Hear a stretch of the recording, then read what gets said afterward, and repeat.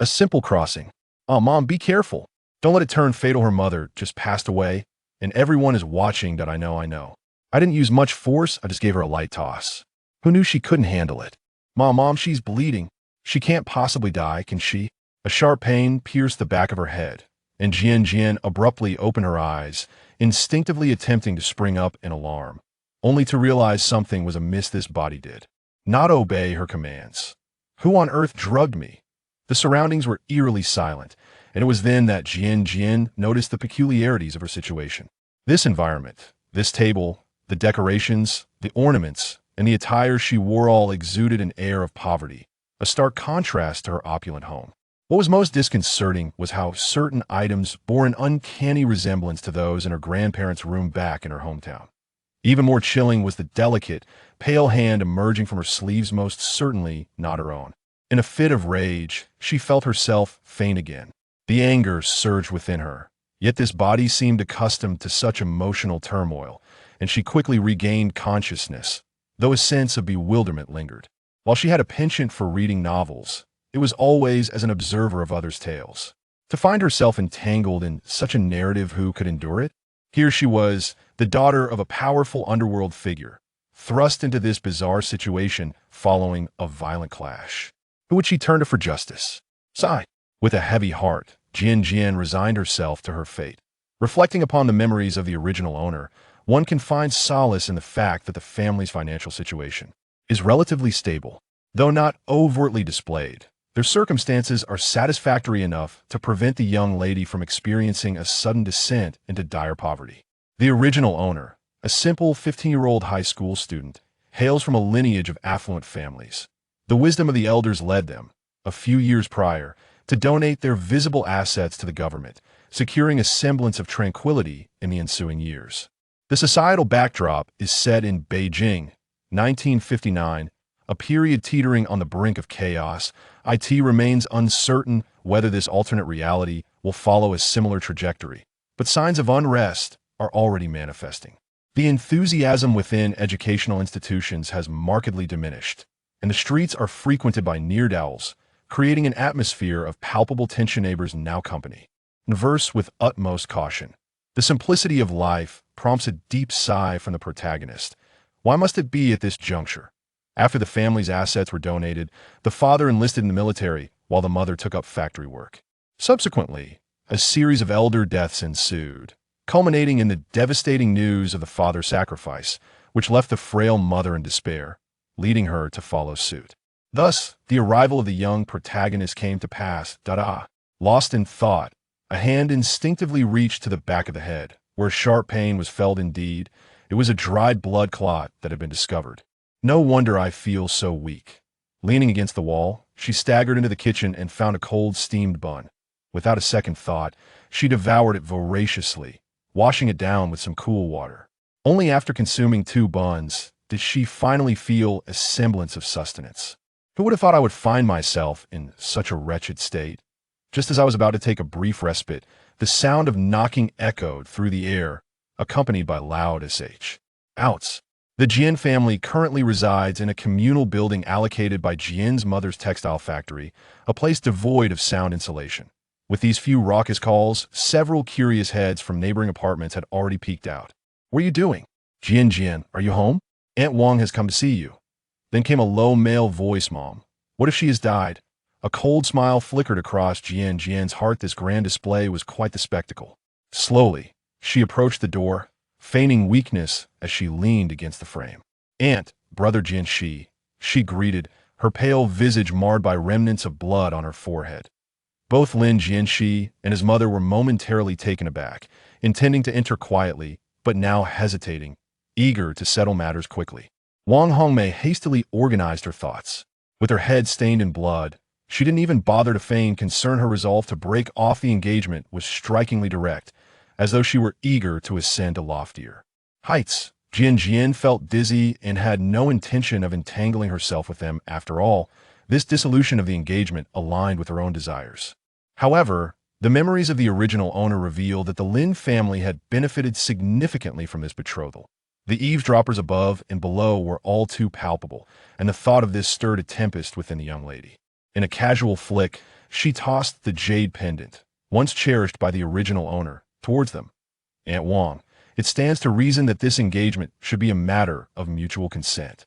Now that you have reconsidered, I ought to oblige, especially since I am merely a solitary orphan without support. Brother Jianxi is a formal worker at the steel factory. I should possess the wisdom to recognize my own standing. Upon hearing her words, Wang Hongmei's expression relaxed considerably.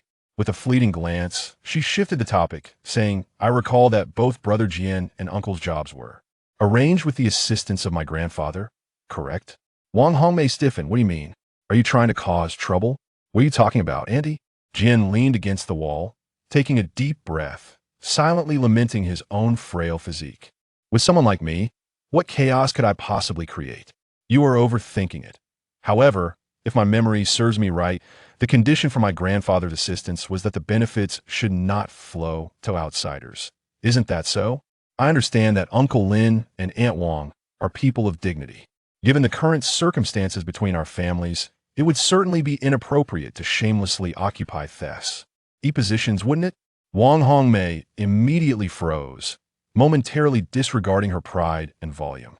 Then, with a hint of malice, she added, if you want it, go ahead and ask whoever provided it. Jian, unfazed, merely chuckled coldly. All right, if you say so. He then turned his gaze to the small gap in the door opposite him. Aunt Song, could you please assist me in reaching you? And Klee Chun from the steel factory? I recall it was Uncle Chun who provided the verification back then. The person across the door exhibited no embarrassment and readily replied, what trouble is that? He'll go right now. Wang Hongmei was fully aware that the factory director had issued the verification and that he had a good relationship with old Master Jian.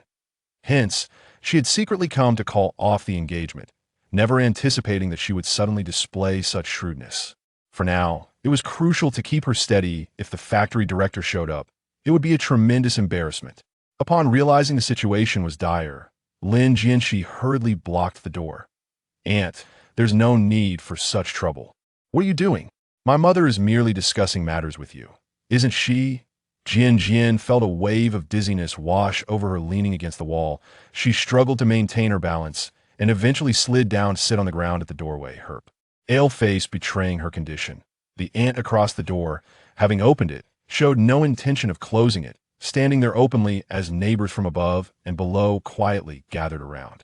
In this community, where the customs were simple and genuine, everyone was aware that the Jian family had only one young girl left, and the neighbors instinctively looked out for her well-being.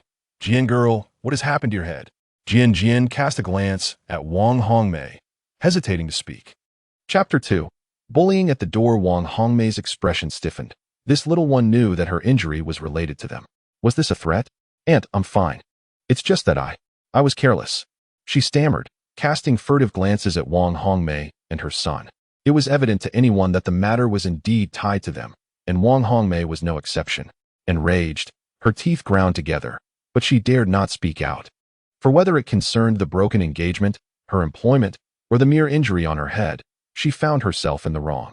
The murmurs of the neighbors from upstairs and downstairs persisted, their voices hardly hushed. Jian girl, did Wang Hongmei hurt you? This area was predominantly factory territory, with the family quarters closely situated. Though they were not intimately acquainted, they were familiar enough to see each other regularly. Isn't this woman a bully? Is she taking advantage of the fact that there are no adults in your home? Indeed, isn't her son merely your former fiancé? Oh, I heard everything from start to finish. They came here to break off the engagement and refused to return the job. What? Breaking off the engagement? That's quite inconsiderate, isn't it? Indeed. I remember my father-in-law mentioning that the Jian family helped the Lin family in some way, and the Lin family stubbornly insisted on the engagement. Because of that engagement, the Jian family patriarch even arranged 2 formal job positions. Goodness, how greedy can the Lin family be? 2 formal positions are so rare. They pay at least 50 to 60 a month. Wang Hongmei's face flushed crimson, and Lin Jianxi could no longer tolerate it. What nonsense are you all spouting? This young lady is utterly incapable of managing anything. Aside from my family, who else would want her? At this moment, the winds outside have not yet grown fierce, but there are already indications of discontent. Old Master Jian is known for his benevolence, having extended his kindness to many, which now leaves the neighbors feeling disgruntled. Wang Hongmei, your child knows nothing and yet speaks so carelessly. Indeed, Who doesn't he know that old Master Jian donated his entire fortune to the state? The government even awarded him a certificate, correct, Miss Jian? Auntie, you remember more clearly than I do. Indeed. Both my grandfather's and my maternal grandfather's certificates are proudly displayed on my wall. Wang Hongmei restrained her son, realizing that although today's annulment was successful, it would still entail significant costs. With a forced smile, she exclaimed, "Oh, Dandan, you've misunderstood Annie. I didn't express myself clearly earlier. How could I be the ungrateful type? Come, let Annie help you inside, so we can discuss this properly." Observing her clenched jaw, it was apparent that her patience was nearing its limit. Jian planned to step outside shortly to explore potential avenues, not wishing to provoke anyone unnecessarily, and thus reluctantly entered the house. It was clear that Jian was no longer the pliable dough they could mold as they pleased. Wang Hongmei dropped her pretense and directly inquired about her intentions. "Those two are permanent employees. If you return their positions to me, I shall accept them. If you wish to work, you may exchange money for employment, essentially purchasing a job. I will not ask for much, just 3 years' worth of salary." Naturally, Wang Hongmei could not agree. Once the money was in her possession, how could she possibly part with it? It is unfeasible. The burden is excessive. As you are aware, Andy has a large family, and sustenance incurs expenses. Initially, the fee was 22 yuan per month, but within 2 years, it escalated to 28. Setting aside other bills and various benefits, you all have a clear understanding of how much the salary has amassed over the years. I only request 3 years, which is not an unreasonable demand. Contemplate this. If a decision cannot be reached, I shall seek assistance in making it for you. This position should indeed be quite sought after. Do not perceive yourselves as having suffered immense losses, apart from the job itself, over the past 5 to 6 years. Leveraging my family's name has yielded numerous advantages. Must I explicitly enumerate them? Merely the title of my fiancé is worth considerably more than this meager salary alone. Wang Hongmei exchanged glances with her son, and their smiles faded in an instant. Lin Jianxi's gaze turned particularly frigid. "How do you know?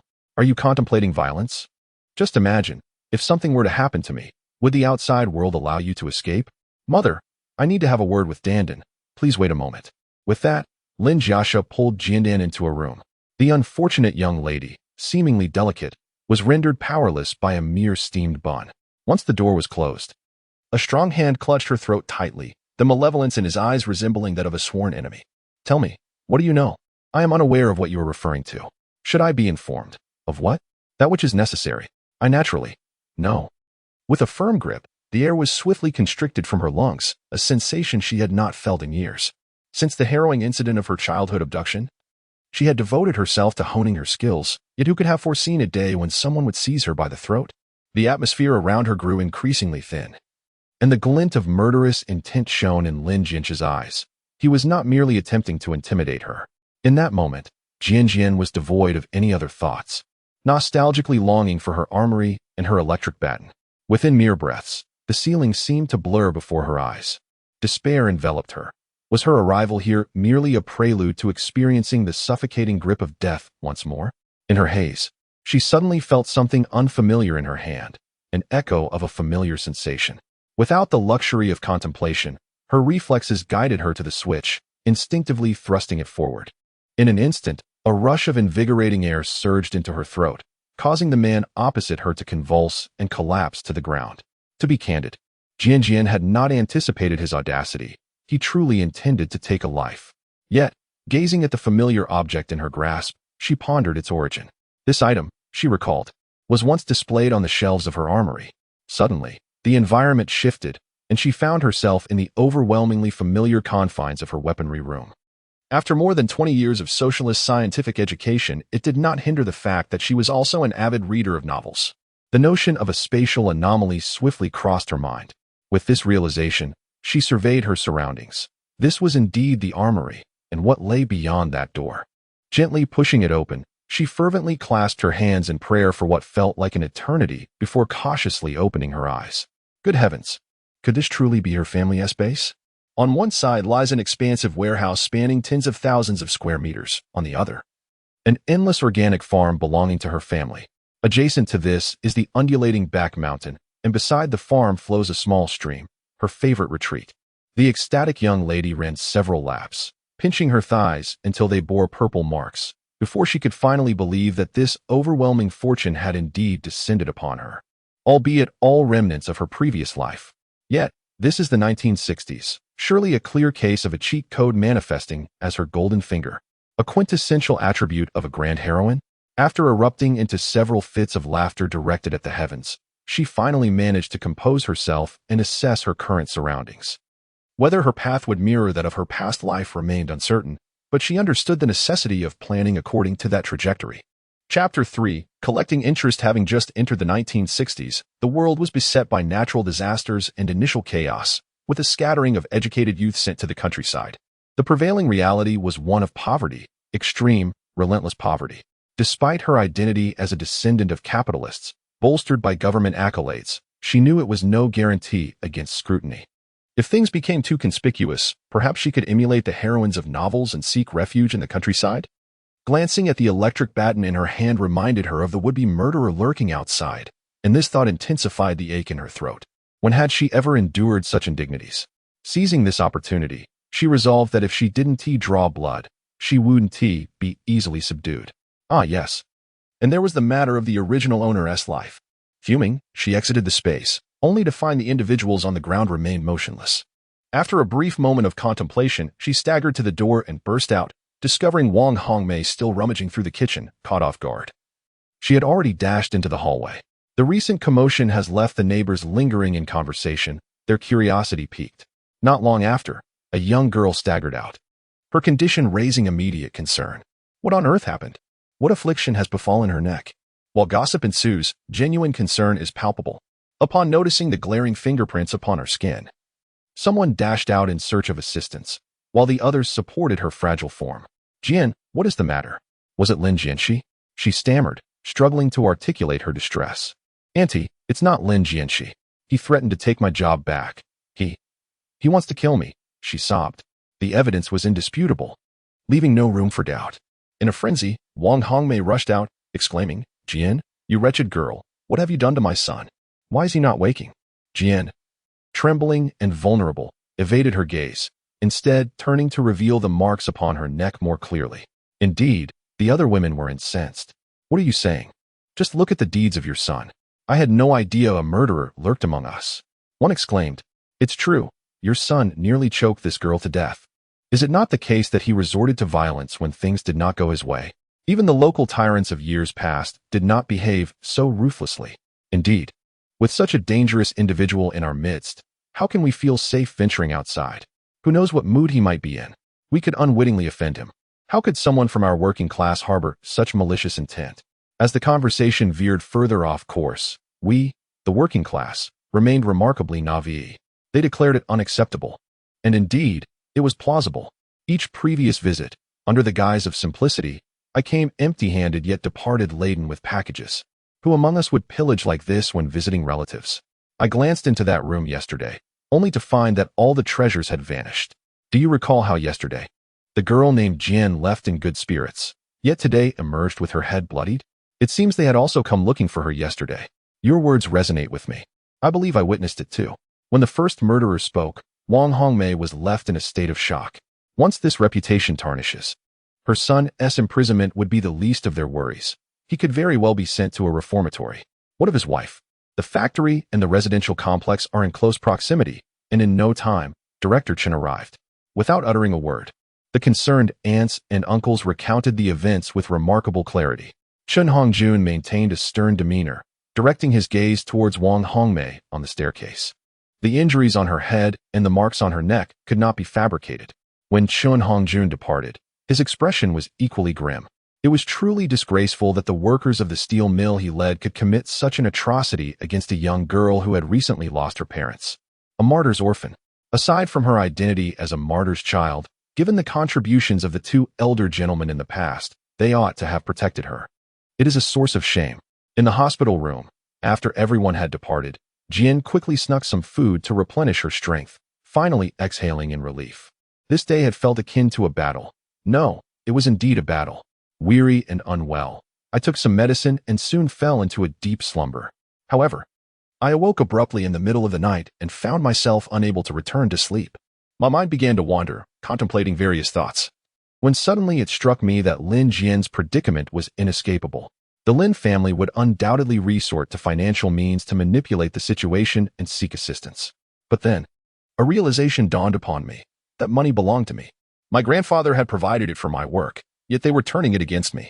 Compensating me with that money seemed entirely reasonable. Glancing at the time, I checked my watch. 1 a.m. The hour was late and the world outside was still. Perfect. The circumstances were in my favor. It was time to set forth. The hospital was devoid of night watchmen, and having replenished some strength, I noted that my ward was situated on the ground floor. With determination, I deftly climbed out through the window. The Lin family resided in a cluster of steel factory apartments, conveniently close and easy to locate. As someone accustomed to the underworld, breaking in and picking locks was second nature, a mere relic of my previous life, not to be emulated. I donned a mask, gloves, and shoe covers, and proceeded carefully. The cement floor offered little risk, allowing me to boldly retrieve my flashlight and commence my treasure hunt. I had no intention of taking everything, as that would incite undue panic. When one is cornered, they can resort to desperate measures. I merely sought to instill a slight fright to alleviate my own frustrations. During the day, Lin Jian and Wang Hongmei had been taken away, yet miraculously, Lin Taixing remained undisturbed, sleeping soundly as if oblivious to the chaos. I conducted a brief survey, beginning with the larger items. In the wardrobe, I discovered a box tucked away in the furthest corner. Upon opening it, I found a stack of cash, likely no less than 1,000. I pocketed it. A cursory glance at the contents revealed that the Lin family's living standards were surprisingly decent. Half of their clothing bore no patches whatsoever, a stark contrast to the majority of households at present. This family was anything but ordinary. There are still 2 comforters here, tightly wrapped, indicating they are new. Ah, new one shall be taken. Beneath the bed lie 2 bags of grain and a basket of eggs, along with a small wooden box containing several pairs of newly crafted cloth shoes. These are certainly worth collecting. As I step back, my hand slips and the flashlight falls, clattering near the bed's foot, producing a crisp sound that catches my attention. The hollow echo suggests there is something beneath. Indeed, treasure hunting seems to be her forte. After tapping and probing, I ascertain the exact location, and with a gentle prying of my dagger, the floorboard gives a satisfying click. Ah!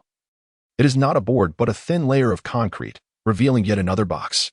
I cannot help but murmur to myself, what is it with all these boxes? Nevertheless, it does not deter my intent to collect. Such concealment surely indicates valuable items. As I prepare to exit, a flash of light reveals something peculiar about the wall near Lin Tiexing's bedside. Its hue seems distinct from the adjacent wall. Chapter 4. Scavenging the family's wealth. The adjacent small bedroom likely belongs to Lin Jieshi. Within the drawer lies a wad of cash, around 200 bills. This culprit nearly cost me my life. I shall take it without hesitation. In the wardrobe, I discover 2 military coats, also new. These shall be collected. Astonishingly, there is a radio that is nearly in pristine condition. Though I typically disdain items previously owned by others, this object is indeed a rarity and holds considerable value. Even if I cannot make use of it, it would serve as a splendid gift. It must be collected. The living room, however, holds little of interest, a dining table. And in the corner, covered by a cloth, lies a sewing machine. It appears that the Lin family is indeed preparing for a wedding. And it seems they have long since found a suitable partner. With 2 sets of the essentials already arranged, the prospective spouse must be of considerable standing. Consequently, this matter no longer concerns her, so she decided to take her leave. After surveying the kitchen, she found no cellar upstairs. Everything was haphazardly piled against the walls. She casually selected a clay pot, a knife, a coal stove, and some coal balls from the corner. Finally, considering the current state of affairs outside, she resolved to also take the large iron pot from the stove. Little did she realize how difficult it would be to procure such items, especially given the limited space in the building and the scarcity of households in the entire compound. Wang Hongmei had often boasted about this, unfazed by such trivialities. Her selection was solely based on practicality. If they ceased to trouble her, she would consider the matter closed. Should they return, however, she would not hesitate to be less than courteous, perhaps feeling secure in her concealment. She was astonished to find that there were no mechanisms or even a lock to hinder her. She effortlessly opened the storage. No wonder the weight felt amiss. Beneath the bed lay a box brimming with gold bars. The wall beside the headboard concealed a box containing neatly stacked RMB notes amounting to 10,000, along with a savings book holding 50,000. The contents beneath the wardrobe were comparatively mundane, yet still substantial. with 6,000 in cash and half a box of various receipts. This revelation sparked a thought of her own residence. In a flash of insight, she recalled from the original owner's memories that her family possessed 2 courtyards bequeathed by 2 elderly gentlemen. The public knowledge of the donation of the estate ensured that these courtyards remained untouched for now. However, contemplating the forthcoming years, she decided it would be prudent to pay a visit. Soon, dawn broke, and the doctor came to conduct another examination.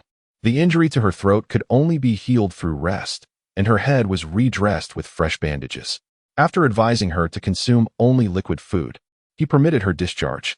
Upon returning home, her first task was to rummage through her parents' room for the keys to the 2 courtyards, while also gathering their possessions. The wealth of Jian Liya and Su Wenqing was considerable, augmented by Su Wenqing's dowry and Jian Liya's pension, amounting to a substantial sum of cash, approximately 20,000 yuan, along with a savings book of the same value. The gold bars and antiques did not even factor into this, instantly elevating Jian to the status of a millionaire. After securing the belongings, she proceeded to the 2 courtyards. On her way out, she encountered a neighbor and greeted them warmly. The 2 courtyards were well known, and she had nothing to fear by discussing them. Both courtyards were situated in the eastern district, and it took nearly an hour of walking, with brief pauses, to arrive. The courtyards, having been vacant for several years, had lost their charm, though she was not there for aesthetic reasons. Upon entering, she headed straight for the bedroom, moved the bed, and lifted a floor tile to reveal a pull ring. This was a memory from her childhood when her grandfather, Jian Guowei, had brought her here to play. After a brief moment of nostalgia, she descended the steps into a long, narrow basement, remembering that it connected directly to her maternal grandfather's basement next door. The basement, over 100 square meters, was filled to the brim with boxes, and her sole focus was on collecting them, from one end to the other. There was no need to make an appearance at her grandfather's courtyard. She restored the bed to its original state and gathered the other and used furniture from the room.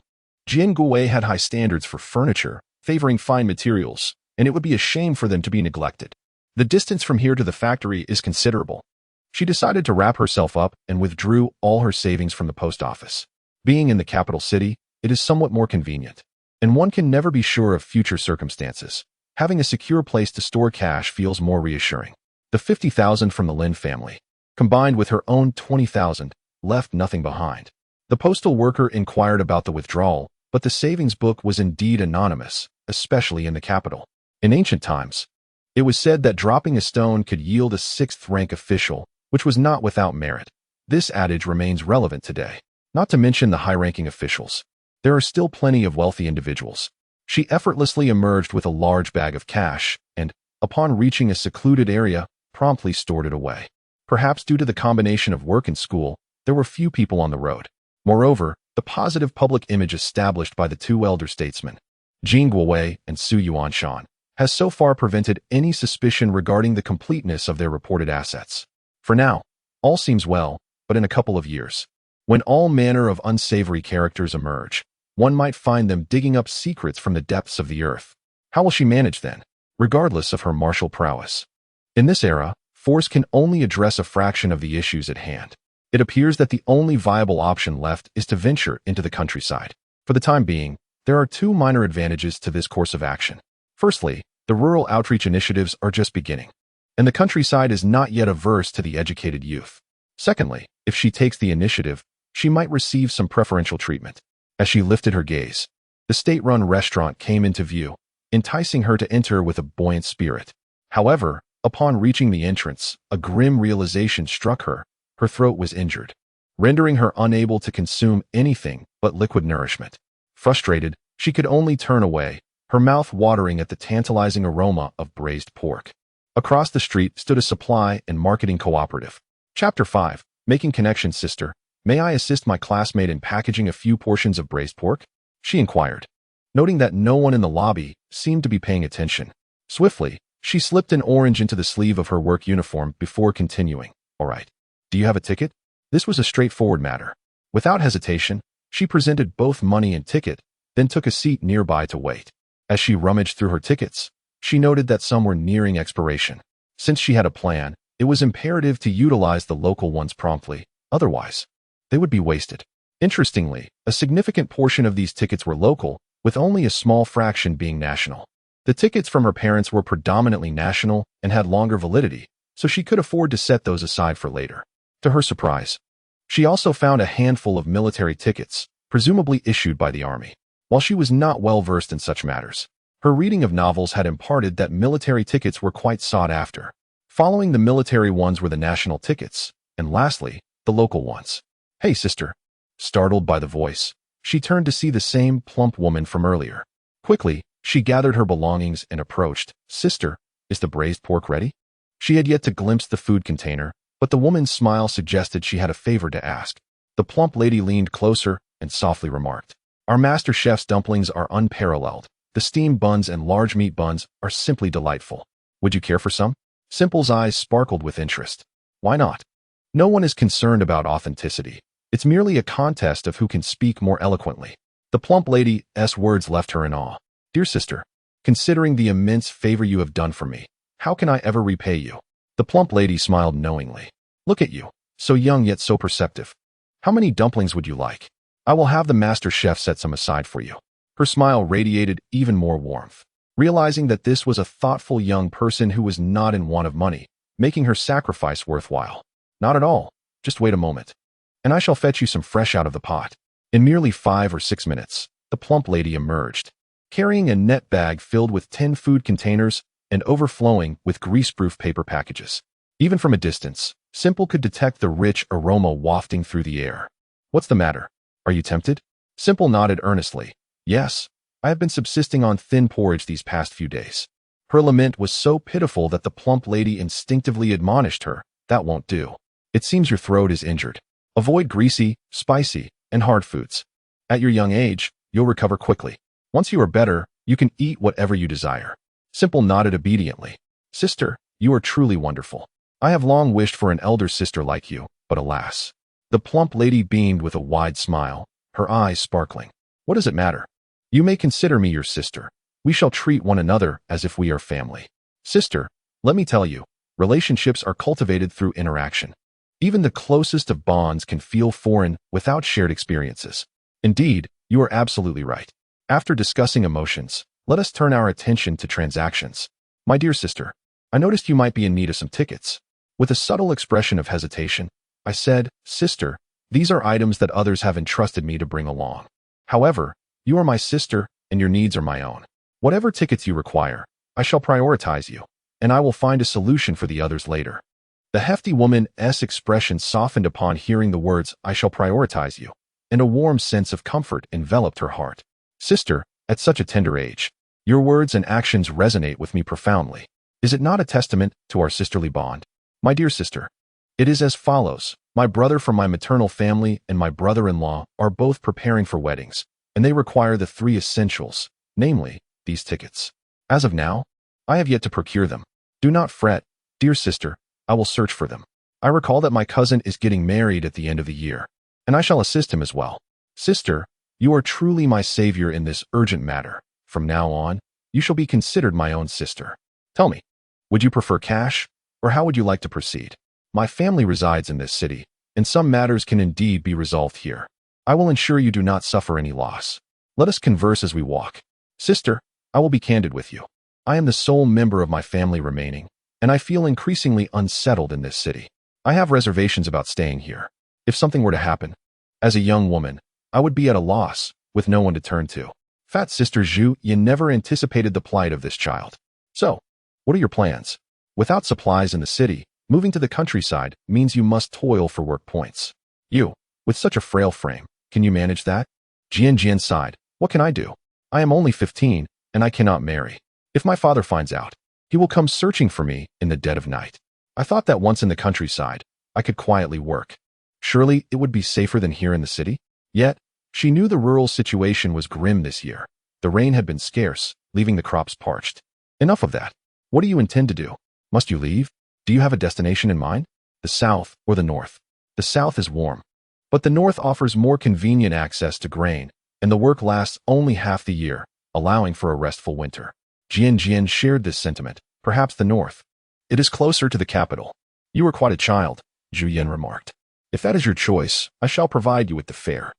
You need not worry about tickets. It would be wise to prepare adequately, lest you find yourself flustered upon arrival. After inquiring further, Jian realized she had underestimated the situation. There would be no options left for her to choose. How about the Northeast? There have not been many young people sent to the countryside these past 2 years. This year, it seems the only destination is the Northeast. Everything is good there, except for the bitter cold of winter. If you think that is acceptable, I will help you find a suitable village. Let us go? Zhu Yin even arranged for the necessary paperwork, ensuring that Jian's transition would be smooth. As she was about to leave, Zhu Yin fussed over her with a myriad of instructions.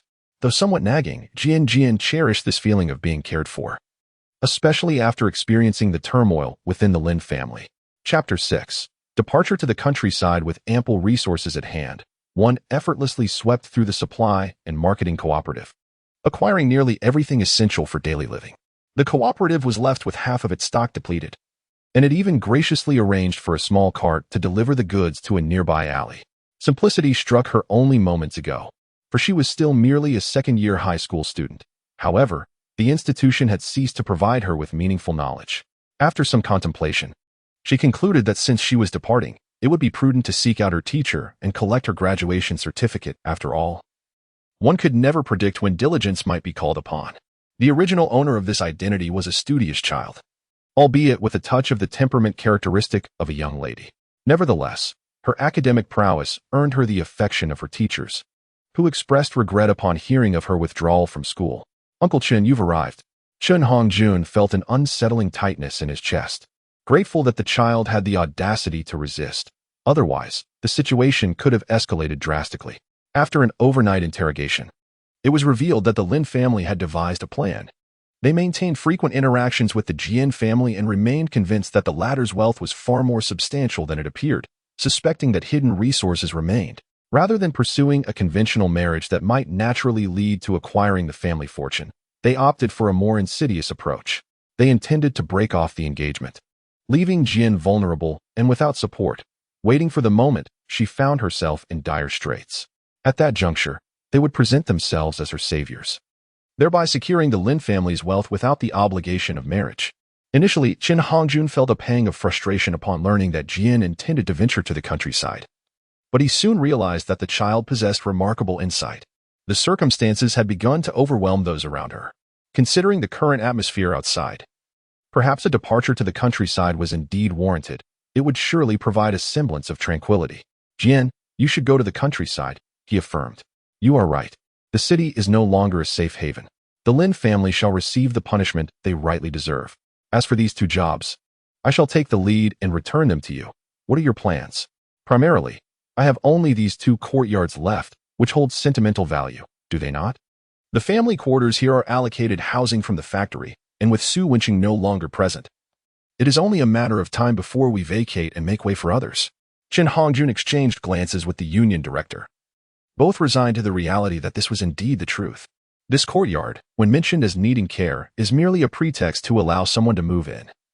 Is it not? For anyone, this opportunity is akin to a windfall from the heavens. "Very well, I shall find you 2 reputable families. The rent will be sent to you quarterly. Rest assured, I shall not let you suffer a loss." "Uncle, what could you possibly have to worry about regarding me? As for this job, I certainly shall not require it for myself." With a shy expression, I added, "However, I have a sister who has been very kind to me. May I inquire if she has any need for it, if that is permissible, Uncle Chen?" Chen Hongjun was pleased, saying, "My dear child, this is yours. You have the authority to decide." No, uncle, I shall ask her shortly, and I will need to trouble you with the other matter as well. Jobs are scarce, with 95% being inherited from father to son, and Chen Hongjun understood that this favor was being granted to him. As for the one person who has shown goodwill towards Jian, it is none other than Zhu Yin. Naturally, Jian must repay this kindness. Jian remains unaware that yesterday's 2 tickets have filled both families with gratitude, and they are now busy exchanging cotton for her benefit. As she hurriedly entered the state-run hotel, Zhu Yin was immediately taken aback and quickly came forward to greet her. "Sister, do you want a job at the steel factory?" Zhu Yin was momentarily stunned, as if struck by a bolt. In the span of 4 short days since her arrival, the following afternoon, she had boarded a train heading north, accompanied by another individual who was brimming with enthusiasm.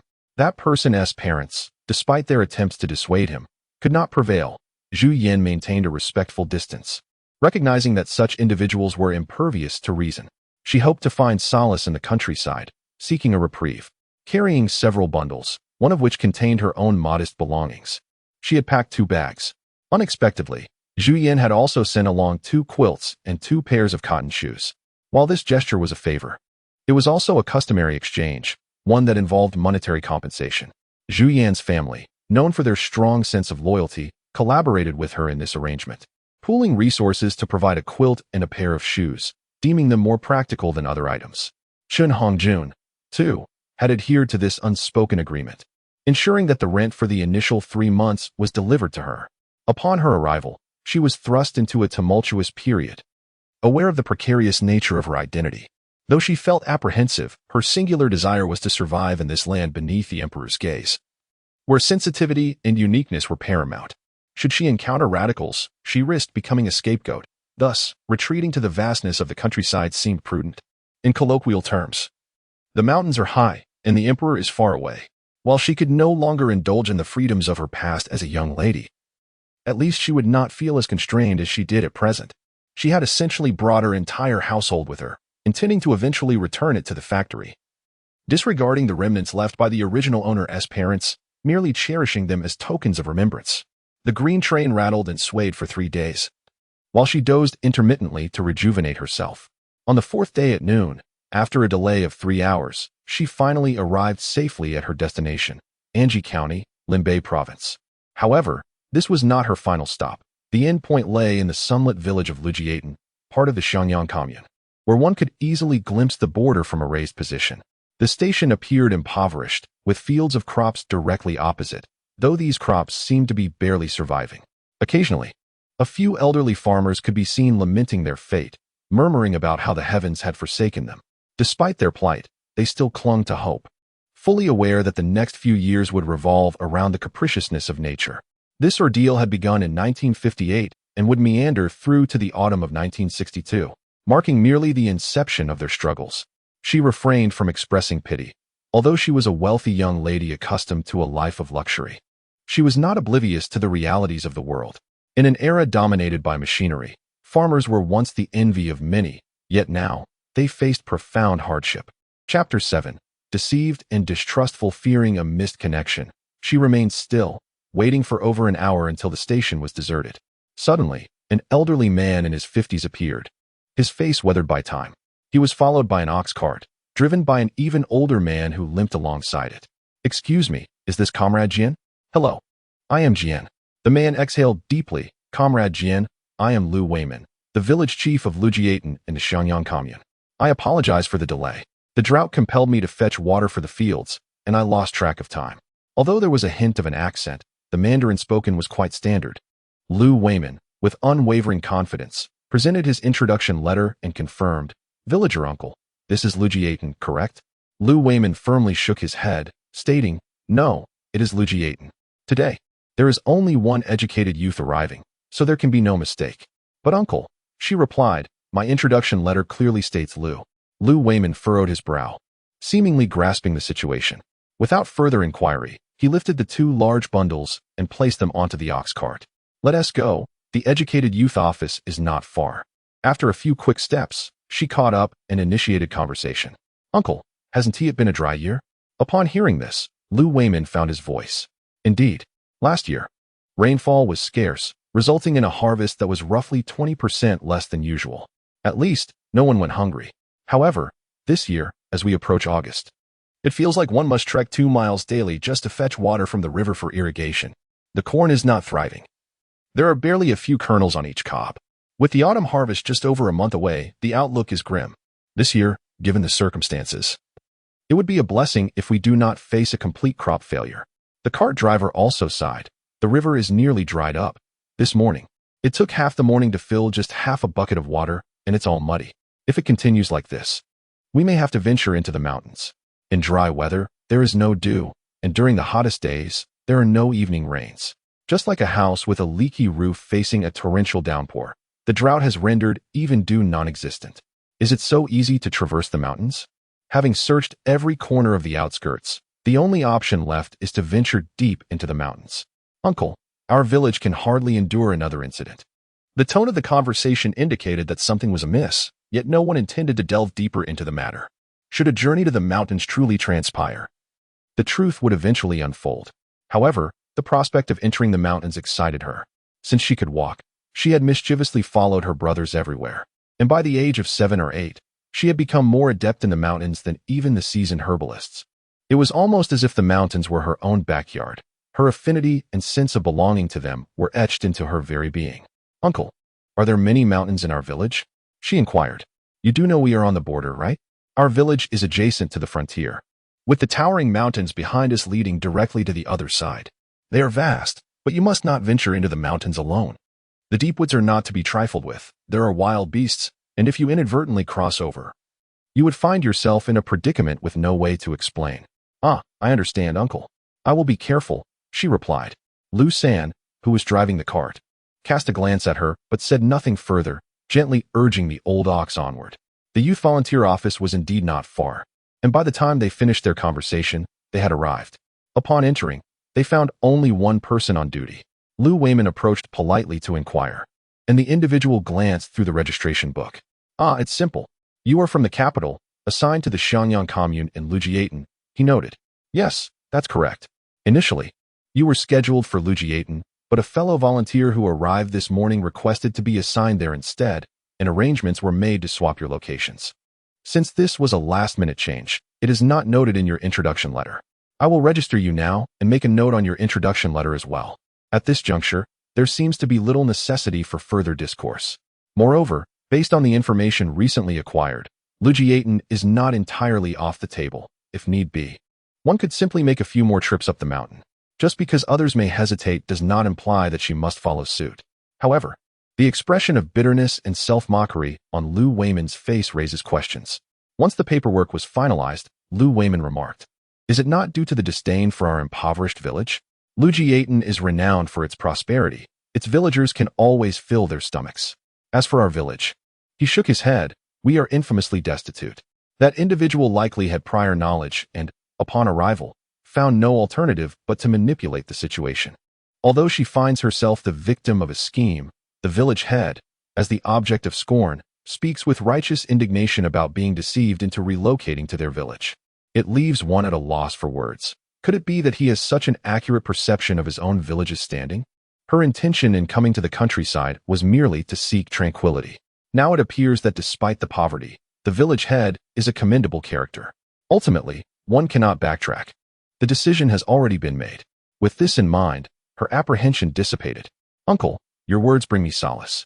Just moments ago, I was concerned about being transferred to some unfamiliar Lujiaten. How would I manage? But now I feel reassured, knowing that with a village head like you, the villagers must be warm-hearted, genuine, and united in their aspirations."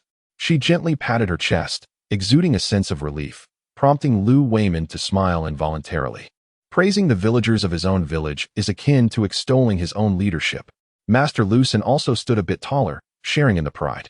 As we engaged in light-hearted banter, the bullock cart effortlessly carried 3 individuals along with several bundles. Upon reaching the bend towards the Shenyang commune in the county town, Lu Wayman inquired, "Xiao Jian, is there anything you haven't prepared? The supply cooperative here offers a wider array of goods than that of the commune." Jian glanced at her bundles, and as Lu San made the turn, he casually asked, "Did you bring everything?" Jian had no intention of concealing the truth, for it would soon be revealed at the educated youth office. "A few years ago, my grandfather arranged a marriage for me. However, shortly after my mother departed, they came to annul the engagement. It was their decision that pushed me away. Had it not been for the years I spent training with my father, I might not have escaped in time. As a child, with no other relatives to turn to, I felt vulnerable and frightened. One of my sister's relatives from the countryside remarked on the straightforwardness of rural folks. Unable to bear my plight, she suggested that it would be better for me to seek a placement in the countryside. While there would be no guaranteed food supply and my household registration would need to be transferred to a rural area, at least I could survive." Chapter 8. The Grim Reality Sniffling.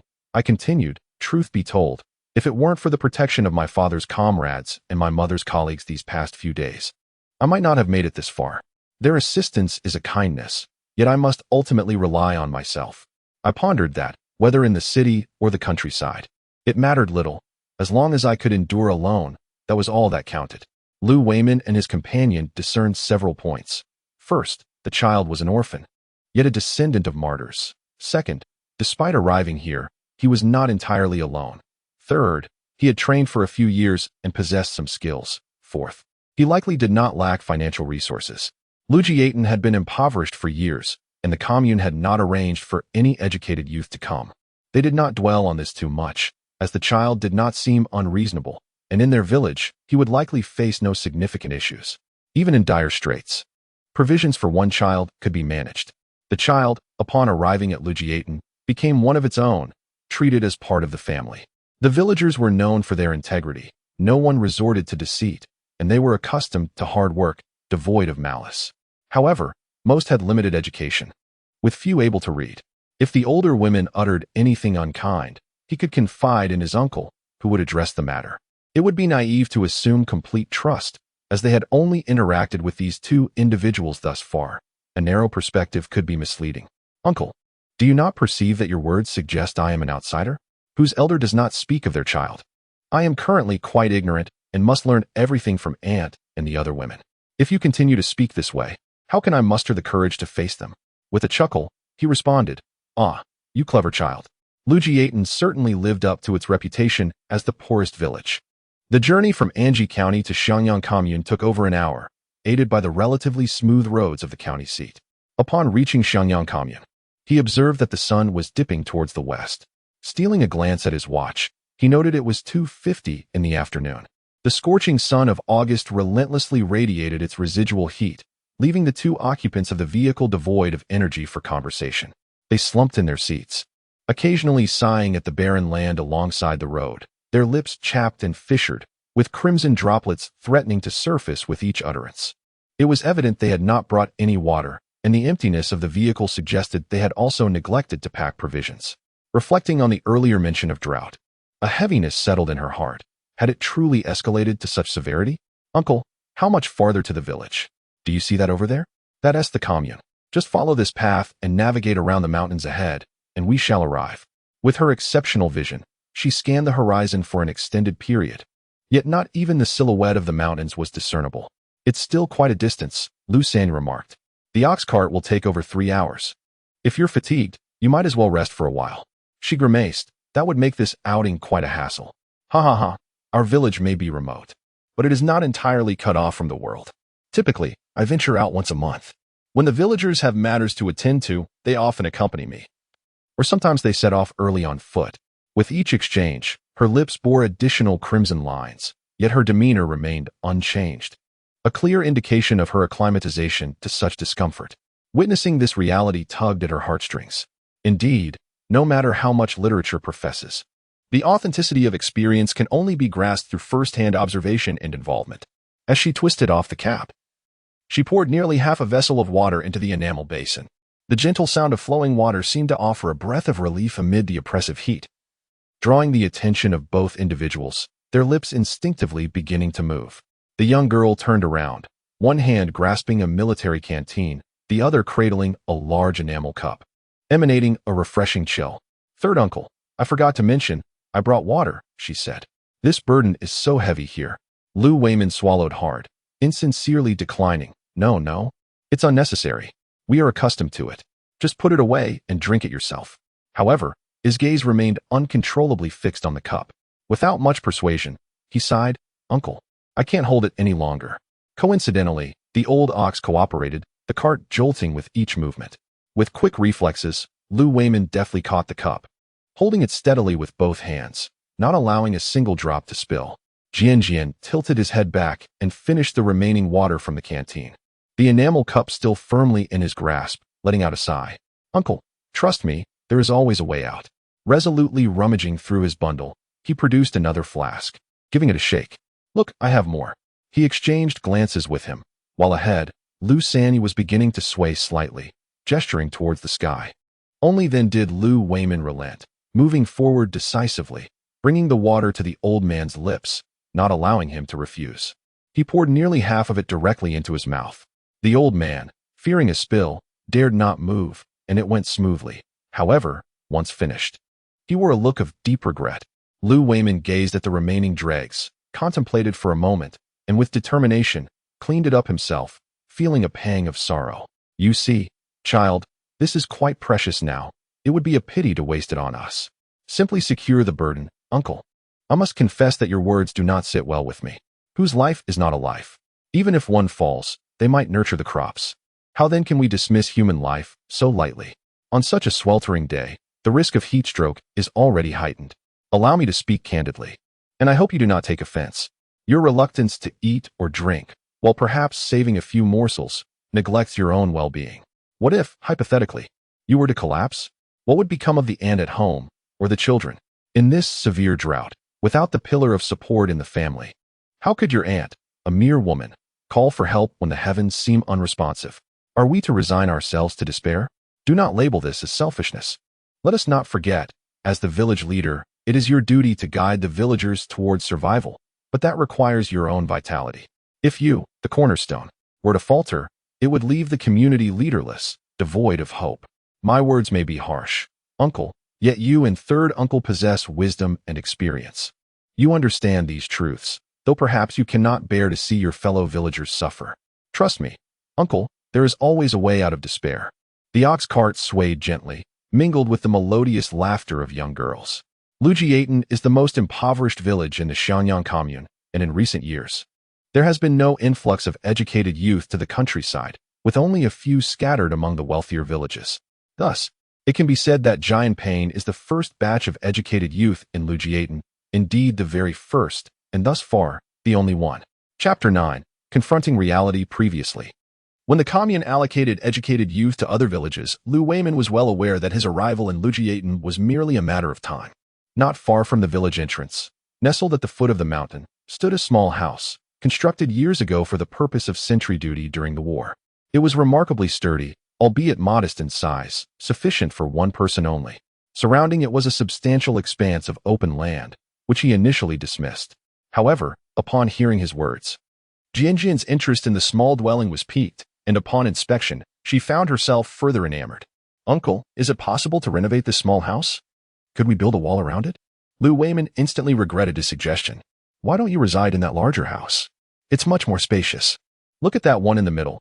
It's made of bricks. Jianjian could not express her concern about the inconvenience of cooking for herself, nor could she mention that there would be young intellectuals sent to the countryside for many years to come. With such a large house, how many people would be living there? People from all corners of the country, each with differing habits, tastes, and customs. Just thinking about the cacophony of daily life, firewood, rice, oil, trivial matters, it felt overwhelmingly chaotic. She thought, if it became too much, could she not simply escape early? Uncle, with such a vast courtyard, wouldn't it be unsettling for me to live alone? I find this small house quite suitable. Please help me find someone to build a wall and tidy it up. Shouldn't we also set up a Kong and a stove? I'll be alone. A smaller space is cozier, and I'm not afraid. No. You must heed your uncle's advice. That area is close to the mountain, and if wild beasts come down, what would you do as a child? Jianjian gestured animatedly. If I make the wall higher and thicker, it should provide some protection. Besides, look how close we are. If I call out, you'll hear me. And you can keep an eye on me, can't you? Seeing that she had made up her mind, Lu Sang also advised her. Well, what's the difference where you stay? It's still the village, isn't it? Just a few steps away, what is there to fear? Yet, despite his words, Jianjian preferred the tranquility of this side. Although it was at the village entrance, there was hardly anyone about now, and with no food to eat, few ventured outside. She thought her outing would go unnoticed. However, upon entering her home, she was startled to find the place cold and unwelcoming. What happened? She wondered. After searching in vain for anyone, she was about to step outside when a child rushed in. A small, sun-kissed boy of 4 or 5, barefoot, wearing a sleeveless top and shorts with torn knees that barely reached his calves. Upon spotting Lu Weimin, he dashed over, exclaiming, Grandpa, second grandma has fainted. She can't even drink water. Without a moment's hesitation, Lu Weimin turned and headed outside. The light was dim, and the little boy failed to notice there was another person in the yard, so he followed closely behind. Jianjian paused briefly to gather her belongings and then followed suit. Turning left, she traversed 5 or 6 courtyards until she reached a gathering at the entrance, where a crowd had assembled. Jianjian hurriedly stepped forward to join Lu Weimin as they squeezed through. Inside, the light was faint, and through the haze, she discerned an elderly woman lying on the kong, while several individuals nearby held cups of water and pieces of cornbread. Lu Wayman approached without delay, asking, "Second aunt, how is she?" A woman holding water leaned in closer. Her voice barely above a whisper, "There's nothing here. Your aunt's family doesn't even have a green leaf to spare. We've pulled together a bit of food, but she refuses to eat, only drinking a little water." In the dim glow of candlelight, several individuals bore pallid complexions, their cheekbones protruding sharply, and their garments hung upon them as if merely draped over a rack, swaying with every gust of wind. Two of them gazed intently at the dark green cornmeal cakes, their eyes gleaming with anticipation. Although she had perused numerous books from this era, at this moment, she felt that no eloquent phrase could accurately encapsulate the stark reality before her, bleak, barren, helpless, and despairing, yet simultaneously infused with a distinct warmth and concern characteristic of this age. Upon rising the next morning, she discovered that Lu Xiao had already vacated the room. After a brief tidying up, she stepped outside, greeted by the brilliance of a sunlit day. "You're awake. Do you still require a small room? I can find someone to repair it," came the inquiry. She nodded eagerly and followed him outside. Normally, the period before the autumn harvest would be bustling, but the drought-stricken fields yielded little more than sparse grass, leaving the villagers with idle hands. At Lu Wayman's beckoning, a throng quickly gathered. She hurried to catch up, inquiring, "Uncle, how much is that house? I am uncertain how long I will need to stay, but perhaps I should purchase it. I wouldn't mind investing in its repairs, would I?" Lu Wayman appeared somewhat taken aback. "Are you certain? Even if it's not yours, it wouldn't hinder your stay. No one in our village would dare to contest it."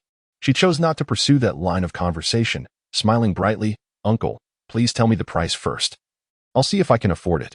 Lu Wayman refrained from further persuasion, recognizing that her affection was outweighed by the practical benefits that would accrue to the villagers. The small house has stood for over a decade, constructed solely of sturdy blue bricks with thick walls. "You can offer 50, and the homeowner, delighted by the simplicity of the transaction, readily agrees. As they enter the house, accompanied by Lu Wayman, they observe the four walls enclosing two modest rooms, quite rudimentary indeed. "What do you envision for this place? There are many people now. It would be best to expedite the renovations," he suggests. After a brief survey, he inquires, "Uncle, how large of a yard can you provide? Is there any space for a personal garden? Can you cultivate a garden? I'll allocate the 5 acres surrounding the house for you," comes the reply. Simplicity is key. He seeks solitude and tranquility. "Very well, uncle. Please construct a higher, sturdier wall around the perimeter. Inside, I wish to have a heated kong. Alas, there won't be enough space for my feet if I build a kong.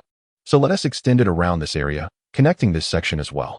From the corner of this wall to the window, let us build a broad, multi-layered shelf for storage. The space adjacent to the kong should also feature shelves, as I only need enough room for myself to reside comfortably. Additionally, please construct 2 cooking stoves outside. I fear the cold and will need extra warmth during winter. And let us erect a small shed as well. I must store some firewood." Chapter 10. Grain as payment. The others have already dispersed to begin digging, but she pulls the village chief aside, her demeanor conspiratorial. "Uncle, here is the payment for your work. As you know, I cannot provide meals, so consider this amount in lieu of that." Pausing to reflect, her hand hesitates over the money. "However, uncle, do you require cash for your wages?" I observed that everyone seemed rather fatigued, so I inquired if I could use food as compensation. She had discerned the situation.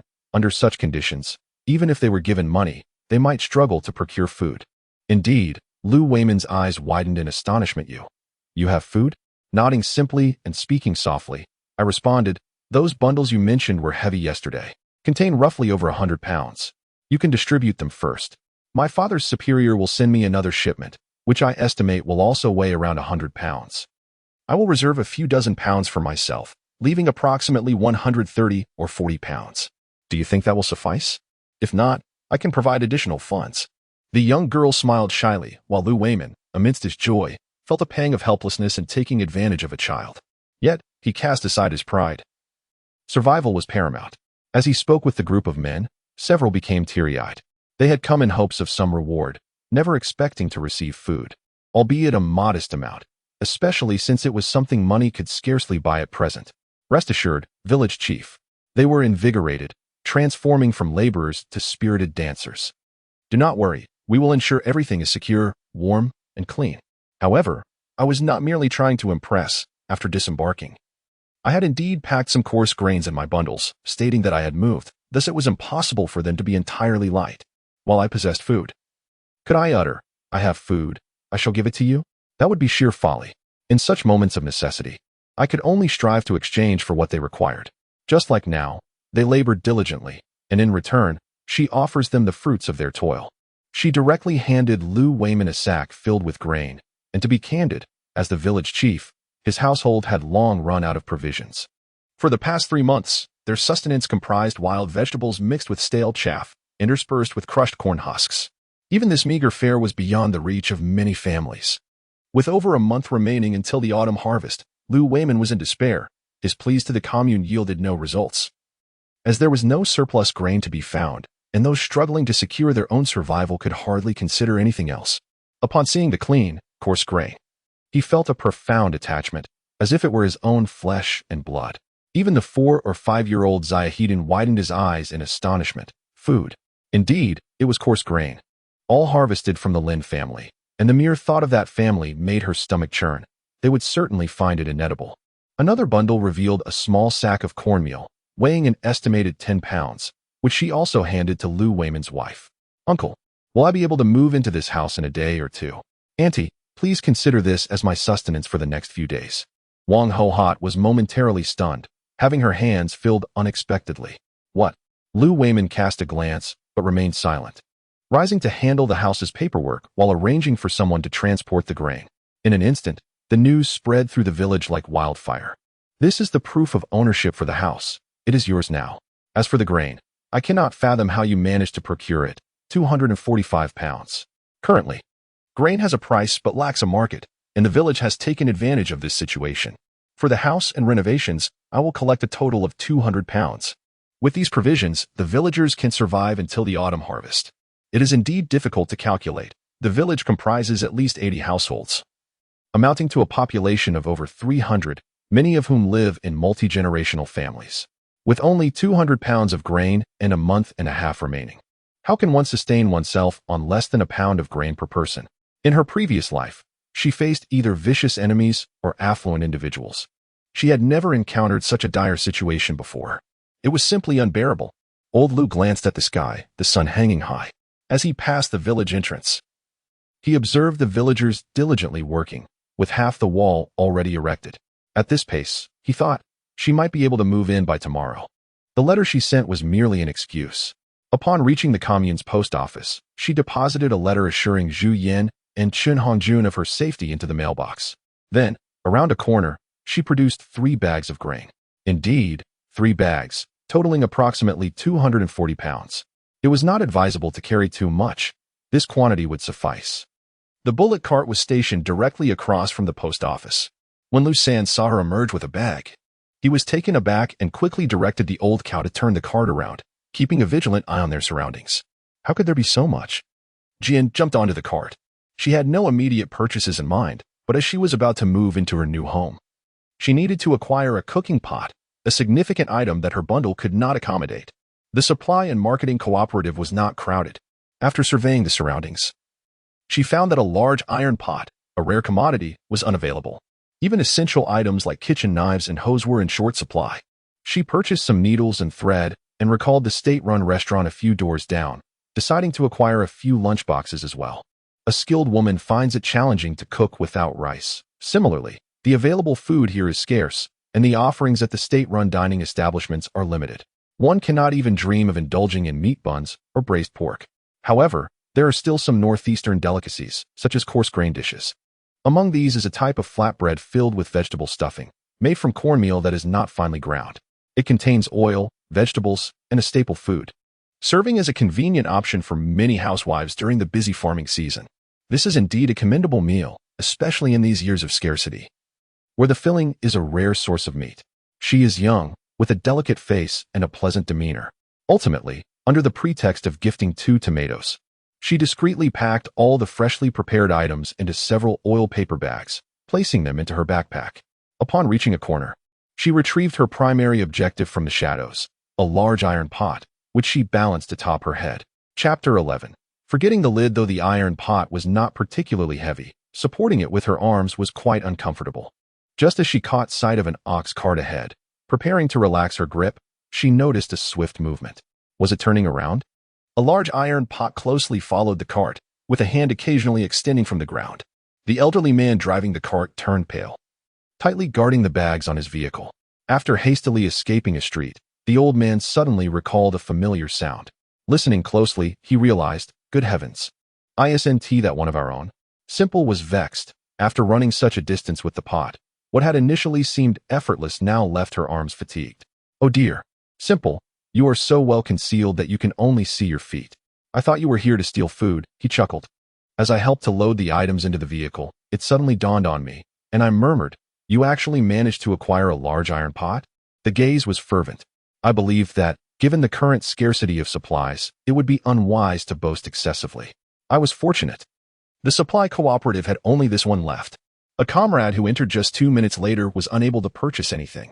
It was fortunate that your vehicle was swift, otherwise, I would have fallen behind, and that would have been disastrous for me. Leaning against a sack of grain, I exclaimed, oh dear, I forgot the pot lid.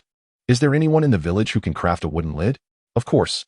My uncle Guangming is quite skilled in that regard. I was genuinely unaware. That is splendid news, Uncle San. I also require a large door, and it seems I need to make a cupboard, a wash basin rack, and a wardrobe. Oh dear. Upon reflection, it appears I must acquire numerous miscellaneous items, a Kong mat, brooms, kitchen curtains, and pot forks. Additionally, I need to have a Kong table, a dining table, and stools. Yes, perhaps 2 small stools as well. As I spoke, I was taken aback, sitting up straight and counting on my fingers. I thought I had moved everything from home, yet I still require so many additional items. My bewildered expression amused the old man greatly. Life is comprised of trivialities. After all, isn't it said that a broken home is worth a fortune? I lamented, why are there so many tasks to attend to? I still need to gather firewood. By the way, Uncle San, has the person who went into the mountains returned? The old man's expression suddenly darkened. Despite scouring the surroundings for 5 or 6 days, there had been not a whisper of news. He feared the worst, suspecting that the individual had ventured deep into the mountains. Shaking his head, he was apprehensive that the situation might be dire. Last summer, an old hunter had entered those mountains and never returned. Juzi was dutiful. Yet fate had not been kind to him, burdened as he was with a mother like that, my second sister-in-law. Ah, you will come to understand in due time. Upon hearing this simple tale, Jian became intrigued and hurriedly leaned in closer. Don't hold back, third uncle, do share more, so I can be cautious. Thus, Juzi had become a laborer, toiling like a beast of burden, had he? Indeed, that is the crux of the matter. Her nephew is not from our village, but from the neighboring Liujiatan. Liujiatan. It seemed to create an unspoken bond among the 3 who had shared that experience. The old man nodded in agreement. Yes, indeed, the very Liujiatan you are pondering. However, wasn't he that a prosperous village? Had the relief efforts taken a wrong turn? Haha, it has nothing to do with relief. She simply believes her brother and nephew cannot manage without her. Ah, I see. The allure of sibling devotion transcends the ages. Per Juzi, indeed. As they chatted and laughed, they caught sight of the village from a distance. It was 3 o'clock in the afternoon. Upon entering the village, Jian was taken aback. When they had departed that morning, chaos had reigned. Yet now, walls had risen. A multitude of people were engaged in various activities, each one industriously occupied. Were the villagers truly this efficient? Lu Sanyi cast a glance, seemingly eager to hasten the task to acquire grain, as nearly every household was facing a shortage. Upon hearing the news of available provisions, who wouldn't strive tirelessly? The village chief stepped out of the courtyard just as he spotted the ox cart, and his eyes brightened at the sight of the bags upon it. Without pausing, the cart veered to the right and continued on its way. As it drew nearer, the details became clearer. The wall was made of mud, but it appeared that stones had been placed inside, reaching a height of about 2 meters, leaving space for a main entrance. The yard was modest, with the house split evenly in front and back, possessing an unremarkable appearance. Inside, the preparations were nearly complete. The requirements for the Kong, shelves, and stove had all been fulfilled. As she entered the inner room, a wave of warmth enveloped her, leaving Jian astounded. Oh my goodness, Uncle Village Chief, who has done this? How thoughtful. The Kong is almost dry. Can I move in tomorrow? In the sweltering August heat, the combination of the furnace's warmth and her labor was hardly pleasant. The village chief thought to himself, while she was eager to settle in. The villagers were equally keen to obtain their grain. Ultimately, they shared a common goal. Where's the pot? He wondered. A moment later, the laborers beheld the petite figure of a young girl struggling to carry an enormous pot inside, leaving them momentarily stunned. The village chief quickly reacted, "Quick, someone help her." "My goodness, don't you fear it will hinder your growth?" Jian glanced down at herself. At most, she stood at 150 centimeters. She hoped to grow taller. After all, she was not content with merely being short. "Nonsense, I'm still growing," she retorted. With utmost care, he placed the pot upon the stove and smoothed it over with clay, ensuring that no smoke would escape during the fire. The villager, upon completing his task, gazed longingly at the cooking station, while the village chief, feigning ignorance, stepped outside only to confront the man later, remarking, "Is it truly worth such fuss over a mere iron pot?" In truth, he too envied the sight, for half the households in the village lacked large pots, relying instead on smaller vessels and clay jars. However, it was unseemly for adults to covet the belongings of children. After unloading the goods at the village chief's home, he accompanied Lu Sanni to custom-make some items, arranging for their delivery to the new house the following day, before departing with satisfaction. Lu Sanni secured the ox and summoned his grandchildren. "Come see what your grandfather has." The two children, thin as reeds, with bright, shining eyes, fixated on the oiled paper bag. As they unwrapped it layer by layer, the lingering warmth and aroma wafted through the small courtyard. "It's a big pancake, Grandpa." Lu San's wrinkled face trembled with joy. "Yes, indeed, a big pancake. Here, each of you take half." "Oh, the rest filling. It's a vegetable bun. A delicious vegetable bun." Lu San was momentarily taken aback. Chapter 12. Moving into the new home, distributing grain, the elderly lady was astonished. You actually dared to purchase such an oily item?" The old man, sensing her concern, replied, "If there is anything troubling you, do share. We still have our children. Look how well our grandchildren are doing. As long as we are together, we can overcome any hardship. Please, do not act foolishly." Just then, Lu Guangming burst in, covered in wood shavings, holding a planer, followed closely by his daughter-in-law, Sun Xiang. Who is being foolish? Who is being foolish?" Startled, the two children clutched half a vegetable bun, hesitating to take a bite, their gazes fixed on their grandfather. Lu San, amused, inquired, "Am I allowed to speak? Who is being foolish here? I must clarify that this is not something I purchased. I was simply escorting the newly arrived young intellectuals to the commune today. It was handed to me, and I assumed it was a pancake, so I accepted it. You nearly frightened me to death." At the doorway, the two individuals finally noticed the food in the children's hands. Lu Guangming frowned. "Father, let the children eat, shall we?" "Huazi Xiaohua, go ahead, it's fine." The children were quite young. Huazi was 7 and Xiaohua merely 5. They were not accustomed to abundance, having rarely enjoyed a full meal. Even vegetable buns were a rare treat, typically reserved for the new year when they might savor too. Upon receiving permission, they eagerly dove into their food. "Didn't they just order some cabinets?" Lu Guangming instructed. "Go and tend to that properly. Make sure the broom is tightly bound." "All right, Father, I shall attend to it right away." Lu Guangming's wife followed suit, saying, "I will check the Kong mat and smooth out those prickly bits to avoid pricking her hands." After a thorough inspection, one could not help but admire the diligence displayed. During dinner, Lu Guangming exchanged pleasantries with the village head, much to the delight of Lu Weiman, and even Wang Hohot sat up straighter, pleased by her husband's leadership. Lu Xiu admired the young, educated youth as she effortlessly charmed her parents with a few words, causing her mother, known for her fiery temperament throughout the village, to smile like a blooming flower. Next to her, Xiao Haiden stared in astonishment at his grandmother. Lu Jinjia and Lu Dalian observed their father and the young educated youth engaging in a mutual flattery regarding the village's labor topics, ranging from house repairs to construction, from weeding to snow shoveling, from pig slaughtering to mountain hunting, from traps to Lu Zhishu. Lu Weiman sighed, lamenting the plight of his Zhishu, burdened with such a mother. Uncertain of his fate, and pondering how his sister-in-law would manage in her old age, he mused about who would care for her. Given that it seemed absurd for a son to seek support from a nephew, he questioned the logic of families that mistreat their own children while lavishing care on their nephews. Lu Zhuzhu's uncle commanded his admiration for enduring such circumstances for so many years. He contemplated what he or anyone else would do in similar shoes, responding with a simple chuckle and changing the subject. "Uncle, will the house be ready for us to move in tomorrow?" "Indeed, we can move in, but take a couple of days to settle in." When you venture into the mountains, stick to the outskirts and do not wander too far. It's best to find a companion. This environment is unfamiliar to you, so be cautious. The following morning, Jian gathered her belongings, laden with bags, and moved into her new home. Once Lu Guangming delivered the items she had arranged, and everything was organized, her life as a young, educated youth officially commenced.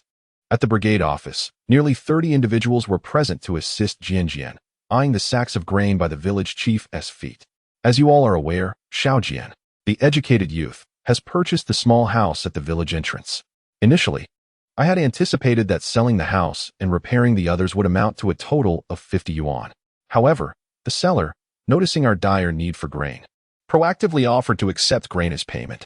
Given the current scarcity of grain outside and our lack of ration tickets, purchasing it from the black market at 2 yuan per pound was beyond our means, so I agreed. The young educated woman stated that she would keep 50 pounds for herself, offering the remainder to us. Consider this, with over 30 individuals present, the atmosphere became lively.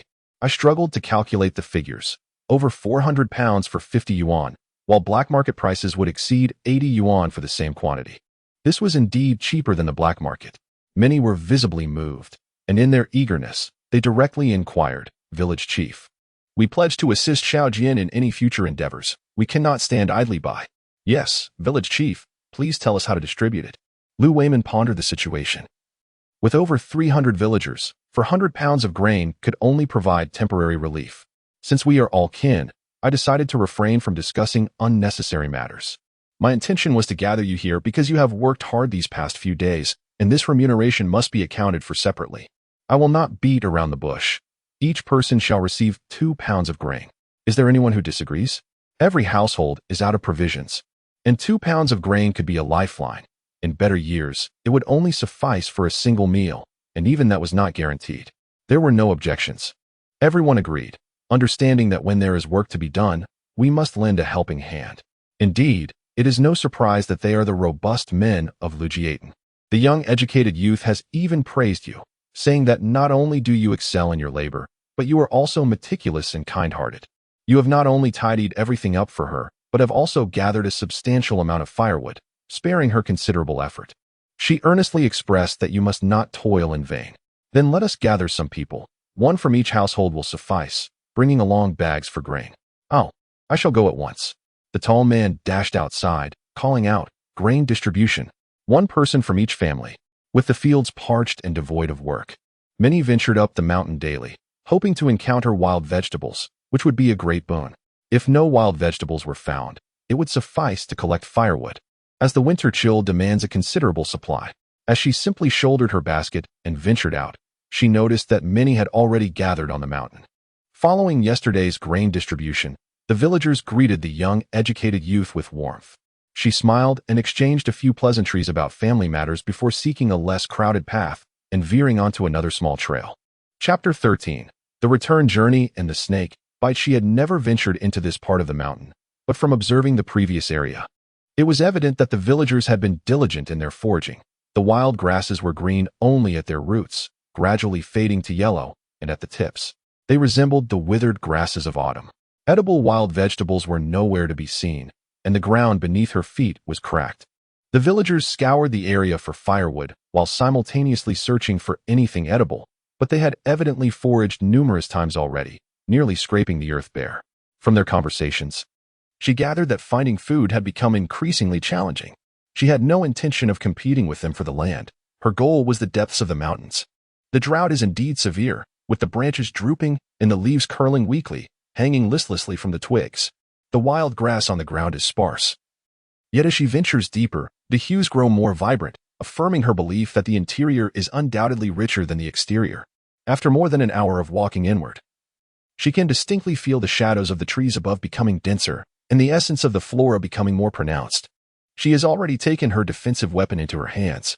In these times, when sustenance is scarce, the wild beasts of the mountains are not plentiful either. She seeks a path to survival, not to demise.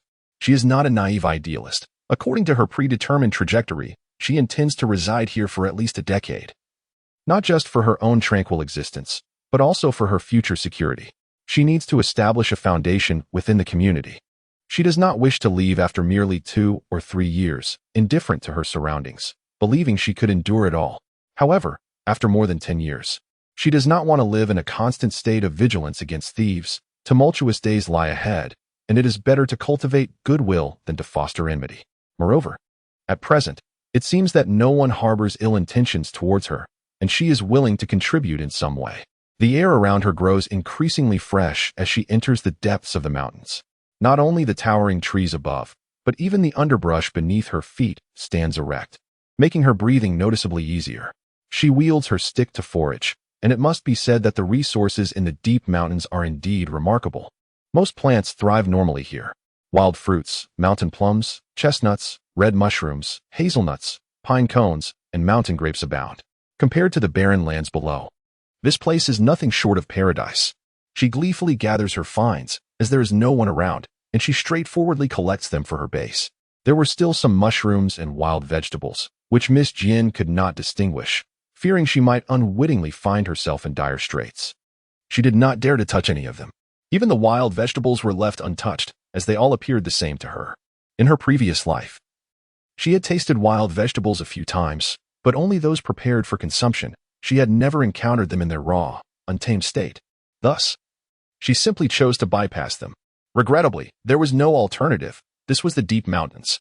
With a muffled groan, she felt utterly disoriented from her fall.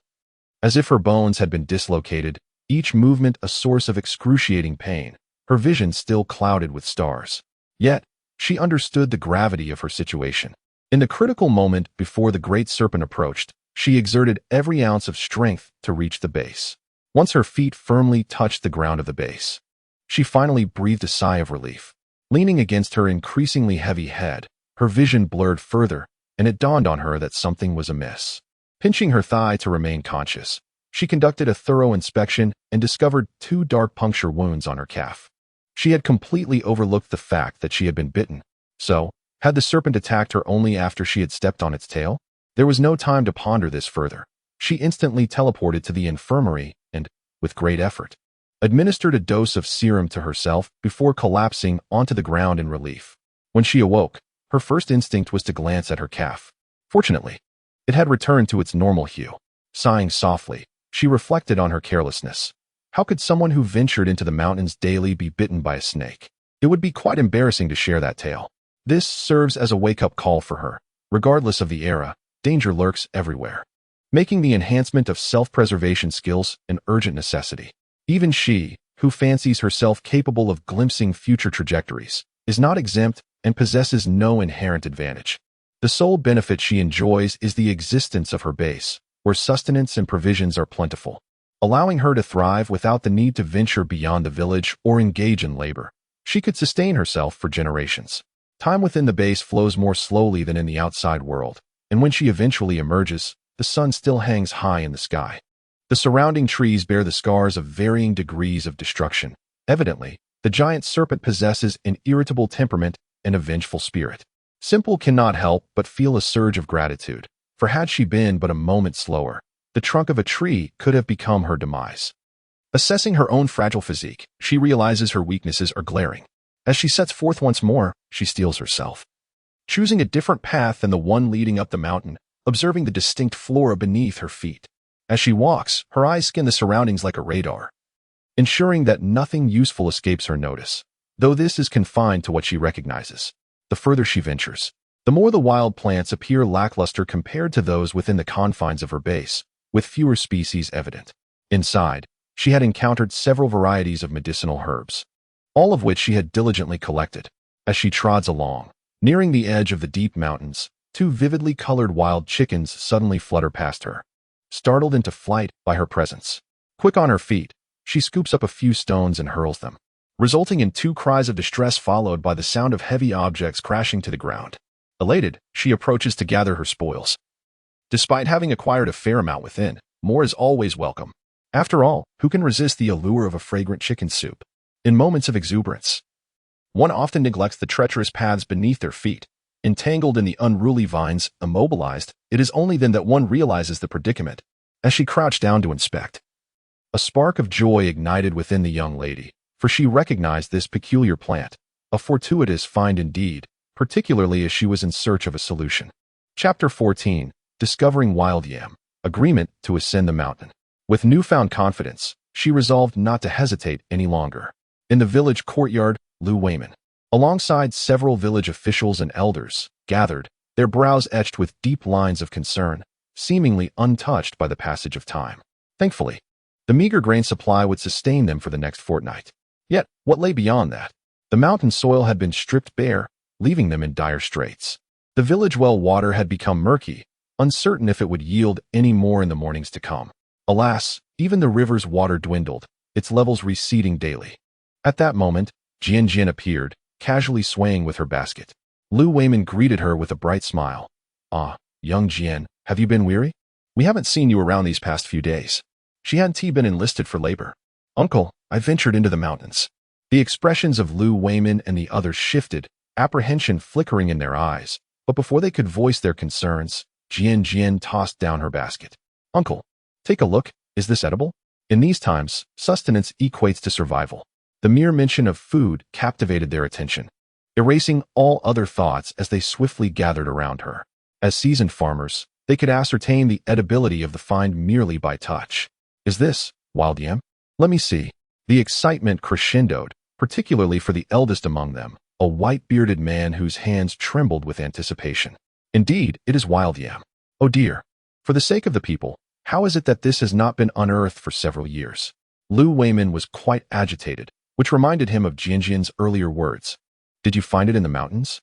Since they were familiar with each other, Jian Jian chose not to intervene further. "Uncle, it was in the mountains. Close to the deep woods, but not quite there yet." It seems that entire area is abundant." "An entire area? Not in the depths of the mountains?" Jian Jian pondered. "That shouldn't count, right? I'm not entirely sure, but that patch still has some greenery." Jian Jian cast aside the wicker basket, disregarding it.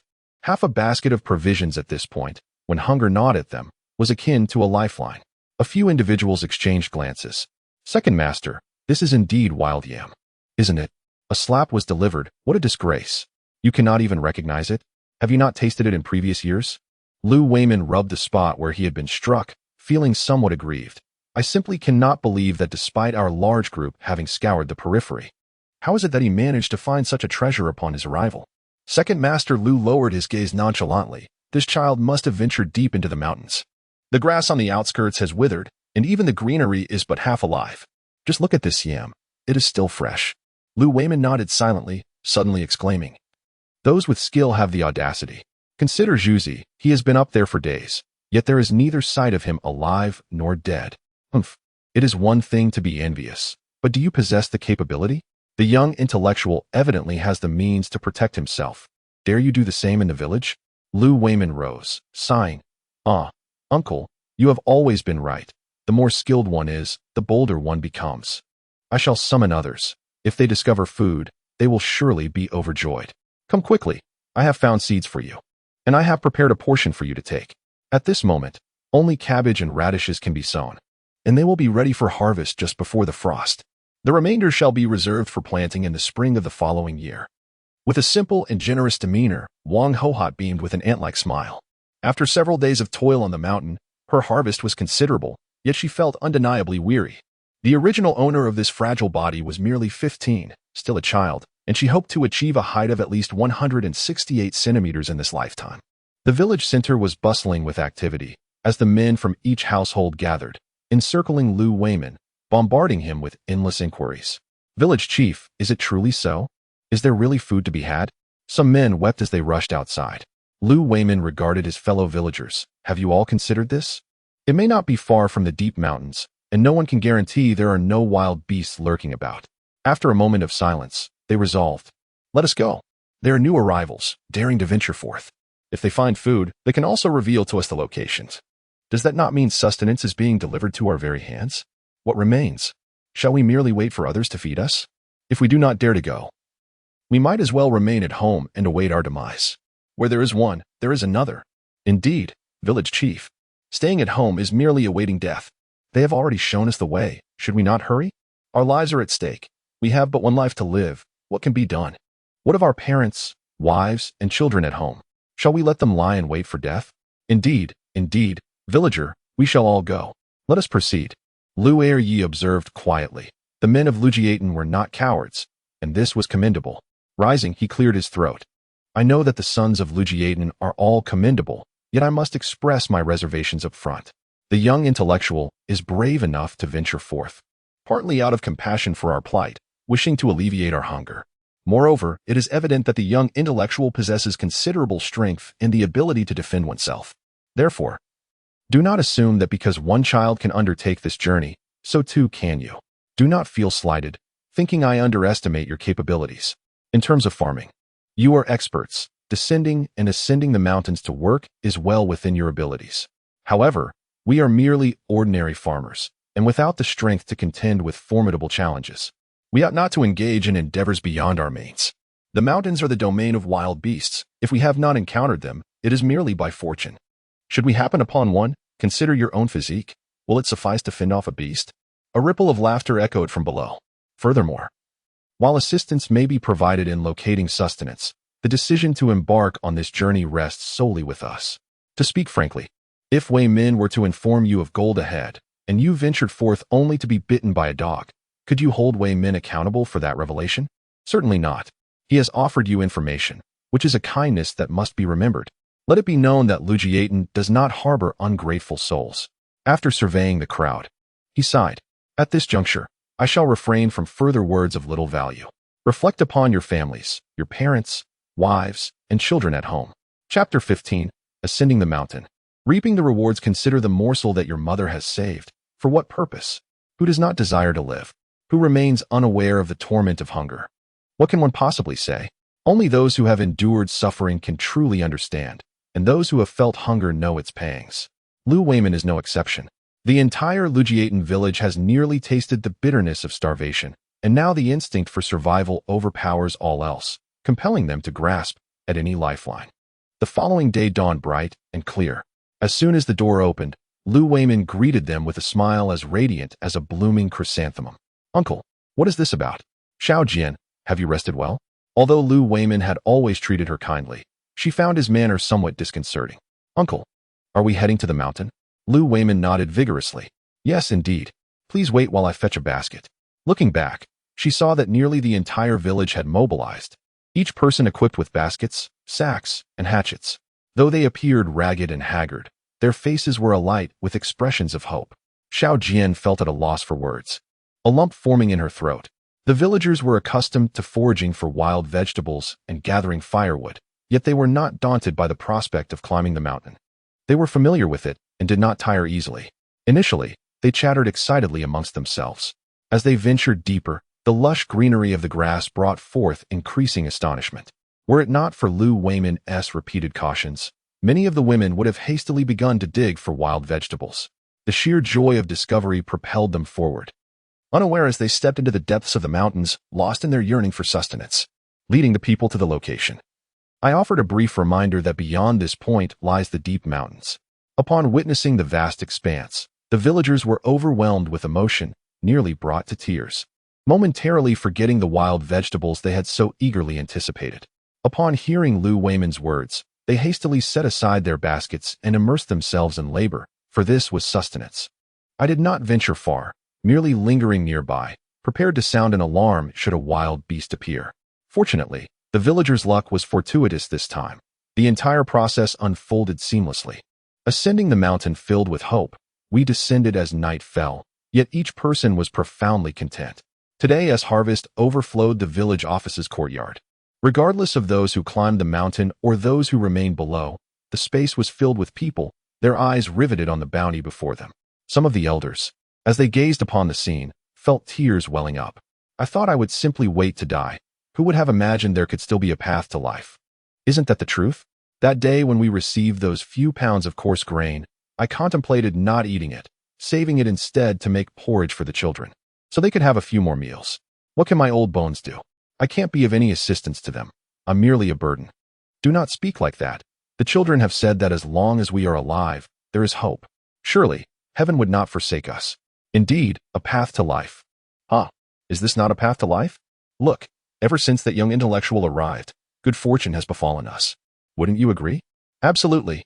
Our village has been fortunate, and we have been blessed with this kind-hearted young intellectual. They had previously arranged for young intellectuals, and when two more arrived alongside Xiaojian, it was quite amusing. Since their arrival a few days ago, they have caused nothing but disturbances. They clashed with the veteran young intellectuals, and were left with no choice but to fend for themselves. However, both were utterly inept in their endeavors and nearly set the young intellectuals' base ablaze, inciting the ire of the seasoned members. In just a few days, there have been numerous altercations. A few bystanders clapped their chests in relief, exclaiming, "Goodness, such troublemakers. We are fortunate they weren't assigned to our village." But that is not all. Perhaps due to their discontent at the young intellectuals' base or their struggle to adapt, they have been quite impolite when conversing with the villagers, oblivious to social cues. Within a day, they managed to offend the grandmother of the brigade leader. The elderly matriarch from Lujiaten is renowned for her longevity, a notable figure in our commune. Indeed, the brigade leader may not be universally liked, but he is dutiful and close with the elderly lady. How could he possibly be pleased with such disrespect? Consequently, the cordial relations that the veteran young intellectuals had cultivated over several years with the village have been utterly dismantled by these two in mere days. Now, the atmosphere is rife with tension. The new young intellectuals view the veterans as adversaries, and the villagers regard both groups with disdain. The villagers exchanged glances with one another. Pondering, I always thought all young intellectuals were like Xiaojian, but it appears that is not the case. Of course not, my sister-in-law remarked. Those veteran young intellectuals were not as amiable upon their arrival. At most, they simply refrained from causing trouble. Lu Weiman listened attentively for quite some time before clearing his throat and stepping outside. The villagers, filled with fervor, began to express their opinions. Although their words were spoken in the heat of the moment, they may not have reflected their true sentiments. Once they cooled down, they might ponder more deeply. Nevertheless, Lu Weiman did not seek anything else. He understood the villagers' dispositions well. There was no extreme malevolence among them, yet one could not entirely avoid those seeking small gains. He intended to issue a gentle warning to prevent envy from stirring or to avoid anyone being swayed by others, leading to actions that might tarnish their collective reputation.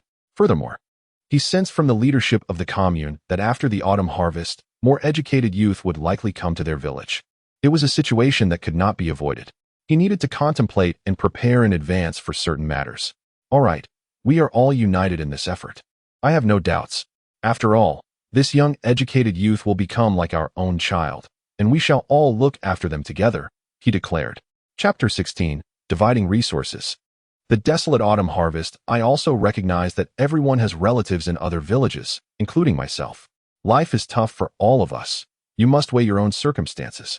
If you choose to lend, maintain discretion about what should and shouldn't be said. If you decide against lending, ensure that relationships remain amicable to avoid unnecessary disputes. Naturally, my thoughts are merely suggestions. If you truly wish to assist your in-laws or siblings, do so discreetly, without drawing attention. When the time comes, if someone inquires about your involvement, how will you respond? I cannot dictate your actions. You must ponder and decide for yourselves. Moreover, the division of such a modest amount may seem neither too plentiful nor too scarce in these times. Nevertheless, it is significant. It is said that we can hold on until the autumn harvest, yet everyone is acutely aware that the crops are withering. To speak a rather unpalatable truth, as long as there is no total loss, it is already a blessing. Everyone has elderly dependents above and young ones below. Thus, I urge you all to contemplate the wider implications. Well then, let us not dwell on that. Come, let us distribute the provisions.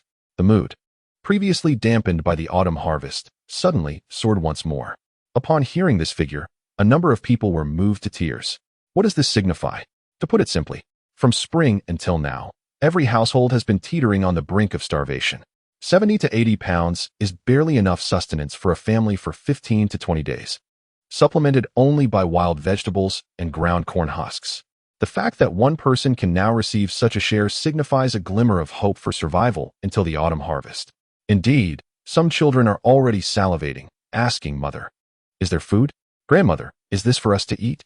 The only familiar little black egg, Simple, also widened her round eyes in astonishment. "Is this food? Is it for the children?" Wang Ho Hot, with tears in her eyes, gently rubbed her grandson's small shoulders, reassuring him, "Yes, it is food. You will not go hungry any longer." That evening, the air over Lujiaten was suffused with a delightful aroma. The portion that Simple received was delivered by Lu Jianjia. the son of Lu Weimin. Lu Jinjia was not one for many words. He simply remarked upon his departure. Simple, if you need anything, just call. Upon reflecting on this, one could not help but feel a sense of gratitude. At the very least, there is an acknowledgement of kindness. Taking advantage of the fine weather, she gathered the cabbage and radish seeds that Wang Hohot had found, planting them generously in the vacant land, hoping they would thrive. After all, she intended to reside here for over a decade. This would become her daily life, and she must adapt. She strolled around the front and backyards, unearthing thorns she had dug up from the deep mountains, planting them along the base of the wall. These were specifically chosen for their height, reaching over a meter, nearly matching the wall, and their sharp thorns served as an extra layer of security. Additionally, she planted a small pine tree on either side of the entrance. Although she contemplated creating a grape trellis, the potential chaos of the coming years prompted her to reconsider. Best to remain discreet and not draw attention that might invite covetous remarks. Thus, the tall and steadfast pine trees would suffice. Drying vegetables proved impractical this year, as the drought had rendered the land barren, with each household's seedlings barely enough to sustain them. After much contemplation, she realized that her only recourse was to venture into the mountains, where the true treasures lay. With nothing pressing to occupy her, she donned her backpack and exited through the back door, finding the mountains just a few steps away, albeit in a different direction from where the villagers usually went. The base of the mountain had undoubtedly been scoured, but ascending a little further yielded slightly better prospects, though it remained desolate. She paid little mind, collecting any burnable twigs and dead branches she encountered. After all, she was preparing for the firewood needed to keep warm during the winter.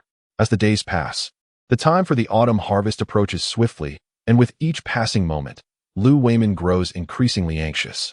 Several village officials and elders stand by the fields, sighing heavily throughout the day. When the day of the harvest arrives, Lu Weimin's rally lacks conviction.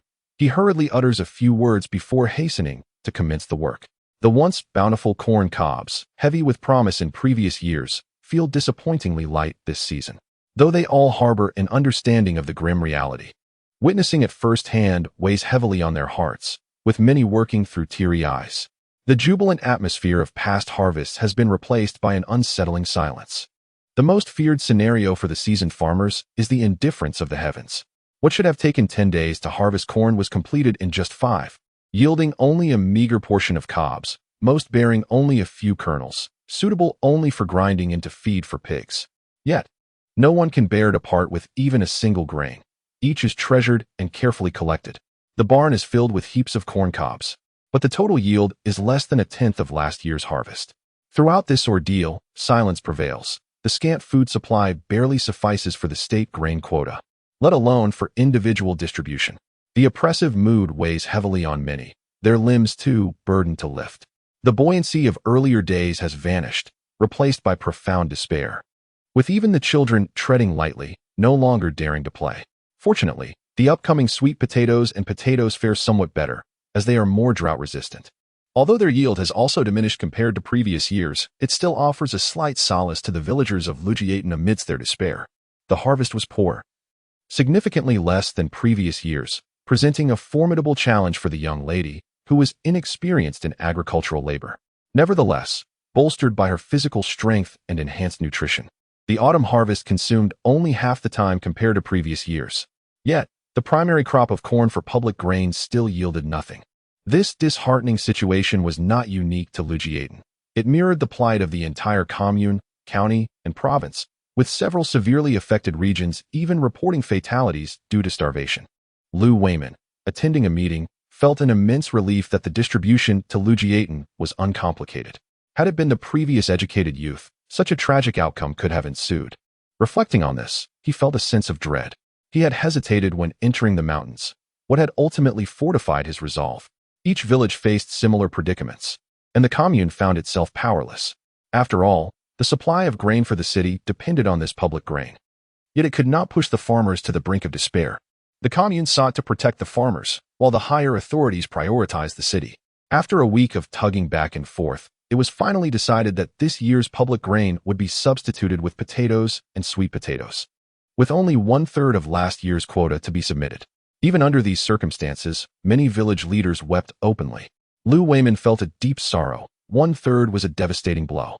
A few despondent village leaders, before departing, were reluctantly assigned several educated youth, fearing their discontent. They were informed just as they were about to leave, compelled to accept what they had been forced upon them. Consequently, a few individuals wept right there on the ground, lamenting, "Secretary, this is pushing us to the brink of death."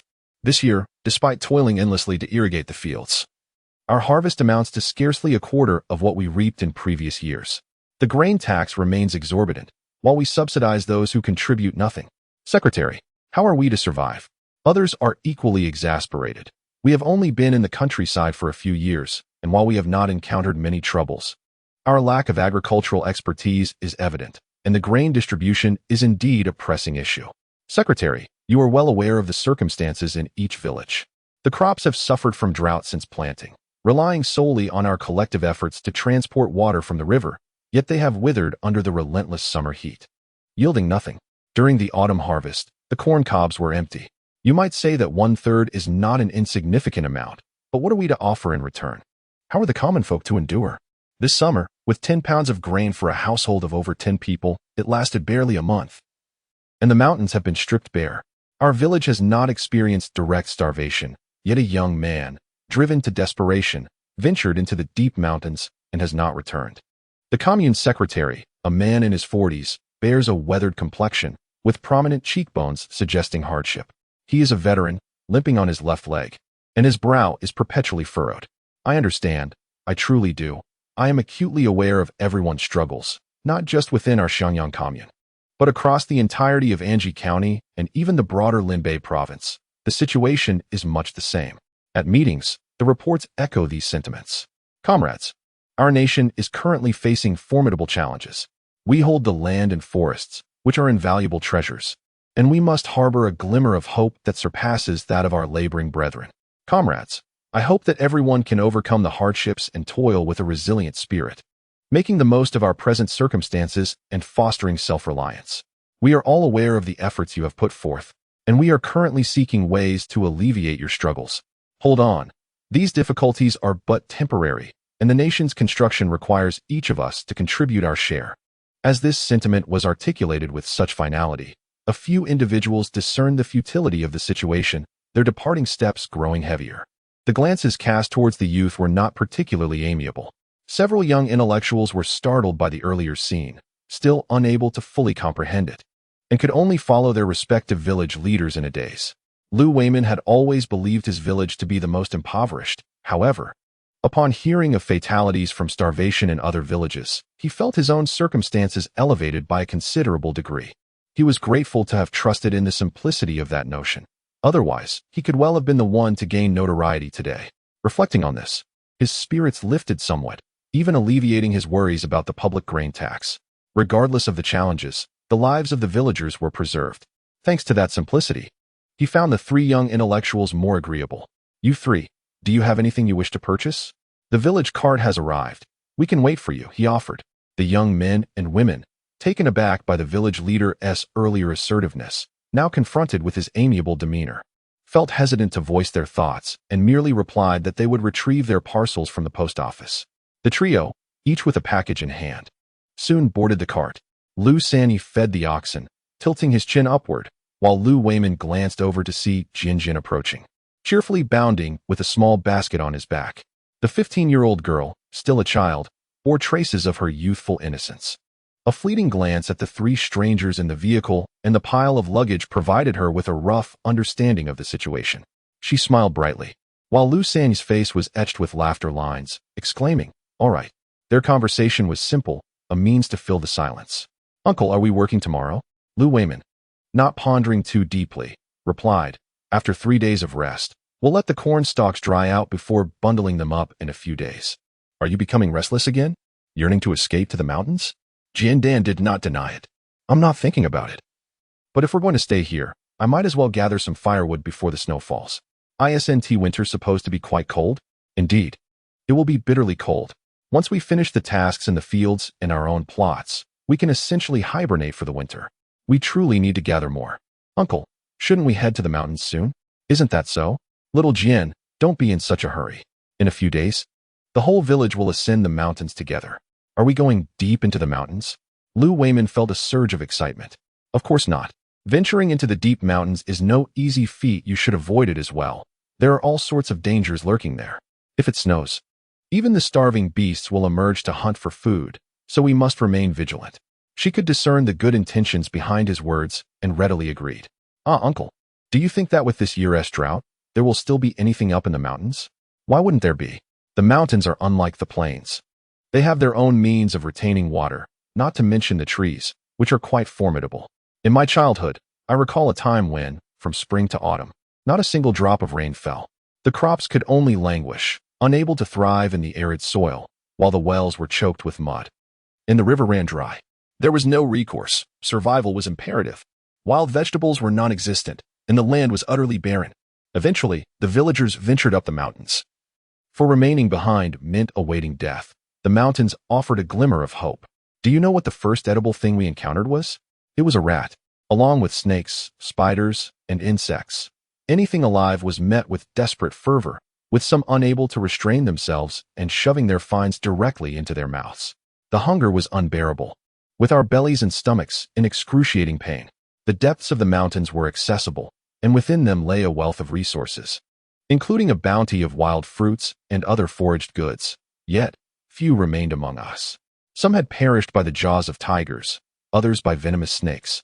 Some succumbed to toxic mushrooms, while others fell from the cliffs. There was even one individual who, in his joy at discovering a water source, drowned himself. A few individuals listened in silence, and finally, Lou Wayman let out a deep sigh. The small group of young intellectuals pondered, recalling the scene of their earlier bravado at the commune, their initial resolve tempered with caution. The first to speak was a girl with short hair, her tone bright and cheerful. "Village chief, my name is Li Yan. We all come from Nanshur."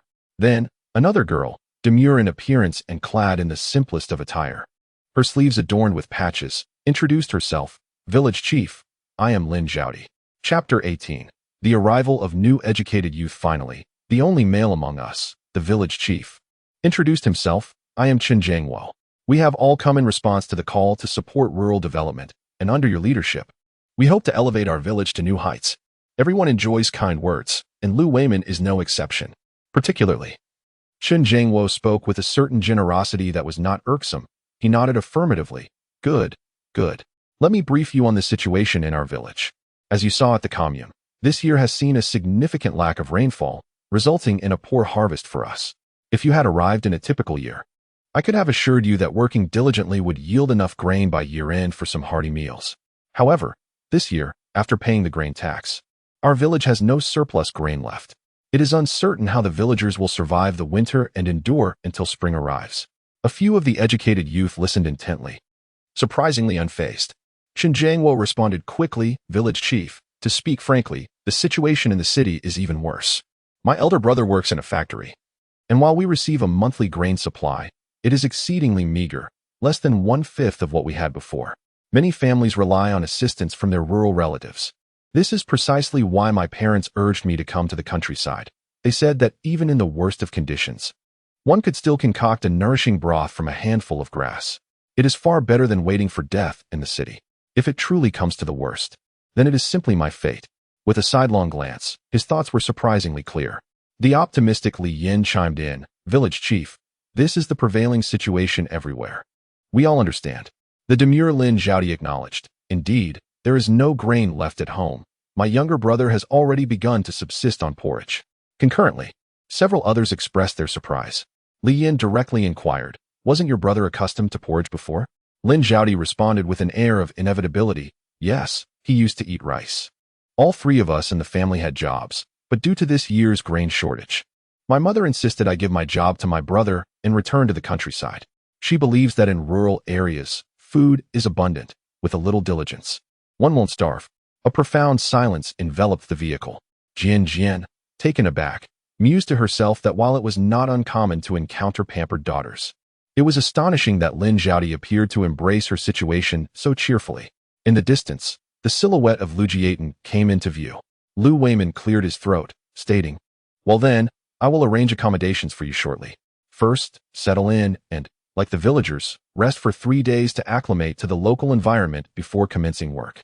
By the way, Xiao Jin arrived as a sent-down youth before you. Feel free to consult her if you have any questions." Resigned, Jian Jian could only offer a greeting. I am Jian Jian. I arrived a few months earlier than you. The three were taken aback, exchanging glances, as they had not anticipated her to be a fellow sent-down youth. Observing her casual familiarity with the village chief and the carriage driver, they assumed she was either a relative or at the very least a local, never considering that she shared their status as a sent-down youth. Upon entering the village, Jian Jian disembarked and picked up her backpack. A few sent-down youths had just emerged from their identities and now faced yet another enigma. However, after exchanging glances, they hesitated to speak freely. The ox cart leisurely entered the village, coming to a stop in front of the grand blue brick house. Since learning about the arrival of the educated youth, Lu Weiman had arranged for a simple cleanup. He felt a tinge of regret for not utilizing the ready-made house, and instead opting to spend money on repairing a dilapidated small dwelling. Did he not notice the astonished expressions in the eyes of the youth? He led a few individuals into the courtyard, which had once belonged to the landlord, now designated as their temporary residence. As adults, they were fully aware of what was permissible and what was not. There was no need for him to elaborate. He had but two requests: to work diligently and to refrain from causing trouble. All the rooms were prepared for their use, and they could choose among them. Should any issues arise, they could consult Xiao Jian or come directly to him. His home was just ahead, and inquiries around the village would lead them there. The living conditions thrilled the three individuals, as they had never experienced such amenities even in their own homes. Noticing the village chief preparing to leave, Li Yin suddenly remembered. Village chief, the educated youth office mentioned that our subsidies can be exchanged for food in the village. What do you think? Lu Weiman sighed, calculating the circumstances in his mind. As you can see, this year's harvest has been nearly catastrophic. The village can only provide each of you with 50 pounds of sweet potatoes and potatoes. I express this with a heavy heart, as I am merely adhering to policy and considering the challenges of your departure from home. Even this is in short supply. The villagers cannot spare much more. You must be prudent with your rations, as it may be necessary to last until spring of next year. In high spirits, the group did not dwell on the constraints, eagerly picking their preferred rooms and beginning to unpack their belongings. In this sweltering weather, even a short distance feels arduous. Upon entering the house, I indulged in a refreshing glass of ice water, pure delight. After freshening up and tidying my belongings, I set a pot of water to boil, preparing the delectable meal I had packed from the state-run restaurant for lunch. What a sumptuous dinner it promised to be. Li Yin and her companions swiftly organized themselves and ventured out to inquire about the village well. However, their hopes were soon dashed upon discovering the water's murky quality. The local villagers, noticing the newcomers, recognized them as fresh faces among the youth and greeted them warmly. It dawned upon the group that they had indeed arrived in an unfamiliar rural setting. After a moment of silent exchange, Chun Jiangwo tentatively suggested, "How about we first seek out the village head to exchange our grain, then inquire with the young pioneers about what preparations are necessary?" Li Yin and Lin Zhaodi, with no alternative course of action, nodded in agreement. Lu Weiman, seated on the kong and ready to eat, was chatting with Wang Hohat about the new arrivals when a knock echoed at the door. Lu Weiman's hand froze just as he was about to grasp his chopsticks. Couldn't they allow him a moment's peace to enjoy his meal? Lu Dalian, yet to settle on the kong, turned and headed outside. "I'll go answer the door," she declared. Lu Weiman rose, saying, "You all go ahead and eat. I'll check it out. It's probably someone here to exchange grain. I'll call Aigua and head straight to the village office to take care of it efficiently." Wang Hohat whispered a caution, "Just don't exchange too much. We're not sure how we'll get through the winter here." Lu Weiman reassured her, "I understand. You all eat first." The village chief, Lu Weiman, did not linger. He stepped outside, presumably to procure grain. "Come, allow me to guide you there." Chapter 19. The new educated youth settling in. Accountant Lu Aigua was also summoned from the dining table. The group had long deliberated the policies regarding the new educated youth, rendering further discussion unnecessary. Money exchanged, grain dispensed, and accounts recorded. The two men, accustomed to their roles, seamlessly collaborated without prior notice. As he observed the three individuals departing with bags of grain, Lu Aigua felt a twinge of disbelief. Was it the new educated youth's exceptional understanding, or had their collaboration become so convincingly synchronized? The ease of it all left him somewhat disconcerted. Lu Weiman chuckled heartily. "No wonder. You must admit, the outcome is quite commendable. Alas, I've heard troubling tales about the new educated youth in other villages. Such news has kept me on edge. We do not aspire for another Xiaojian. We merely hope to avoid being burdened with two troublemakers." Life is already challenging enough, and any additional complications would render it unbearable. Indeed, we fear poverty less than we fear troublemakers. During meetings, they lamented to the secretary about the educated youth merely consuming grain, shirking work, and causing disturbances. I dared not utter a word, lest I burst into laughter. Are you aware of the virtues of Shaojian among the educated youth? I was aware before, but in comparison, it feels akin to discovering a treasure. Yet, this must remain a secret. Ah, you old rogue, be sure to safeguard that knowledge and protect it well. Today, the current situation appears acceptable, yet it may merely be a day of fear. We have yet to fully comprehend the gravity of our circumstances. And caution must remain our companion. Lu Weiman, without reservation, stated that after these 3 days, we must resume our normal labor. How long can we sustain ourselves with this meager supply of provisions? Even with wealth, if one cannot procure sustenance, one must inevitably return to toil. When exhaustion renders one incapable of lifting their back, there will be little energy left to ponder trivial matters. Lu Igua nodded in acknowledgement, affirming that as long as one is aware of the situation, it suffices. By the way, what arrangements have been made for the young, intellectual Shaojian? Previously, in the absence of outsiders, everything seemed manageable. However, with the arrival of new intellectuals, we cannot afford to treat her with undue distinction. It may lead to resentment among them. Moreover, even when she refrains from labor, the villagers exhibit a strong fondness for Shaojian. If we continue to grant her special treatment, it may become conspicuous. She has saved our lives, and we are aware of that, as are the villagers, yet the newcomers may not comprehend this dynamic. Would you not agree?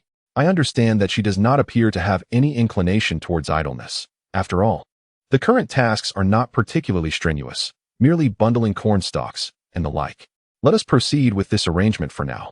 Tomorrow, I shall inquire further with her, and we can reassess once spring arrives next year.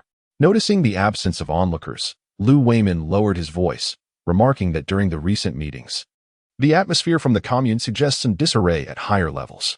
We must remain discreet in our actions and avoid drawing attention. Lu Igua sighed, expressing his discontent with the constant turmoil. Why can we not simply lead a peaceful existence? It seems that there is always one issue or another. Enough of this talk. Once we resume our labor, the villagers must adhere to certain decorum. Although our village is remote, it is imperative that everyone understands what can and cannot be said. Especially for those who delight in gossiping about others' affairs, it is essential to set boundaries. If they are left to their own devices, perhaps hunger will redirect their focus away from meddling in the lives of others. You see, Li Yin and a few others, carrying their provisions, departed from the village center. Among the children in the city, Lin Zhaodi, who typically labors the most at home, found the 50 pounds to be quite a burden. Qin Zhangwo, being a male companion, and Li Yin, who is no stranger to exertion at the factory, found their journey manageable despite the frequent pauses. If not, we might as well skip dinner tonight and inquire early tomorrow with Jian Jiqing. Merely possessing food is insufficient, she remarked. The other two expressed no dissent. Grateful that they had prepared some sustenance for the journey, and with a few hours of rest by the cool water, they believed they could endure the night. On the subsequent day of rest, Jian, diligent as ever, planned to venture into the mountains for a 2-day stay. She knew that soon, alongside the villagers, they would not be able to venture too deep into the woods. Thus, while the weather remained mild, she intended to gather supplies and collect firewood. Just as she rose, a knock echoed at the door, momentarily disorienting her. Shaking off her drowsiness, she tousled her hair and donned her coat to answer. "Who is it?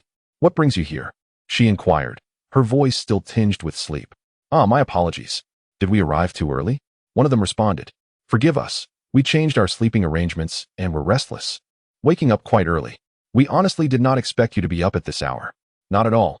Please come in and make yourselves comfortable," she replied warmly.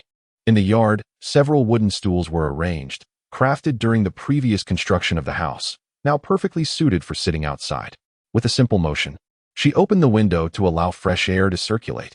"Have you all tidied up your youth station?" The understated intention was to blend in quietly, avoiding any hostility. As she initiated the conversation, the tension among the group eased considerably. "We're all set, and it's far better than I had anticipated. Indeed, it's quite cramped at home with 10 people squeezed into a tiny tube building. Turning around is a struggle. I never imagined I would have such a spacious room here." Seeing Jian's hesitance, Li Yin quickly inquired, "What is it? Did we say something wrong?" Jian waved her hand. "No, No. I meant to say that Lugiaden had not previously allocated youth workers. I was part of the first group, while you all are the second. However, you are the first batch to reside at this youth station. Li Yin understood immediately, and Lin Zhaodi soon caught on as well.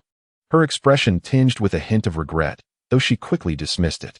This is already a significant improvement from home. We are here to support rural development, not to indulge ourselves. Chen Jiangwo, curious, asked, Jian, when did you arrive? Their demeanor was friendly, encouraging Jian to share more. All right, I almost forgot. We came to ask about the firewood and pot. To be honest, we didn't manage to start a fire last night. Firewood is easy. Just gather some from the mountains. As for the pot, I was fortunate enough to find one. You might want to check at the supply and marketing cooperative for luck. If there is none, the educated youth points should have a small stove as well. Do you have any clay pots? Placing a clay pot on the small stove can suffice. Many families in the village, lacking iron pots, prepare their meals in this manner. Chapter 20.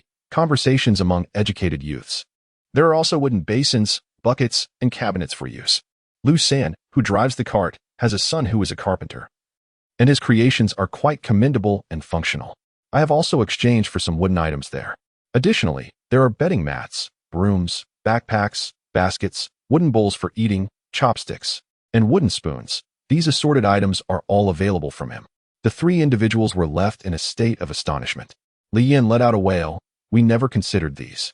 We only thought about how we couldn't eat without a pot. Chen Jiangwo, typically not oblivious to domestic matters, sat upright, his posture slackening. Heavens! How could I have overlooked these essentials? Lin Zhaodi, however, was not overly surprised and began to enumerate. There are also shovels, curtains, oil, salt, soy sauce, vinegar, laundry basins, clothes drying poles or ropes, dustpans, sieves, and baskets, none of which we possess. These items can be shared, are not frequently used, yet are necessary to have. Oh, and we need needles and thread. There is no rush, but if we visit the supply and marketing cooperative, we should gradually procure these. The initial thought was quite straightforward. One must live. Indeed, work will commence in a couple of days, yet it will not be as frantic as before. You can assess priorities and procure items gradually. It is said that snowfall arrives early in this region. I estimate that a few trips up the mountain will suffice. Once the snow falls, the paths will become treacherous, and venturing out will no longer be as convenient as it is now. Why did you not reside at the youth station? Asked a curious individual. With a gentle smile, she replied, This is not a secret. Surely someone would inquire. When I first arrived, I was all alone in such a vast courtyard, and I felt apprehensive about staying there. Coincidentally, I stumbled upon this small house, and it struck me as a perfect fit. After tidying it up, it became a cozy room, so I decided to purchase it. You actually bought it? They exclaimed, puzzled by her decision.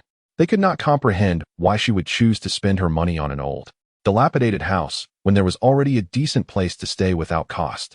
Naturally, she refrained from revealing her thoughts about the influx of more youth who would soon arrive, leading to overcrowding, conflicts, and endless trivial disputes. The primary reason behind her choice was its affordability. Otherwise, she would not have been able to afford it at all. This purchase nearly depleted her savings, and she was still contemplating gathering more provisions from the mountains, for she feared that the meager supplies she possessed would not suffice to endure the winter. She had heard that the local mountains were abundant with resources, and she hoped to gather plenty of good things when the time came.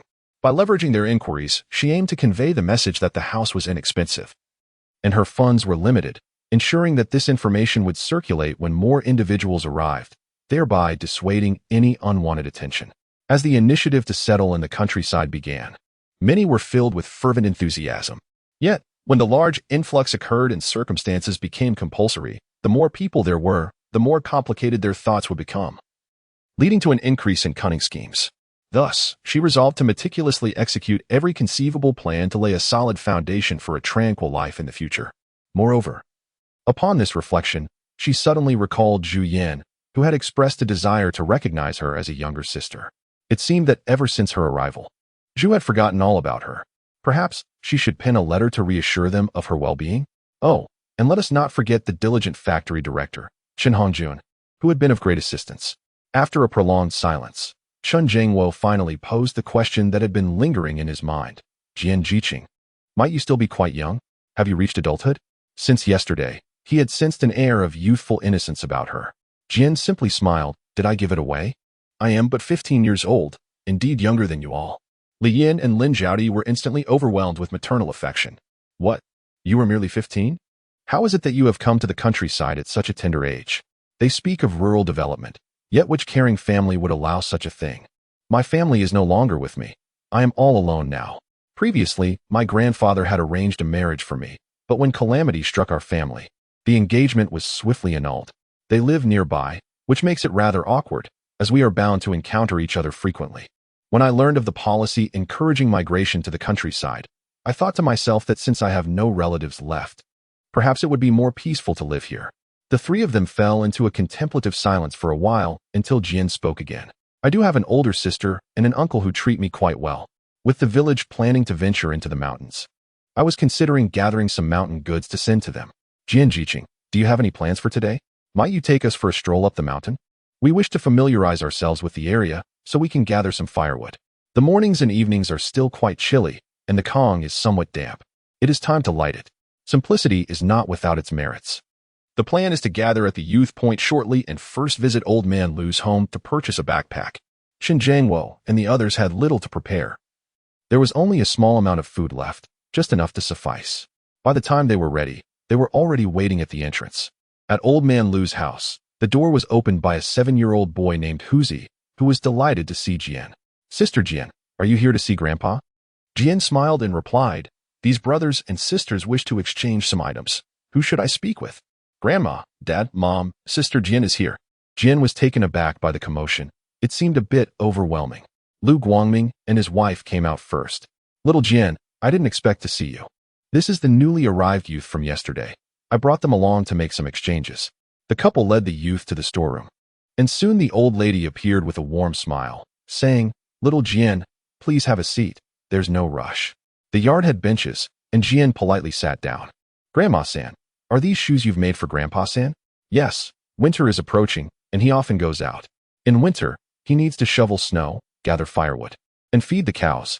The soles of last year's cotton shoes have worn out, so while it's not too busy these days, I'm taking my time to fix the soles and gradually work on the upper part. There's no hurry.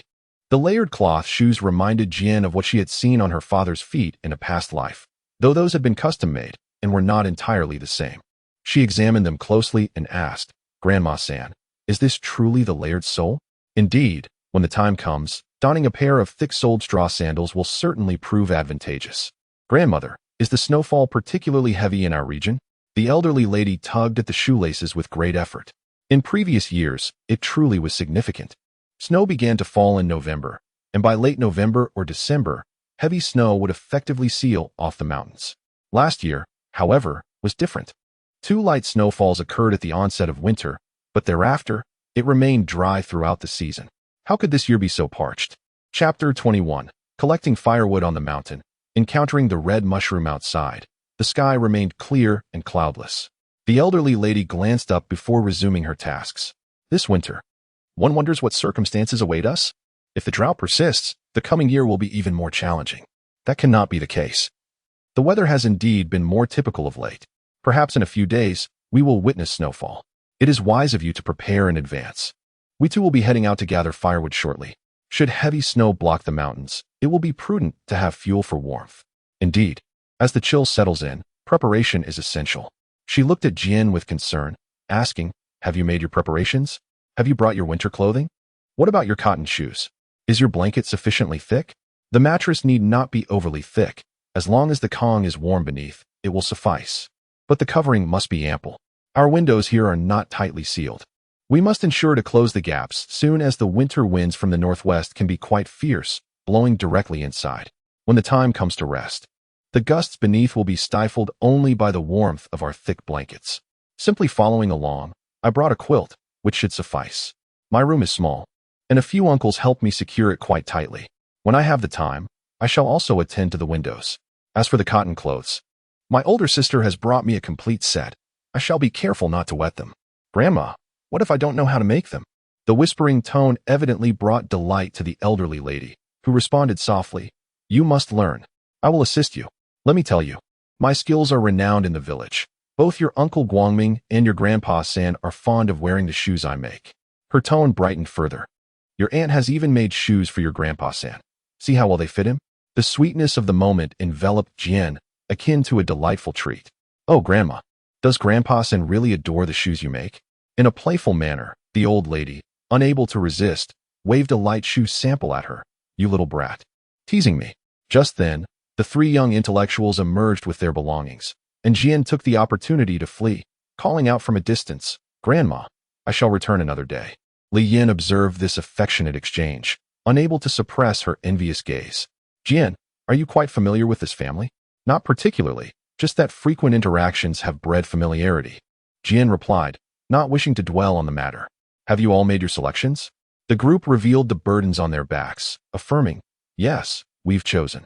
The remaining items will be delivered later. We just need to take out our loads first. Let us hurry. We have already delayed for quite some time." Beneath the mountains, villagers continue to gather firewood, and without hesitation, they venture along the path typically used by the villagers. The areas closer to the village have long been stripped bare, and it is only by venturing further that they come across the delicate twigs that have fallen sporadically. These slender branches must be collected gradually, while the thicker ones require a deeper trek into the woods. This year, due to the drought, the surrounding trees appear half dead, with the recent chill and stronger winds. Dead branches have begun to fall, either breaking off or being snapped by the gusts. As the three of them collect firewood, they listen attentively to the imparted wisdom of their companion. Simple feels a sense of regret, pondering over the young knowledge seekers. A glance reveals the presence of mugwort, which can also be utilized for fuel. It is said that during the summer, if a few green stalks of mugwort are cut and ignited, they burn despite being damp, creating a smoke that effectively repels the insects and mosquitoes that plague rural areas, albeit with a rather acrid scent. When ignited at the entrance of a home, the smoke could waft through half the village. Now, the mugwort is utterly withered, its original leaf shape completely unrecognizable, crumbling to dust at the slightest touch. The three individuals stared for quite some time, unable to discern any holes. "Next year, when it sprouts again, I shall inform you.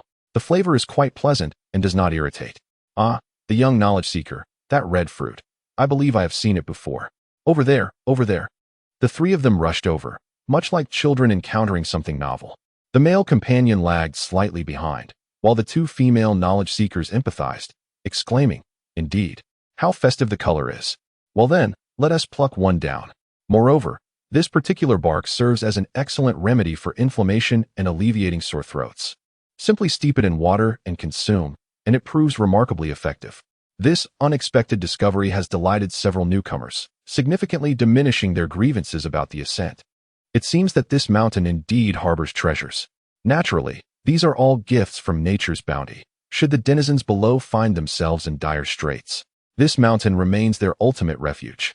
On a gentle slope, they effortlessly discovered two desiccated trees, breaking off branches and twigs to bundle with the gathered firewood, leaving only the bare trunks to drag along.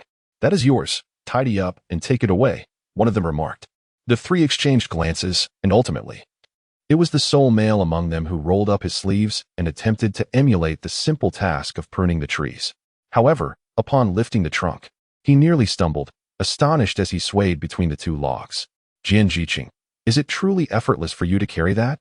Li Yin inquired, trying her hand at it, but failing to lift even a single log, which merely wobbled slightly. The trio's gaze towards Jian Jiqing grew fervently admiring. "Are you a strong man, Jian Jiqing?" After the autumn harvest, there was little that required strenuous effort, and Jian Jiqing had almost forgotten his extraordinary strength. "It's manageable, just a bit stronger than average." "It's hereditary, something you cannot envy," he replied. Leading the way, Jian Jiqing carried a log, while his backpack contained assorted twigs. Behind him, Lin Zhaodi carried 3 pieces of firewood, and Chun Jiangwo and Li Yin lifted the dry trunk, following along at a steady pace. "Next time, shall we bring some tools along? In case we encounter a similar situation, we could handle it better. It would be a pity if we couldn't carry everything." "Of course, as long as you have the tools, come as conveniently as you wish." Li Yin couldn't suppress her laughter, and as she relaxed, the items in her hands slipped away. Fortunately, Chun Jiangwo reacted swiftly, quickly stepping aside to avoid the falling objects. Chapter 22. The commune makes a call. Shaking his head helplessly, he asked, "Do you still wish to be gloriously injured?" The two of them hurriedly lifted the items, this time demonstrating better coordination, finally reaching the foot of the mountain without further incident. Upon returning to the youth commune, Both released a sigh of relief. Throwing the wooden item aside, one began to rub their wrist, exclaiming, "Ah, we have finally arrived. My hands feel as if they belong to someone else." "Are you heading to the commune?" asked Jian. The youth. "Can we accompany you?" Jian halted in his tracks. "You wish to go too?" Li Yan and a few others exchanged shy glances. "We've calculated that there are still many miscellaneous items we need to procure. We don't even have any seasonings." Gazing at the sky, he replied, "All right. Let us go in and tidy up a bit then. I will go find Sanyi." Last time, he had intended to write letters to Zhu Yin and Chen Hongjun, sending mountain goods, but he had refrained from taking them out today since someone was accompanying him. Upon arriving at the commune, everyone went to the supply and marketing cooperative, allowing her to secretly place the items into her backpack before entering the post office. It wasn't much, just a few pounds of chestnuts and hazelnuts. Everyone understood the drought, so the absence of other mountain goods was to be expected. Watching as the letters and packages were accepted, she contemplated and decided to call Zhu Yan first. Zhu Yan's phone number was that of the street office, not far from the state-run restaurant. After a brief few minutes, she called and immediately recognized the familiar voice, panting slightly. Upon hearing the request for scraps of fabric, Zhu Yan was momentarily taken aback. "Are you looking to make clothes?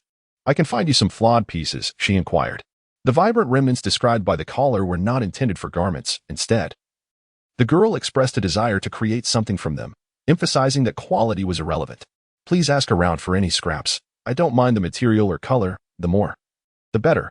I've just sent you a letter and a package, with the money tucked inside." Zhu Yan, recalling their previous ticket exchange, recognized the girl's resourcefulness and took a liking to her. "All right, no problem. I will go after lunch and send it to you as soon as possible." "Why are you sending me things?" "I've heard that the harvest in the countryside hasn't been substantial," Zhu Yan remarked. "Sister Yan, these are mountain goods I gathered while accompanying the villagers. I've kept a good amount for myself, but I wanted you to try some." The village chief had mentioned that the amount of sweet potatoes and potatoes collected was barely sufficient for the public grain tax. It appeared that the next trip to the mountains might prove to be a daunting task. Zhu Yan acted swiftly, venturing out to seek help after lunch. With her family ties and connections in the area, she was well acquainted with many. When she inquired about the fabric scraps, the response was met with enthusiasm. Such items were plentiful, as they were unsuitable for clothing but could serve other purposes, like shoe soles. Nevertheless, Zhu Yan remained considerate of the girl's needs. "Could you gather a few larger bags that are usable for me?" "A few bags? Indeed, I have a sister in a distant locale who requires this item. I must say, if utilized effectively, despite its diminutive size, it can still generate considerable revenue for the factory. It is quite remarkable how unexpectedly efficient this sister is." Having completed her tasks, she leisurely made her way to a state-run restaurant in search of some beef. One cannot help but observe that the overall environment is rather sparse. The populace of the commune is few, and those who pass by appear gaunt and emaciated. As she ambled along, an elderly lady suddenly swayed, on the verge of collapsing. Instinctively, she stepped back several paces, only to realize that this was not a moment for inaction. In the blink of an eye, the elderly lady had fallen. She approached and crouched down, gently patting the woman. "Can you hear me, dear lady?" As the old woman sipped a bit of water. It took a few minutes before she exhaled deeply and stirred back to consciousness. A wave of relief washed over her. "Are you all right, madam?" A few bystanders moved aside, speculating that she must have fainted from hunger. "Indeed, isn't that Mrs. Sun from the street?" Upon recognizing a familiar face, she wasted no time. Rising as she addressed those around her, "The gentlemen and ladies of our Xianyang commune are truly warm-hearted and ever willing to lend a helping hand. They embody the spirit of our party, treating their neighbors with the warmth of spring. Could you assist in contacting her family?" With a polite bow and a wave, she hurriedly departed, leaving the elderly lady, who was just regaining consciousness, to catch a fleeting glimpse of a small figure darting away with a burdened basket. As the onlookers regained their senses, the street was devoid of the individual who had just collapsed. It was said that someone had come to their aid, yet wished to remain anonymous. Is this not the essence of an unsung hero? Indeed, it seems there are still many good souls among us. The nameless hero, quietly going about their deeds. "Will you return in a few days, third master? Aren't we supposed to bundle the cornstalk soon?" "No one has been to the commune lately, so I shall refrain from coming out. Once the work is done, it should take about 6 or 7 days. And then I will visit again, after which we will likely ascend the mountain to gather what remains. After all these tasks are complete, if you wish to see me, come find me in the village. No one else will be around." Li Yin, ever the inquisitive one, blurted out, "Why is that?" Just as Lin Zhaodi reached out to intervene, it was too late. The old man sighed. What other reason could there be? We have neither money nor grain. What purpose is there in going to the commune? This year, once the grain taxes are paid, the village will be left desolate, with each household receiving little to nothing. This winter, we must rely on the mountains. What else can we sell? We can only hope to gather enough to stave off hunger. Or how shall we endure the winter? Realizing the inappropriateness of the topic, Li Yin awkwardly fell silent. Sitting beside the cart, swinging her legs, she suddenly inquired, "Third master, isn't the footwear made by your third mistress exceptionally comfortable?" The abrupt shift in conversation caught the old man off guard, yet he responded without much thought, "Indeed. That old woman's craftsmanship is renowned. I am fortunate to enjoy such comforts." "Oh, you child, what nonsense are you spouting?" "Hee, is it really nonsense? I also wish for Grandmother Sand to assist me in crafting a pair of cotton shoes. One must express it thus." The old man swiftly changed his tune, declaring it a trivial matter, as it is indeed her forte. Chapter 23. Paying tribute. The enormous bundle, the most laborious autumn harvest, has diminished by half. The remaining corn stalks present no great challenge, merely a mechanical task. For the villagers, it is an exceedingly mundane chore. The corn stalks, severed during the autumn harvest, lie sprawled across the ridges, drying under the current dry weather, and have nearly completed the drying process. Adult men squat, their arms outstretched, gathering what they can reach, while they securely tie the pre-twisted straw rope around the middle of the gathered stalks. With a pull, a twist, and a tuck, the bundle is complete. Designated individuals then carry these neatly bound bundles to the edge of the field, ensuring the old yellow ox has ample fodder for the winter, while the remainder, akin to grain, contributes to the villagers' firewood supply. Nonetheless, the village head habitually reminds them, "Do not place the corn stalks near the woodpile or anything that is prone to catch fire." "Understood, village head. We'll stack it outside the door." Chen Jiangwo, foolishly following along for 2 days, could no longer contain his curiosity and inquired, "Why must they be kept away from the woodhouse? Aren't they all for burning? Could there be a special purpose for this?" Li Yin and Lin Zhaodi were only partially enlightened but lacked the courage to ask, casting glances at Simple. Simple had only recently discovered the reasoning behind it, the corn stalks. "Consider this," he said. "What if, perchance, a spark ignites the corn stalks? What chaos would ensue?" A few individuals found that the corn stalks could connect to the woodshed, which typically stood in close proximity to the houses. The roofs of many of these dwellings were covered with thatch, rendering them highly flammable. The three exchanged glances, suddenly feeling a chill of sweat. The weather had been excessively dry, and all the vegetation was struggling to thrive. The sole silver lining was that the subsequent workload had been considerably reduced. Aside from the cornstalks, there were remarkably few substantial tasks remaining. Once this was accomplished, Lu Weiman organized a group to deliver the public grain. Observing the fruits of their labor after a summer of toil, transporting water from 2 kilometers away to nurture the sweet potatoes and potatoes, which were now being loaded onto the ox cart or carried on shoulder poles, left them in silence. Lu Weiman felt no less burdened. In the village, there was only one cart with wheels, the one typically driven by old man Lu San, which was now filled to the brim with grain. The old man's expression of distress was unmistakable. However, the villagers, burdened by their own shoulder poles, offered no room for complaint. The ox cart led the way, followed by a long procession of those with shoulder poles, clearly on their way to deliver the public grain. Along the route, many cast envious glances at the overflowing sacks, which contained precious grain. The commune was bustling, yet there was no clamor. Those present were also there to submit their grain, all displaying the same frail and worried expressions. Typically, there might have been comparisons or discussions, but in this year's circumstances, having anything at all was considered fortunate. The grain was handed over with alacrity, and while the villagers' shoulders felt lighter, their steps remained heavy. The grain had been delivered, but the next challenge was to devise a means of survival. Observing Lu San unloading the cart, Jian hurriedly called out to him, urging him to accompany her to the post office.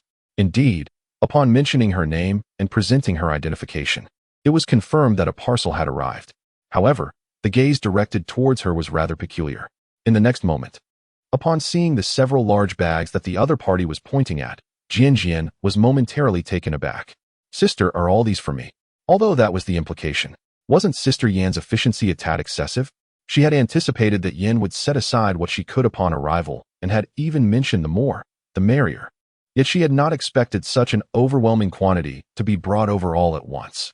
Moreover, she had not anticipated the swift acquisition of so many fabric scraps. Zhu Yan's capabilities were indeed impressive. Admitting her underestimation, she resolved to apologize to Sister Yan. With that thought, she retrieved another bag of local produce from her backpack and sent it to the previous address.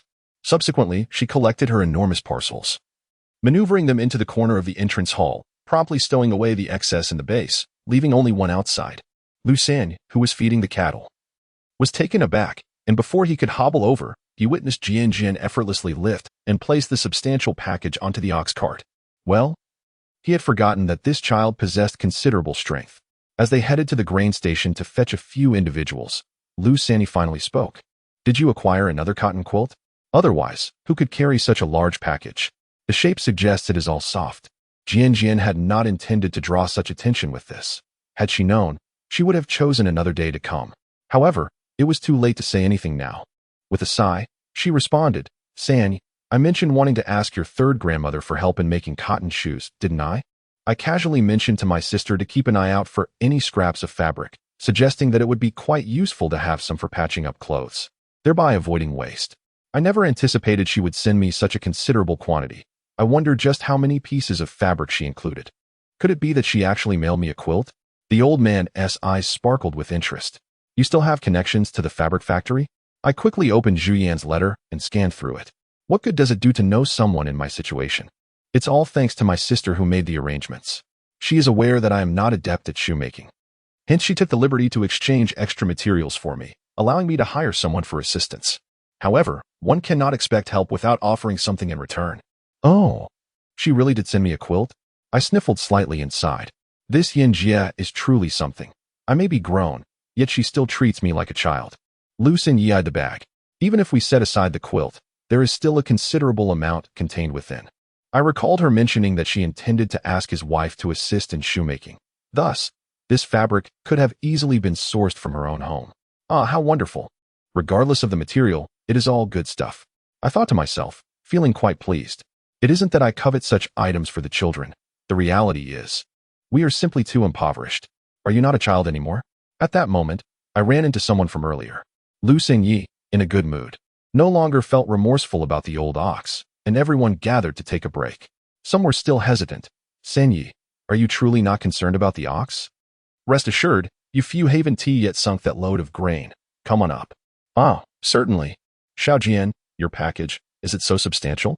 It can only belong to Jing Jian, given our familiarity. This is merely a cotton quilt that my elder sister sent, worried that I might feel cold, and specifically exchanged for me.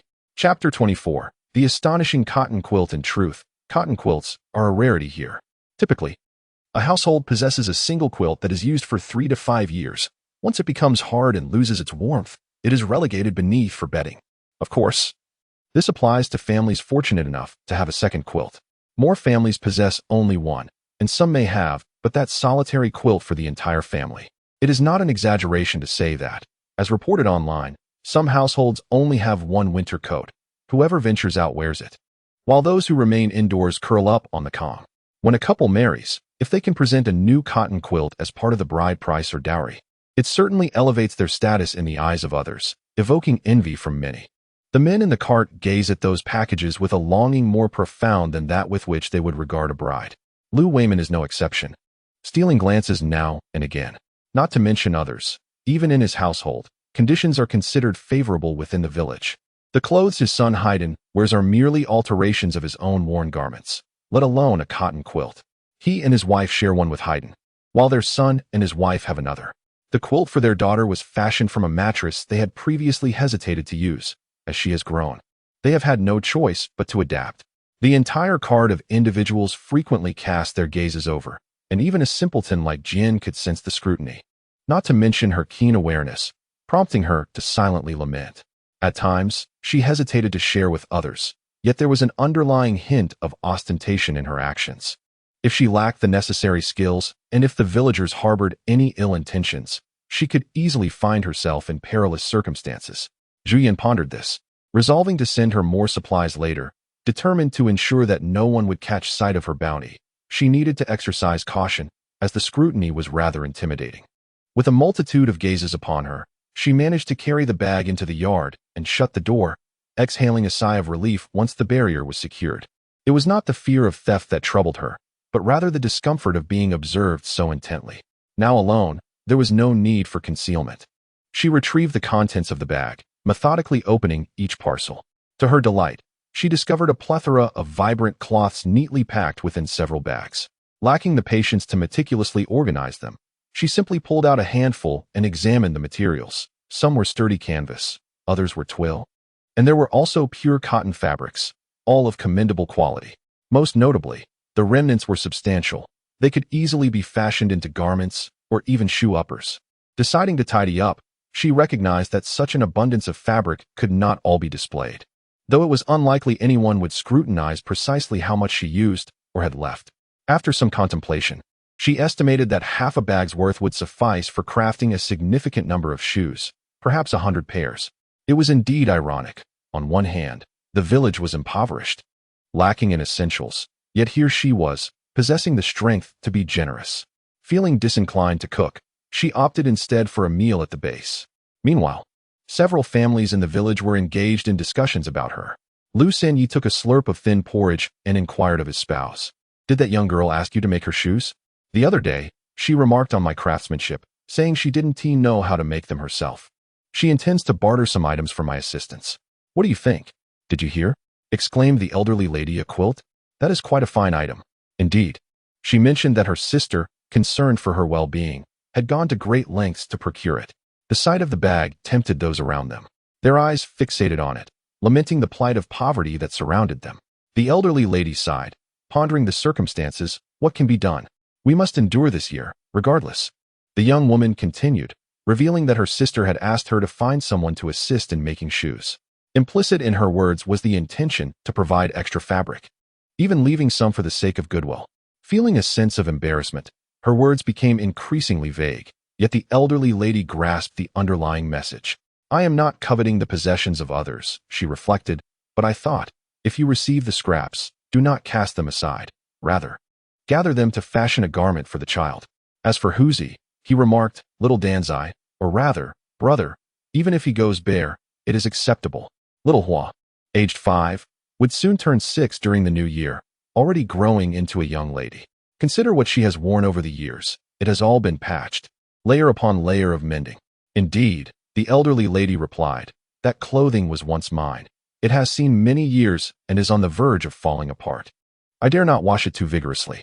On that day, Xiao Jian, accompanied by a new acquaintance, came to exchange goods and sat conversing with me.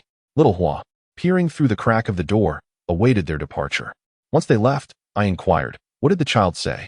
"What did she say?" I pressed. She replied, "Grandma, Xiao Jian's sister's clothes are truly beautiful. They have no patches and look exceedingly comfortable." Embracing the local customs, I donned garments of muted gray hues, some of which belonged to the previous owner, while others were vintage pieces sourced from the base. The fabric appeared similar, yet the quality vastly differed, being significantly sturdier. Alas, I found myself at a loss for words when it came to conversing with the children. If only they were a bit more naive, I could have engaged them with a few words. However, our little flower displayed remarkable understanding, assisting with chores without complaint, enduring the pangs of hunger silently, evoking a sense of compassion. Tiger too exhibited maturity, opting not to venture out in search of treasures, stating that outdoor play led to the rapid deterioration of clothes. If this garment were to be further damaged, he would be left in a rather embarrassing state. Lu Weimin was conversing with his wife about the simplicity of life, pondering how others seemed to possess connections unknown to him. Upon hearing that the bag contained a quilt, my mind felt as if it had become ensnared in glue. Fixating on that bag, unable to divert my gaze, I reflected on my role as village chief, lamenting my lack of capability. The village remained impoverished, and hunger was a persistent companion. Wang Hohot advised him, reminding him that such words were misleading. Even if they were to acquire that bag, their own circumstances would not improve significantly. In truth, they were all impoverished, lacking in every aspect. I suggested that the knowledgeable young woman must possess some insight, as she had openly shared information, indicating she was not afraid of scrutiny. Perhaps he should consider whether she might assist in establishing a connection. After all, she intended to reside here, and had he not noticed her efforts to aid the community? It was possible she was merely waiting for him to make the first move. Lu Weimin felt a stir of hope, yet remained skeptical about its feasibility. Could it truly be so? In such circumstances, who would be inclined to share valuable information with others? Wang Hohot scoffed, remarking that the men were not particularly astute, if she had no desire for them to know. Could she not simply take a trip alone with third uncle another day? Why must it be today, amidst such a crowd? If one wished to assist, would they not expect her to come forward and say, I have a way to procure this or that. Would you like it? Would that not be madness? Even a rural woman like myself understands that such talk is not beneficial. It could lead to trouble. Are people truly that foolish? Chapter 25. How to deliver it. Lu Weimin scratched his head, exclaiming, Oh, why must you all be so cryptic? If you have something to say, just say it directly instead of making us guess. Wang Hohot had already lost her desire to communicate with him, huffing in response, Do you think everyone is like you? With a wooden head, only seeing things on the surface? Who else would I bother with? Am I going to run away from you? With that, she rose to tidy the table, no longer casting him a glance. Lu Weimin furrowed his brow in deep contemplation, lost in thought.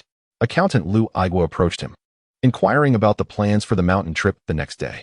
He felt somewhat bewildered. Brother Igua, what do you think? Lu Weimin acknowledged his own lack of cleverness, so when he couldn't comprehend something, he sought out either Lu San or Lu Igua, or perhaps a few of the village elders. After all, more heads are better than one, and surely they could provide clarity beyond his own musings. After sharing the matter, he posed a profound question. Brother Igua, what do you think? Lu Igua scrutinized him carefully and replied, Weimin, I believe your sister-in-law's perspective is indeed correct. In future encounters involving matters related to women, you may wish to consult younger siblings on how to address such situations. No, patriotic brother. Lu Igua turned and departed. Should the conversation continue, he would be unable to restrain himself from resorting to violence. So, we are indeed set to ascend the mountain tomorrow, correct? Then, it is time to inform everyone. Lu Weimin remained stationary, calling out, Patriotic brother, patriotic brother. Although no official announcement had been made, based on prior arrangements, it was anticipated that they would indeed ascend the mountain in the coming days. The villagers were busy at home preparing, and outside, only children frolicked about, bare-bottomed and barefoot. At the home of Grandfather Lu, Huzi had just dashed outside, leaving the door ajar. Jian stood at the entrance and shouted, Grandmother, are you home? Just as the elderly couple finished speaking, he arrived at the door. They exchanged glances, and the old man recalled that he had been concerned about their belongings, causing a slight discomfort. You should take her to sit in the shaded area by the landlord's place. I'll lie down for a bit, and won't he be going out? Throughout this journey, Jian pondered how to deliver the items he had brought, contemplating the appropriate excuses to employ. He was still growing, so he could craft a few pairs of larger shoes, perhaps make some for Sister Juyen. So a few grain bags, and stitch several quilt covers. This wouldn't require too much effort, would it? Despite racking his brain, he could not devise a solution. If all else failed, perhaps he could trade something? The main issue was the current state of affairs. What resources did they possess? Alas, excuses were hard to come by. Just as he was deep in thought, the elderly lady emerged. Have you finished your meal? Come inside. Carrying a simple bag, I followed the elderly woman to the eaves of the house.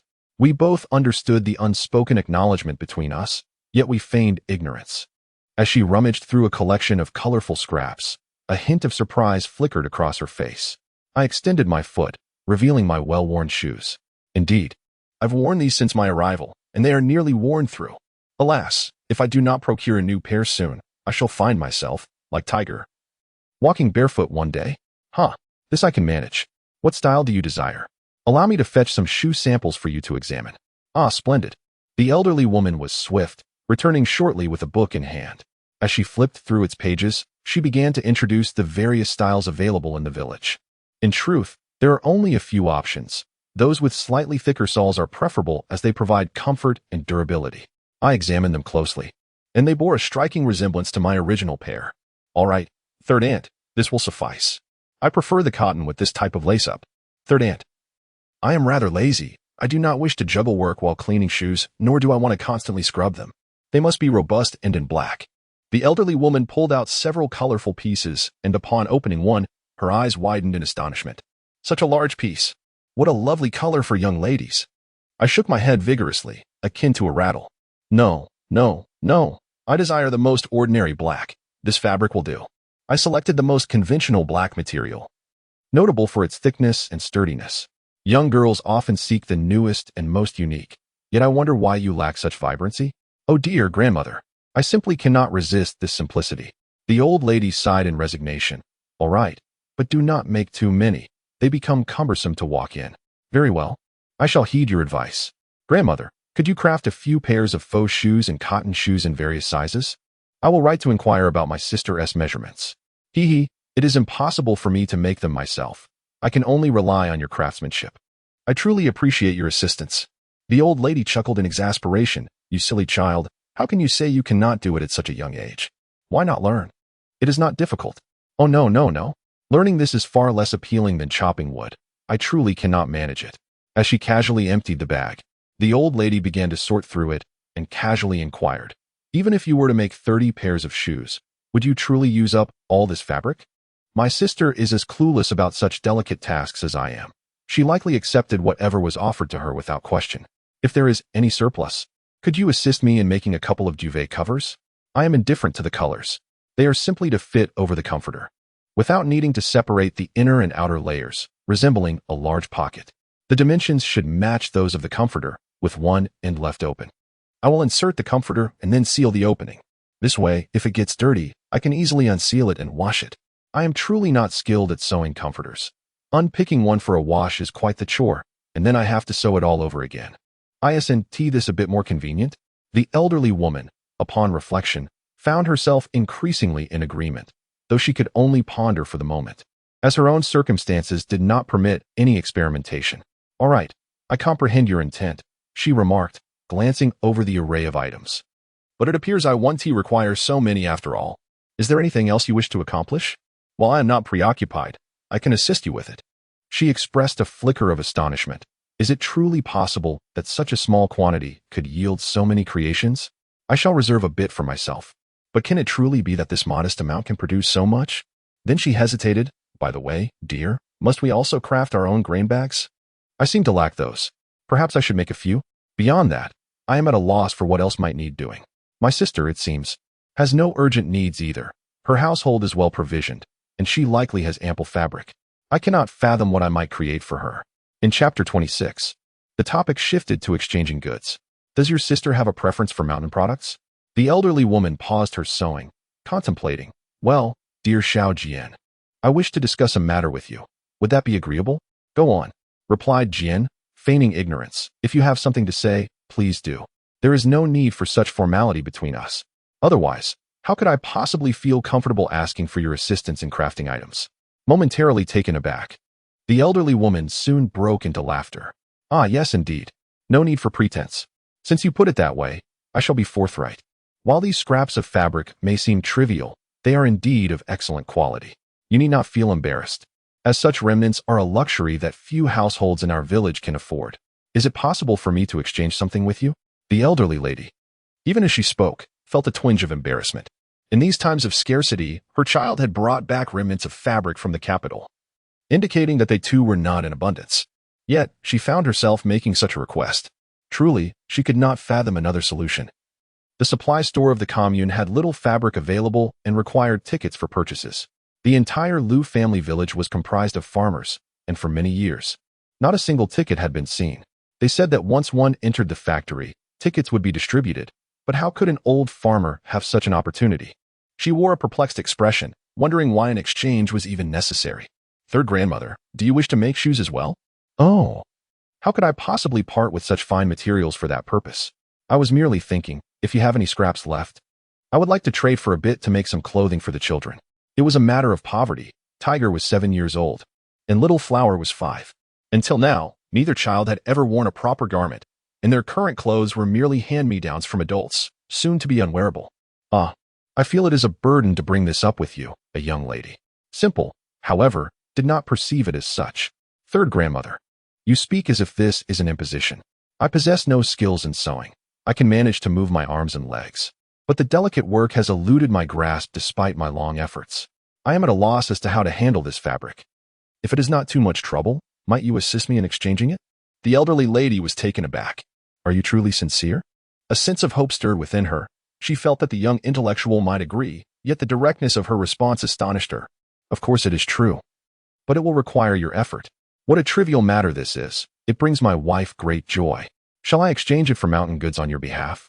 However, you still have quite a few left. Such a small quantity is needed for these items. And the remainder, are you truly willing to part with it all? Very well. I have no use for it either. Hee, should I need any, I shall simply ask my sister. The mountain goods I acquire will be just right to send to my brother-in-law. Receiving my items, he would certainly feel obliged to assist. Yet, dear Aunt San, is it truly so easy to procure mountain goods?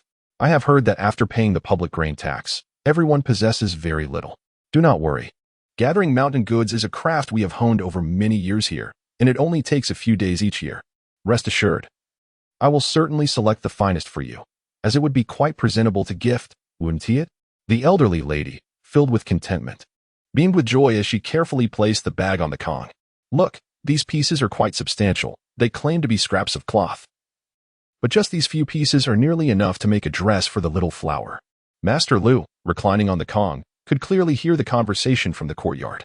He rose to observe closely. Do city dwellers truly not appreciate such things, discarding such sizable fabric? Is it not considerable? The elderly lady meticulously sorted the fabric, segregating different types and colors, and within a short while, the Kong was filled to capacity. To avoid being pushed aside, Master Lu also leaned in to help with the sorting. Oh dear, look at this piece. It could nearly serve as a back panel. This one is also quite ample. Consider the color. Would it suit Huzi? That little girl requires dark fabric for her shoes, does she not? Indeed, it is said that out of concern for cleanliness, the young girl has an affinity for fresh colors, yet she is distinctly different from others. Ha! Indeed, what other young lady possesses such capabilities? Strong, sensible, industrious, and never one to shirk her duties. Lu San scoffed, acknowledging her audacity, daring even to venture into the depths of the mountains. You, old man. If you truly care for the child, just say it instead of making such sarcastic remarks. Mother, what is this? Did you rob the supply and marketing cooperative? Get lost. Who sells fabric scraps at the cooperative? Without hesitation, Sun Xiang betrayed her sister. Mom, my sister went to the cooperative before, and there really were some fabric scraps. And they didn't even require tickets. There were so many people scrambling for them. But she said there wasn't much, so she didn't take any. Mother, where did you acquire so many? Are these really fabric scraps? Why are they so large? It's from Xiaojian, the educated youth. Her sister sent it to her. She is not very skilled with needlework, so she asked her to find someone to help her make a few pairs of shoes. Look, the girl brought them all over. I thought it wouldn't be of much use, so I told her to trade it for some mountain goods. I was considering making a new outfit for Tiger and Little Flower. Upon hearing this, the two children's eyes instantly sparkled with excitement, and Sun Xiang was equally delighted. Mother, are you truly going to make clothes for the children? I see these fabric scraps are quite sufficient. Look, these few pieces can be pieced together adequately. Little Flower, come take a look. How beautiful is this patterned fabric? Would it be all right to make you a dress like this? The young girl blinked in astonishment. Grandma, are you really making me a new one? Not altering an old one. The elderly woman felt a pang of sorrow in her heart as her hand gently caressed the child's head. A new one. Let's make a new one for Xiaohua. She glanced at her eagerly waiting grandson, and for Hu Zhu as well. The child's face instantly broke into a radiant smile. Sun Xiang selected several pieces of black fabric and spread them out on the Kong, bringing them together. Mother, don't you think these pieces look quite similar? Let us make a new pair of trousers for my father. The old ones have already been altered for the child. The child's filial piety brought a sense of comfort to the elderly couple. The old woman turned to her husband, and indeed, Mr. Lu refused. Chapter 27. Changing Fabric. Preparing to go up the mountain, I can do without it. At my age, it hardly matters what I wear. I thought to myself, considering that every family has similar circumstances, we are not the only ones in this position, are we? The goodwill from the young educated youth should not be solely appropriated by our family. I contemplated taking the remaining fabric to the village committee. Those in need could exchange items for it, and whatever we receive would be sent to the young educated youth. What do you think? The main concern was the daughter-in-law. There was no need to mention the old man. The son, somewhat simple-minded, merely observed. However, Sun Xiang's expression reflected a sense of reluctance and compassion, which she soon dismissed. Father, you are right. I hadn't considered that if only the two of them wore new clothes, it wouldn't look good in the village. If word got out, how would others perceive the young educated youth in our family? Mr. Lu nodded in agreement, acknowledging the logic in her words, and it was commendable that they all understood. Rest assured, Dear friends, that Xiao Jian, the educated youth, is indeed a good person. I perceive the underlying sentiment and will treat her well. After all, she has lived in the capital for many years. If there is a first encounter, perhaps there will be a second. Wouldn't you agree?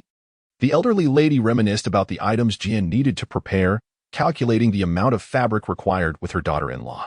Sun Xiang incessantly praised her, suggesting that once we acquire the fabric, we could certainly attempt to sew some ourselves. The elderly lady responded, "What is there to worry about? It will save us considerable effort. Mother, let us apply more paste to this garment. With these scraps, could we perhaps make a pair of shoes for the two children? It's quite chilly, and they can hardly venture outside." The elderly lady, momentarily taken aback, replied, "Very well. We shall make them each a pair of cotton shoes. I have some cotton batting left in my old mattress. We can use that to stuff them. In winter, they shall surely keep their feet warm." The two children, no longer playing outside, lingered nearby, their eyes fixed on the work. Their gaze was futile, as these were meant for their sister Jian. Her items must be completed first before theirs could be attended to. There's no need to rush. When the cold sets in, you will certainly have the chance to wear them. The two little heads nodded incessantly, reluctant to leave. Lu Guangming carried a small bag as he accompanied his father to the village office. Lu Weimin and several others were present. They recognized those who were there to deliver grain. Upon seeing the familiar bag, one of them inquired, "What's the matter, third uncle? Isn't that the bag Xiao Jian uses for her parcels?" "Yes," replied the third uncle. "Is there no grain bag left at your home? I can ask Guifan to find you a couple." The others felt a tension in the air, as if a word was caught in their throats. What was the village chief discussing? Lu Xin found himself under the influence of Lu Weimin. Alone, he was still a sensible village chief, however. In the presence of his elders, he transformed into a mere puppet devoid of thought. This was not merely a parcel belonging to the young, educated woman, Xiao Jian. It also contained her belongings. Just as Lu Weimin was about to speak, others interjected, "Sang, please, what do you need us to do?" "Indeed, Sang. Does Xiao Jian face any challenges?" Lu Weimin pondered what he intended to say. He meant to inquire, "Third uncle, why have you brought Xiao Jian's possessions here? It seems rather inappropriate." "Igua, please open it." After recounting the recent events, he continued, "Since this child arrived, aside from the village chief's home, she has been closest to ours. You are aware of your third aunt's skills, so we approached her directly. Upon seeing the items, she remarked that there was quite a considerable amount. Xiao Jian's sister and brother-in-law have a fondness for the mountain goods we offer. These items are difficult to procure in the city, regarded as treasures. Otherwise, Xiao Jian was eager to let her sister have a taste. As the room was filled with men, their understanding of the fabric was limited. They merely recognized its quality and noted the household's lack of such resources. Just then, Wang Hohot entered, saying, "Third uncle, did you call for me?" With a quick glance, she spotted the bag on the floor and hurried over, exclaiming, "Oh goodness! Whose remarkable skill has brought forth such an abundance of fabric scraps?" Her eyes sparkled with excitement, revealing the allure of the treasures. "Third uncle, head of the household, who has procured this? Can we exchange it?" The more I observe, the deeper my intrigue grows, compelling me to reach out and touch. "Oh, is this a piece of fabric? Such a sizable fragment. With just 3 or 4 pieces, one could create something truly wonderful. Is this for trade?" In the past, the bags used for carrying luggage were not insignificant, resembling the current glass fiber sacks, and even a half-full bag is no lightweight.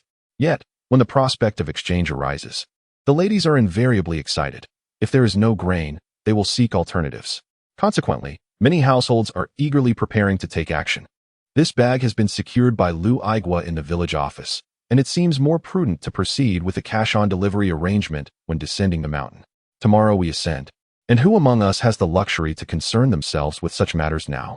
It will have to wait until after winter. Are you all ready for the ascent tomorrow? Ready for what? Isn't it just a matter of carrying a basket? Upon hearing the conversation, the other two approached. Jian Xingsheng, have you ever been up the mountain? What preparations are necessary? Simple and speechless, I replied. Haven't I been up the mountain before?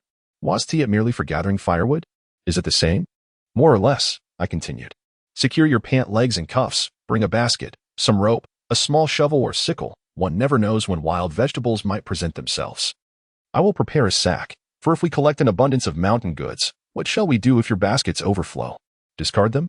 Wouldn't that be a regrettable loss? Thus, it would be wise for you to prepare as well. After all, the goal is to gather as much as possible. Therefore, provisions, water, and edible items ought to be arranged, correct? Observing the three individuals rendered speechless, Simple inquired, "What preparations have you made? Surely, you do not intend to venture forth empty-handed?" Chapter 28. Preparing for the ascent, the group exchanged glances, each seemingly surprised that such considerations had not crossed their minds. They had assumed that merely carrying a basket would suffice. Simple shrugged, suggesting that it was feasible. After all, once filled, they could descend the mountain. However, Lin Zhaodi was the first to voice her dissent, questioning, "Are we truly going to spend the night on the mountain?" This concern resonated with them. Simple clarified, "I was merely illustrating a possibility. Our primary objective is to gather mountain goods, not to hunt. It is unlikely we will need to stay overnight." Before long, as Simple lingered at the youth commune, the village's prized loudspeaker blared to life, announcing, "Attention, a meeting is convening. All must gather in the open space in front of the village office. Attendance from every household is mandatory. Once more, a meeting is taking place. Assemble at the village office immediately." It seems the village chief will soon provide updates. "Let us go," one of the group remarked. They locked the door and stepped outside, gradually encountering other villagers, who formed groups of 3 or 2, making their way to the village office. Wang Hohat's small clique was already privy to the news regarding the cloth scraps.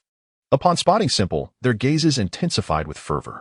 Qin Jiangwo inched closer, quietly asking Simple, "Is there any discord between you and the villagers?"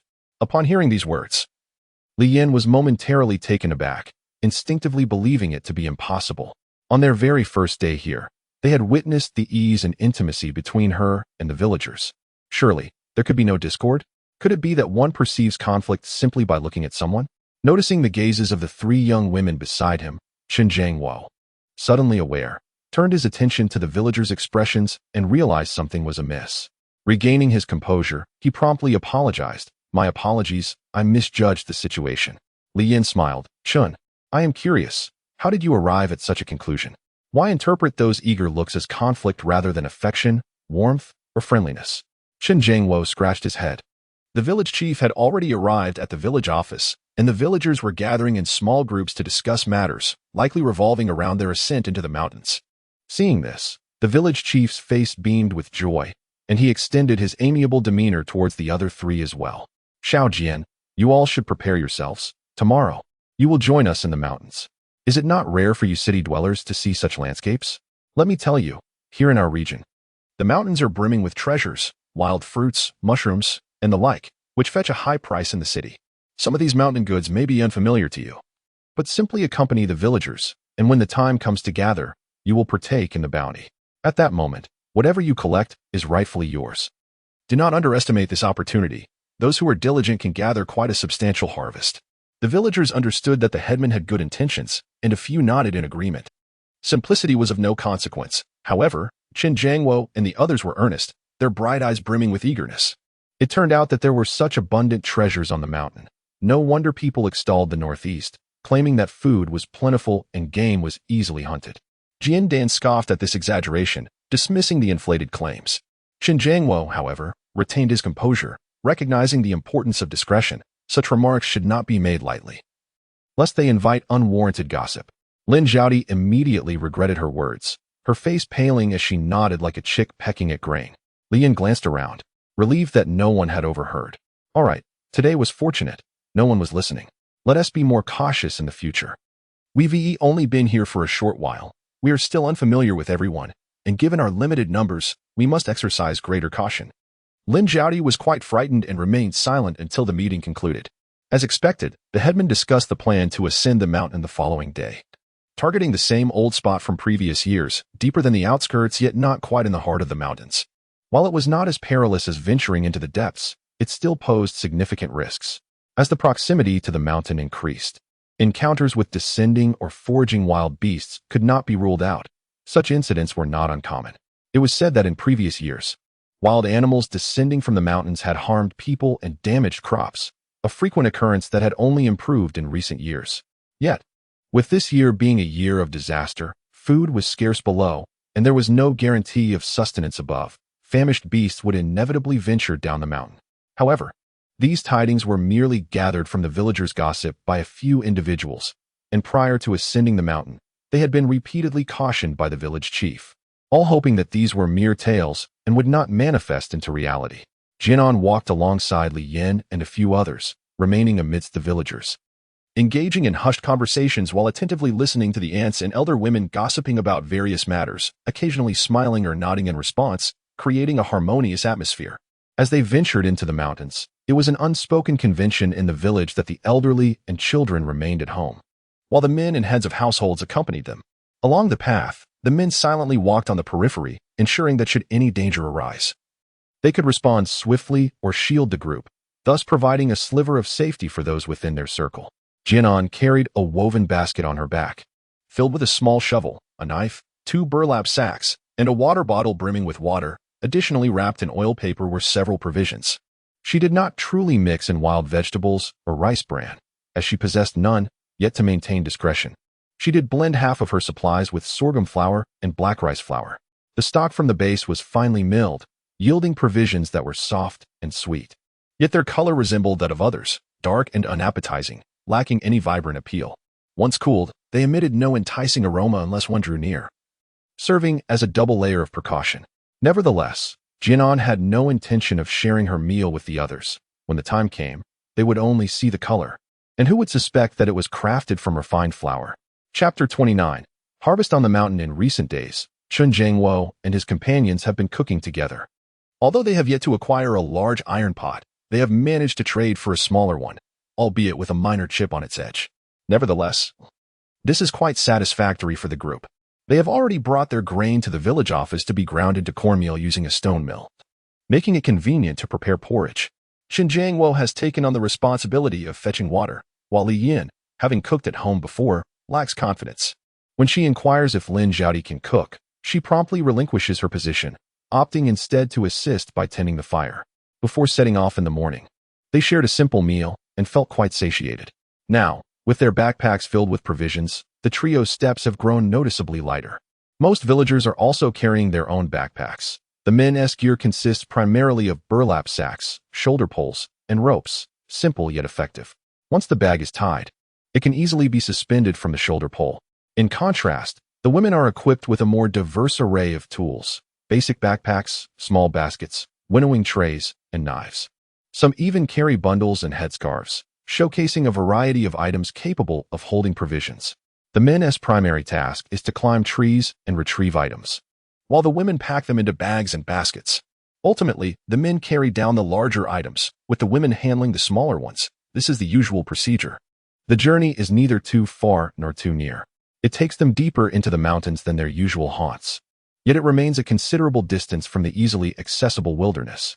This trek leans more toward the northeast, contrasting with their previous expedition for wild yams. Along the way, the villagers remain vigilant, gathering any edible or useful items they encounter. Occasionally, one might encounter a few wild fruit-bearing plants, and now and then, branches torn asunder by the winds or having fallen naturally are carefully snapped and gathered, placed into the woven basket. These serve as firewood for the winter, varying in size and quantity, yet none are deemed undesirable. A handful of young intellectuals partake joyfully in the collection, realizing the abundance of the mountains. Even before reaching the designated location, they have amassed quite a bounty of firewood. The process is straightforward, lacking any pretentiousness. The gathered materials are tossed directly into the basket, and when space runs low, they covertly transport them back to the base, as these items occupy considerable space, unnoticed by anyone. Upon arrival at the destination, nearly everyone is found with something in hand. "Come, gather round and listen," one proclaims, as is customary. The men take charge of bringing down the goods while the women diligently collect them below. It is hoped that, like previous years, there will be no quarrel or waste among the villagers. Whether they can endure the winter hinges upon today's efforts. Are you all prepared? Ready? The resounding chorus reverberates, startling a flock of small birds into flight. Let us commence. The nearest are a few hazel trees. The women adeptly clear the ground beneath the trees, while the men wield long poles, vigorously striking the treetops. Ripe or nearly ripe hazelnuts cascade to the earth, swiftly blanketing the ground.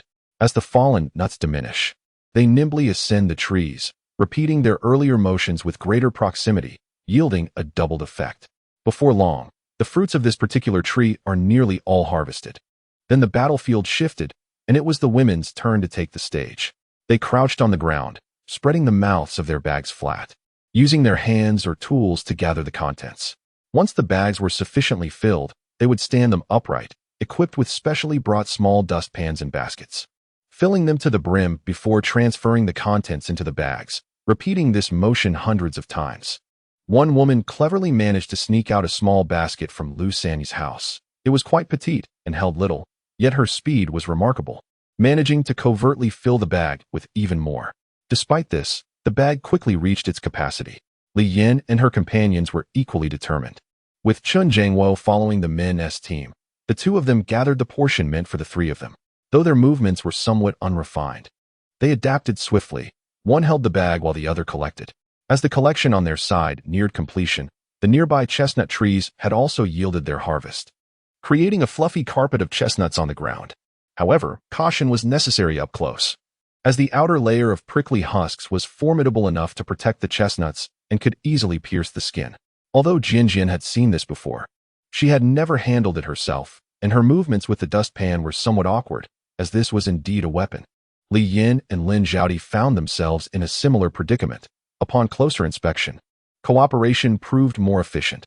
One would hold the bag while another used the tool to gather into the dustpan, and the third would fill the bag. It was a bit cumbersome, but it was undoubtedly the most convenient method. Concerned that they might not manage well, the nearby ant kindly offered them guidance. Not only were Li Yin and her friends excited, but the villagers were also filled with enthusiasm. In this year, having paid the grain tax, the meager portion they received was hardly sufficient, yet these were life-sustaining provisions. Initially, they speculated that without rain, the mountains would yield little, but to their astonishment, these trees exhibited remarkable resilience, surviving in aridity and even bearing fruit. As they listened, several individuals felt a surge of joy.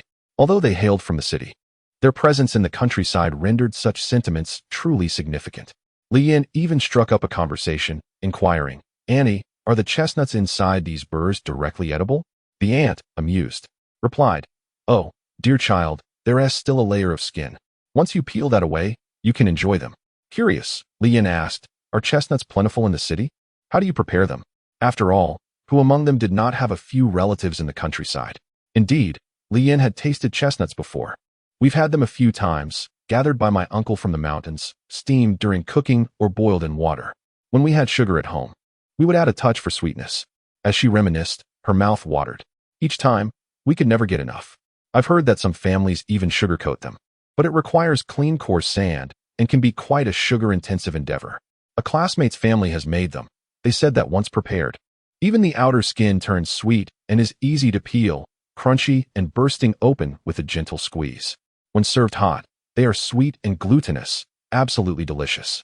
However, my mother has never made them, claiming that 3 months' worth of sugar is insufficient for a single occasion." Alas, her voice brimmed with regret. "When will I ever be able to indulge in a serving of sugar-coated chestnuts?" The ant just now seemed at a loss for words. Sugar is indeed a precious commodity. To use it for such frivolous purposes is an utter waste. Isn't the sugar merely adhering to the outer layer and the sand? It's not as if it can be savored, and what can one truly enjoy from it? Why, then, do you still linger on the thought? Engaging in conversation while working has not hindered our progress in the slightest. Li Yin and the others are also intrigued by this side of the discussion. Speaking of which, Ant, our village, nestled against the mountains, truly surpasses the city in many aspects. The ant chuckled, genuinely amused, exclaiming, "Indeed. Ha ha. There are hardly a few families in our village with relatives in the city. We truly remain unaware. I have heard it said that city dwellers are reluctant to welcome their rural relatives, fearing what? To take advantage? Oh, that's just a select few. Consider this, Ant. Aren't some relatives both good and bad? Some families are more than willing to bring a dish or some mountain goods. Isn't that something to cherish, a delightful novelty? Moreover, isn't this all about mutual exchange? I refuse to believe that city relatives would look down upon you, while you gladly rush to offer them your best. Ant, wouldn't you agree with this reasoning? To speak of taking advantage is merely disparaging others. Who among us can sustain their own household, yet desires to intrude upon another's for free meals and handouts? Isn't that the truth? It's as if rural folk are portrayed as always seeking to benefit at others' expense. To put it plainly, life is challenging in the city, just as it is in the countryside. City workers may receive paychecks and rations, yet even with such provisions, they are often faced with shortages. Alas, possessing money and vouchers is of little consolation when one cannot procure goods. Hunger still looms large. In our rural community, we lack a steady supply of grain and rely solely on our labor points. During such times, life here is undoubtedly more favorable than in the city, as one can still forage for sustenance in the mountains, thus avoiding the dire fate of starvation. When this topic arises, those around me nod in agreement. Isn't it true? There's a worker from the neighboring village employed in the county. I've heard that when autumn first set in, the county faced a dire shortage. Grain was scarce, barely enough to procure a morsel. The couple, living modestly and working, managed somewhat.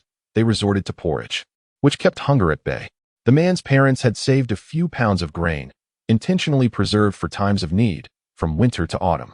However, after summer, the grain had succumbed to weevils, yet they could not bring themselves to use it, hoping that if circumstances turned dire, they could at least enjoy one hearty meal before facing their end, unwilling to become a specter of starvation. Upon hearing this, the elderly couple, without hesitation, gave away their meager reserves to him, and tragically, they lay upon their bed, succumbing to hunger. A somber silence enveloped the group for a few moments, only to be broken by the realization that the harvest had concluded, and the villagers had not seen the couple for days. It was only upon visiting their home that they discovered the unfortunate truth. The two had perished several days prior. Lin Zhaoti's face turned pale at this revelation. Is this truly the case? Reflecting on her own situation, while her family may not have afforded her the same life as her brother, they had ensured that she was not left to starve. Indeed, it is all too real. The surrounding hamlets share a similar plight. Even the relatively better-off Liu family hamlet is not in a much better position. There is strength in unity. As the last of the chestnuts with their skins was about to be collected, and with the sun beginning to wane, Liu Weimin decisively called for a break. Has everyone brought their provisions? Let's have a bite first. We can't descend the mountain on empty stomachs after gathering so much. After their meal, they would collect the walnuts from the few trees ahead before heading down. This labor was not meant to be completed in a single day. There were still treasures to be found on the ascent, and they could return tomorrow. Li Yin and a few others, sensing the atmosphere, dared not speak, opting instead to take out their rations and rest against a tree while they ate. After hastily swallowing a steamed bun, she found herself unable to eat more and stood up to stretch her legs. One must admit, the scenery on the autumn mountain was quite splendid. The sunlight was just right, and the breeze was neither too cold nor too warm. As they walked, they gradually drifted apart. Now, quite a distance from the group, Jian stood in contemplation, gazing at the ground. Wasn't she supposed to be holding a script for the leading lady? Or perhaps heaven had taken pity on her, sending her to this transitional era as a form of compensation? Was this an attempt to guide her to enlighten others? The path lay clearly before her, leaving no room for overthinking. She turned back and called out loudly, "Uncle Village Head?" Huh. Liu Weimin was discussing the descent with a few men when he heard the call, instinctively responding before realizing, "Huh, who just called me?" The surrounding villagers exchanged glances, momentarily unaware that someone was missing. Who was absent from this gathering? Chapter 31. I must be seeing things with no villagers engaging in conversation. Li Yin felt a growing certainty and quickly raised her hand. Village head, could it be Jian Jiqing? As she spoke, she lifted her foot, preparing to head in that direction. Upon hearing this, the village chief exclaimed, "Ah, indeed. Is that not the voice of the young girl? Ah, she is coming." The villagers gradually rose, some curious souls trailing behind the chief. "Jian Jiqing, is that you?" A voice called from ahead. "Uncle Chief, come take a look." Jian Jiqing was situated in a somewhat secluded spot, far from the usual gathering area. Just a couple of steps ahead lay a downward slope, beneath which sprawled a chaotic tangle of weeds and dry branches, interspersed with stones of varying sizes, clearly the remnants of a neglected site. Villagers typically would not expend much effort in such rugged terrain. Noticing someone approaching, Jian Jiqing remained seated, merely extending the item in her hand. "Uncle, look." The chief's eyes widened at the sight of a vibrant purple. "What is this?"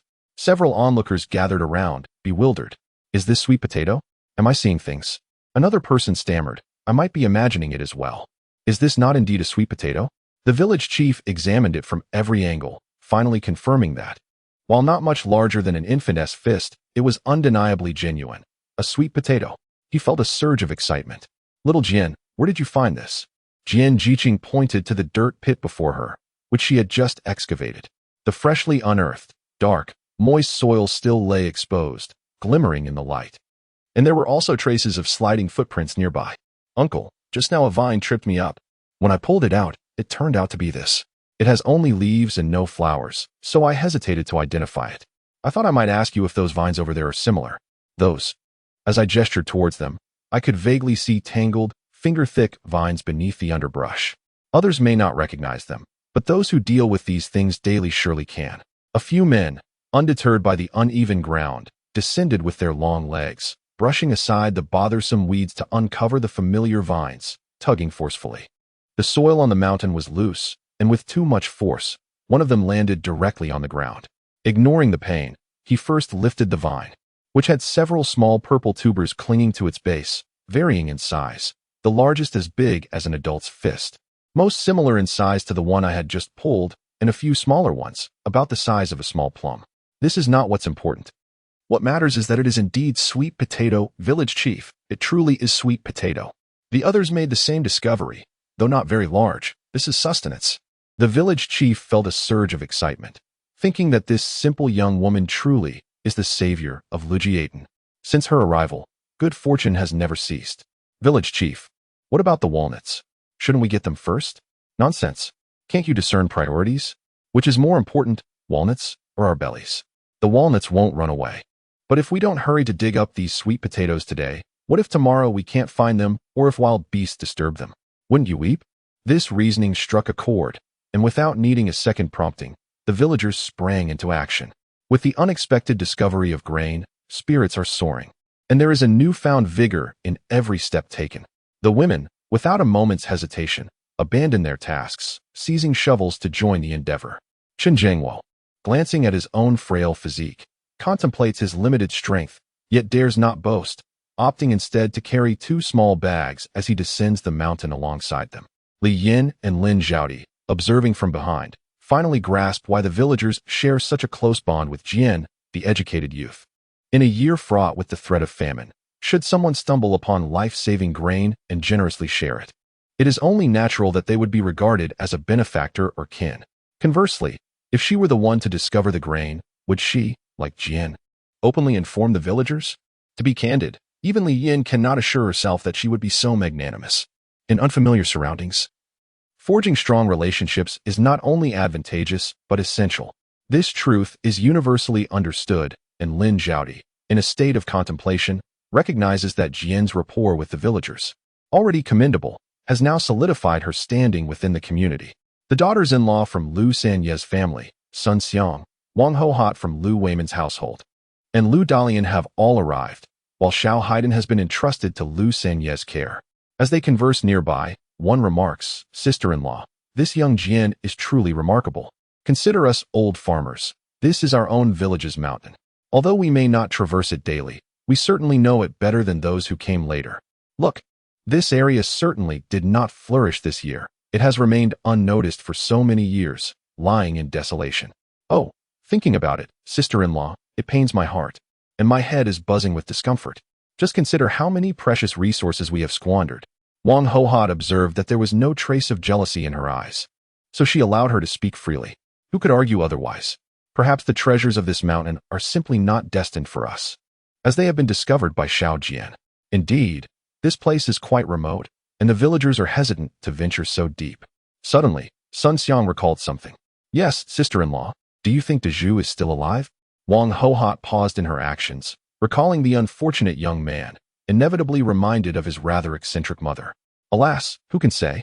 Glancing around at the bustling scene, Wang Hohat lowered her voice, stating, "If you ask me, having a mother like Auntie is worse than having none at all. Those who know her son are aware of the situation, while those who do not might mistakenly believe he is a laborer from a landlord's estate." The final remark was delivered in a hushed tone, tinged with both complaint and gossip. Chapter 32. The precious nephew. We cannot fathom what Auntie is thinking. Her own son pales in comparison to her sister's son. With such a mother, how could Zhu ever feel close to her? Sister-in-law, whenever we pass by that gate, we often witness Auntie berating and hitting Zhu. We are all well aware of the situation. Those who are unaware would surely believe she is a stepmother. Do not mention food. Even during a brief moment of idleness, the second aunt would begin to scold and strike, labeling him as lazy, and a burden, only ceasing when he could no longer endure her tirade and chose to retreat. A young wife nearby chimed in, "Sisters, you must be referring to the brother Zhu from the second aunt's household, right?" Wang Hohot glanced at her, and upon hearing Erden's wife, she affirmed, "Indeed, it is her son. She believes she can discipline him as she pleases. If anyone disapproves, they can take their own child away." Surprisingly, Erden's wife mimicked the second aunt quite vividly, albeit with content that was rather disheartening. Not only Wang Hohot, but also Sun Xiang and several others drawn in by curiosity began to inquire, "Why the hesitation? Hurry and speak." There is nothing wrong with a mother discussing her son's potential wife. Indeed, it was rather unexpected that the second aunt, despite facing hardships, still had the intention of arranging a marriage for her son. Erden's wife quickly intervened. "What are you all thinking? The second aunt treats her son this way regularly. Surely you realize something is amiss? My Erden and brother Zhu have always gotten along well, yet my mother-in-law forbids us from discussing it with others, claiming it would be detrimental to brother Zhu. Alas, you have all misjudged the situation. The second aunt intends to introduce brother Zhu to a girl from her own family's village, which is quite normal, isn't it?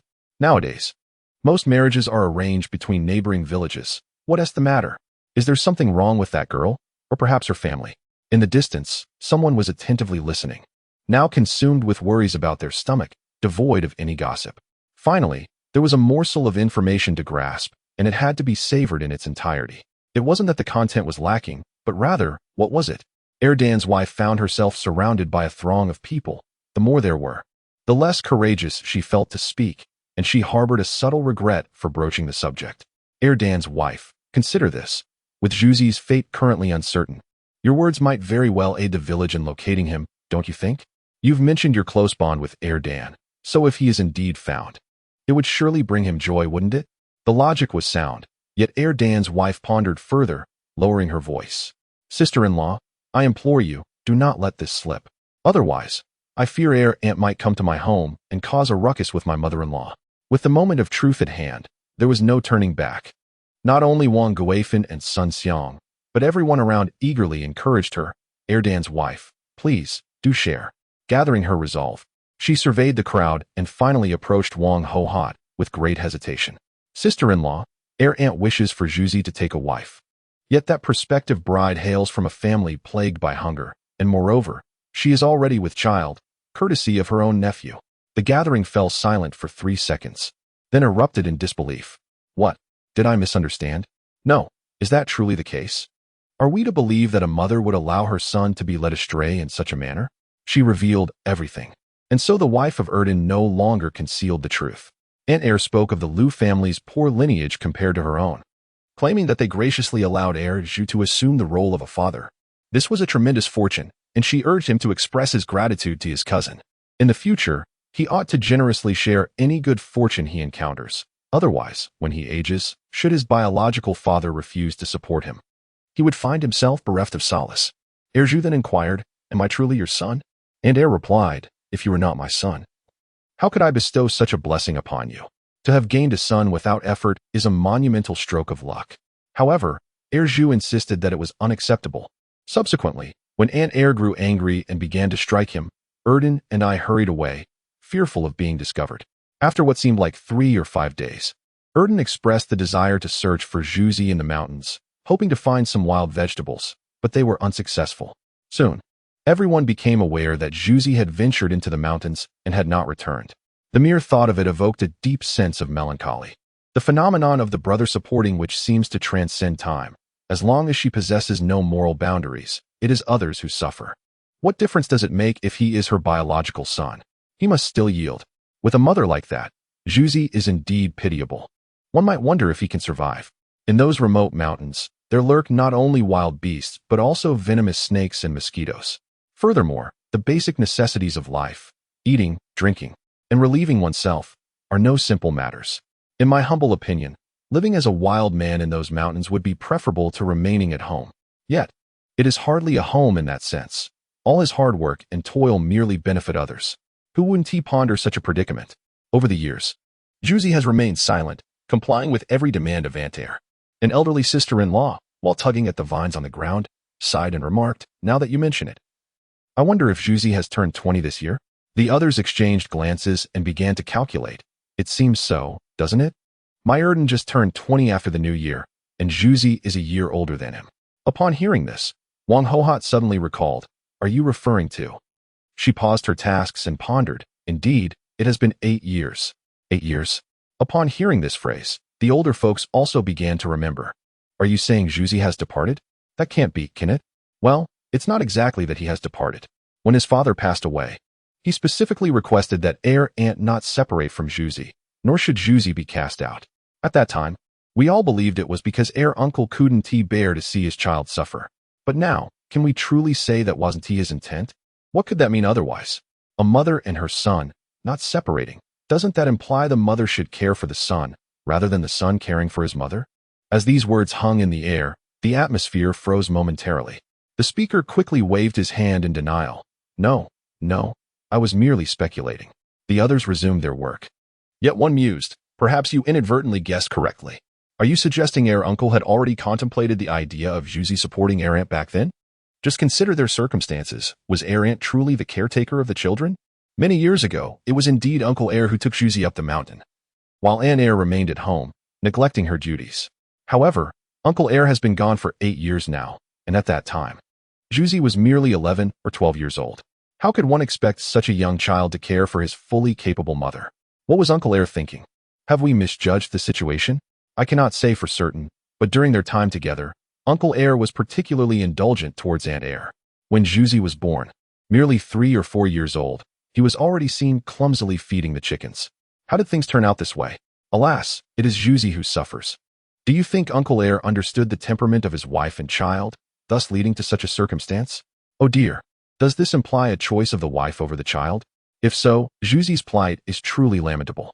Having a mother who scolds him daily and a father who plots against him. As the conversation became increasingly absurd, Wang Hohat swiftly interjected, urging everyone to expedite their work. Sister-in-law, hurry up. Once you finish over there, come back and check this side as well. We mustn't overlook anything. Understood, came the reply. After briefly indulging in gossip, which she mentally criticized, she dismissed it from her mind and resumed her task, methodically prodding along the edge of the land with a stick. After all, this was a remote mountain area, and there were still quite a few useful items to be found. Not long after, she faintly spotted what appeared to be a flash of red among the trees. As she approached, she was pleasantly surprised to discover clusters of red berries.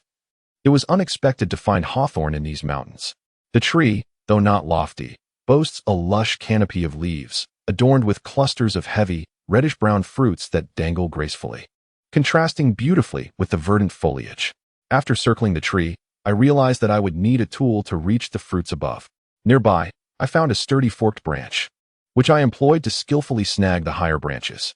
With each leap and bound, it took several attempts before I could barely grasp the tips of the branches. As I tugged on one hand while reaching for the hawthorn with the other, the entire branch quivered under my exertion, sending leaves and dust swirling into the air. Oh, spit, spit, spit. By the time Li Yan and her companion arrived, I had already plucked all the finest fruits from the higher branches and slid down from the tree. How did you two get here? Have you finished over there? Yes, we've collected everything we dug up, and they're making another round, just in case something was overlooked. You can climb trees too? Li Yan exclaimed in astonishment as she helped me brush off the leaves clinging to my clothes. I hadn't realized you could climb trees. I simply wiped my face. Remnants of leaves and dust adorned my head and cheeks from my earlier escapade. Huh. I possess many more skills. This is merely a fundamental life skill. See, it came in handy, didn't it? Where are your baskets? Lin Zhaodi pointed to the location we had just been at. They are still over there. The village chief mentioned we should come down once we've finished our rounds. So we came to find you. I grabbed a handful of hawthorn and tucked them into their clothing pockets. These shirts, with their 2 large pockets, are particularly practical. Try these. They were just picked from the tree, though I can't tell if they're sour or not. How about you, Xiaojian? Are you tired? Uncle, is everything collected? Indeed, fortunate for your keen eyes. Otherwise, we would have missed so much. Just thinking about it makes me want to chastise myself. The village chief chuckled. Go ahead and do so, I won't stop you. The villagers nearby erupted in laughter. As the sky darkened, men laden with goods swiftly maneuvered through the terrain. The mountains posed dangers even in daylight, let alone at night. What was that sound? Is it a wolf? The mere mention sent shivers through many. The village chief, positioned at the rear, hastily urged, "Hurry, hurry. Do not make a sound." His voice trembled slightly. Li Yin and Lin Zhaodi quaked in fear. Lin Zhaodi stumbled, blending into the crowd of villagers as she pressed forward. Jian seemed somewhat exhilarated. The sound was not unfamiliar. It felt like an old acquaintance from a past life. Despite having ventured into the mountains multiple times without encountering any wildlife, Jian felt a twinge of regret. The sudden emergence of such primal sounds stirred excitement within him. Was that a wolf's howl? Thank goodness we moved quickly. Lu Weimin expressed a sense of foreboding. In these mountains, one misstep could lead to dire consequences. Chapter 34. Distributing rations. The villagers' mindset. Come. Bring the large scale over here. Let us divide these sweet potatoes to alleviate your worries about hunger and sleeplessness. The villagers burst into hearty laughter. The mention of food brought a palpable sense of relief. A few individuals approached the scale, while the others hurried to fetch their bags, eager to collect today's bounty from the mountains. "I shan't keep an eye on you," came the jovial reminder. The villagers erupted into laughter, bustling toward a corner of the courtyard where the items collected during the day were gathered. The grain bags, though similar in appearance, were distinctly crafted by the hands of each household's matron, making it easy for them to identify their own. Today's bounty was indeed substantial. Nearly every family boasted 2 sacks of mountain goods, and the sweet potatoes, particularly, became the focal point of the village assembly, especially for the elderly and children who had not accompanied the others to the mountains, all of whom were filled with astonishment. "Why, Min, you truly excel. Where on earth did you discover such treasures?" one villager exclaimed. "Huh, it seems the heavens have left us a lifeline," interjected another. "Not quite, Uncle Air." A nearby villager corrected. It was young Jian, the educated youth, who found all this. Otherwise, we would have missed out entirely. Indeed, it wasn't us who discovered it. What nonsense. How many years have you traversed these mountains, yet you've been outdone by a newcomer? You truly have some nerve. What use is your vision if you can't even see the good fortune right beneath your nose? Wait, Uncle Air, we searched too. It's just that. We really didn't find anything, came a hesitant reply. Humph. Lu Weimin observed silently, choosing not to interject, knowing full well that if he did, the fire of criticism would surely turn toward him. Now, let us adhere to the old custom. All the mountain goods collected shall belong to their respective families. These sweet potatoes, as per usual, will be distributed as food for everyone. We recently had a discussion among ourselves, and it seems reasonable to adhere to this year's labor points. However, considering the present moment, it is rather impractical to determine the precise contributions in detail. After deliberation, we concluded that the harvest from today's expedition to the mountains should be quantified and evenly distributed among all. Yet, those who exerted themselves during the climb should receive an additional 20 pounds. Does anyone oppose this? The consensus is clear. Those who toiled on the mountain undoubtedly merit a greater share, while those who remained behind, though perhaps discontented with a smaller allocation, ultimately did not contribute and have thus gained without effort. Agreed. Lu Weimin nodded in affirmation. Everyone recognized that the discovery of these sweet potatoes was largely due to the efforts of the young volunteer, Xiao Jian. Therefore, we propose to award her an extra 50 pounds. Any objections? None. The response was unanimously enthusiastic, ringing out with vigor. Those who ventured up the mountain witnessed firsthand the circumstances. They understood well that without Xiao Jian's initiative, they would not have uncovered that hidden patch. Not even after several days of searching in that remote area, Xiao Jian had the courage and skill to ascend the mountain alone.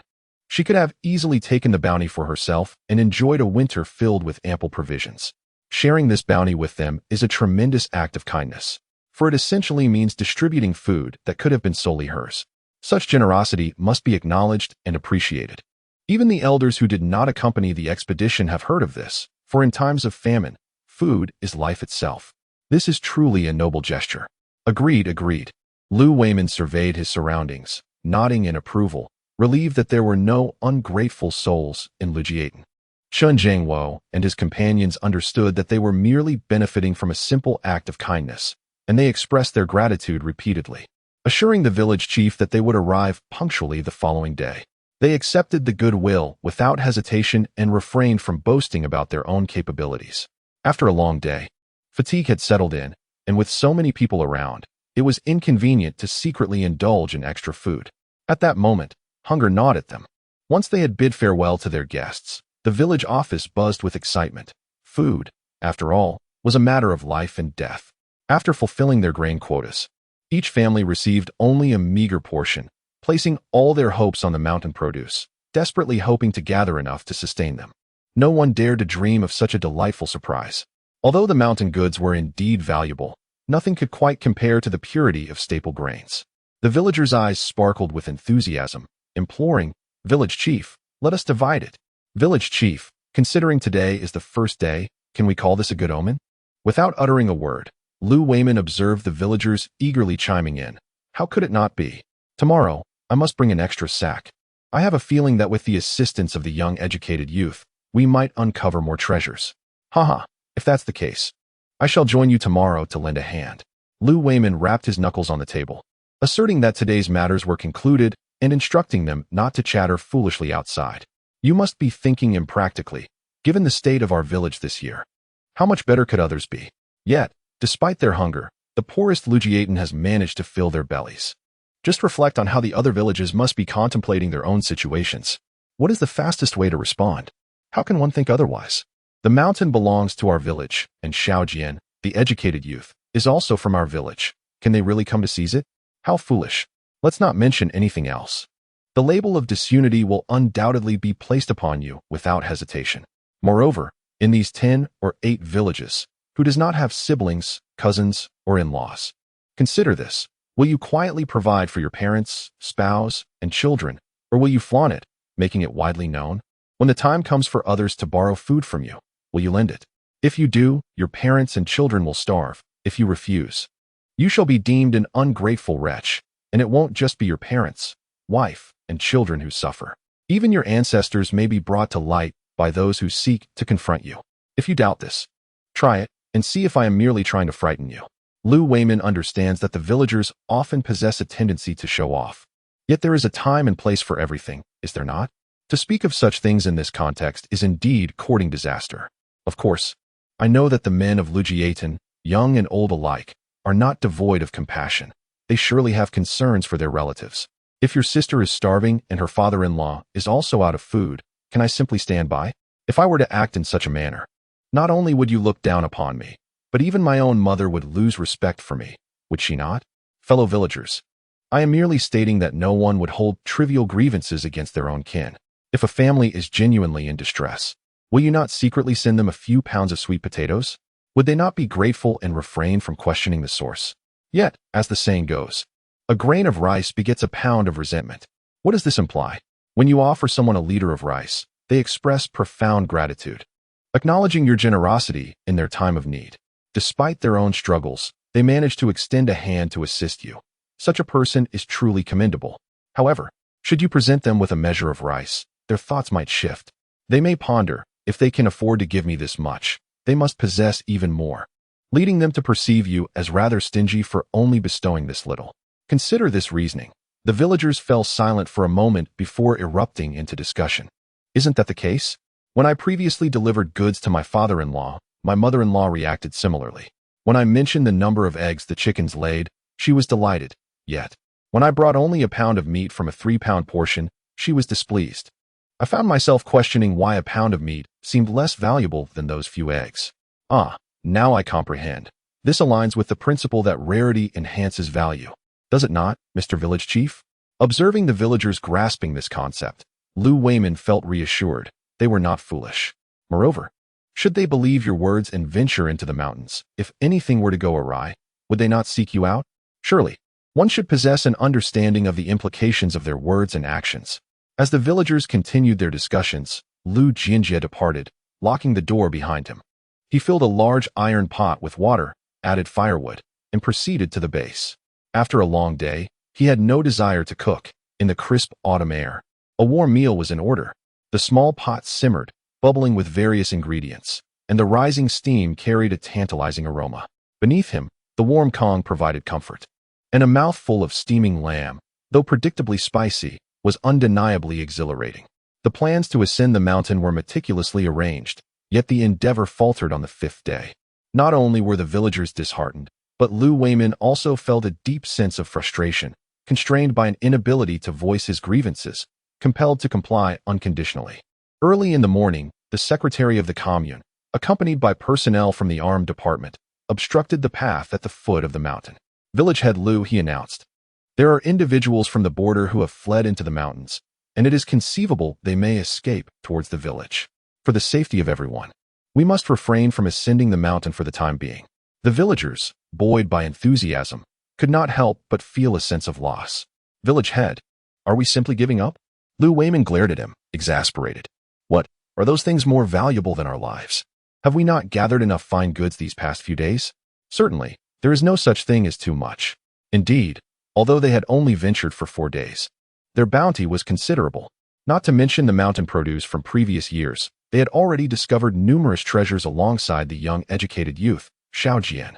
On the first day, they unearthed a patch of sweet potatoes. The second day revealed a small grove of wild grapes, numbering around 20 to 30 vines. On the third day, behind a steep and concealed slope, they stumbled upon a small stream. While the cold weather this year might limit its utility, who could predict the coming year? The seasoned farmer held a deep-seated fear of potential scarcity. On the fourth day, just yesterday, as they were descending, they unexpectedly encountered a patch of red mushrooms. It was perplexing how the villagers had overlooked such treasures. With eager anticipation, they yearned to discover what wonders awaited them today. In their eyes, not merely grain, but nearly all that the mountain offered was a treasure, devoid of anything deemed worthless. Every find was a gem. Lu Wayman was acutely aware of their mentality. All right, let us be content. Reflect on the past years and consider the recent days. The issue of hunger has been resolved. What more could one desire? He glanced around. Lowering his voice, one must not be too greedy. Our fortune is limited. Are you all planning to squander it all in one go, forsaking the days to come? Logically, such words were not befitting of a village chief, yet it was this plain-spoken dialogue that resonated more deeply with them. As anticipated, upon hearing these words, many faces relaxed, the urgency and eagerness fading. Indeed, how could I have forgotten? My mother mentioned last night that as long as we don't starve, we mustn't strip the mountains bare. You are right, Chief. We had strayed from our path. The moment they decided to act, Lu Wayman could not help but chuckle, while Secretary Lin, watching from behind, also revealed a faint smile. Old Lu, you truly possess a knack for this. They were all driven by poverty, contemplating how to gather more food to make the winter a bit more bearable. Secretary Lin nodded in agreement. That is indeed the case. However, your ability to leverage your own circumstances to seek and create conditions for self-rescue within a fixed environment is commendable and worthy of encouragement. Observing the situation, it was clear that they would not be able to ascend the mountains openly for some time. Before parting ways, he offered a simple reminder. We are about to enter hibernation mode. I suspect that in the coming days, each household will be tidying their gardens and plots. Will you not consider exchanging some vegetables? What will you sustain yourselves with all winter long? Will you survive solely on potatoes and sweet potatoes? Lin Zhaodi remarked. We discussed this last night. Shortly, we shall inquire in the village. By the way, it seems that everyone here pickles cabbage during winter. Would you care to try? The group exchanged glances, pondering whether the village could possibly offer enough cabbage for exchange. Chapter 36. When busy, mischief ceases. The drought had left them with little energy to tend to their own vegetable gardens and private plots after irrigating the fields. The growth of crops was subpar, with the autumn-planted cabbages being mere seedlings, which, under the circumstances, satisfied the villagers. Even without much else, a large jar of pickled cabbage would sustain them through the winter. When several educated youths inquired, they were met with cheer. Exchanging a bit of money or goods was an opportunity not to be missed. As for their own needs, it was worth noting that each family had a substantial private plot, yielding an abundance of produce. Even if larger items were traded, there would still be plenty of smaller, less desirable vegetables left for personal consumption. After all, who could afford to be picky given their circumstances? Throughout the year, they relied solely on this modest piece of land and their hard-earned work points, often reluctant to even venture to the commune. This rare opportunity for barter might yield something useful for the household. However, given their current situation, it could be said that anything would be of use, and not a morsel would go to waste. The small house at the village entrance was quite conspicuous, and Lin Zhaodi was noticed by Secretary Lin as she stepped inside. He had visited Lujiaten before and had a faint recollection of it. Oh, old Lu, I thought that house was vacant. Has it been occupied now? The wall appears to have been raised. Lu Wayman gazed in the direction indicated and exclaimed, Ah, it seems someone is living there. Noticing Secretary Lin's inquisitive expression, he continued, Are these not two groups of educated youth? The first group included a young girl who expressed her fear of living alone in such a vast courtyard meant for educated youth. Upon seeing this modest dwelling, she deemed it perfect for herself, purchased it with her own funds, and undertook renovations to make it her home. Remarkably, this young lady has been thriving on her own, cultivating vegetables in the garden and laboring diligently, never once complaining of fatigue. In fact, she traverses the mountains with remarkable skill, not inferior to us seasoned farmers. Secretary Lin turned to him, indicating that their rapport seemed quite harmonious. Lu Weiman paused, sensing a hint of unease, and, noticing the absence of others around, cautiously inquired, "What's troubling you, my friend? Is there something amiss with the educated youth?" Secretary Lin shook his head, his expression tinged with concern. Those from the city often struggle to adapt to rural life. Their habits differ vastly from those of the local villagers. Lu Weiman comprehended the underlying message. The implication of conflict was clear. However, he thought, no, that cannot happen. If he realizes how exceptional and capable Xiaojin is, what if she is reassigned to another village? That simply cannot be allowed. His uncle's words echoed in his mind. One must not boast outwardly, but rather keep such matters concealed. My friend, you seem overly concerned. They have come to support our rural development, and adapting to rural life must be their first step. If they cannot adjust, it raises a crucial question. Are they simply too idle? Secretary Lin felt a twinge of compassion. Could they truly bear the strain of the autumn harvest? Lu Weiman, with a hint of defiance, acknowledged the burden but remarked that such circumstances left them little time or energy for idle thoughts. Each day was consumed with concerns of completing their tasks, hoping for moments of respite, and ensuring their hunger was sated. Unlike the present, where they had the luxury of pondering trivial matters, now their focus was solely on the work at hand, making it almost inevitable to stray into mischief. Secretary Lin shook his head vehemently. This won't do. It would undermine the unity between the educated youth and the villagers. You always come up with the most absurd ideas. Lu Weiman retorted, what you say may not hold in ordinary times, but isn't it just as applicable for those who err? Suddenly, Secretary Lin grasped the implication. Oh, so that's your angle. When weariness clouds the mind, there's no time for frivolous contemplation, is there? And indeed, I am correct. Our own members and villagers must face consequences for their mistakes. Would it not be contrary to the leader's directives to treat them with leniency? Wouldn't you agree? Secretary Lin was both amused and exasperated. Old Lu, how have you come to think this way? Where did such ideas originate? Lu Weiman waved dismissively. Not at all. They were quite obedient upon their arrival, after the harvest was complete, and refrained from any antics. Who knows what the following year holds? Regardless, if they choose to disobey, I will not be intimidated. We shall simply focus on our work. That thing, if you ask me, is merely a product of idleness and excess. When hunger strikes, such thoughts will vanish. Secretary Lin nodded in agreement, remaining silent as he gazed contemplatively in the direction of the mountains. Given the current situation, it seems one cannot ascend the mountain in the foreseeable future, at least not openly. Hence, it is prudent to tend to the garden. The cabbages and radishes planted upon arrival have thrived splendidly, well nourished by ample water, making them the most nutritious produce in the village. Their size and quality would certainly draw attention in these times, indeed. Fortunately, only a few young intellectuals occasionally visit her, and rarely does anyone else come by. Moreover, these vegetables are cultivated in a secluded garden behind the house, thus avoiding scrutiny. The cabbages must be severed from their roots with a knife and then set aside. Each of these hefty cabbages weighs no less than 6 or 7 pounds, and while the task is simple, it is somewhat bewildering. This produce is certainly not meant for public display. It would undoubtedly startle onlookers. Sigh, she had initially contemplated learning how to pickle sauerkraut. But what use is there in that now? As she harvested, she felt a wave of relief. Thankfully, the smaller ones, perhaps overlooked during watering, were somewhat less impressive. Though they are still more robust than the meager ones found in the village, at least their appearance is not overwhelmingly daunting. The radishes are similar, though not as exaggerated. The larger ones are as thick as an arm, while the smaller ones are akin to a wrist. Except for a few exceptional specimens, the rest remain presentable. Chapter 37. They have their own way of life. She tapped her head, realizing how bewildered she had become since her arrival. As Jianjian approached the entrance, the elderly lady was diligently tending to the freshly harvested cabbage, carefully removing the undesirable leaves, which, of course, could not be discarded entirely. A mere trim would suffice. As in the countryside, nothing goes to waste. Grandma-san, are you preparing cabbage as well? With the people gathered in the courtyard and the wall not towering high, Jian greeted her directly, serving as a gentle reminder of her presence. The grandmother looked up, recognized her, and smiled warmly. Come in. What brings you here? Have you finished with the back garden and your private plot? Jian chuckled. You know me well. I just finished harvesting the cabbage and radishes. Grandma-san, I was wondering, do we need to pickle sauerkraut for the winter? I recall you mentioning it before, she inquired. Indeed. It's almost time. In the next couple of days. Once the outside is tidied up and the weather turns colder, we should start pickling. Are you interested in making some?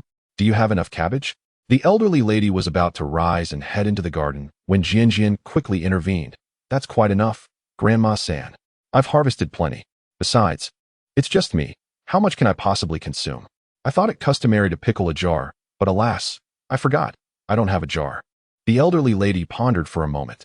While it may not be as valuable as a large iron pot, many households had used their jars for years, and it seemed there were none to spare.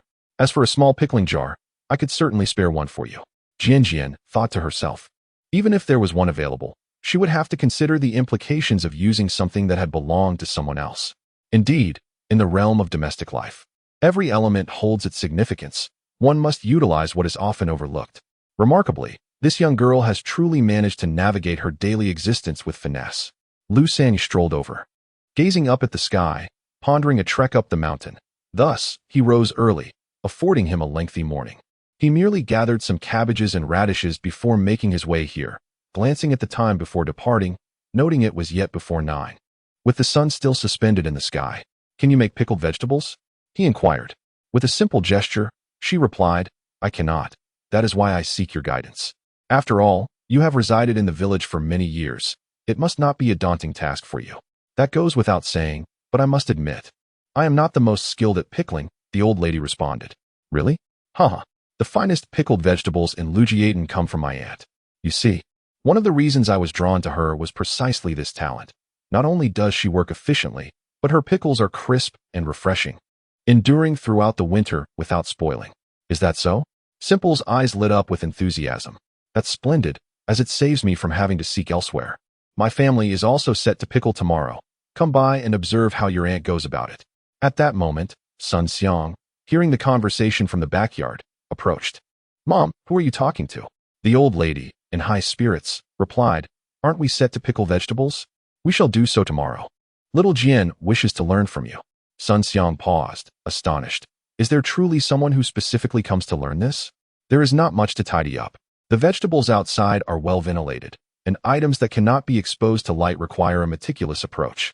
After another careful inspection, it is worth noting that a group of people is still gathered at the foot of the mountain, and her house is not far from there, making it possible for her to be inadvertently affected. Make yourself comfortable. We are leaving shortly. What do you wish to purchase? Are you only interested in large jars? Or is there something else? Let me see if we can procure everything we need at the commune. Jinan casually settled beside the ox, swinging her legs. I want to buy 2 large jars, but I also wish to find a few smaller pots. Third uncle, do they pickle vegetables around here? I would like to try my hand at that. You little child, you seem to have everything covered. But can you eat that much by yourself? Jinan shook her head. Third uncle, it is not merely a matter of consumption. It is about the sense of ritual. We must do what is necessary. If I cannot finish it, I can always send it to my sister. After all, it is made with my own hands, imbued with my sentiments. The old man understood her perspective. If that is how you feel, you should also consider making some sticky rice cakes. Preparing a couple of pots of sticky bean buns would be a splendid idea, as they are a cherished delicacy from our region. Even if you send them to someone, they will be well received. Jinan recalled hearing about this in her previous life, though she had never had the chance to try it herself. Her eyes brightened at the thought. Why didn't I think of that? Third uncle, do we have any sticky rice varieties around here? This area is predominantly flatland, primarily focused on dry farming, with very few rice paddies. We do not cultivate sticky rice here, as only a handful of families grow rice, given its low yield and the labor-intensive nature of cultivation. This year's circumstances, unfortunately, suggest a complete failure in harvest. In this region, the glutinous rice dumplings are made with sticky cornmeal and glutinous sorghum flour, which are not available in our village. I shall inquire at the commune shortly. Some families, having cultivated it, are reluctant to consume it themselves. opting instead to exchange it for coarse grains at the commune. The yield of glutinous rice is low, rendering it more expensive than coarse grains. 1 pound of glutinous rice can be exchanged for 2 pounds of regular rice. Some families even allocate a plot of land specifically for cultivating glutinous rice. Chapter 38. A return to the county town. Jian felt a stirring excitement. These experiences were foreign to her from her previous life. Really? I must go see for myself. I have heard that this is a delicacy, and I should procure some to send to my sister and uncle for them to taste. You have never tasted it? Dan shook her head.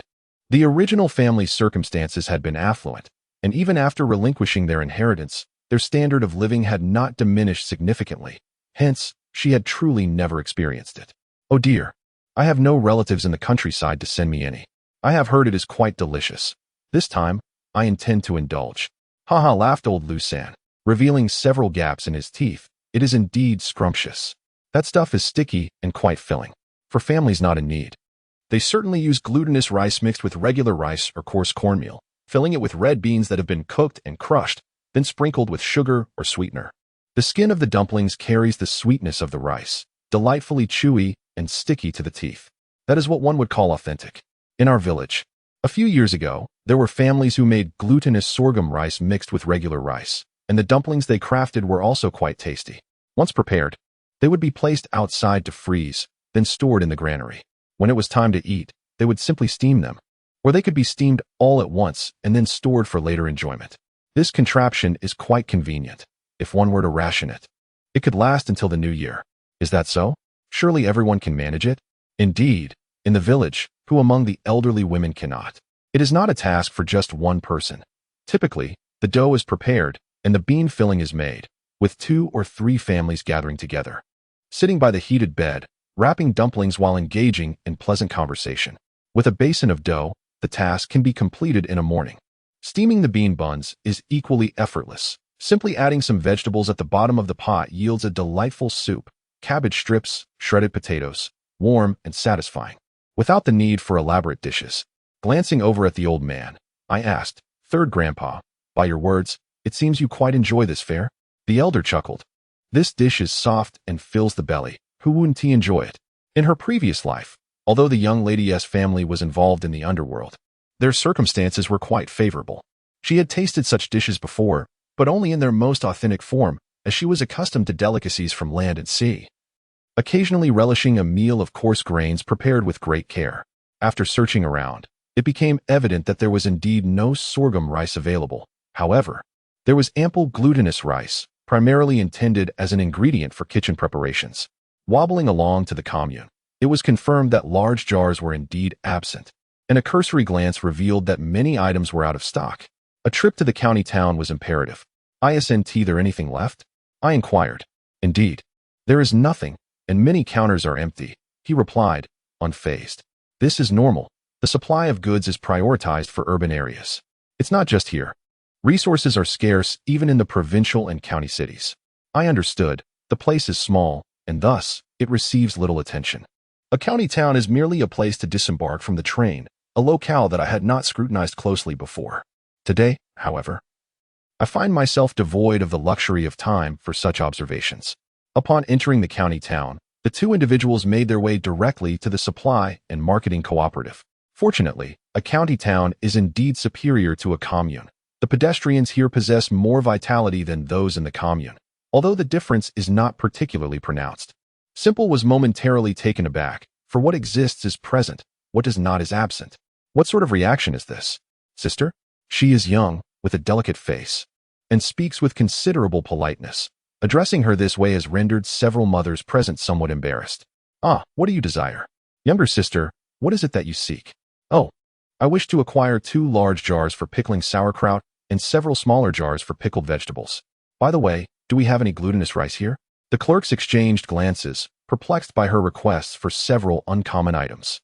Whose extravagant offspring is this? Yet, they felt no compulsion to delve deeper. Selling goods is always a welcome occurrence. The main concern is that these items, while not inexpensive, will last for many years, but they are akin to one-time purchases. They would prefer to avoid any hassles later on. If the items are not sold, so be it. I assure you, dear sister, I am a sent-down youth. Having settled in the countryside, These items are essential for my livelihood, and I am capable of making my own decisions. Very well then. Fortunately, we have both the large jars and the smaller ones available. As for glutinous rice, we only have sticky corn. You may wish to take a look.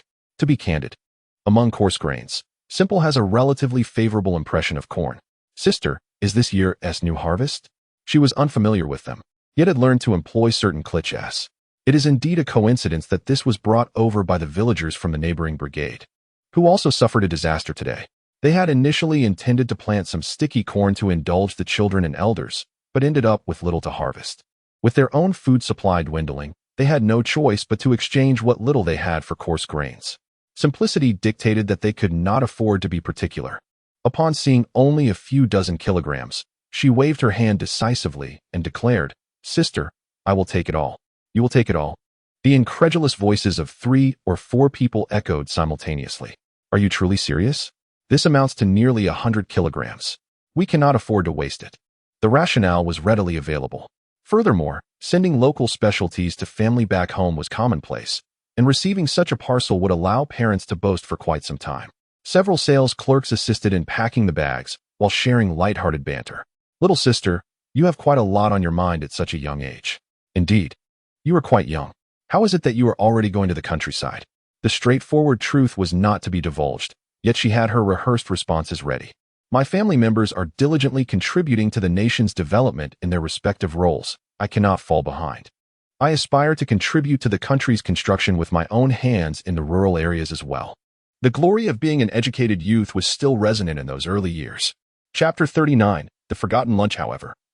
For the city children who had never engaged in agricultural labor, merely surviving in the countryside was already a formidable challenge. Almost every family had a few relatives in rural areas, rendering them quite familiar with the essence of rural life.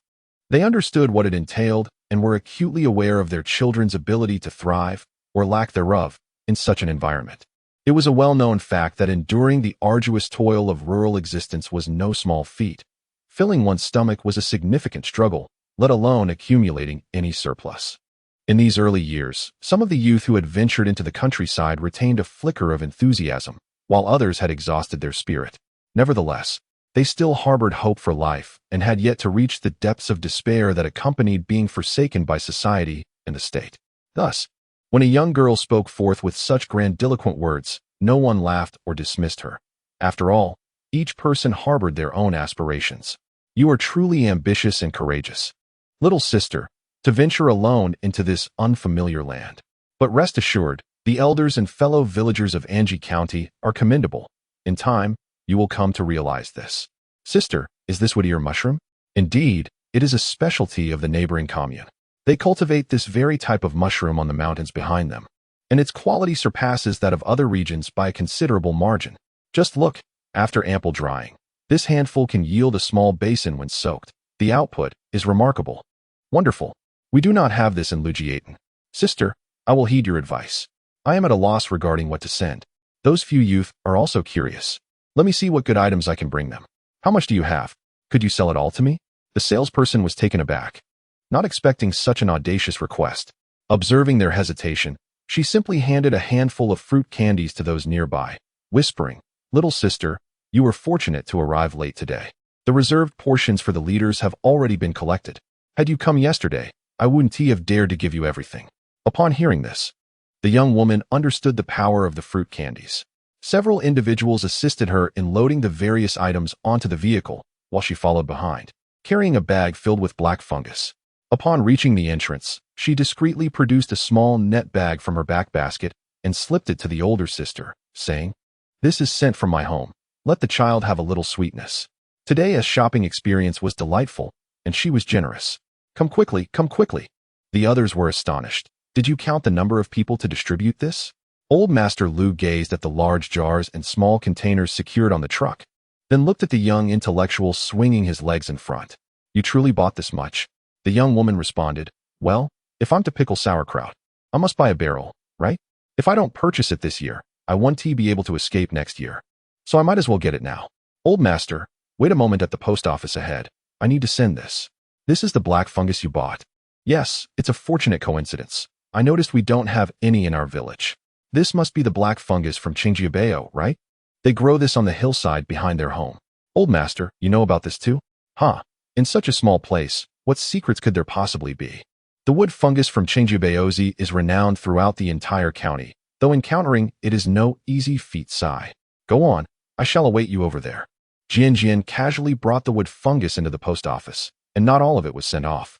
Zhu Yin and Chun Hongjun each managed to mail about 4 to 5 pounds, while the remainder was set aside.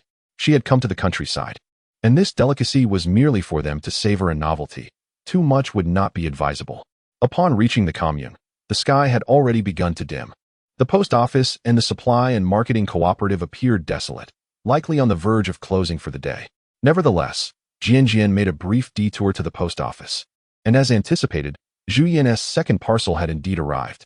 The staff, noticing the large package, had struggled to find a suitable vehicle for delivery, and it had been sitting there for several days. Upon seeing Jian in person, they hastily attended to her needs, even assisting in loading the parcel onto the vehicle. Observing the large vat on the truck, the staff's expressions shifted to one of incredulity, as if to say, whose extravagant child is this? Yet, before closing up for the day, they cheerfully dispatched the package, locking the doors with satisfaction. The state-run restaurant was just reaching the dinner hour, and the enticing aromas wafted from afar. After all, it was a commune. Even in poverty, it surpassed the village. Jian approached and purchased a few vegetable buns. Having forgotten about lunch during their journey, and now that they were in the county town, both of them realized they had not eaten all day. As the delightful scents wafted around them, their stomachs began to grumble. Handing over the oil paper package, she took a hearty bite and exclaimed, "Third master, hurry and eat something to tide you over. It's my fault for forgetting lunch." After several encounters, the old man grew quite familiar. He took the package and opened it, revealing 5 freshly steamed buns that were still steaming and glistening with oil. The sight alone made one's mouth water. Nearby, a child was relishing a bun with great enthusiasm. The elderly gentleman, feeling quite hungry, bit into one without hesitation. Indeed, he was famished. The first bite barely registered any flavor before it slid down his throat, providing a moment of relief and a slight fortification for his stomach. It was only with the second bite that he could afford to savor the taste, discovering it was filled with cabbage and perhaps a hint of minced meat, generously seasoned with oil. Chapter 40. Is this not akin to undermining the collectivist foundation? Ah, what bliss! My dear child, your hand sewing remains remarkably large. With a simple chuckle, he brushed aside the comment. After consuming 2 buns and feeling a sense of fullness, he decided to wrap up the remaining ones. Reluctant to part with them, glancing at the parcels on the card, the old man casually inquired, "Is this what your sister sent you?" Upon inspection, he noted that it resembled the previous bag of fabric scraps, igniting an inexplicable excitement within him. Jianban was leaning against the bag when she heard the question and glanced down, giving it a light pat. "Really?" The old man's eyes sparkled with interest. Jianban looked at him curiously. "What's the matter, third grandpa?" "Ah, I know it's a bit challenging. Right now, the food is being saved to fill our bellies. Isn't it? What does this matter signify? If you're willing, the villagers could swap it out in no time. Third grandpa, I wish to trade for mountain goods. Aren't the items collected from the mountains considered winter provisions?" The old man waved his hand dismissively. "In the past, we would have saved everything for the winter. This year, thanks to your generosity, we have acquired quite a few treasures, and our community has experienced a notable improvement in prosperity, allowing us to contemplate other matters. It is not only my family that faces challenges regarding clothing. In fact, if we were to assess the situation, my family is relatively better off, as the skills of Guangming still yield some rewards for us. Just take a look at that elderly lady in my household. She cherishes these scraps of fabric more than she would her own children, let alone those from other families. Throughout the year, while some go hungry, others cannot even manage to save a single piece of clothing. At first glance, one might think that this year has been a fruitless endeavor. However, upon reflection, given the low crop yields and the obligation to pay taxes, it seems there is little left to spare. The crops are our sole means of sustenance, and the notion that the heavens provide for us is no mere exaggeration. Being fellow villagers, we are well acquainted with one another, if you trust my words. It is sufficient to remain within the village, especially during the frigid winter months, sparing you the need to venture far. Wouldn't you agree? In any case, that was her original intention, and there is little point in further pushing the matter. If it were possible to exchange for better goods within the village, it It would certainly simplify matters for me and benefit everyone, a true win-win situation. Haha, I won't hide this from you, my old friend. We saved a few scraps from the last batch, and the remainder was sent to the village committee, with the hope that those in urgent need could trade for them. I refrained from spreading the word, fearing it might not be enough. With these resources, every household should be able to provide an additional piece of clothing for their children. To be honest, having been here for quite some time, I have come to understand their inclination to think of the community first whenever something good comes their way. Whether one calls it selflessness or foolishness, it undeniably reflects the character of our era. Strictly speaking, compared to later generations, there exists an abundance of warmth and a unique simplicity in those times. Ultimately, it is all rooted in poverty. After toiling for an entire year, one feels content simply to survive, daring not to aspire for more. Third Master, regarding the black fungus from the Chung family's village. Is it sourced from the back mountain or cultivated by them? The back mountain has always been abundant, yielding harvests year after year. However, the mountain's offerings have dwindled, leading them to gather black fungus while we collect mountain goods at this time of year. Soon, chaos will ensue, and she, despite her simplicity, understands the perils of standing out, particularly as she is one who fears drawing attention. Third Master, could you ask Uncle Guangming to craft a few wooden boxes for me? The kind suitable for growing vegetables, elongated in shape. What? You wish to cultivate vegetables indoors? Being from the countryside, this is something easily understood. I want to give it a try. After all, as the weather grows colder, we must light the fire indoors.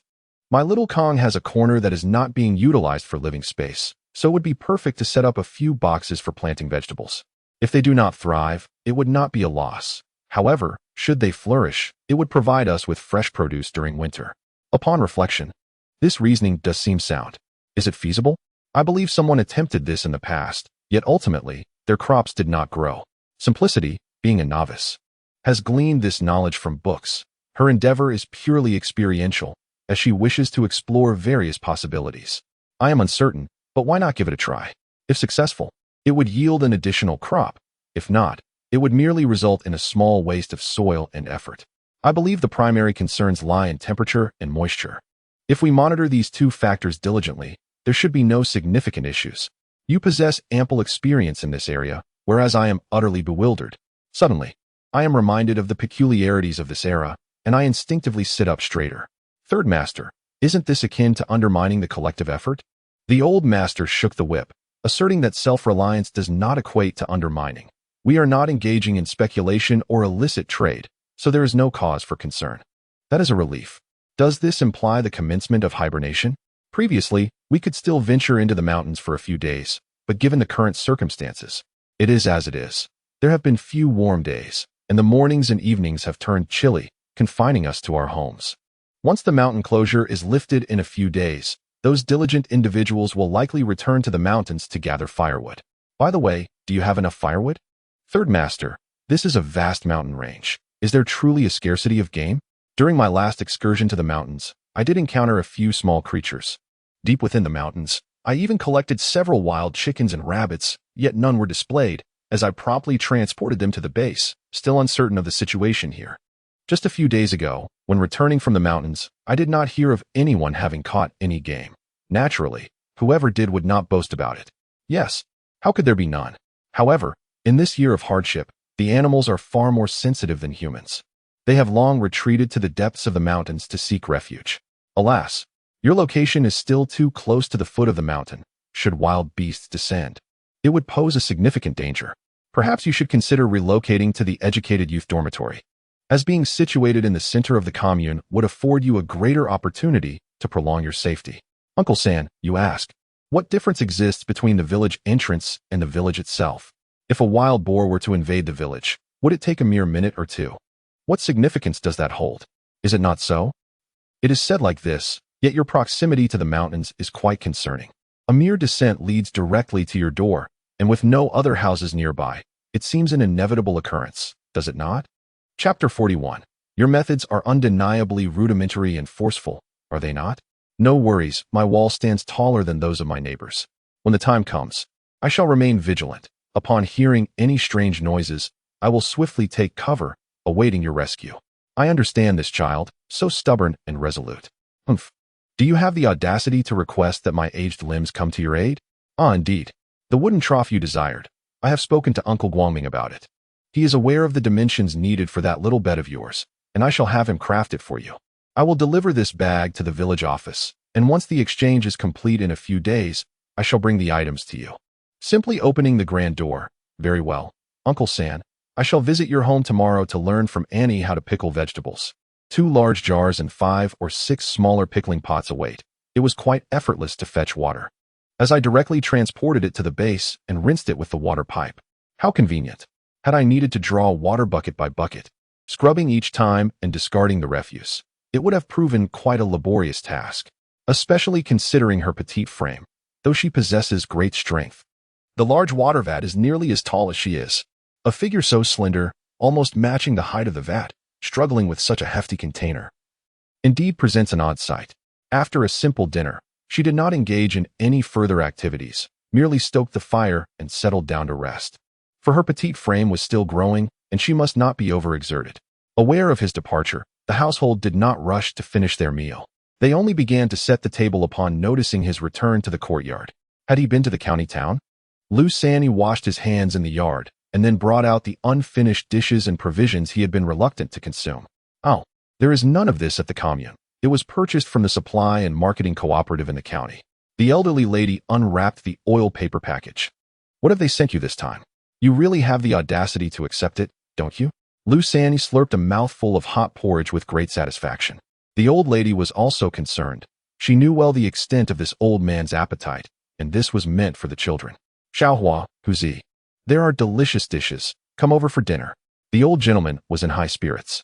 Let me tell you, that young educated youth is truly capable. Her sister sent her a large package, which was directly delivered to the village office this time.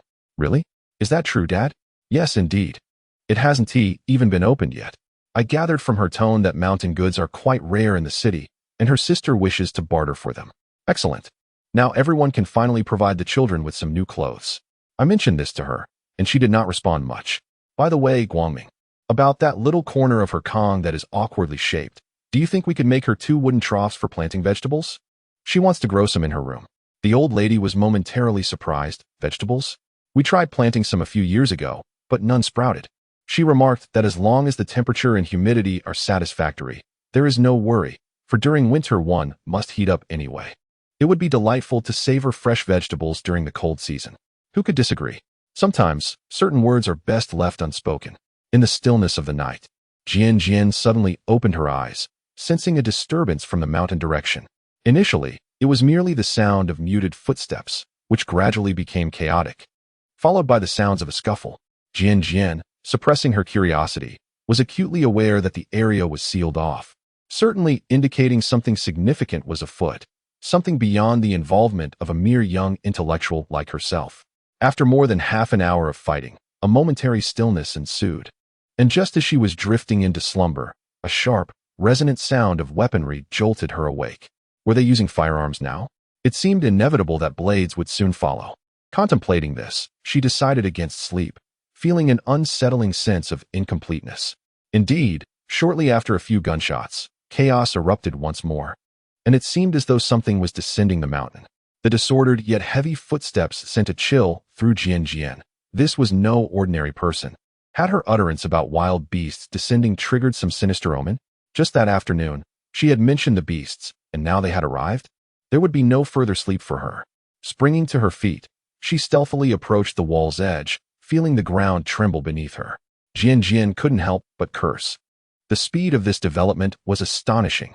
Leaping over the wall, she concealed herself in the shadows, squinting at the moving forms in the distance.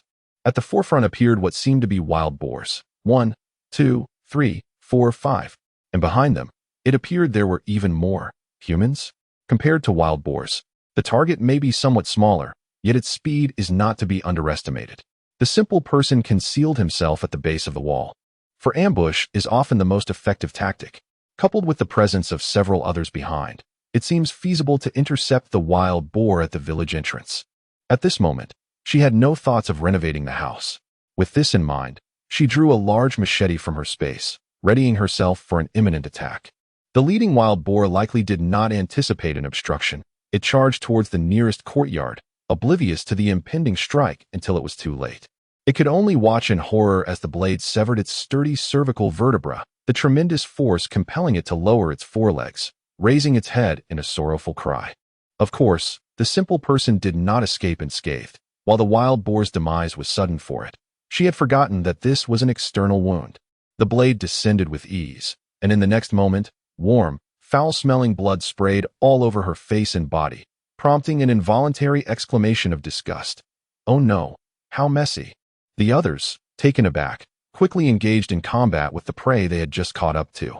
The wild boar's night vision allowed it to witness the fate of its companion, and the fresh scent of blood further stimulated their nerves, inciting their fury. Despite this, the group was composed of professionals, and it was only a matter of time before they subdued the beasts. After inflicting several more wounds, the last one finally collapsed with a resounding thud.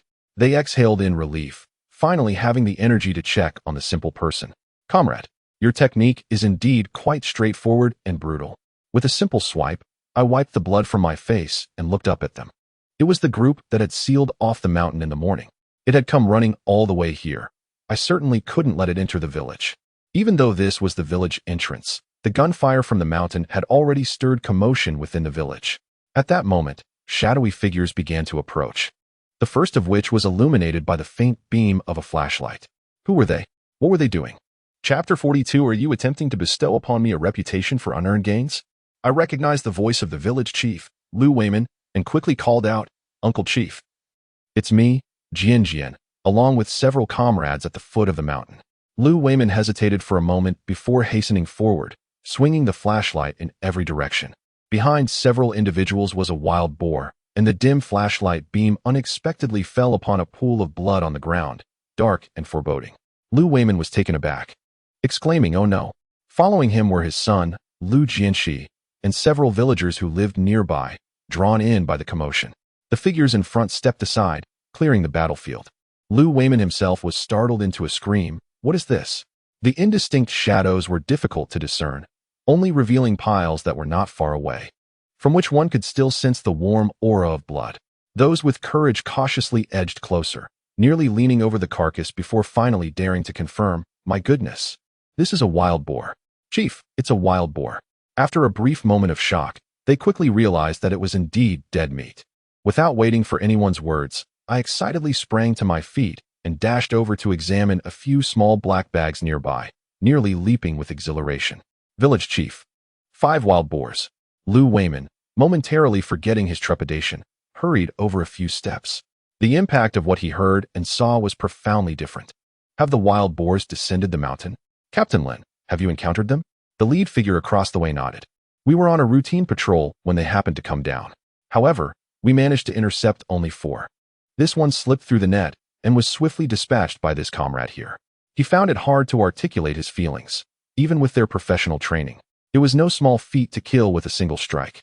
Observing the comrade's demeanor, it appeared she exerted little effort, which left him somewhat disheartened. Lu Weiman, upon hearing this, expressed mild surprise, yet it was not overwhelming, for he had previously witnessed displays of considerable strength. He pointed a finger at her in frustration and exclaimed, "What were you doing out here at this hour? There are plenty of adults present. We hardly need a child." Acknowledging his good intentions, she merely smiled and refrained from responding. "Captain Lin, what do you intend to do with these wild boars?" Although it was indeed their village's territory, the creatures had come down to wreak havoc upon people and crops. After all, she had saved the entire village, and this young comrade had become a benefactor to the community. Captain Lin, a principled soldier of unwavering integrity, was the type who would never take even a single thread from the people. "Village Chief Lu, these wild boars are spoils of your village. We shall not claim them. The encounter was merely coincidental. We are stationed nearby, and it is our duty, so there is no need for you to overthink it." Station troops. Lu Weiman exchanged a glance with the others, and although the darkness obscured their vision, they miraculously understood each other's sentiments. "Village Chief," Lu Weiman stated candidly, "I am responsible for this one, while the others are the achievements of these comrades." Lu Weiman naturally took over. Captain Lin, are you not putting me in a predicament? You wish to bestow upon me the reputation of unearned gain?" Captain Lin paused momentarily. "Is that so?" He turned to glance at his teammates behind him. Although their expressions were neutral, their eyes revealed a stark truth.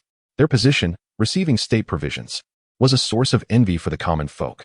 However, in these trying times, even consuming meat had become an extravagant affair for them.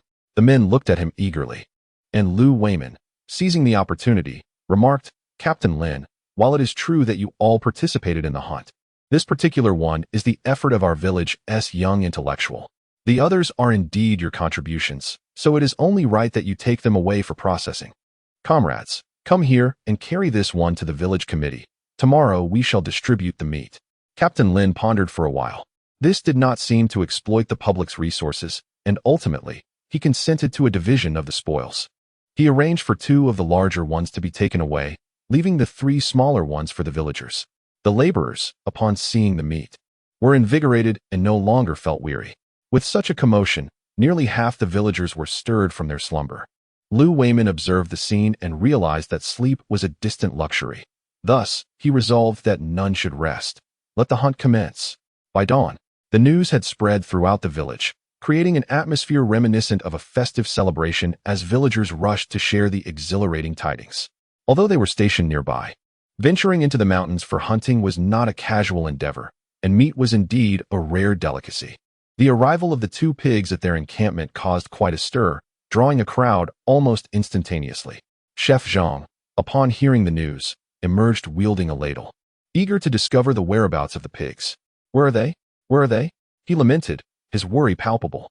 The young men were in their prime, capable of consuming 3 bowls each of rice and soup without hesitation. Yet, the meager provisions allotted to them were a constant source of concern. No matter how hard he tried, the supply did not magically replenish itself. The thin porridge, scarcely more than water, could barely satiate their hunger for a fleeting moment. As he stirred the porridge in the kitchen, his mind wandered to the evening meal. Should he mix in some chaff?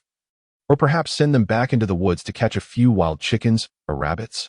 Even a large pot of boiled chaff could carry a hint of meat flavor, adding a touch of richness. Where are the pigs? Where are they? A group of young men fixated on the newly arrived vehicle, oblivious to the world around them. Though fatigued from their morning exercises, the sight of the colossal wild boar set their stomachs rumbling. Master Zhang called out several times, yet no one paid him any heed. Wielding a long-handled spoon, he pushed his way into the crowd. Let me see. Is that meat? Is it whole meat? Am I seeing things? Or am I dreaming?" In chapter 43, upon ascending the mountain, he unexpectedly stumbled upon a family gathering. Unbeknownst to him, the sounds around him instinctively penetrated his ears. The dubious gurgling of saliva and the rumbling of hungry bellies rose and fell in a symphony of anticipation. Lin Tuan and Lin Jingda also emerged with their instructor. "Calculate this for me.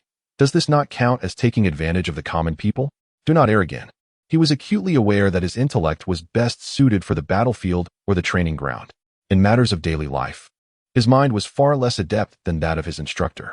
Thus, whenever faced with uncertainty, he instinctively sought guidance, much like someone with high intelligence but low emotional quotient. Instructor Qingjin listened to him speak for quite a while, harboring doubts about the plausibility of his claims. Yet when they looked upon the scene, even he was taken aback. "Is it truly this substantial?" "Indeed," he replied. "I intended to leave it all for them. Yet the village chief and that young intellectual urged me, saying it was our collective effort to vanquish it, and they cannot claim it all for themselves. They specifically desired the wild boar slain by that young intellectual, declaring it the spoils of their village. I felt rather uneasy about it.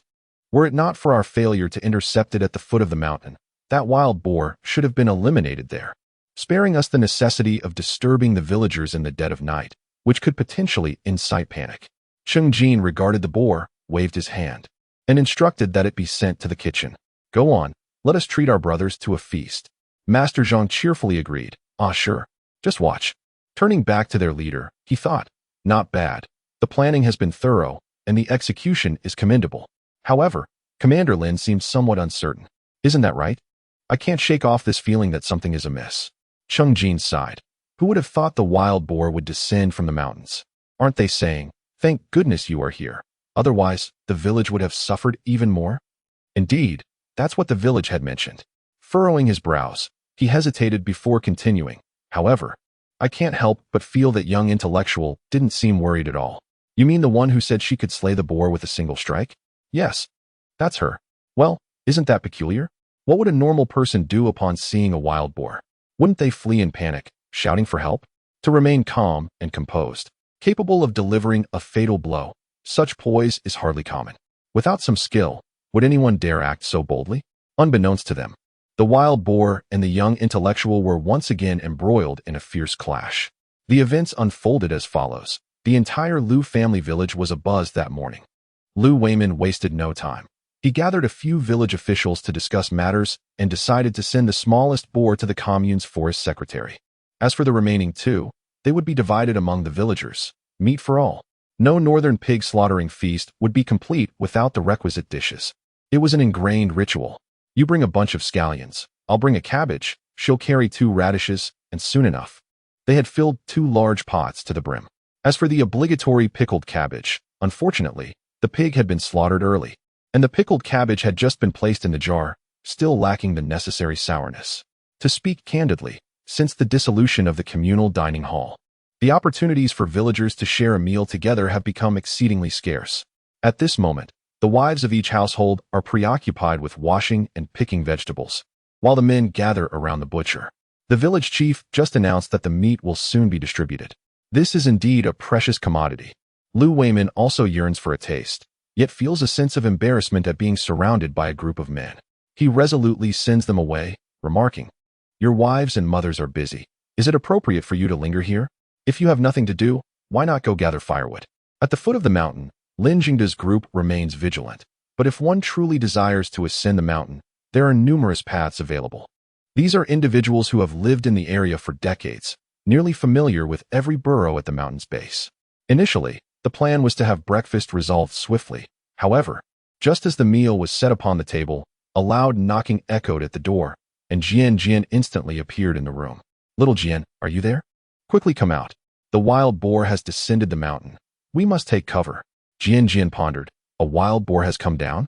Her small room lacked a back window, and to see, she would have to venture outside.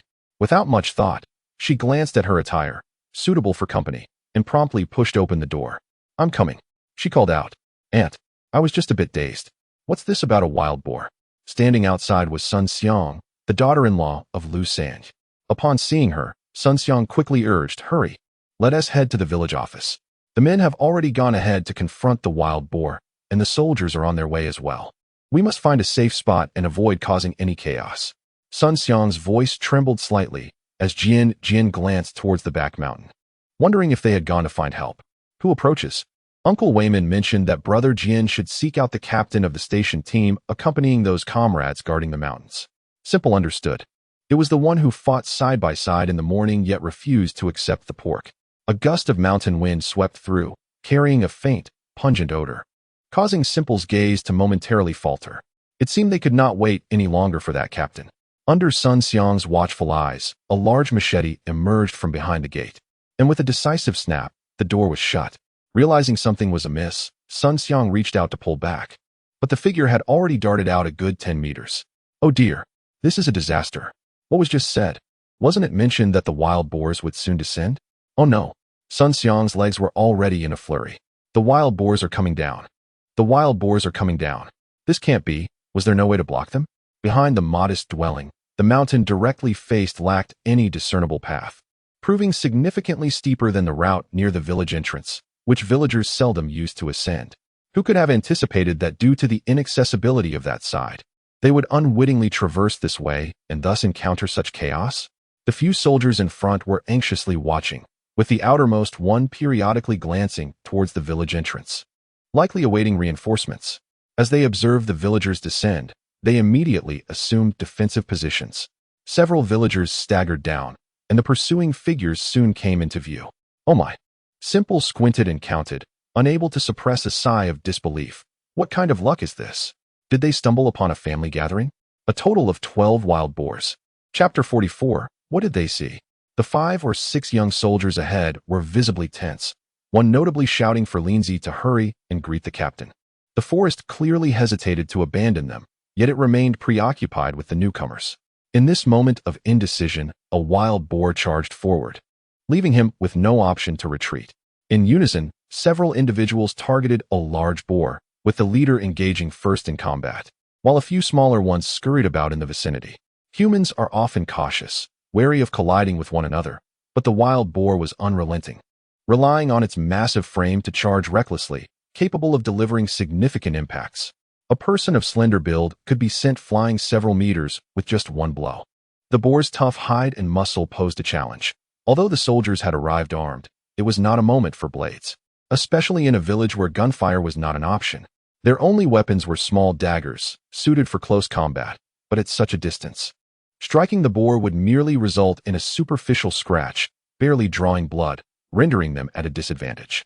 In her hand, Jian held a chopping knife, and she did not lag behind in the fray, boldly confronting the foremost wild boar. At such a critical moment, the notion of prudence was cast aside. Should the boar breach the village, casualties would be inevitable.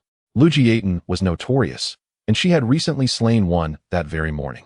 It seemed fitting to seize this opportunity to create a spectacle. She had just finished her meal at the base, feeling invigorated and unreserved. This first encounter must be a resounding success. The wild boar charging towards her perceived this human as slight and unassuming, unaware that it had unwittingly become the first to meet its demise. With no time for tricks, she employed the life-preserving and lethal techniques she had mastered. In the fleeting moment before the wild boar reached her, she lightly pushed off the adjacent earthen wall, leaping into the air. Her machete descended with precision upon the vulnerable neck of the beast. The sound of shattering bone echoed, followed by the anguished cry of the boar as warm blood gushed forth. The once mighty creature fell heavily to the ground, convulsing instinctively. The struggle between the others and the wild boar seemed momentarily interrupted as they sensed the tremor beneath them, pausing briefly before resuming their fierce clash. However, the few wild boars trailing behind, upon witnessing their companion's slaughter, instinctively hesitated. Yet, their momentum could not be halted, and spurred on by the vivid blood, they veered their course directly towards her.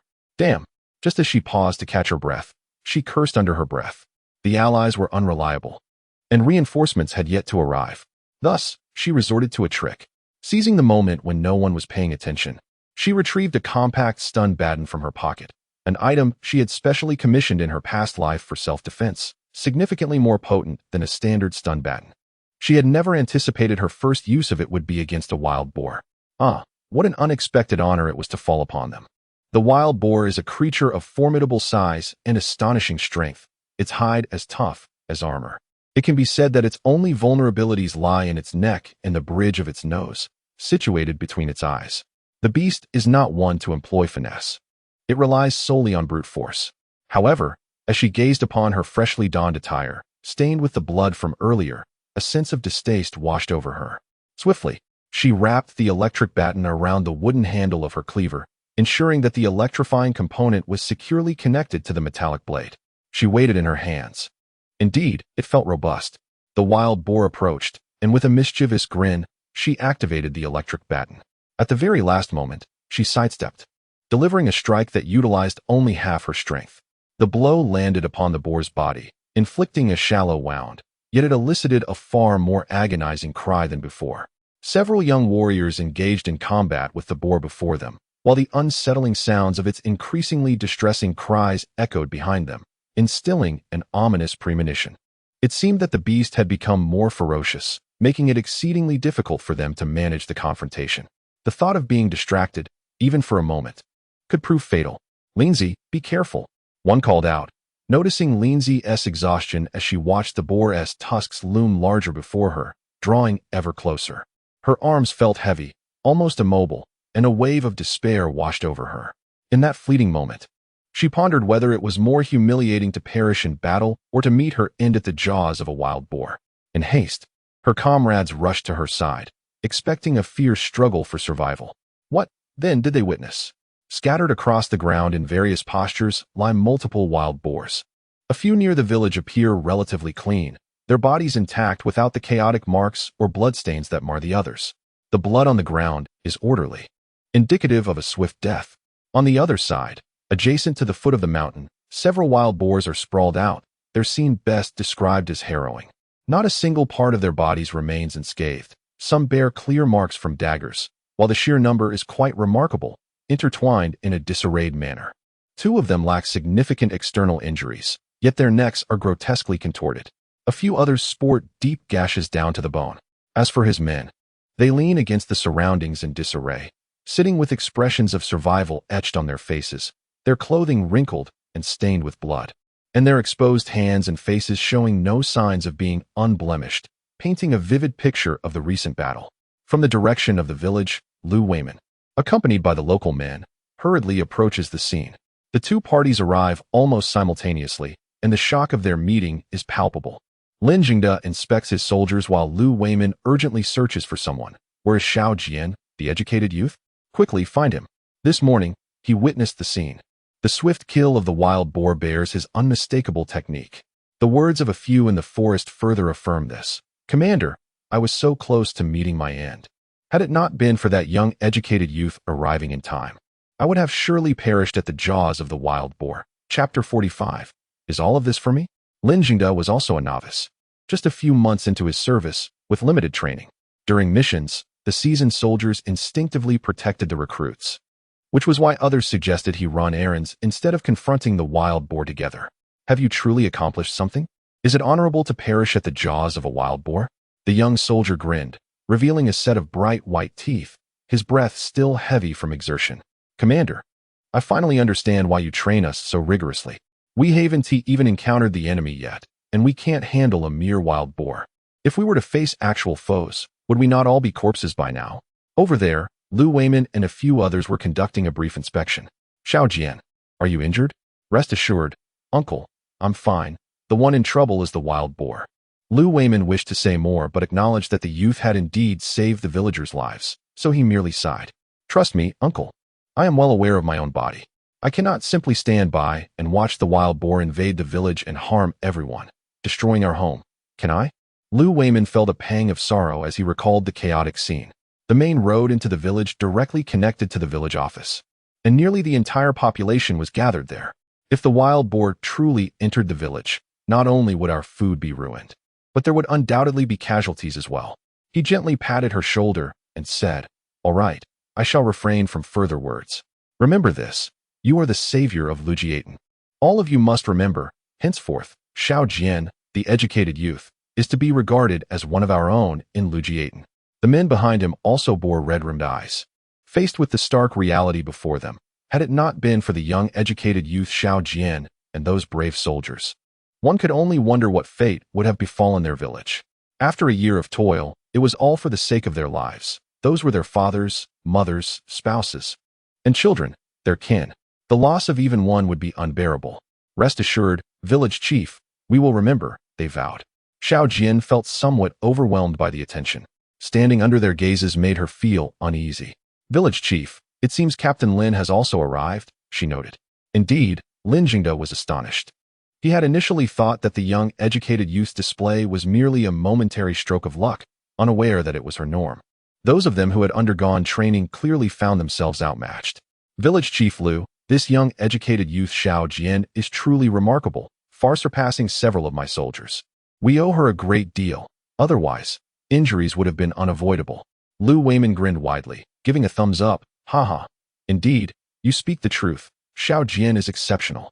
The scene, stained with blood, did not lend itself to further conversation.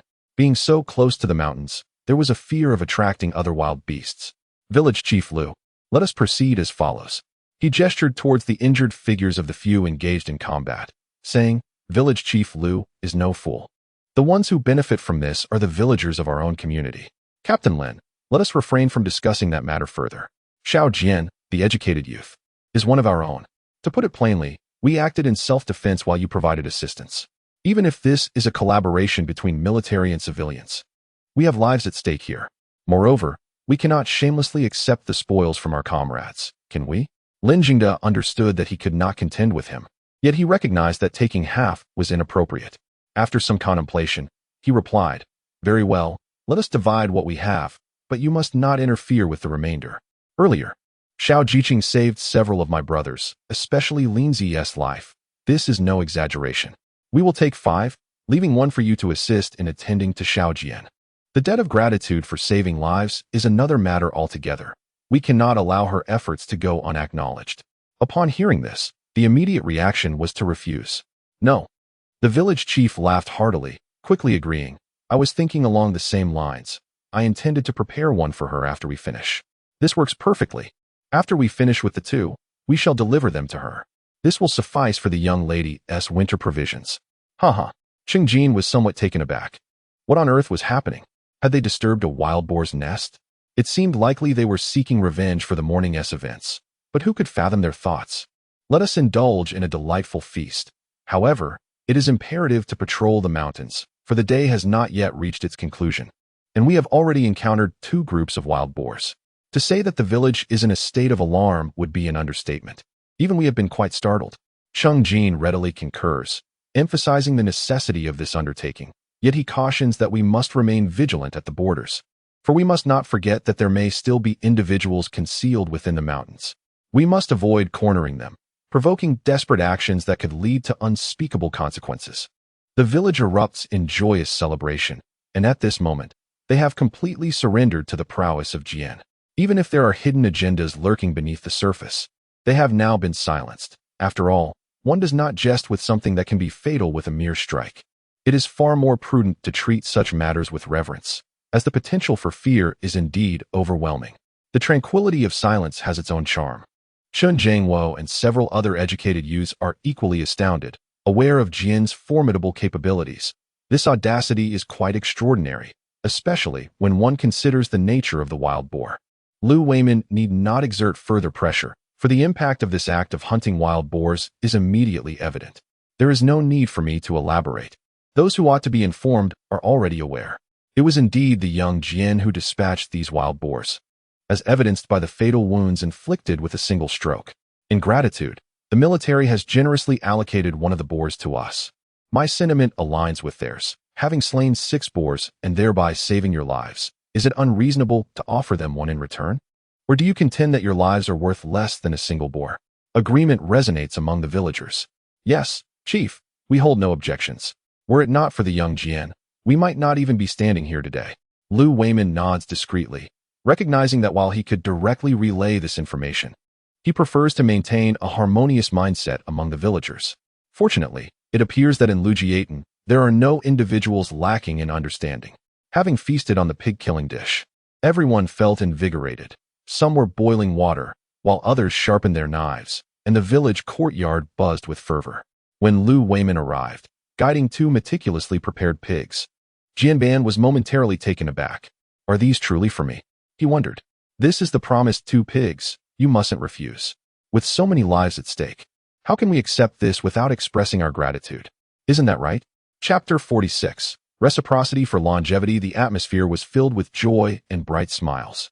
After a moment's contemplation, Jianban opened the door. Indeed, reciprocity fosters enduring relationships. Uncle, I cannot consume all this myself.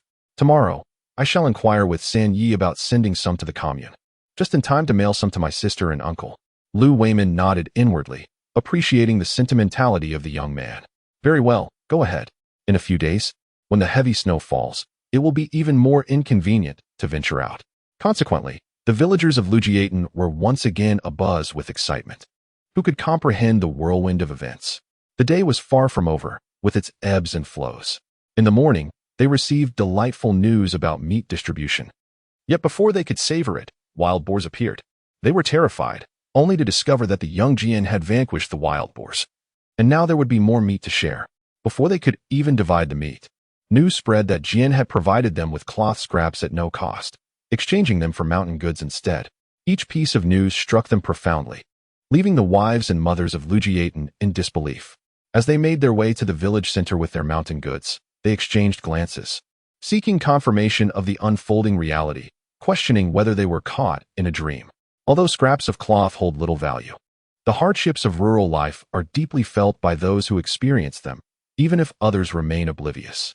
They seldom venture into the city, yet they are acutely aware of the abundance it offers: refined grains, meats, brown and white sugars, and the long-coveted large iron pots. Not to mention bicycles that are a rarity in their own villages. Each visit leaves a lasting impression. They remember well that the treasures of the city are for viewing only, not for touching. At the local supply cooperative, their rural origins are immediately apparent. Lacking money and coupons, they are unable to make purchases, and the disdainful remarks they encounter are harsh, as if being from the countryside were a grave sin. The cloth they acquire is often only purchased at the time of marriage, just enough to craft a new outfit that garners envy from many for an extended period. This garment is cherished beyond measure, seldom worn except for exceptionally significant occasions. When new family members arrive, it is customary to alter adult clothing for the children, with the smaller ones inheriting from the larger. Each piece of clothing is typically worn by at least 3 children, and only when it can no longer withstand its intended purpose do adults reluctantly part with it. In such moments, the dilemma of which adult garment to modify arises again. With limited options, choosing one for a child means sacrificing one for an adult. In a few days, the temperature will drop. In some households with ample labor, children can stay at home, but for the majority, a single child must venture out, clad in thin garments, to gather firewood. After all, the absence of warm clothing is a harsh reality, and the drafty homes only exacerbate the situation. This is the plight of many. Sometimes, they may have a little savings. Yet rural folk seldom possess currency. Consequently, the circumstances remain persistently challenging, growing ever more dire. Now, it is not merely the fabric that is scarce. Even the remnants of cloth are recognized as valuable commodities. It is no wonder that they harbor doubts. Rumor has it that such items are fiercely contested in the cities. Sister-in-law, can this really be true? I ponder increasingly, feeling a sense of disbelief. I have heard that such goods are in high demand in the urban areas. Suddenly, someone nearby hurriedly tugged at their basket, startling me. I recalled the village chief's words, which suggested that there should be no deception. Besides, wouldn't it be prudent to come and see for ourselves? I believe it could very well be genuine. Has Wayman ever deceived us? Isn't he always considering the welfare of people like us? I wonder, how large could that piece of cloth be? Could it be enough to stitch together a garment for the child? I am not particular. If an outer garment is unattainable, perhaps I could fashion trousers or a vest for the child. After all, summer will come again. Annie, what if all the scraps are patterned fabric? How would that work for your grandson's clothing? What do children care for patterns? If they do not want it, they can simply go without. I muse. But if they are all dark colors, I have been considering making a pair of trousers for your husband. The one he wears is nearly in tatters, and I no longer dare to wash it. Why must we endure such hardships as rural folk? Inside the village office, Lou Wayman and several village officials gathered, while outside, a crowd eagerly awaited their share of the meat, drawn by curiosity. Is it truly happening? Could those 2 bags be the ones? Wong Ho-Hot had entered slightly ahead of them. Is the exchange commencing now? All ears were perked, listening intently, as Lou Wayman opted for brevity, urging them to proceed. I need not elaborate. You are all aware that this year has been particularly harsh. However, ever since the arrival of the young educated youth, Xiao Jian, fortune has smiled upon us, one good fortune succeeding another, with everyone benefiting from this newfound goodwill. Given the circumstances we faced this year, would it be excessive to deem it a life-saving grace? He then raised his chin, gesturing towards the outside, acknowledging that some remained discontent. Feeling that the allocation of meat was excessive, I posed this question. Is your life not worth these morsels of meat? What about your elderly parents, your spouse, your children? Are their lives not worth these provisions? The lives of our entire village, young and old, do they not equate to these offerings? Our village is not burdened by the same multitude of rules as others. Minor portions may be retained for personal use, while significant portions must be surrendered to the village, 2/3. To be precise, if you possess the capability, procure your own. If not, refrain from voicing discontent. Our Liu family has never been one to eat from a bowl and then curse the provider. Nearly a few days have passed since their arrival, and they have gained nothing for themselves, yet they have undoubtedly brought us considerable benefits. Therefore, let us not speak of what is right or wrong. If we are to speak of obligations, let it be mine as the village head and the responsibility of us village officials, for we are indeed lacking. Indeed, a resonant agreement echoed from outside. Lou Wayman, upon recognizing the figure approaching, quickly rose to his feet. Secretary Lin, what brings you here?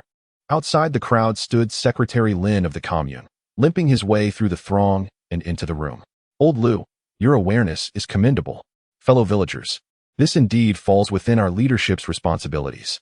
The state has entrusted us to guide you in rural development, with the hope that our elder villagers, our peasant class, can embody the spirit of hard work and self-reliance. It is essential that you labor diligently with your own hands in your respective roles, contributing to the nation's progress. Moreover, everyone has performed admirably. You are the pride of our Xiangyang commune. As he continued to speak passionately, The villagers felt a surge of enthusiasm.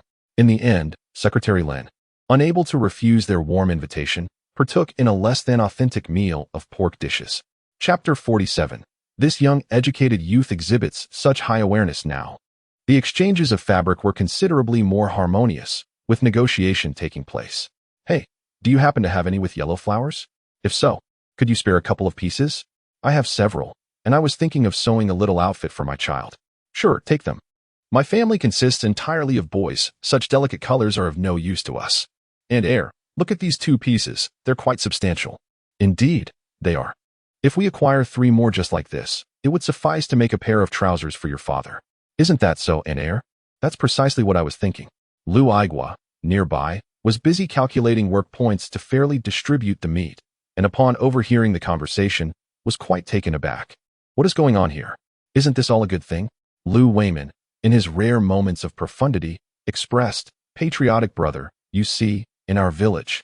It seems that the sturdy men are outdone by the young girls who venture into the mountains for resources. Even when it comes to feasting on meat, we find ourselves relying on their bounty. It leaves me feeling rather disheartened. How could one not feel disheartened when the wild boar descends from the hills? Do we simply pretend not to see it? If it charges into the village, can either you or I stand in its way? When the houses are damaged and the walls crumble, and the chill of winter approaches, what shall we do? Are you counting on us to confront the wild boar? You know everyone in the village, don't you? Not to mention the impossibility of slaying a wild boar. Can you assure me that anyone would survive its onslaught? With a wave of irritation, he added, do you know what this is?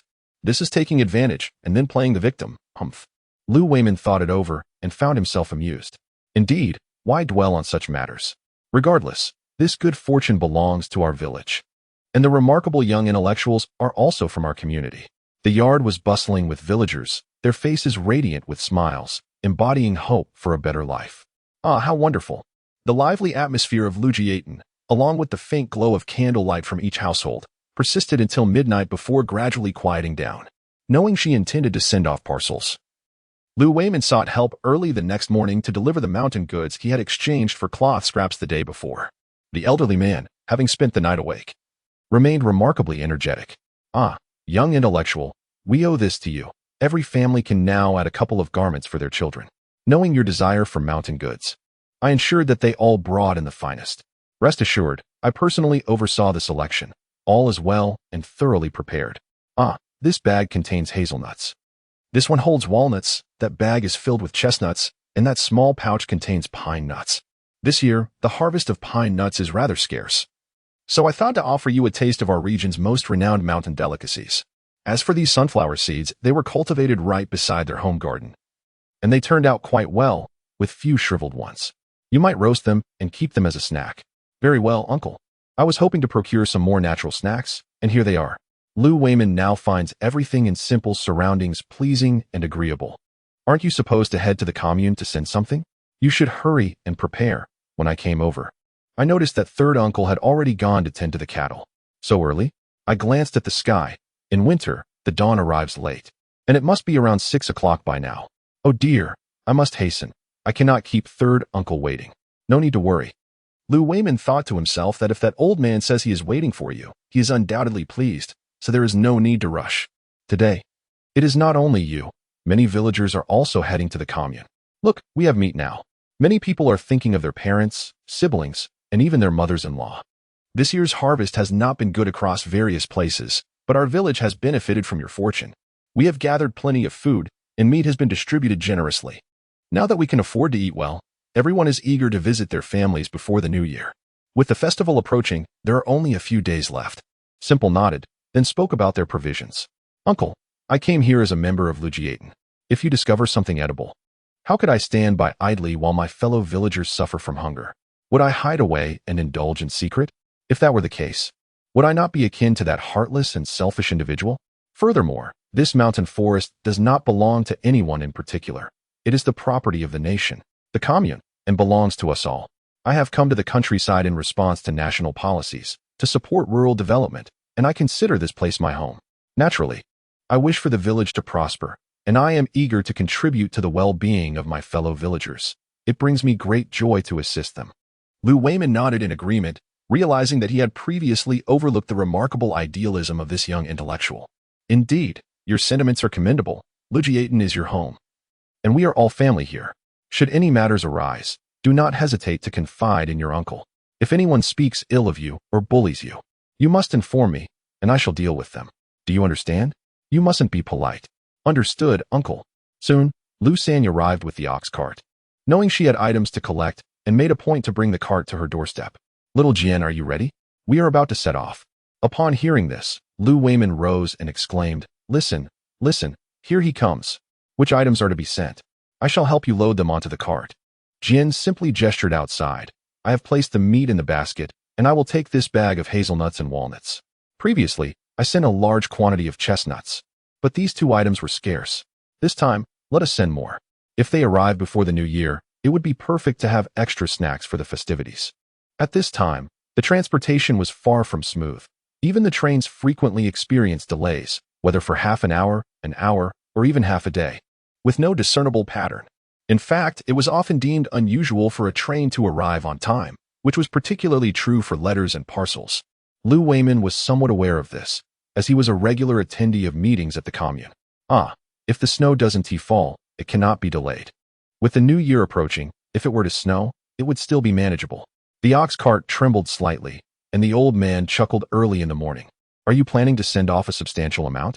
The meat in the backpack had been delivered the previous day and was now thoroughly frozen outside, weighing at least 70 or 80 pounds. Naturally, one cannot truly send it all away, not to mention Zhu Yin and the others. Even the post office would be taken aback. For the sake of ensuring that her modest quantity of meat reached its destination safely, she was hesitant. It was merely for the villagers to see that she had received a considerable amount of meat, but she also sent away a fair share. In this village, one might say that the majority are good-hearted individuals, yet no hamlet is without its share of lazy scoundrels and petty thieves. Chapter 48. This sentiment requires reciprocity. When one is unable to secure food, they tend to be more subdued. After all, the primary concern is to fill one's belly. When hunger prevails, or when circumstances are dire, there is little energy to ponder other matters. However, once one has enough to eat, perhaps even a decent meal, the situation changes. No longer preoccupied with the relentless pursuit of sustenance, one finds themselves with ample leisure time and the inclination to speculate and entertain frivolous thoughts. As she gazes upon the wild boar meat, questions arise within her mind. How could that young intellectual possess such remarkable strength to fell a wild boar? Youthful yet powerful. This is the perplexing enigma. What accounts for her extraordinary vigor? Has she undergone training? If so, under whose tutelage? While others struggle to fill their bellies. How is it that this petite intellectual thrives? They scavenge for sustenance, yet she, a mere young intellectual, manages to uncover provisions in their mountains.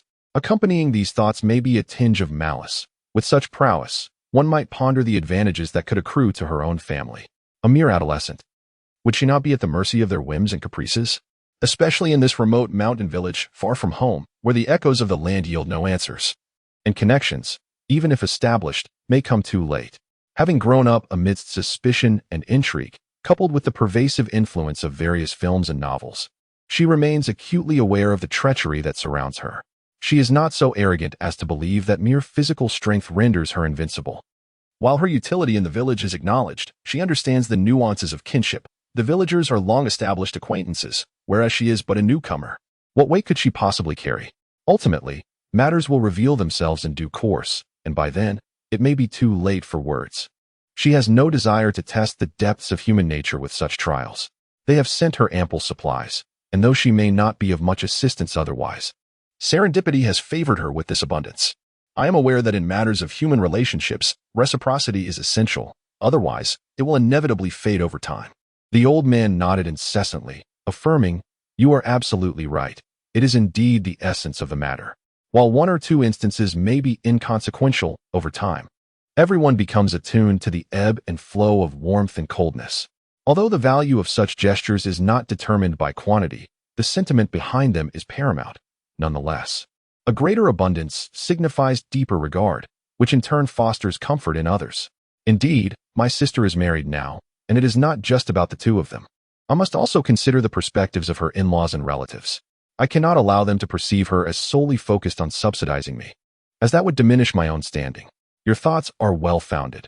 Were it someone else, they might not part with so many possessions so easily. With a modest smile, I observed as the ox cart arrived at the village entrance. Those waiting for the cart were all laden with bundles, none empty-handed. Upon seeing the cart approach, they surged forward, quickly filling the small vehicle to capacity. The old man cracked his whip, and the sluggish ox began its slow departure. At this early hour, before the sun had risen and with the temperature still rather low, I wrapped myself snugly in a thick coat. My backpack rested between the old man and me, while others jostled behind. As the cart began to move, the din of conversation from the rear gradually became clearer.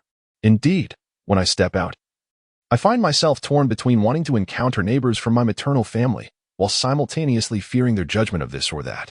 Yet, I still find myself concerned, wishing to inquire whether my father's leg still pains him and how my mother is faring. Your family seems to be doing well. As for mine, my sister-in-law is not a good sort. She is solely preoccupied with her maternal family, seemingly oblivious to whether my parents are able to enjoy even a warm meal.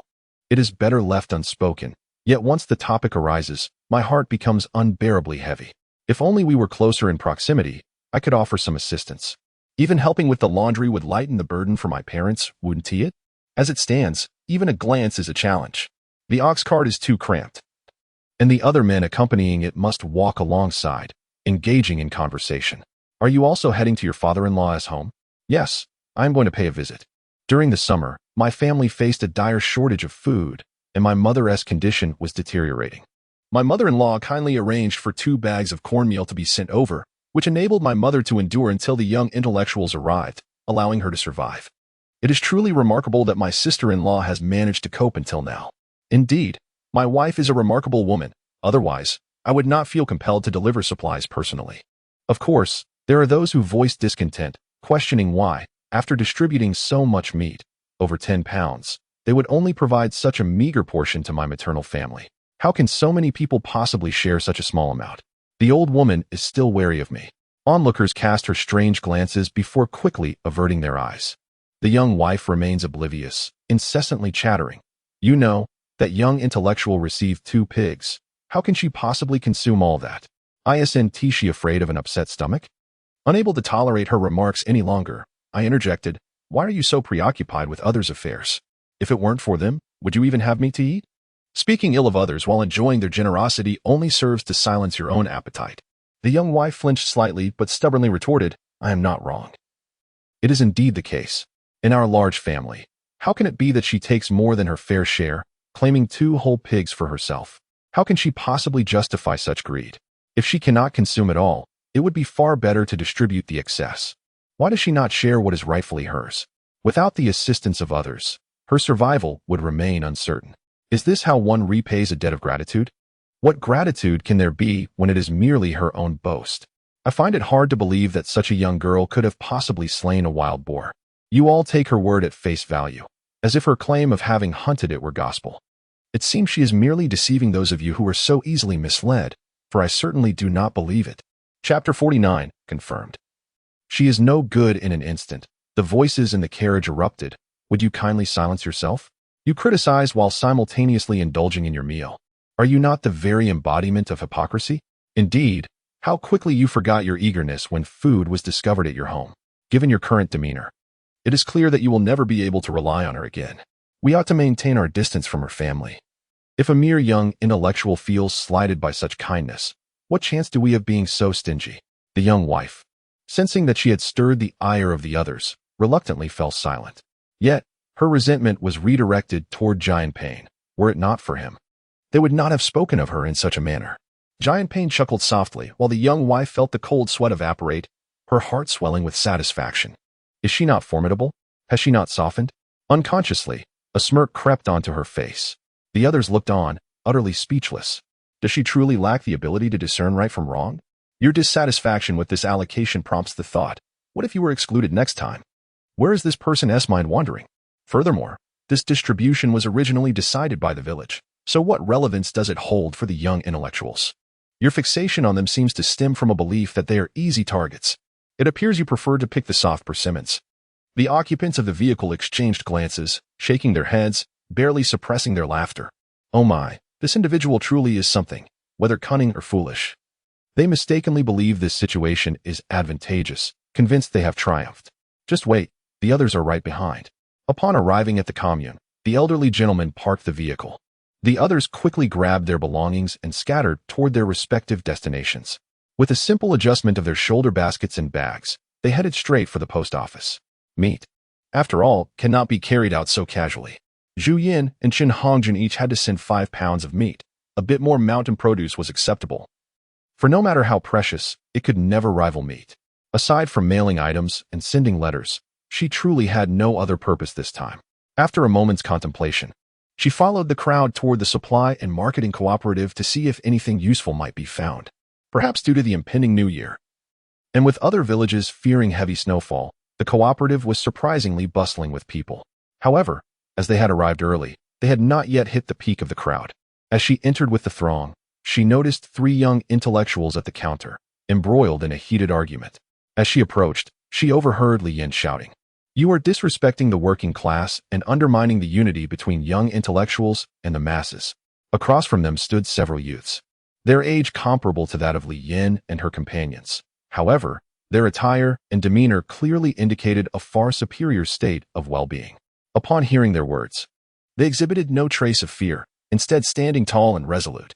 "Go ahead, speak to the Youth Cadre Office or the Public Security Bureau. I am unafraid to tell you that I am also a sent-down youth. What have I destroyed? I have already faced exclusion from the veteran youths even before arriving, and I am the one wronged here. Sent-down youth?"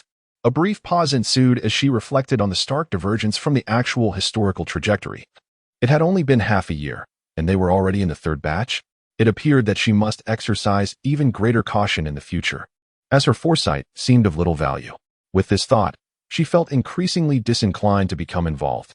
Who could say whether this batch might end up assigned to Lujiaden? Before she could turn to leave, her foot barely lifted when she was noticed. "Ah, simple sent-down youth, you are here too?" "Ah, yes indeed. You all arrived quite early," she replied. Lin Zhaodi smiled, her voice soft. "We wanted to send some items home, but we didn't want to be surrounded by the villagers. So we thought it best to come early to avoid the crowd." "That is a clever strategy. I shall give it a try next time," she mused. "Have you finished sending everything?" "Indeed we have." Meanwhile, Li Yin and the individuals across from them were on the verge of a confrontation, and several rushed over to separate them.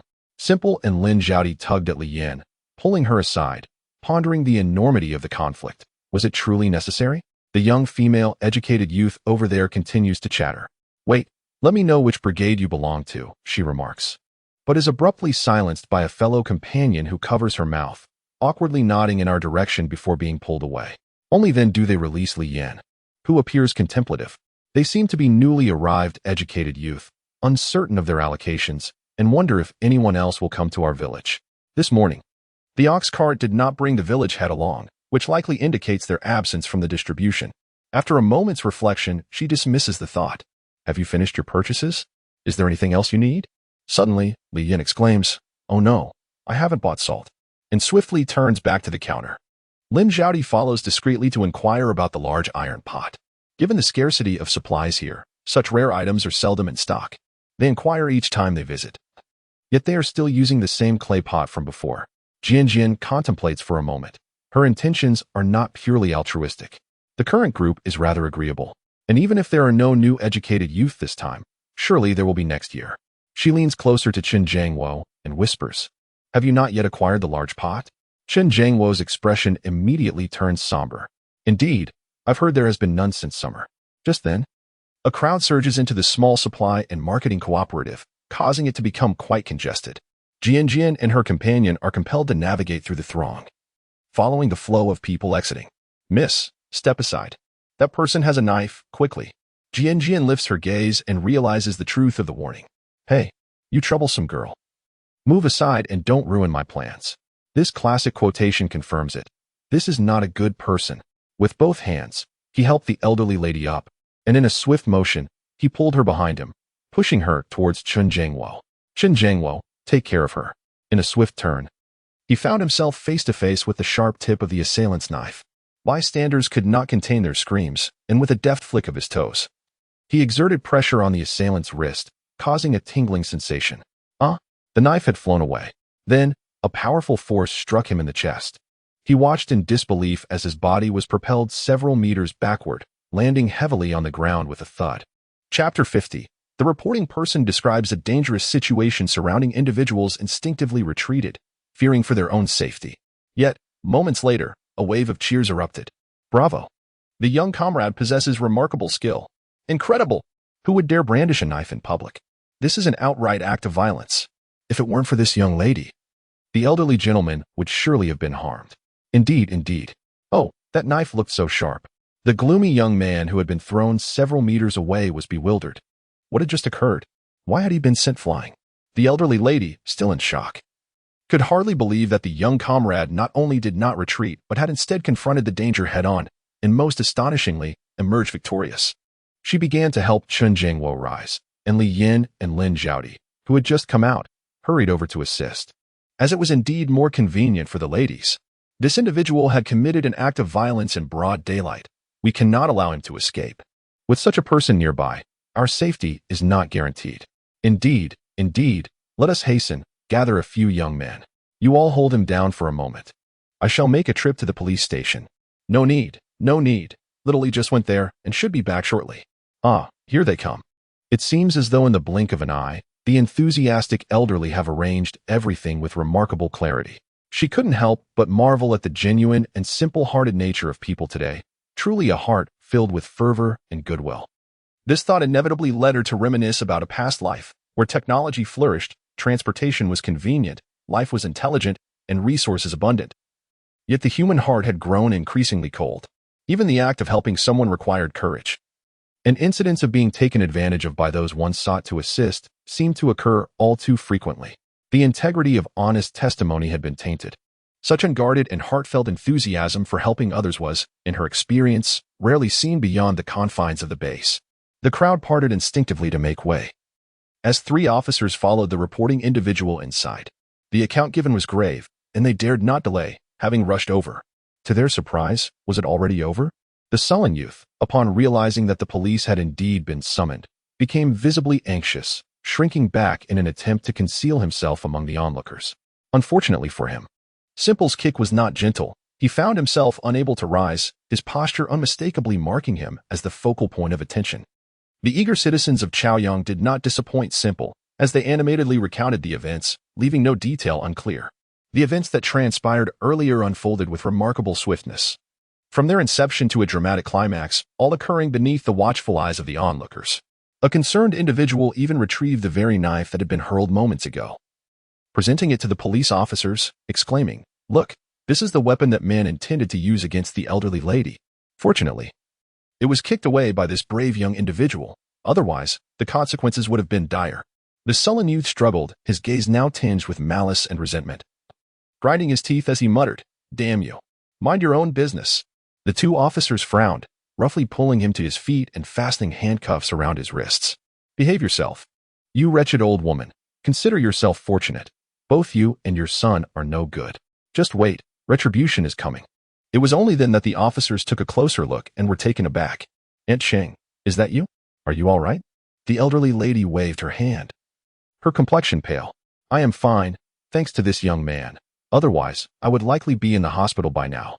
Aunt Cheng, we will take this individual away. You and this young man, along with these others present, will need to accompany us to provide statements." With that, they gestured towards the informant and the bystanders at the scene. At this moment, a profound sense of honor enveloped the people. Without a trace of hesitation upon hearing those words, they readily agreed. The individual named promptly requested assistance from her companions to take leave, and without delay, they followed suit. Observing this, a few other young intellectuals exchanged glances, evidently uneasy and desiring to accompany her. However, she gently halted them, assuring, "It's fine. Don't you trust me? You should go ahead and purchase supplies. We will gather at the ox cart shortly." Yet, concern lingered among them. "But can you manage on your own? Allow us to bolster your courage." For the common folk, merely uttering the words Public Security Bureau could send shivers down their spines, thus their worries were not without foundation. Nevertheless, was she merely an ordinary individual? The 3 could do nothing but watch helplessly as she trailed behind the 3 officers, accompanied by a few others, fading into the distance. As anticipated, the purpose was simply to take her statement. However, the earlier bystanders had exaggerated the situation to an astonishing degree in their accounts. She seemed almost to be soaring through the air. Consequently, The officers recording her statement regarded her with an odd curiosity. The elderly lady who had accompanied her vanished upon entering, but she paid it no mind. This was, after all, a city. She was utterly unfamiliar with her surroundings. Yet, these people were locals, likely familiar with every nook and cranny, so there was little to fret about, especially since it was their first encounter. After completing the statement and noting her rural location, after all, it could be considered an act of bravery, she shouldered her basket and made her way outside. Just as she reached the entrance, she spotted the elderly lady, who appeared to have been waiting alongside a middle-aged man. The man, likely the lady's offspring, bore a slight resemblance to her. However, what captures Jiandan's attention even more is the attire of the individual before her, who is also a member of the Public Security Bureau. In that fleeting moment, her mind conjures no fewer than 10 narratives: a brother apprehended, seeking vengeance and planning a prison break to retaliate against society, a family tragically harmed, believing justice has been inadequately served, thus targeting the elderly lady who shares a familial connection, or perhaps a previous grievance suffered at the hands of the elderly woman, prompting a quest for retribution. And so forth. Amused by her own musings, she chuckles inwardly. Comrade, I am Chung Yuanshan, the director of our commune's Public Security Bureau.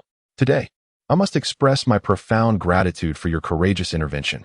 This individual is a suspect we have been monitoring for several days. Had it not been for you, he would have succeeded in his malicious intent amidst this crowd, inciting widespread panic. Additionally, on a personal note, I thank you for your timely action that saved my mother. The elderly woman, taken aback, shot him a disapproving glance, remarking on his overly formal demeanor, which she found rather dull. Turning back to Jiandan, she immediately donned a warm smile, affectionately grasping her hand. Comrade, you are my savior. Let us discard the formalities, if you do not mind. Let us treat each other as family from now on. Chapter 51.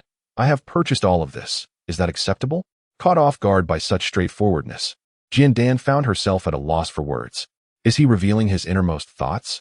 Casting a glance at Chung Yuanshan, who appeared unfazed, she reluctantly replied, You are being excessively courteous. It was merely a coincidence on my part. If I had been further away, it would have been impossible for me to intervene. Would it not? As she spoke, she tugged at him to leave, but Jianjian quickly intervened, for she was neither fond of nor adept at such social exchanges. Wait. Grandma, hold on. I came here on the village bus today, and the timing is rather inconvenient. Observing her resolute demeanor, the elderly lady appeared somewhat disappointed. Oh, truly, you are exceedingly gracious. In such matters, who could remain indifferent? Well, I really must be going now. Perhaps next time. The two exchanged glances, and Chung Yuanshan reached into his pocket, swiftly producing a substantial wad of cash. Without inspecting it, the elderly lady snatched it away and directly placed it into Jianjian's hands. Young comrade, I understand this cannot be measured by money, yet this is the most practical. Take it, and if you need anything, come find me. My home is just behind here. Grandma Chung, please listen. My intention in saving you is not for this. I am a young intellectual sent to the countryside, and I also understand the importance of not using kindness as leverage. Isn't this just a shortcut? The elderly lady paused momentarily, then chuckled. My dear child, people would be delighted. Who doesn't know the hardships of rural life? Isn't it a good thing to have a better life? Jianjian smiled lightly, yet one must discern what is appropriate and what is not. If you truly feel indebted, I do have a matter to discuss. Instantly, their gazes sharpened, ready for what was to come. Casually, as if unremarkable, one might mention that the place I ventured to is a quaint village named Lujiaten. Upon my arrival, it was often remarked that it was the most impoverished village, yet the villagers are remarkably kind, persevering through their hardships. Chung Yuanshan, perplexed, tentatively inquired, What do you mean? Director Chung, feeling somewhat embarrassed, responded, Unlike us who are confined to this small village without connections, I wish to ask if you could assist us in procuring an iron pot? The two women shared a common reaction, bewildered. What does this mean? You want us to give you money for an iron pot? Simple then continued, To be frank, it was only after my arrival that I realized the depth of poverty here. In recent years, with the collective canteen system, all the household's iron pots were confiscated. After the canteen was abolished, of the more than 80 families in the village, less than half managed to acquire one. The others still cook with earthenware jars, small aluminum pots, or kettles, and those slightly better off possess a ladle or a semi-new steaming pot, treating them as treasures. Moreover, These resources are often shared among the entire family, which is particularly inconvenient. Initially, I thought the lack of industrial coupons was the issue, but after several inquiries at the supply and marketing cooperative in the county, I discovered that there has been a consistent shortage of goods. I have yet to encounter any black market dealings here. However, upon your mention today, it suddenly dawned on me that you possess broader connections than we do. Hee. While we may not have an abundance of industrial coupons, we are prepared to pay normally. There is no need to discuss additional fees. As a director, your dealings surely do not involve any unscrupulous practices, nor would you engage in any unbecoming price hikes. However, upon hearing this, Qing Yuanshan and the old lady were somewhat taken aback. You intend to purchase for the village? Nodding simply, she replied, yes. I am among the first batch of educated youth, and by sheer chance, I managed to acquire them. At that time, the villagers were quite envious. The second batch of educated youth that arrived later was unable to purchase any, and they are still using clay pots. Lu Weiman has lamented the issue of the iron pots numerous times. Initially, she had not given it much thought, but as she observed the two women, it appeared they genuinely wished to express their gratitude. Reflecting on the situation, she considered that, were it to involve herself, it would merely be an embellishment. Thus, it would be more prudent to make this request. The truth is, she truly cannot resolve this matter on her own. As for future interactions, that could be addressed later. After all, it was their first meeting, and they would see how things unfold. Although the other parties seemed to possess greater influence, she, at the very least, held the title of a savior and had no intention of taking advantage of them. Her demeanor remained remarkably calm. The old lady's expression softened. You are a kind-hearted child. Not really, she replied. I have come to the countryside to contribute to rural development and to establish my roots here. Henceforth, I shall be a member of Lijiaten. And naturally, I hope the villagers can lead prosperous lives. Cheng Yuanshan gazed at her for a few seconds, confirming that she was not deliberately seeking attention. It seemed she genuinely held this thought. Lowering her gaze thoughtfully, she inquired, how many do you wish for? Would those with minor defects be acceptable? If you require dozens of larger ones all at once, that may be somewhat challenging. Would smaller ones suffice? Upon hearing this, Jian Dan felt a glimmer of hope. Defects are not an issue as long as they are usable. We do not have high standards. Director Jian, could you inform me how many prints there are? Qing Yuanshan was only aware of this piece of news. Mom, please continue your conversation. I will make a phone call. Comrade Jian, your fortune is indeed remarkable. You will soon be passing through our commune. If you had delayed by half an hour, you would have missed it entirely. Jian's eyes brightened with excitement. Really? That's wonderful. Director Chung, I cannot thank you enough for your efforts. Indeed, half an hour later, a vehicle drove into the courtyard of the Public Security Bureau. Who has ever witnessed a transaction occurring within the precincts of the Public Security Bureau? Cheng Yuanshan's remarks were not exaggerated. There were indeed numerous items, 12 large, 10 medium, 8 small, and 2 slightly larger than a ladle, totaling over 100 in various sizes. As for defects, aside from a few with cracks that posed genuine safety concerns, the remainder merely had minor issues, such as a small hole on the rim, missing pieces, or even some with only half of the rim intact. Yet, what did that matter? It was certainly preferable to filling a small clay pot 4 or 5 times with water. Jian felt that with such offerings, the villagers would be as jubilant as during a festival. She also wished to stock up on a few for future use. Is it all right that I purchased all of these? All of them? These are from the neighboring county steel factory. They intend to ship these defective products. But upon hearing they were flawed, the factory became quite reluctant, demanding various perks. While the shipment has departed from here, they are still hanging in limbo on the other end. So, while it is termed as delivery, it has not yet been finalized. Chapter 52, Our Journey to the Countryside. The greatest fortune was encountering you. The delivery person was initially incredulous. How could any household today afford even a single pot? This young comrade boldly made such a claim. He couldn't help but glance at Qing Yuanshan. Without him, this detour would have been impossible. Qing and the elderly lady were momentarily taken aback. Director Chung, this esteemed master, I specifically asked you to make this detour, which has already delayed your affairs. If I were to be picky, I would only be wasting your precious time further. I cannot be so selfish. However, may I make a modest request? Please, go ahead. I have already made my purchase, but may I forego these 2 cracked ones? You see, in the village, there are many illiterate uncles, and no one is able to repair them. Upon hearing this, the delivery man realized that the task was nearly complete. Young comrade, let me discuss the price with you and see if it's acceptable. I have come directly from the factory, so my prices are slightly lower than those at the supply and marketing cooperative.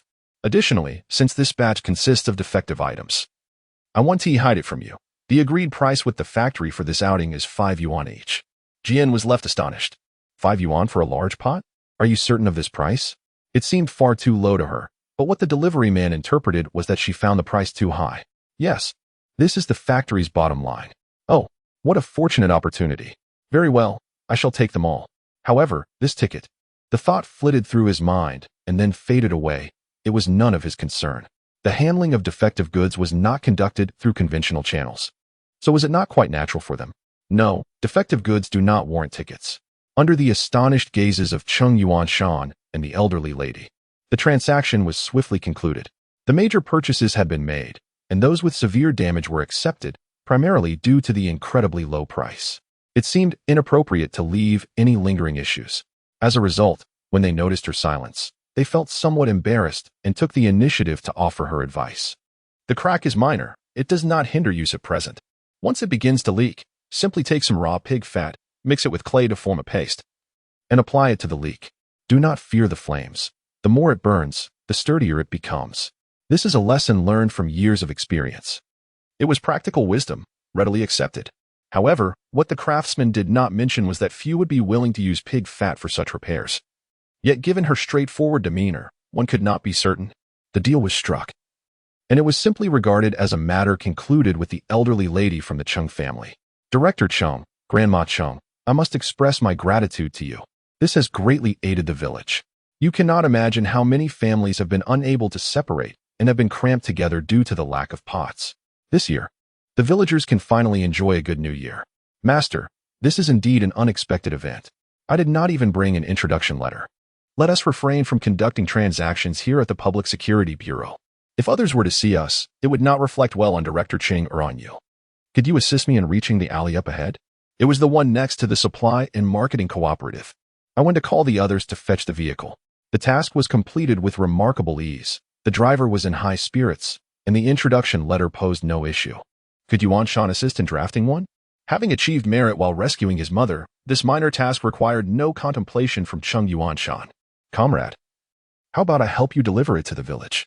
After all, compared to traveling to another province, this bit of fuel expense is hardly significant. Moreover, what he mentioned is not even the bottom price. This batch of defective goods exceeds just this one order. They have all gone out separately, and he is undoubtedly the first to complete it at a favorable price. Just thinking about it brings joy. Jian quickly waved his hands in refusal. Coming from a rural background, he understood the excitement of acquiring something valuable, akin to the festivities of the new year, as if it were a gift from the heavens. Very well, you go find someone, and I shall unload it there. At that time, the conditions for business trips were arduous. The vehicle was not sealed, allowing the wind to seep through, and there was no warm air. The food and drink on the road were all cold, making it truly a trial. If not for the meager subsidies, few would willingly venture out. The two exchanged contact information, with Jian feeling that there would be no impetus to reach out to one another, as this was a matter linked to Director Cheng. It was utterly inappropriate to bypass the intermediary for direct contact or transactions. It felt akin to stepping on the stovetop in rural customs, legal but against the established norms. Upon hearing her mention this matter, the typically composed Chen Jiangwo stammered, What are you saying? What on earth did you buy? Li Yin and Lin Zhaodi exchanged a glance, their eyes sparkling with excitement. Jian Jiqing, have you really acquired an iron pot? Jian simply tilted her chin. Would you like one? Is that even a question? The three of them nodded eagerly like chicks pecking at grains. Yes, yes, yes. Chen Jiangwo immediately turned and sprinted away. It's that alley, right? I'll go find Lu Sant to arrange transportation. Li Yin and Lin Zhaodi followed closely behind Jian, chattering animatedly in praise. Jian Jiqing, you are simply amazing. It's only been a short while since we parted, and you've accomplished such a significant feat. Even the usually reticent Lin Zhaodi chimed in. Indeed, Jian Jiqing. Our luck in coming to the countryside has been meeting you. You have no idea how much trouble you've saved us. The villagers have never given us any difficulty. Exactly. You wouldn't believe it. A classmate of mine has relatives here and kept raving about how wonderful Lijiaten is, even going through connections to get placed there. When I first arrived, I was quite disheartened, thinking, why was I assigned to the poorest village? Those days, I was lost in my thoughts. Haha. Now I feel so fortunate. It's a blessing I ended up here, or else I wouldn't have met you. Li Yan's lively tone was soothing to the heart. Chapter 53. We finally get to enjoy a communal feast. The last time I visited the commune, I happened to run into a classmate and learned that their village was particularly unwelcoming to educated youth, marked by exclusivity and prejudice. 3 distinct incidents vividly encapsulated Li Yan's profound trepidation. Several groups of educated youth had already arrived in their locality, and prior interactions with the villagers had been relatively amicable, a situation akin to the adage of water in a well, not disturbing water in a river. However, for their cohort, the ensuing events following their arrival had devolved into a series of escalating conflicts over trivial matters that had previously been inconsequential. The seasoned, educated youth who had arrived before this tumultuous year found themselves unjustly embroiled in the chaos. They had committed no transgressions, yet were now subjected to the villagers' ire, suffering from the repercussions of circumstances beyond their control. Once, an elder educated youth had been in a promising relationship with a villager, and they were on the brink of matrimony. However, the discord stirred by the newcomers tainted the perceptions of his family towards the educated youth, and the village became rife with unfounded gossip, ultimately leading to a bitter fallout. He could only shake his head in lament, exclaiming, "What a pity!" Tragically, the young female educated youth, consumed by anger, took her own life by jumping into the river the following day. Upon hearing the news, a sense of dread enveloped Li Yan as she pondered, "Is there a fatality?" She shook her head, uncertain. The last she had witnessed was the others escorting the young woman to the hospital, after which she had lost all knowledge of the events. The gravity of life and death imbued the atmosphere with a somber weight, abruptly extinguishing the earlier lightheartedness. Simple was cognizant that this incident merely represented a minuscule fragment of a larger tapestry of distress. Now, she could only fervently hope that her current reality would not mirror the historical narrative etched in her memory, wishing instead that it would gradually diverge from it. Wasn't change already in motion? Perhaps this heralded a positive omen. Upon reaching the alley, Simple seized the opportunity to excuse herself to bid farewell, stepping inside ahead of the others. After bidding farewell to the driver and the large cart, a significant portion was swiftly tucked away. On the ground remained over 30 pots of various sizes, each bearing its own imperfections. However, this sight astounded Li Yan and Lin Zhaodi, who had rushed in, their eyes gleaming with excitement. "How did you manage to acquire so many?" they exclaimed, circling the heap in wonder, repeatedly exclaiming in amazement until Qin Jiangwo arrived with his hastily driven ox cart, the old ox unusually panting heavily. Upon disembarking, Qin Jiangwo hurriedly made his way inside, the elderly man limping along behind him, equally taken aback. "Little Jian, you possess quite the talent," he remarked. Jian simply chuckled awkwardly. "It's merely a coincidence." Isn't it? Having finally spoken the truth, she felt as if no one believed her, which left her feeling somewhat embarrassed. "Third master, these all have some flaws." She hesitated, realizing she needed to clarify this point. The old man understood, squatting down to examine the pots more closely. "Oh, this is nothing," he reassured her. Since the collective dining hall had disbanded, the villagers had been eager to acquire a cooking pot. You wouldn't believe it, in the beginning, there was still an occasional supply, and we all knew we needed tickets. Just think, for us villagers, when it comes to money, if an emergency arises, we can always gather together. But when everyone is scraping by, securing a single ticket is truly a Herculean task. Jian observed as the old man's hands trembled while touching the iron pots. Though she understood his plight, it was clear that those less resilient might find it difficult to bear. A sense of simplicity mingled with a slight itch in the nose prompted the breaking of silence. "Third master, let Qin Jiqing move to the car. Could you kindly oversee the arrangements within?" Qin Jiangwo remained silent, promptly rolling up his sleeves. The elderly gentleman quickly grasped the situation and rose, exclaiming, "Yes, I must hasten to have her belongings moved aside." Jian Dan found this peculiar, pondering. "Whose belongings are we discussing?" She turned to Qin Jiangwo and the others. "Has something arrived from your home?" The response was negative. It was a new arrival among the youth.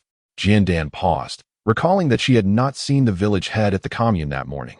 "I encountered a newly arrived female youth at the supply and marketing cooperative," she continued, "and I was wondering if this batch of youth included anyone from our village." "Li Yan?" she exclaimed. "Isn't she the one I clashed with? Is she being assigned to our village?" "I inquired earlier," the elderly gentleman explained, "and indeed, that comrade is a fresh arrival, but her destination remains unknown. Ordinarily, if she were to be assigned to our village, the village head would have come to inform us." "It's not her," the elderly gentleman said while stepping outside. We have a youth in our village who is not new but has been transferred from the neighboring village. The group that had just engaged in gossip about the neighboring village exchanged glances, and Lin Zhaodi cautiously inquired. Could it be that female youth who was driven to leap into the river due to slander? You are aware of this? The elderly gentleman sighed. Indeed, it is she. Wei Min mentioned that this girl seems to have encountered some troubles, even to the point of forsaking her life. The commune must arrange for her relocation. You may know, but keep it to yourselves. The ill intentions of our village may be futile, yet there are plenty of gossipers. Alas, during this vulnerable time. Let us not add fuel to the fire. Should another incident occur, it would be truly dire. It is simply wise to agree. For we are aware of the weight of matters, dear Third Master. However, this predicament is not her fault. She is clearly a victim of others' misfortunes. Indeed, Third Master. And we have heard that in their village, it is no secret, with the proximity of the two villages. Is there truly any wall that does not allow whispers to pass through? I suspect the village head will convene a meeting to address this, that child. We must be attentive to, for life is not easy. Upon arrival, they will surely reside at the youth commune. Li Yin and Lin Zhaodi nodded in agreement. The simple one also affirmed, rest assured, Third Master. He, Li the youth, Lin the youth, we shall finally partake in the communal feast. The three at the commune have always used earthenware for their meals. Preparing porridge is manageable, yet other dishes are a challenge, relying on various pots and utensils. Or else they would subsist solely on porridge. For safety's sake, the elderly gentleman meticulously retrieved his treasured hemp rope, binding the larger pot to the smaller one, wrapping it tightly in layers. Beneath the rope, he placed whatever soft materials he could find, straw, rags, pockets, leaving nothing unutilized, and covered it securely. These items may be soiled and washed, but the pot must remain intact. Chapter 54. Why are my hands still shaking? Tan Yajun stood by the ox cart, clutching her luggage, feeling solitary as she observed the joyous youth around her, unable to muster a semblance of spirit akin to an outsider witnessing a spectacle. All belongings were stowed, yet there was insufficient space on the cart for everyone. Xinjiang Wo and a few others exchanged glances. Third Master, we'll walk alongside the cart. We won't take a seat. The others nodded in agreement, their possessions already loaded, making it easier for them to move quickly. The old man surveyed the scene. He was reluctant to see the village's esteemed benefactor overburdened. However, with the large pot and a circle of items purchased by the youth and villagers occupying the cart, it was truly full. Neither the youth nor the villagers could find a spot to sit, so it was decided that none would ride. All right, let us walk then. We are country folks, are we afraid of this? The rustic man glanced around and noticed his other task for the day, his tone softening. That girl. What was your name again? His memory faltered. He had heard it that morning, yet had forgotten. Ahem, Grandpa, my name is Tan Yajun. Ah, young Tan, you see. There isn't room on the cart. Quickly place your luggage up here. It seems quite heavy. The last 3 words made her heart ache. And she hastily lowered her head in acknowledgement. Oh. After all, as an experienced youth, she had accumulated some possessions over the years, a collection of bowls, jars, and other items. The nearby Jianan and Li Yinlin readily extended their hands, swiftly assisting her in loading her belongings onto the cart. Once everything was in place, they set off. The educated youth trailed behind the cart. In their excitement over a mere pot, they momentarily forgot about their hunger. Jian quickly extracted a paper package from her backpack, and each grabbed a piece of peach crisp. Her itinerary for the day was nearly transparent. There was neither the opportunity nor the time to visit the state-run restaurant, making deception unfeasible. You must be hungry, right? With all the busyness today, it slipped your minds. Here, have a little something to tide you over. I had my friend reserve this for me at the supply and marketing cooperative. The old man had become quite familiar with her, and Li Yin and the others had also grown accustomed to one another. After expressing their gratitude, they accepted the offering, primarily because they were genuinely famished. It was already past 1 in the afternoon. Tan Yajun felt a bit embarrassed, taken by surprise, and somewhat flustered. She quickly waved her hands, saying, No. You don't have to. Thank you. Her complexion was pale, and one could even discern her discreetly swallowing, albeit slightly. Jian felt a pang of sorrow. A young woman in the prime of her life had been thrust into an unfamiliar environment. After considerable effort in adapting to her surroundings and finding like-minded comrades in the revolutionary cause, just as hope began to glimmer, it was abruptly shattered. Rumors, lewd gazes, and idle chatter both in public and behind her back, compounded by the distance from her loved ones, the villagers' condescension, and the various trials posed by her peers, all conspired to drive a once optimistic individual into contemplation.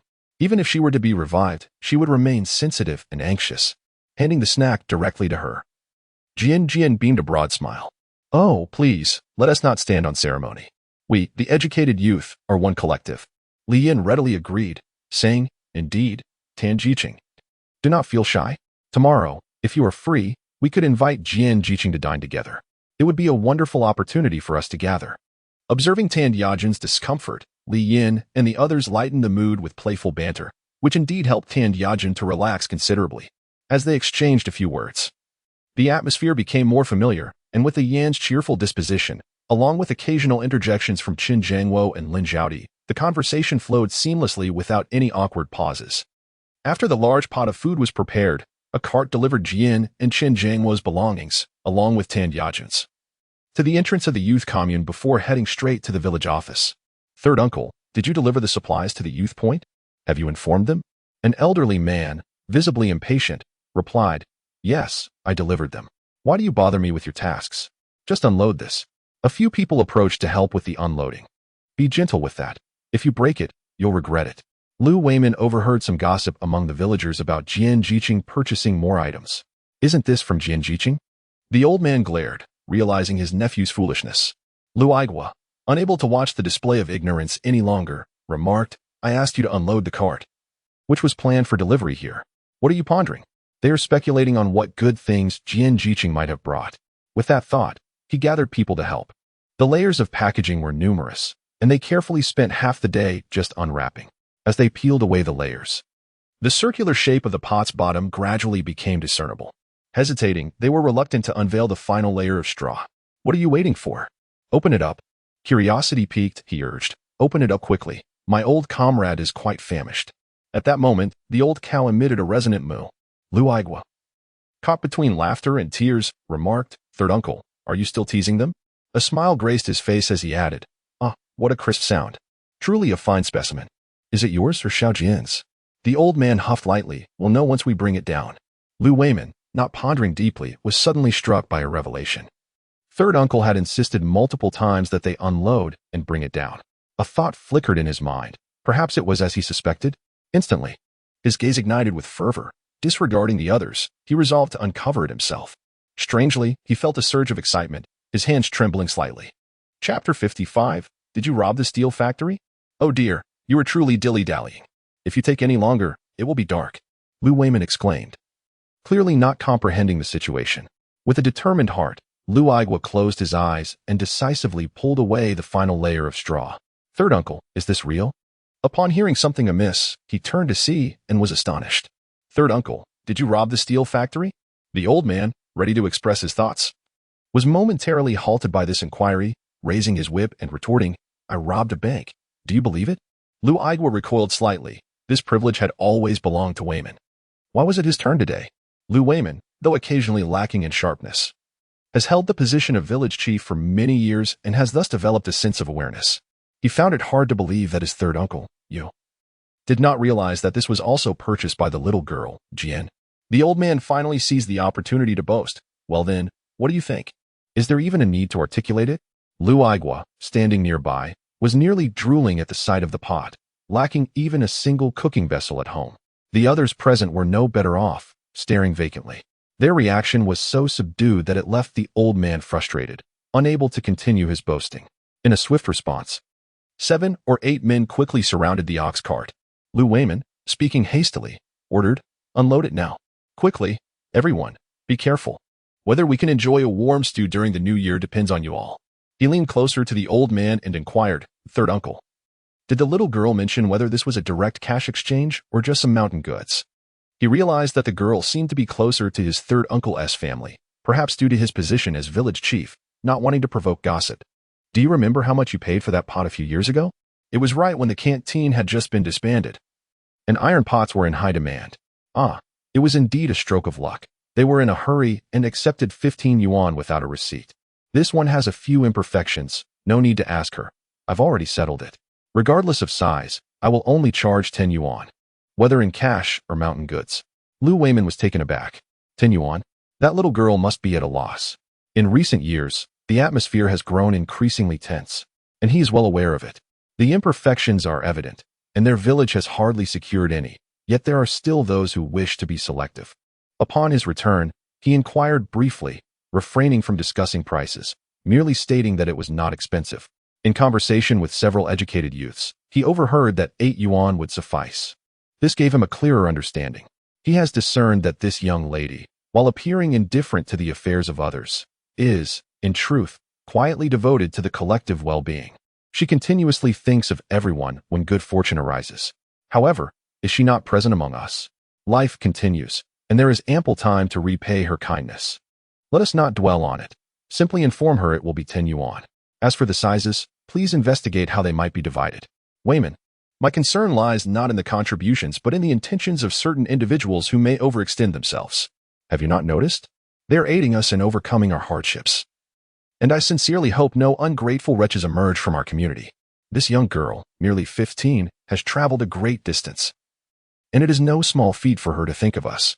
Wayman, if the roles were reversed, how much could you accomplish? Lou Wayman straightened up. Rest assured, uncle. I will ensure everything is managed properly. As long as you are aware of the situation, he replied. By the way, keep one large pot for the educated youth dormitory, and let them directly compensate the young lady. All right then, uncle. With that, the old man felt a noticeable lightness in his steps. Upon entering, he exclaimed, after all the commotion, it's already past 4 in the afternoon, and the kitchen is shrouded in steam. There's little left to do. We could manage with just 2 meals. The old man, brimming with joy, noticed the children arriving and retrieved a paper package. The old lady was already familiar with this routine. What delightful treat has the little girl brought you this time? The old man, like a child, chuckled. They didn't see it, but she secretly slipped me another package. I felt inside and found several pieces. Come here, try the peach crisp and see if it's delicious. His family was relatively well off in the village. Yet the 2 children had never tasted such a precious delicacy. The children squinted their eyes in delight, thoroughly satisfied. Is this really peach crisp? It's so delicious, sweet. Just think, since little Jin arrived, how many delightful treats these 2 children have enjoyed. And you, when the children offer you something, you simply accept? Oh, it's not like that. We are friends. How could I be so impolite? It seems Jian didn't anticipate that this would evolve into a legitimate exchange within the village. The primary task of the day was to send out the items. Aside from a heap of pots, she hadn't purchased much else. After some consideration, the pickled cabbage was ready, the firewood was nearly sufficient, and there seemed to be enough meat. It appeared that if she wrapped some bean paste, they could comfortably hibernate for the winter. Moreover, experiencing different lifestyles was essential. A few days ago, she had asked the old lady at Lu Sanya's home to help her exchange some red beans. Now, with some free time, she washed them and placed them all into a large pot to cook. The steps for preparing sticky dough were imparted to her by the old lady a few days prior. The beans in the pot were nearly done. Reflecting on the sweet red bean buns from the future, Jian thought that if conditions allowed, why not prepare something to suit her own taste? In this solitary moment, she decisively took out a pound of white sugar and scattered it into the mixture. It did not seem like much, so she added another pound, while simultaneously using a long spoon to mash the soft, cooked beans, delighting in the thought of the delectable bean buns to come. The well-cooked kidney beans broke apart effortlessly, blending harmoniously with the sugar, exuding a sweet and fragrant aroma. Unable to resist, she pinched a bit to taste. Indeed, the absence of pollutants and chemical fertilizers rendered it utterly delicious. Chapter 56. What are you all working so diligently for if not for labor points? After ensuring that the mixture was thoroughly mashed and well blended, she transferred it into a large basin, mimicking the women around her who sat cross-legged on the heated platform.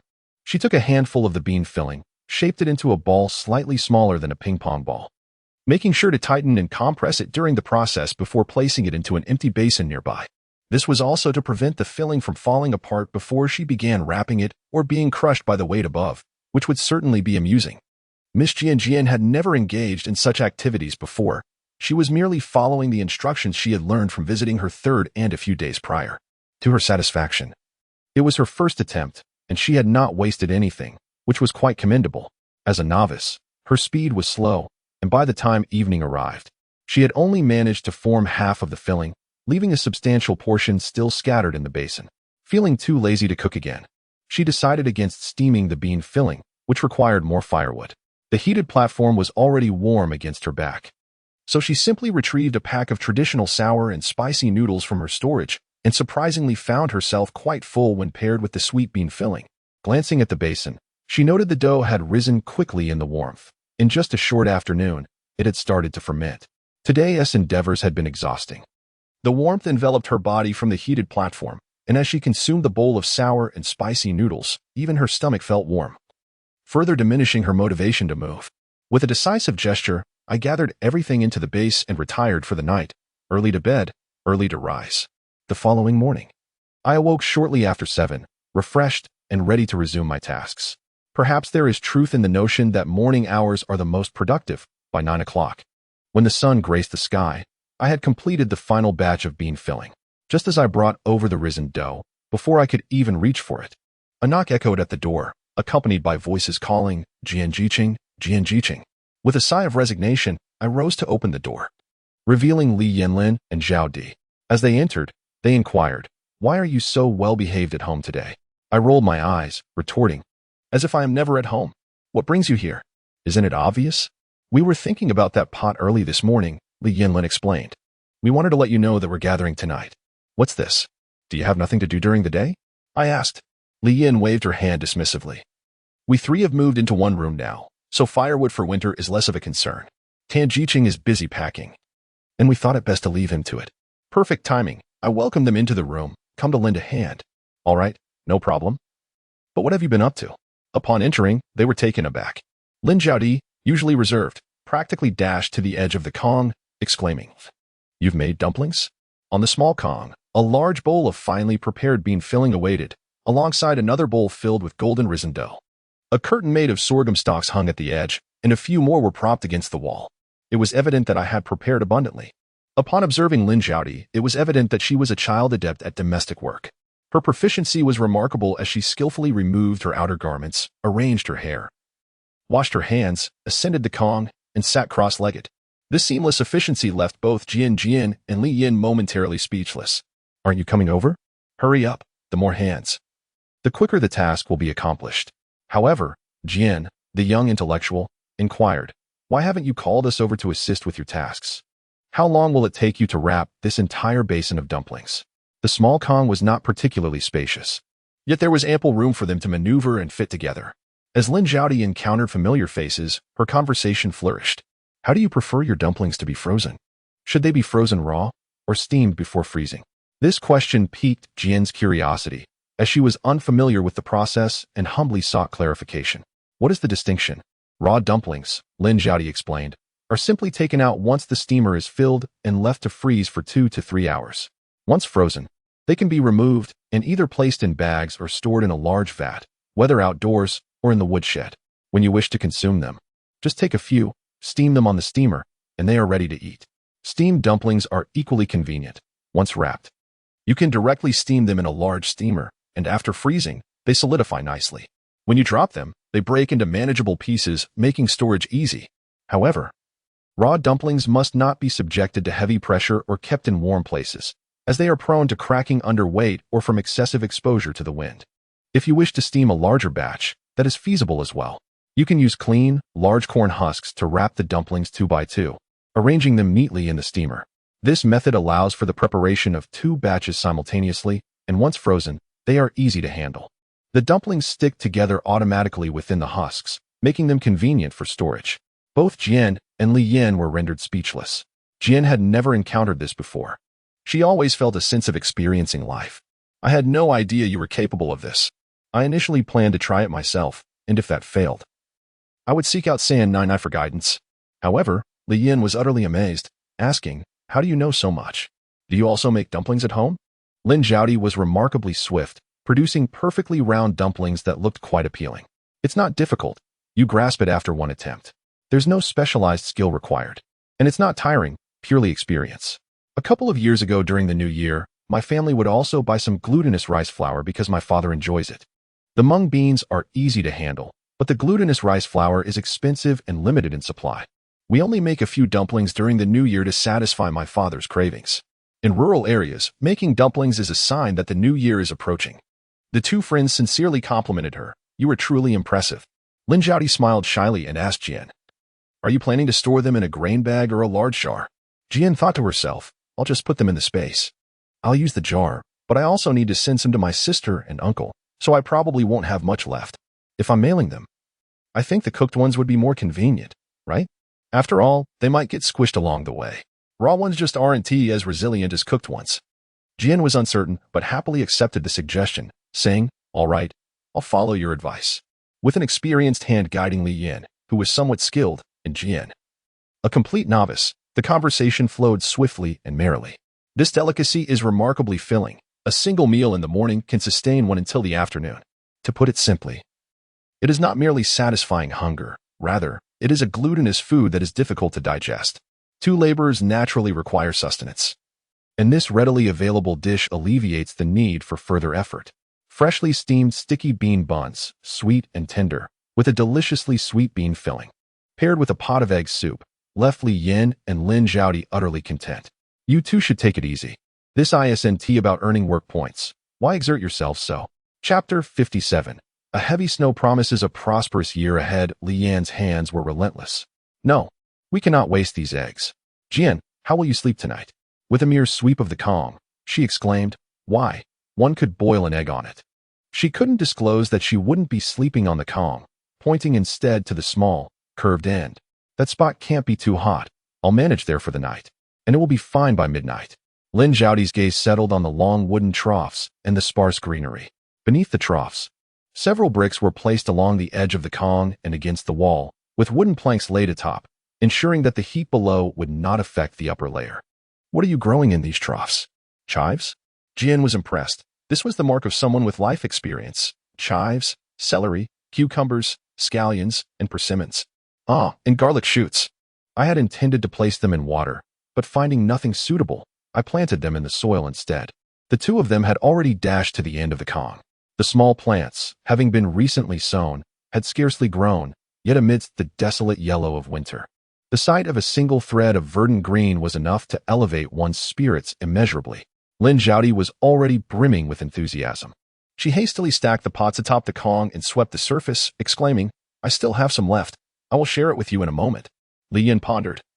Do we not have a few broken pots in those empty rooms? Lin Zhaodi hesitated, unsure, but inquired, is the ground outside frozen solid? Can we still dig? It was time to test the mettle of the men. Let Qin Jiqing take on the task. Jian chuckled. Well, everything is all set. Isn't it? After all, this is food destined for our own enjoyment. How could one refrain from contributing their efforts? Soon, the steamed dishes were brought forth, with the last batch currently being prepared. Jian stepped outside to retrieve the frozen goods, as the low temperatures ensured swift freezing. With a firm grip, she lifted the solid, icy cover and let it crash to the ground, causing the frozen dumplings to bounce and scatter in delightful disarray. Upon re-entering, she noticed that the contents of the pot were nearly ready. Li Yin felt a twinge of discomfort. She had indeed harbored such thoughts earlier, but quickly shook off the notion, recognizing its pettiness. Who would have guessed that Jian would genuinely offer the food to share with everyone? A blush crept upon her cheeks, realizing her earlier thoughts were rather mean-spirited. As the two halves of the wooden pot lid were lifted, a wave of steam enveloped them, mingled with the fragrant aroma of grain. The young women inhaled deeply, savoring the delightful scent. How exquisite it was! Simply grasping the chopsticks, she dipped them into water and carefully picked up each piece, using a spatula to transfer them onto the tea tray. Beneath the bean buns lay smooth corn husks, preventing any concern of them sticking to the tray. The utensils on the table were rather few. After a quick search, she found only 2 tea trays.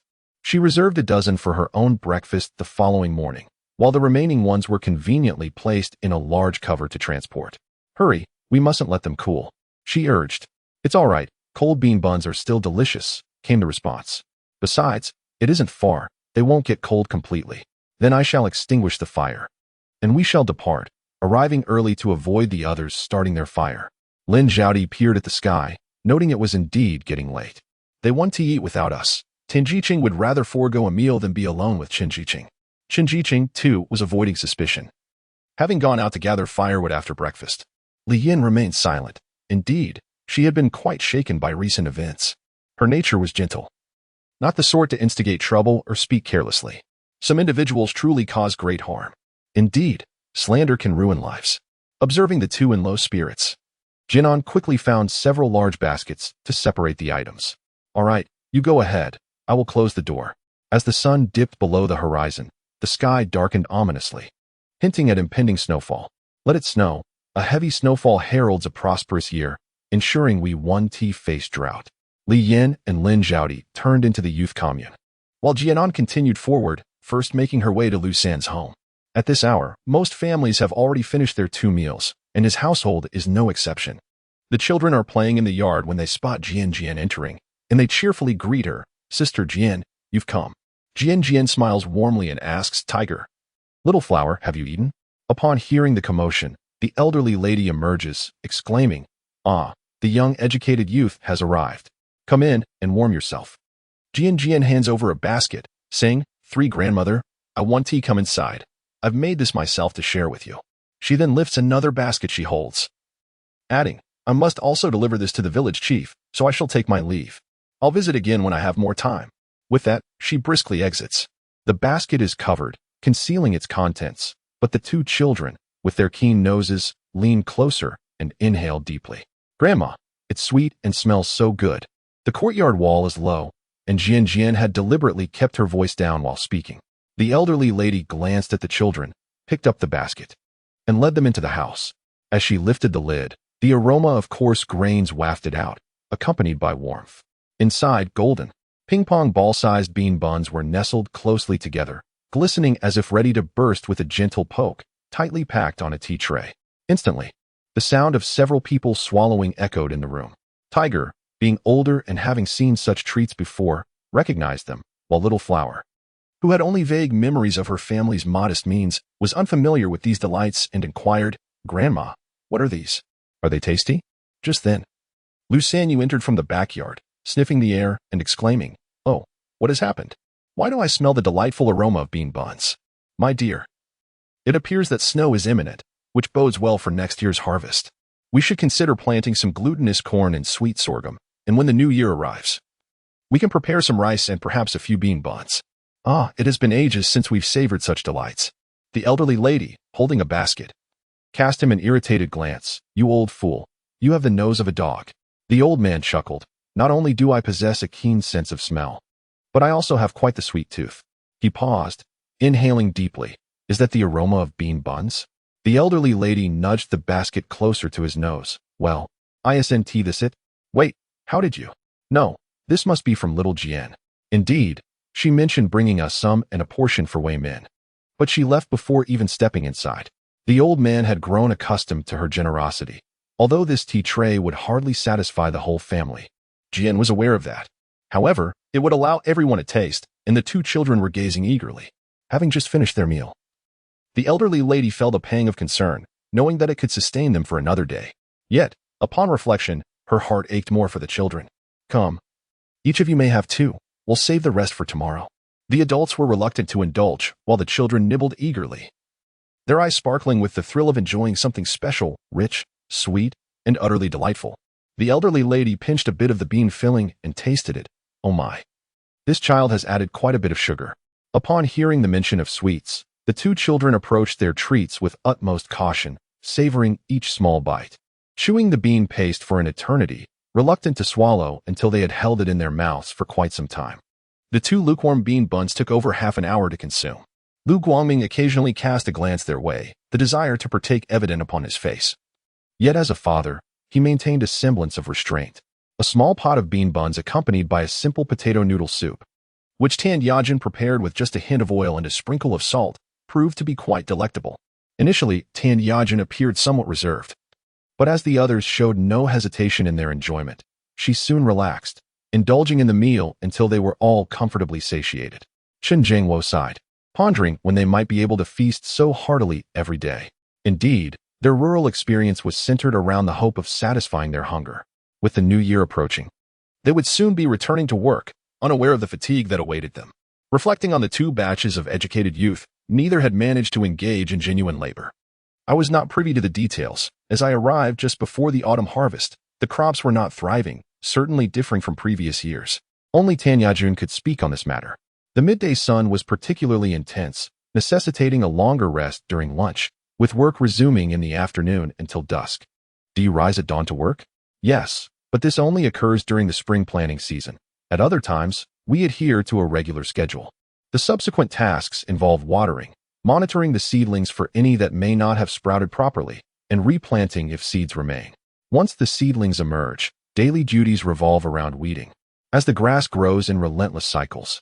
In her youth, the experience was manageable, but as the corn seedlings grew, entering the cornfield became a challenge. The leaves would scratch against her face. When the sweat began to pour, the oppressive heat became unbearable. Wrapped too tightly, she felt stifled, yet if she loosened her bindings, by day's end, her body would be sore and battered, requiring several washes to cleanse away the toil. Once the seedlings were established, the grass needed to be cleared every few days, and she would join the villagers in reclaiming the land.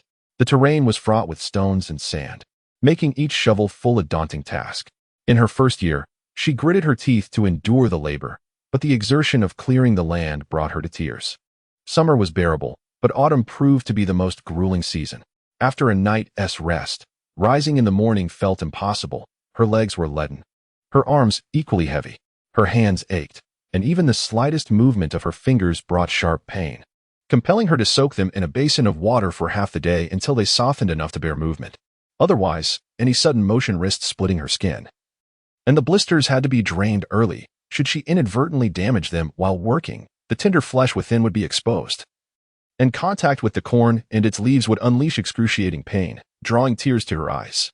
Once she had harvested the corn, filling a basket to its brim, she would carry it to the field's edge. After completing this task, she would turn to cutting the corn stalks, a somewhat lighter endeavor, merely requiring them to be neatly aligned. As the autumn harvest concluded, the stalks needed bundling. Occasionally, she would cut the stalks first, still laden with corn, which added considerable weight. She would then lean over to rummage through the piles, searching for ears of corn to gather. Regardless, none of it is particularly lighthearted, especially for those who have never engaged in such tasks and must be mentally prepared. Here, the most abundant crops are corn, sorghum, potatoes, and sweet potatoes, with occasional plantings of soybeans, though in limited quantities due to their low yield. By autumn, one must keep a vigilant eye, as favorable weather can lead to rapid spoilage. If not monitored, the harvest may be wasted. In my opinion, potatoes and sweet potatoes are relatively manageable. The men wield hoes or forks to unearth them, while the women follow behind to collect the harvest and transport it to the field's edge. Over the years, my greatest achievement has been mastering this agricultural labor. While I may not claim to be an expert, I can certainly hold my own. Here, women can manage 9 or 10 kilograms, and I can as well. I do not fear your mockery. During my time there, despite having a partner, I undertook all the agricultural work independently. However, the villagers displayed less hostility, as I could be considered one of their own, and they felt somewhat restrained in their treatment of me. My tone was quite neutral, devoid of any lamentation or self-pity. Yet it left several individuals speechless, perhaps because they had underestimated the situation. Li Yin stammered, "No, Tenchiching, how did you endure it?" Chapter 59. What did you do? Tan Yajun lowered her gaze to the shadows on the ground, reflecting that people often do not realize their capabilities until they are pushed to the brink. When faced with starvation, one must act. One cannot help but acknowledge the clarity of this young woman, and I found myself regarding her with newfound respect. Well, there is still an entire winter ahead. Is it so difficult to adapt? Indeed, we cannot afford to be idle. I have heard that the villagers remain busy during winter. Yes, they must gather firewood, tend to the chickens and ducks, and prepare their homes for the upcoming new year. Those adept at managing a household will meticulously account for their provisions, as spring will bring wild vegetables, and they need enough supplies to last until then. Moreover, they will find ways to ensure that the elderly and children partake of the better fare. Once the new year has passed, concerns will shift to the livelihood for the coming year. In their homes, they are still children, and despite any lack of favor, they have parents to shoulder these burdens. Why should they worry? Just contemplating it can be overwhelming. Upon hearing the words of Tan Ziking, I suddenly realized that we truly need to fend for ourselves now. Indeed, even as we join forces, we are all independent adults responsible for our own lives, bereft of the privilege to remain carefree children. This realization cast a shadow over the atmosphere. I glanced around and inquired of Chun Jiangwo. "Chun Ziking, did you go out today?" "I went to gather firewood." "Why do you ask?" "Just wondering, are the people down the mountain still there?" Without hesitation, Chun Jiangwo replied, "They are still present. But I heard that the captain or the battalion commander has taken some men up the mountain, likely in search of someone. Given the conditions, It is uncertain if one could survive a few days up there. Thoughtfully, I considered the implications. It seems this matter remains unresolved. The other side of the mountain borders on peril, and the woods are interwoven with paths. Surely, one could easily conceal themselves amidst such surroundings. Those experienced individuals, adept at playing hide and seek among the mountains, can easily confound others. Will you still venture to gather firewood? Shen Jiangwo replied decisively. Yes, we must go. If we delay until the snow falls, it will become even more arduous. However, we can only traverse the base of the mountain. Ascending is no longer an option. The perimeter is quite secure, and we ought not to confront anyone directly. It is better to be cautious than to face unforeseen consequences. All right then. Do call me tomorrow morning. I shall join you. After parting ways, a few girls lay contentedly on the warm Kong, and Tan Yajin felt a rare sense of tranquility. This past month had been a tumultuous ordeal. She felt like a startled bird, having committed no wrongdoing yet suffering the greatest injustice, bearing the brunt of calamity. Had she not encountered someone that day, she might have already slipped into another realm. She had thought that changing her surroundings would merely prolong her existence, yet unexpectedly. It turned out to be the warmth she had longed for. Perhaps she had not yet reached her nadir, or perhaps she had already experienced a miraculous resurgence. Emerging from the shadows into the light. As she clutched her quilt, silent tears soaked her pillowcase, yet her eyes sparkled with increasing brightness. The following morning, several individuals arose early, burdened with their baskets. Coincidentally, upon reaching the foot of the mountain, they spotted Captain Lin Zhengde assembling his team, seemingly preparing for a withdrawal. Having fought alongside one another, Jinan took the initiative to greet him. Captain Lin, are you returning from the mountains? After 3 days in the wilderness, Lin Zhengde appeared thoroughly worn. His unkempt beard and cracked lips betrayed his fatigue, and his pallor resembled that of someone recovering from a severe illness, his eyelids drooping heavily. Casting a glance to the side, one could hardly believe their eyes. The individuals surrounding him bore strikingly similar appearances, unmistakably having just arrived. One might assume, without a second thought, that they had been engaged in nocturnal excavations. Her jest was as innocent as could be, yet the expressions of those across from her shifted dramatically. One of the more familiar figures among them remarked, Captain, look, even the young lady has noticed your neglect towards us. Surely, we deserve at least a morsel of food after enduring a night of hunger. Lin Zhengde snorted coldly, is this my fault? You could have descended earlier, but chose to frolic instead. Who startled the dormant snakes? If they haven't bitten you, then relish your good fortune and endure your hunger. It was evident that he had roused the hibernating serpents. The young men, brimming with vitality, now resembled chastened quails, each wearing an expression of indignation, yet refraining from voicing their grievances. The group of young intellectuals exchanged glances, stifling their laughter. With a serious demeanor, Jidan swiftly inquired, Captain Lin, are we permitted to ascend the mountain? Lin Zhengde nodded, yes, but exercise caution. Avoid venturing too deep into the wilderness. While this immediate threat has been averted, the mountains still harbor numerous dangers. Li Yan, ever quick with her tongue, chimed in, indeed, we shall be vigilant, particularly regarding the hibernating snakes. Jidan sensed Lin Zhengde's displeasure intensifying and promptly lowered her head to beckon her companions. Let us hasten. It's been several days since anyone has ventured up here, and there should be plenty to scavenge. Agreed, came the response. A few individuals hurriedly rushed past, while Lin Zhengde, caught in a state of indecision, could only once again suppress his emotions with an iron will, leading a line of several wailing individuals. From a distance, they burst into laughter, exclaiming how they nearly suffocated from holding it in, not to mention the dark expression on Captain Lin's face. Li Jiqing even went so far as to emphasize the notion of hibernating snakes. Reflecting upon this, they could not help but chuckle, acknowledging that Li Yin possessed a remarkable talent for such wit, a stroke of genius indeed. This sudden remark surely widened the shadow in Lin Zhengde's heart by more than 2/3. Hurry along, he urged, feeling a surge of motivation.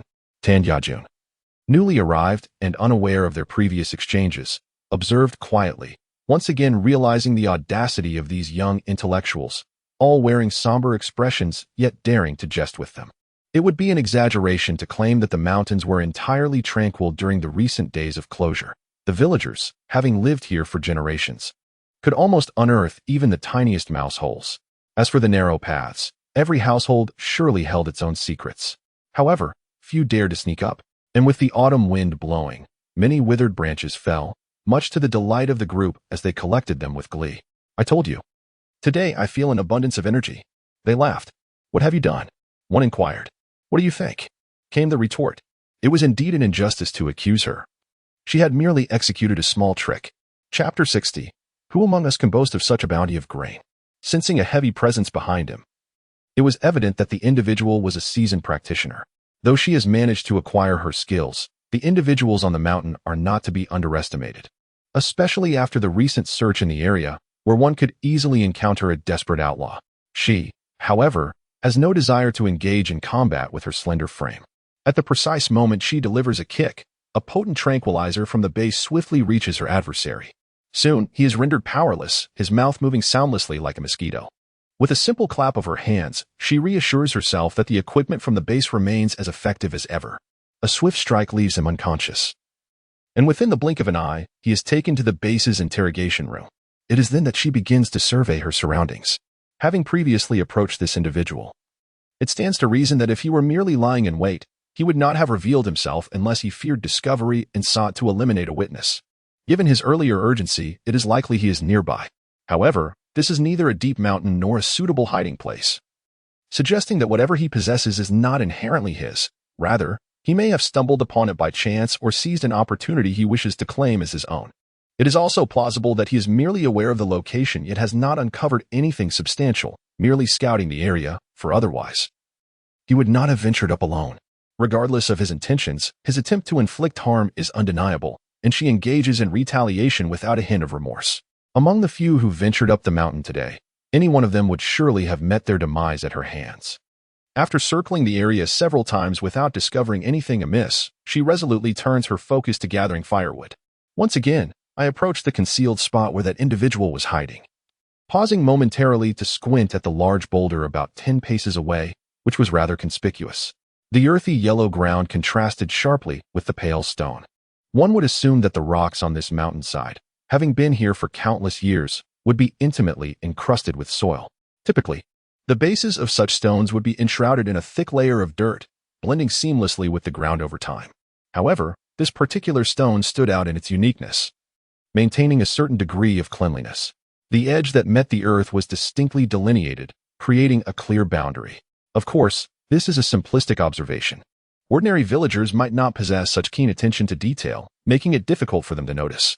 Listening intently, I discerned the voices of several individuals not far off. I called out briefly, then cautiously approached the stone. It was evident that it had been moved, but the signs suggested it had not been recently disturbed, at least not within the past month. Initially, I had not considered much of this, but such an obvious clue could not be overlooked. With a swift motion, I kicked the stone aside, revealing that it had been minimally concealed underneath. It seemed improbable that anyone would suspect that such a large boulder could be shifted. Beneath it lay an unmistakable entrance, deliberately obscured by weeds. And I must mention, this was a small incline at the base of a slope, such that even from above, it would be difficult to spot a person here. Coupled with the intentionally gathered weeds, it was unlikely that an ordinary passerby would glance in this direction. I refrained from damaging the cover behind the entrance, instead clearing away the clutter and bending down to slip inside. The entrance was narrow, and even the slender frame of a 15-year-old felt constrained. However, once inside, the space unexpectedly opened up. 3 or 4 adults could walk side by side, and the height reached 2 meters. This was hardly a natural cave. Inside, silence prevailed, devoid of even the chirping of insects, creating a hollow sensation. If it weren't for the confidence stemming from her bravery and the arsenal at her disposal, the atmosphere might have felt somewhat eerie. At this moment, her small electric baton was at the ready, while her flashlight scanned the surroundings. As they ventured further, the passage widened, twisting and turning, but they had not traveled far, perhaps 500 or 600 meters, before reaching a dead end. At the cave's innermost recess lay a pile of boxes, numerous and varying in size, evidently left in haste. The ground was scattered with several disordered boxes, their stacks uneven, each corner thickly coated in dust. It was only then that she recalled, shining her flashlight in the direction they had come, revealing a series of familiar footprints. She couldn't help but facepalm. How could she have forgotten something as significant in such a short time, considering there were still several people outside? She decided against investigating further and immediately began to gather the boxes. As they vanished from sight, the stone walls of the cave's depths became visible. She then retrieved a large broom, preparing to sweep away any traces, erasing the footprints entirely. Just as she began, a sudden loud crash startled her, leaving her pale with fright. What was happening? Was the cave collapsing? As she turned to flee, a sudden realization struck her. The cave remained intact, with barely a speck of dust disturbed. What was the situation? Slowly, she turned her head and retreated a few steps, recalling that she had only gathered her belongings. Neglecting the wall. How could it have collapsed? More importantly, what were those neatly arranged boxes on the other side? Where had she ventured? After a prolonged silence, there was no sound or sign of life emanating from that direction. Cautiously, she approached. Goodness! She wondered which two unfortunate souls had excavated this tunnel so precisely. A mere inch more or less would have resulted in a breach. The boxes on that side were equally orderly. She squeezed through the gap between the boxes and the stone wall, and after what felt like an eternity, she finally reached an open space, filled with an array of items. In front of her lay several open boxes, and as she shone her flashlight upon them, her breath caught. Glittering gold. Only 2 pieces remained atop the stacks. The rest had evidently been taken by previous visitors. Initially, she would have hesitated to disturb someone's collection. But upon noticing the chaotic footprints, scattered grains, and a torn bag leaking its contents in another corner, she realized these were the signs of outsiders, likely not of noble intent. Considering the disarray, after a moment's contemplation, she decided to collect the boxes. It was not surprising to encounter outsiders, but the state of the scene suggested that these newcomers were certainly no good people. After all, who among the virtuous would waste food so carelessly? Indeed, Miss Jian had a particular disdain for the squandering of provisions. Chapter 61. In other words, more drama standing still, Jian Dan contemplated how to deal with this individual. Although the likelihood of him being a nefarious character was high, she felt that her course of action might not be entirely justifiable. After all, she was no longer the esteemed young lady of the Jian family, wielding the power of life and death. At that moment, shouts echoed from below. Shall we go up and take a look? Has she gone far? Surely not. Jian Jiqing warned us that there are dangers up there. Dangers? Jian Dan pondered briefly. Dismissing the thought, she decided to leave it to someone else. I will be right down. The mountain path was inherently uneven, and dragging someone along proved cumbersome. With the collar firmly in her grasp, she focused solely on the trail ahead, dragging the individual behind her, unmindful of the stones, branches, and debris that littered the ground. This relentless motion stirred the sedated man from his stupor. As Jian Dan continued, she suddenly heard a voice from beneath her. Where are you taking me? Stumbling and gasping, he struggled to articulate the question, nearly expending his last vestige of strength. Jian Dan was taken aback. Oh, you've awakened so soon? Quite impressive. With a deft maneuver, she intentionally stepped on a protruding tree root, relishing the muffled groan that followed. A satisfied smile crept across her face. Indeed, witnessing another's suffering brought her the greatest joy. As she dragged her burden closer, several onlookers exchanged glances, their initial reaction unanimous. Has little Jian Jiqing caught another wild boar? Li Yin and Lin Zhaodi were somewhat acquainted, so they approached and scrutinized him closely. Why have you ventured deep into the mountains again? You've just hunted so many wild boars and divided up all that pork. What compels you to hunt more? They were oblivious to the peculiar glances exchanged by Tan Yajun and Chen Zhangwo, who had arrived a moment later. Chen Zhangwo chuckled first, remarking, Li Jiqing, it seems wild boar no longer attracts any beasts. He lacks such extraordinary prowess. Li Yin was taken aback, while Lin Zhaodi leaned to catch a glimpse behind Jian Jian. Ah, is that a person? She exclaimed. What? Not a wild boar. Realizing the mix-up, Li Yin was infuriated and kicked him a few more times. Is this person up to no good? He attacked me from behind, but fortunately, I managed to evade him. This individual was intimidated by Jian Jian, but showed no fear towards others, glaring menacingly at Li Yin despite his current predicament. You little wretch, daring to kick me? Just wait. With a sudden force, Jian Jian collided with a rock, and the threats promptly faded into silence. Jian Jian paid no heed to the commotion, recklessly crashing into obstacles along the rugged mountain trail, which was a common occurrence. By the time they reached the foot of the mountain, the man had yet to find an opportunity to escape. Lu Weiman, upon hearing the news, felt overwhelmed. After guarding the mountain for so many days, he was astonished that a rogue had slipped through his grasp and encountered the young girl. Unsure of what to say, he promptly dispatched his son to relay the message, then hurriedly followed Chen Zhangwo to the village entrance to meet the incoming party. In recent days, the village has been tumultuous, and Jian Jian prefers not to invite anyone else into the village. as it could lead to unnecessary panic. The pile of firewood at the village entrance is abundant, so it is best to remain where they are. As a precaution, she administered a double dose of sedative to the intruder, ensuring he would not awaken any time soon. They had not ventured far. Upon hearing the news, they hurried back. Lu Weiman and Jian Jian stood at the village entrance, observing the unconscious figure when Lin Jingda personally arrived with his men. Upon seeing the individual on the ground, he stared for a few seconds before delivering 2 swift kicks. Jian Jian instinctively took a few steps back, exclaiming in her mind that this man had certainly endured a fair share of kicks today, likely covered in bruises. Lu Weiman's eyes widened in disbelief. What kind of grudge could provoke such immediate violence? Several team members from the mountain quickly descended, reporting to their captain, "It's this fellow. We thought he was still deep in the mountains. Who would have imagined he ventured to the outskirts?" Jian Jian remained momentarily stunned. "You were also up in the mountains?" Primarily. She had not sensed any of their presences and was uncertain whether they had witnessed her capturing this individual or her entrance into the cave. The team leader sheepishly scratched his head. "We were indeed in the mountains, but we later realized something was amiss and descended, only to discover a few scattered bloodstains on the hillside. They were faint, prompting our descent." Jian Jian felt a sense of relief, knowing they were safe. Lin Jingda planned a grand withdrawal while secretly leaving behind a skilled pair to continue the search, hoping that the enemy would lower their guard, making the task of locating individuals more manageable. Who could have imagined that while the individuals were found, it was actually the educated youth who discovered them? Their companions merely followed the traces left behind. How dramatic this is. Lin Jingda, with a face ashen, led his people away alongside those who were bound.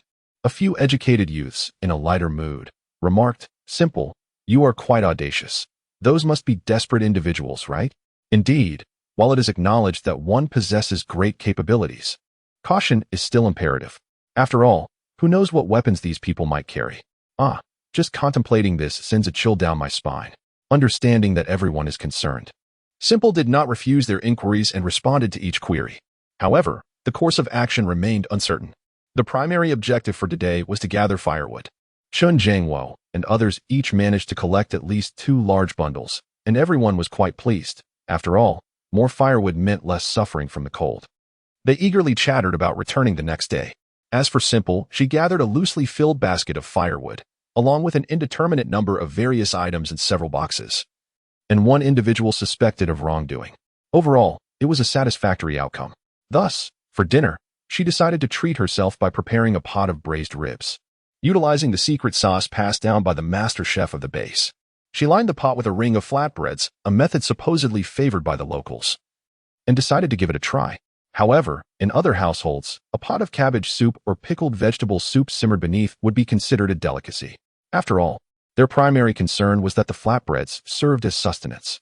In contrast, Simple's motivation was purely for the pleasure of good food. Chapter 62. Wisdom lies among the people. This statement holds true.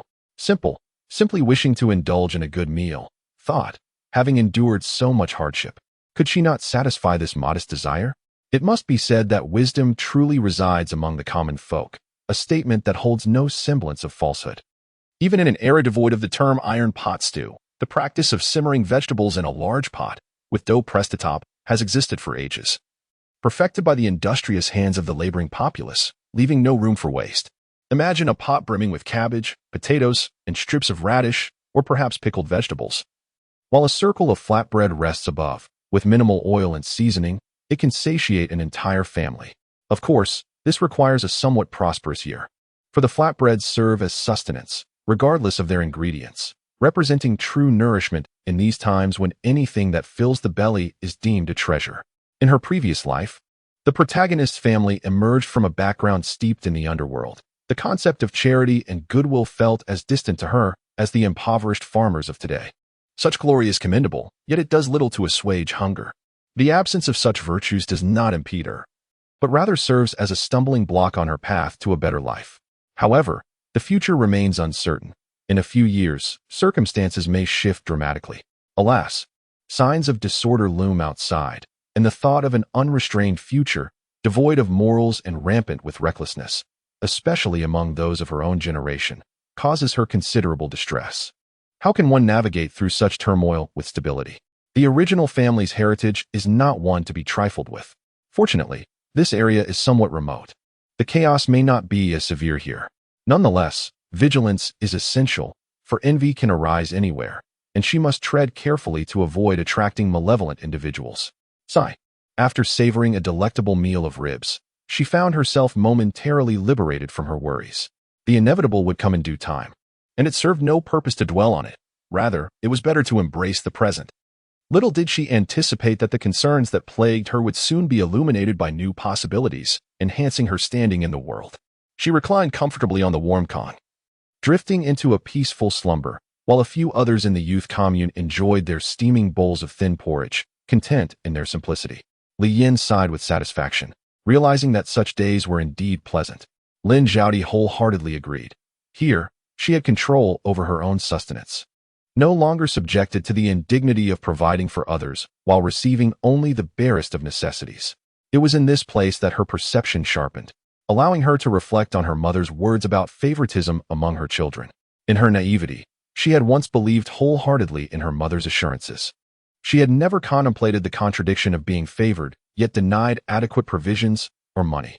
Just days before her departure to the countryside, her mother had generously suggested she keep her newly received wages, and in that moment, she felt a surge of joy, believing her mother finally had compassion for her. However, she was soon informed that her wages were merely to be used for purchasing supplies for her journey. It became painfully clear that they had maneuvered to ensure her brother would not go to the countryside, effectively sending her in his stead. Yet they had prepared nothing for her. Overwhelmed, she realized that her modest monthly salary of 20-some yuan, though seemingly ample, was woefully insufficient to establish a new home in the countryside. In that instant, her heart ached deeply. Finally, I have come to a realization and have convinced myself that they simply do not care about themselves. It is not a matter of great consequence. Look, I am managing to sustain myself quite well. The following day dawned clear and bright, yet the temperature had noticeably dropped. I casually retrieved a thermometer from the base and discovered it had already reached 0 degrees. Indeed, it was that time of year when the chill sets in. With winter upon us, it is reasonable to expect snow to follow shortly, and it seems I shall not be venturing into the mountains too often. As we ascended the mountain, a few fellow youths murmured that today felt considerably colder than yesterday. Others occasionally emitted sounds of discomfort, while Chun Jiangwo mimicked the villagers, tucking his hands into his sleeves, effectively encasing his arms in a protective barrier, as if this would ward off the cold. No wonder everyone favors this method. It keeps their hands and wrists warm. Some of the young women felt somewhat awkward in such a posture, yet they too had their hands buried in their pockets, shivering as they walked briskly to generate warmth. Let us keep moving. It will warm us up, they urged. It seems that these pleasant days are numbered, and the snow is fast approaching. How much firewood do we still need? Qin Jiangwo inquired, still amused by the sleeve tactic. Upon hearing the question, he mused that if we were to conserve, we might be fine, but what if it turns out to be insufficient? When the mountains are blanketed in snow, we may find ourselves trapped. I believe it would be prudent to prepare an ample supply in advance, just to be safe. Among us, the only one with experience, Tan Yajun, chimed in. Indeed, in a typical year, the snowfall here during winter is particularly heavy. I recall that during my inaugural year here, the first snowfall sealed our doors shut, leaving several of us stranded inside, unable to push it open. It was only when the villagers noticed that the educated youth had not emerged to clear the snow that they came to check and discovered us trapped within. Since then, every winter, we have ensured to keep a shovel or similar tool on hand, just in case such a predicament arises again. It would allow us to carve out an escape route, preventing us from being suffocated by the snow. Is it truly that substantial? Lin Zhaodi and Li Yin, having never encountered such a magnitude of snow, were filled with both curiosity and bewilderment. Indeed, even though my past self was not a quintessential northerner, I had been inundated with images of snowy landscapes, snow sculptures, and skiing destinations through winter television commercials. I had even witnessed live broadcasts of snowfall, so I had no doubt about its reality. There are times when the snow can blockade doors, mountains, and roads, and even pose the risk of collapsing rooftops. The snow in later years gained considerable renown. Clearing the snow would undoubtedly become a significant undertaking. Lin Zhaodi and her companion were still exhilarated, seemingly unfazed. After all, with snow falling, wouldn't that mean opportunities for building snowmen and engaging in snowball fights? Chapter 63. Have we reached a consensus? Are we going or not? Although Chun Jiangwo thought that Tan Yajun and Jian Dan were somewhat exaggerating, he felt a disquiet as he observed Lin Zhaodi and Li Yan's nonchalance. Jian Dan and Tan Yajin exchanged a resigned glance, bemused by the innocence of these children who still entertained thoughts of building snowmen, oblivious to the potential chaos that could ensue. Rest assured, it's not as dire as it seems, at worst. My companion and I will take care of the snow-clearing duties in the future. The bold proclamations made were so clear-cut and straightforward that one could easily envision the expressions they would bear in a few days, prompting a suppressed chuckle. Oh, how I hope some individuals remember the words they have uttered. Have we adequately prepared our winter vegetables? Tang Yajun, newly arrived, was oblivious to the context. Lin Zhaodi and Li Yin pondered, recalling that the potatoes and sweet potatoes had been distributed upon their arrival, and there were still some left. The cabbage in the garden, however, had not grown very large, though they had harvested a bit and even exchanged some.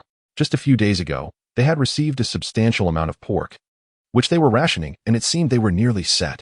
After listening patiently, Tang Yajun inquired, "Have we not pickled any sauerkraut?" Lin Zhaodi sighed, acknowledging this oversight. At the time, Jian Jiqing had asked whether they wished to pickle a barrel, but they had not responded affirmatively. Recently, during the pig slaughter, the villagers remarked that the dish would have been enhanced by the addition of sauerkraut, which filled her with regret.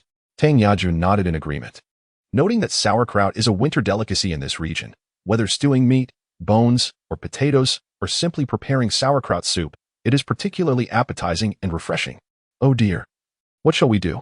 Is it still possible to pickle now? Tang Yajun was uncertain, as they had typically begun the process at the onset of the cold. It should be feasible, shouldn't it?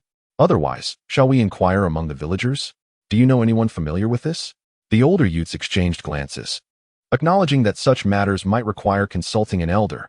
Li Yan's eyes brightened with a suggestion. Let us ask at the village chief's house. Then her face fell. When we arrived, we hadn't truly engaged in our work, and there weren't many villagers we recognized.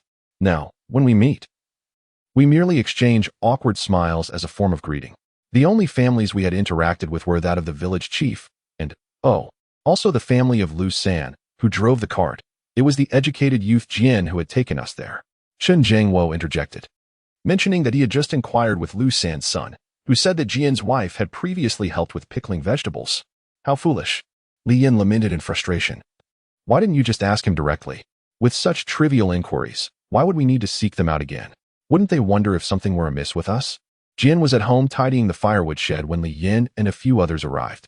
She was busy sealing the small window, as the winter winds were particularly fierce, and the windows were poorly fitted. Thus, before the freeze set in, villagers would typically seal the gaps with strips of paper or cloth from the outside. Although this method would still allow some cold air in, it could block a portion of the northwest wind. She used newspapers she had gathered while in the capital, tearing them into strips about 1 to 1.5 inches wide. With glue applied to one side, she would swiftly stretch the strip, align it with the window gap, and press it firmly into place. This practice has persisted in many rural areas, though now they often cover it with an additional layer of plastic to better shield against the wind. However, given the current conditions, she preferred not to draw attention to herself. After all, if others lacked such resources, why should a mere educated youth from the city possess them? For her, it matters little. The room has been fortified against fire, and there is an ample supply of firewood, with the windows positioned away from the harshest winds. Most importantly, when the cold becomes unbearable, she retreats to the base for warmth. Suffering is not her concern. Jian Jiqing, have you begun to insulate the windows? This inquiry comes from the astute Tanya Jun, who is familiar with the process. Li Yin had never troubled herself with such matters at home. Lin Zhaodi was aware of this, but her own home does not suffer from severe winter chills, rendering such measures unnecessary. Without hesitation, she stepped in to assist Jian in applying the paste, facilitating the task. Jian accepted the materials while playfully chastising them. You finally found time to rest. Yet you come here to work? Is everything in your homes prepared for winter? Upon hearing Li Yan's dismissive remarks about pickled vegetables, Jian understood the situation. Last time I called you, you refused to come, insisting on starting it yourself. Just wait, let me tidy these things up. If left out for too long, they will freeze. As soon as everything was collected, the group entered the house. Jian Jiqing, your little abode may be modest, yet it is remarkably warm. I am generous with the fire. It has been lit since morning.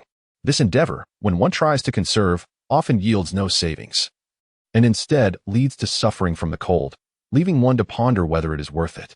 After all, nothing is more valuable than one's own health. The others remained thoughtful, while Lin Zhaodi and Tanya Jun contemplated the matter. As for pickling vegetables, the time is indeed ripe. But do you have the large jars? Is there enough cabbage? Is there sufficient salt? With a mere glance, Li Yan's eyes narrowed, while Lin Zhaodi beside her articulated her thoughts with remarkable clarity. The large vat was indeed necessary, yet the cabbage was deemed unsuitable, for winter would require sustenance beyond mere pickled vegetables. A subtle nod of agreement indicated that Lin, the knowledgeable youth, was well aware of the situation. However, do any of you possess the requisite skills? None do. Thus, we have sought your counsel. Yet, upon your earlier reflection, we have resolved to consult San Yi during our visit and inquire about the cabbage as well. Jin Dan found herself in a state of bewilderment. So, your purpose in seeking me is solely to discuss this matter? Chen Jiangwo chuckled awkwardly, admitting, yes, we are indeed in a quandary. In this village, only the village chief and Lu Sanye's family are familiar to us. It appears we have overlooked essential considerations, neglecting the fact that even pickling cabbage necessitates a container. Jian Dan remained speechless. The old man had not anticipated this either. With snow on the horizon, it was astonishing that anyone would venture to the town. Please wait a moment as I tend to the cows and harness the cart. Among the 4 young people, this task required considerable strength, with Chen Jiangwo likely to take the lead. However, if a female youth were to join, the dynamics could become complicated. Should 2 female youths be tasked instead? It would be uncertain if they could manage the cumbersome load. Not uncertain, it would be certain they would be incapable. As the ox cart ambled over, the group continued their debate, prompting the old man to crack his whip sharply, the sound echoing and sending a shiver through everyone present. Have you reached a consensus? Will you go or not? Chapter 64. She had always unilaterally assumed. How about we all go? After glancing at a few individuals, they exchanged looks, seemingly in agreement. If only there were one more male youth, it wouldn't be so inconvenient. Chen Jiangwo felt quite innocent. It was not fair to blame him, for he too yearned for a companion to share the burden. Now, he spent his days in the company of the female youth, which was indeed quite pressuring. Lin Zhaodi surveyed the scene, 2 female youth and 1 male youth, plus a driver. That should suffice, she mused. Our supply of cabbage is rather limited. Why don't you all go purchase a jar? I will find a villager to exchange for some cabbage, which will save us time. Tan Yajun nodded in agreement, acknowledging Lin Zhaodi's meticulousness. I believe that would be best. Otherwise, the 4 of us making a special trip for a jar does seem rather excessive. Li Yin also chimed in. Yes, I have no objections either. Chen Jiangwo nodded fervently. He was merely a laborer, accepting whatever was given, with no opportunity to be choosy. Jin Qing, are you going to the commune? I will not be going. There is nothing that necessitates the trip. You may go ahead. It's quite cold outside, and venturing out is inconvenient. We can prepare for the winter in advance. If it snows in a few days, it would be rather difficult to go out. Tan Yajun added. Indeed, when I first arrived, I did not leave the village all winter. It is best to be well prepared. In truth, when one delves into the details of preparation, there is not an overwhelming amount required. Merely the everyday essentials such as cooking oil, salt, soy sauce, vinegar, and sewing supplies. Most other necessities can be readily addressed within the village. The sole inconvenience lies in hygiene products, which Lin Zhaodi also recalled, prompting her to quietly beseech Li Yin for assistance. Li Yin, struck by a moment of realization, exclaimed, how could I have overlooked that? Her buoyant personality, characterized by a penchant for laughter and simplicity, was apparent, yet she remained somewhat oblivious to Lin Zhaodi's repeated reminders, which suggested her lingering concern. After bidding farewell to them, Lin Zhaodi proceeded to the Lu household to exchange some winter vegetables and seek guidance on pickling sauerkraut. Her philosophy was to avoid burdening multiple parties. Having already troubled old man Lu earlier, the Lu family, warm and welcoming, alleviated her need to seek assistance elsewhere. As the adage from the youth, Jian, suggested, frequent interactions breed familiarity, and there is merit in collectively expressing gratitude for any troubles incurred. Although she had not experienced this firsthand, she had absorbed ample knowledge from television dramas and novels. In later years, once the autumn harvest concluded, groups of elderly individuals would gather to transport winter vegetables, cabbages, radishes, potatoes, and green onions, essentials for the winter dining table. At such times, regardless of whether one drove a 3-wheeled vehicle, an Audi, a BMW, or even a Ferrari, everyone dutifully engaged in one singular task, gathering winter vegetables for their elderly parents. Among these, the strikingly white cabbages, resembling jade, would fill the trunks to the brim. The mere thought of this brought a smile to Jian's face. Occasionally, passing villagers greeted her with warmth, inquiring, "Jian, what are you up to?" In the depths of winter, the chill is palpable here, dear friend. Do you have enough firewood to keep warm? Allow my husband to send you a few bundles shortly. Jianbin quickly declined, saying, "Auntie, there's truly no need. I still have quite a bit left. If I find myself in need, I will certainly let you know." Really? The remnants of cloth and the imperfect iron pot from a few days past had caused Jianban's stature in the village to ascend remarkably.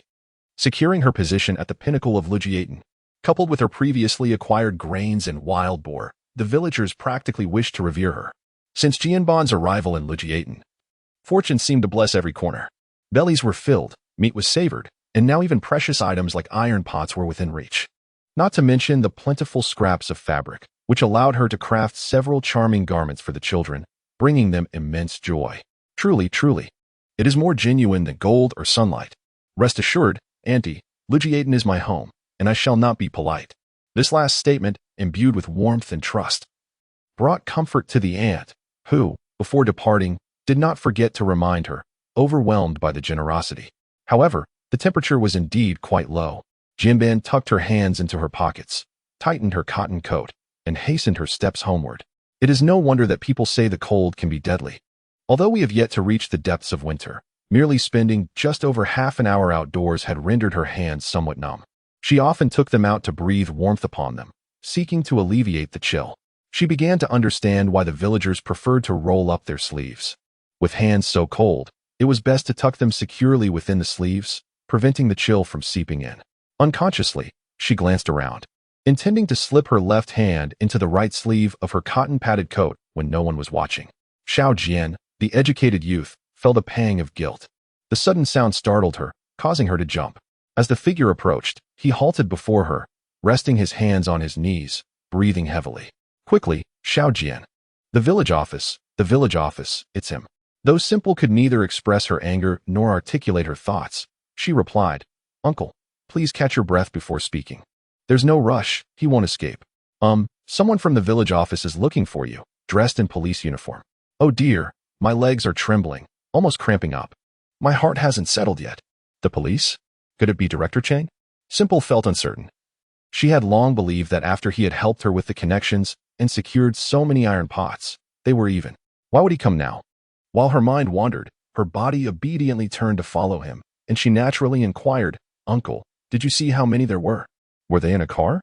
Chapter 65, yet it was merely an approximation.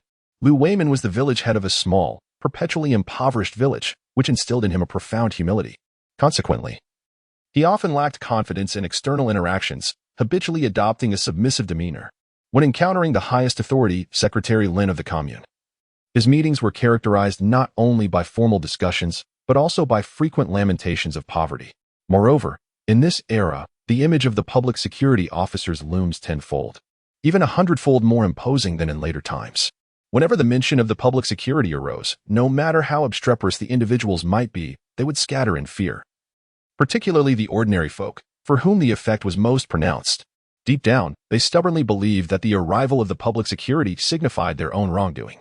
This was not merely an individual's bias, but rather a deeply ingrained ideological dependency developed over many years, the common people's trepidation towards authority and the legal system, akin to their instinctual drive to seek benefits and avoid harm. Jian Jiqing felt a twinge of concern, yet upon observing the calm and composed demeanor, she found herself at a loss for words, puzzled as to why Jian Jiqing seemed unfazed. Hearing the commotion outside, the individuals within stepped forth, and indeed, it was Director Chang, whose voice resonated like thunder. Jian Jiqing, my apologies for the delay. I've been quite busy these past few days and have only now found the time to visit you." With a smile, Jian Jiqing replied, "Director Chang, given your numerous responsibilities, what brings you here? What did the villagers hear? The public security officer was a director? And he even expressed apologies? Was the head of the Public Security Bureau conversing so courteously with their village's little Jian Jiqing?" Observing Jian Jiqing's demeanor, it appeared their interaction was quite natural. Lu Weiman hurried over to greet him. "Director Cheng? Oh my, I thought you were just one of the public security comrades. Please, come inside. It's quite chilly out here." Director Chung was acutely aware of the hushed whispers and various scrutinizing gazes from the villagers. He understood well the daunting power of public opinion. At this juncture, it was imperative not to leave Xiaojian with a mess to clean up. Village chief, you are overly courteous. My visit today is not for official business, but rather a personal matter. The mention of a personal affair piqued the villagers' curiosity, silencing the chatter and enveloping the gathering in a serene stillness, save for the occasional gentle breeze on that splendid day. Personal matter?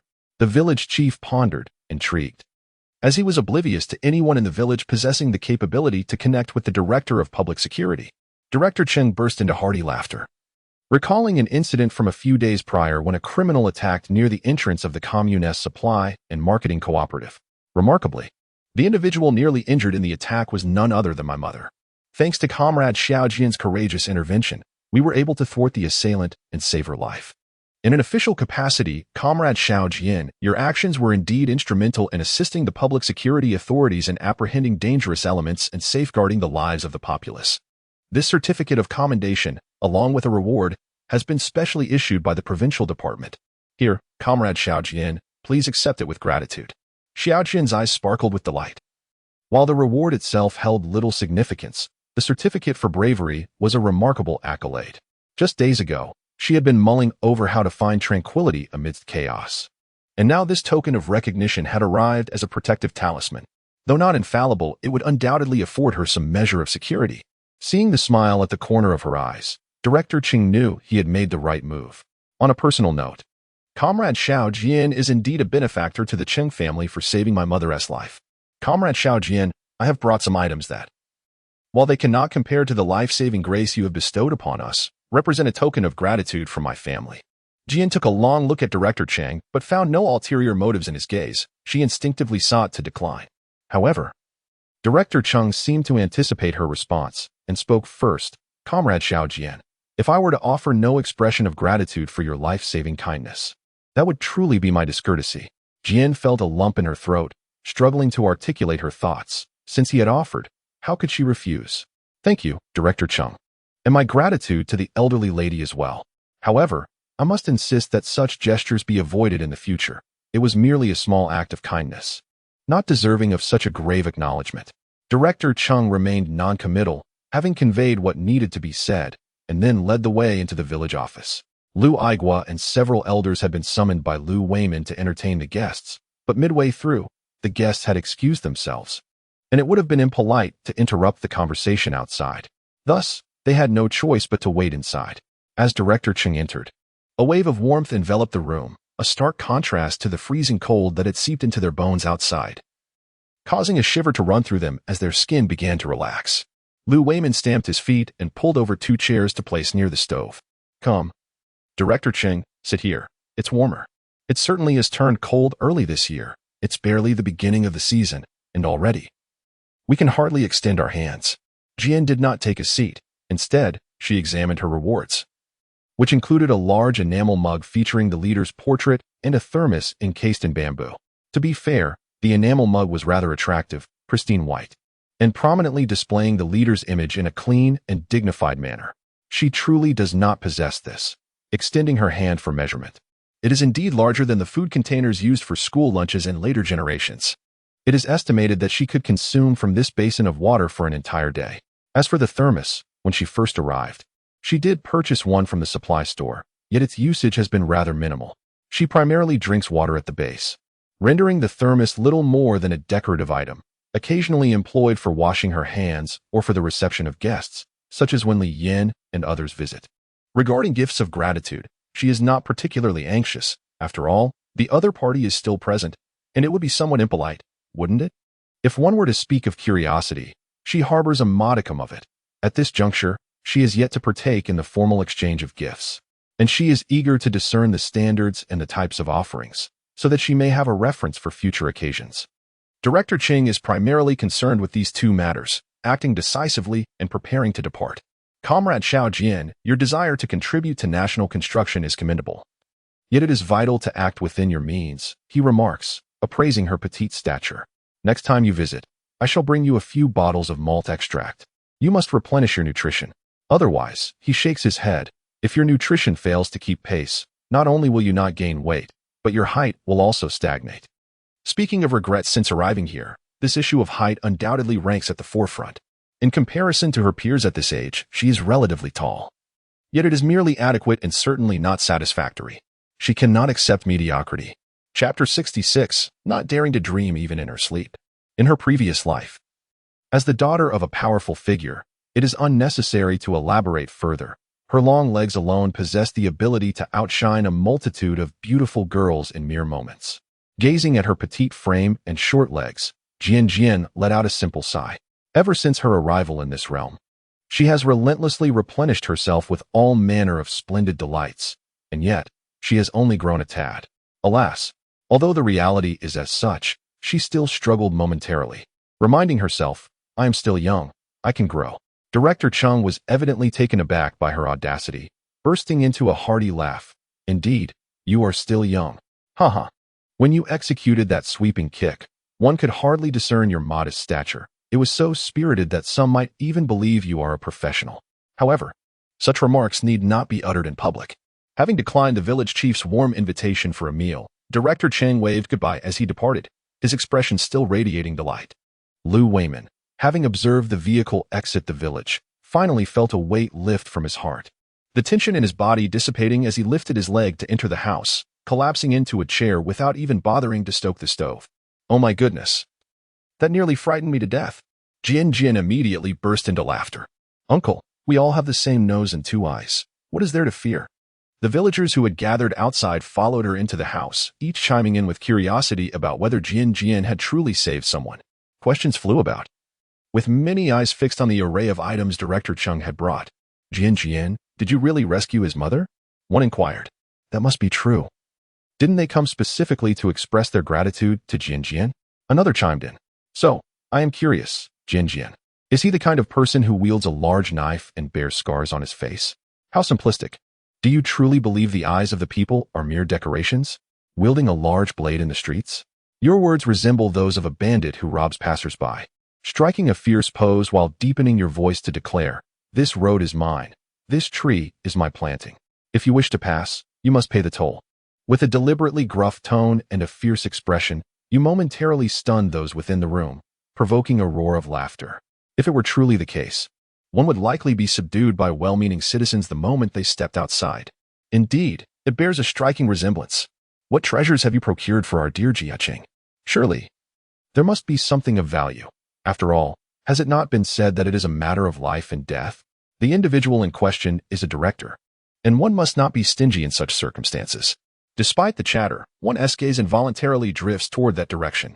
Observing the atmosphere, Lu Weiman and a few others quickly intervened, admonishing, what nonsense are you spouting? If someone has lent you a hand, ought you not to express your gratitude?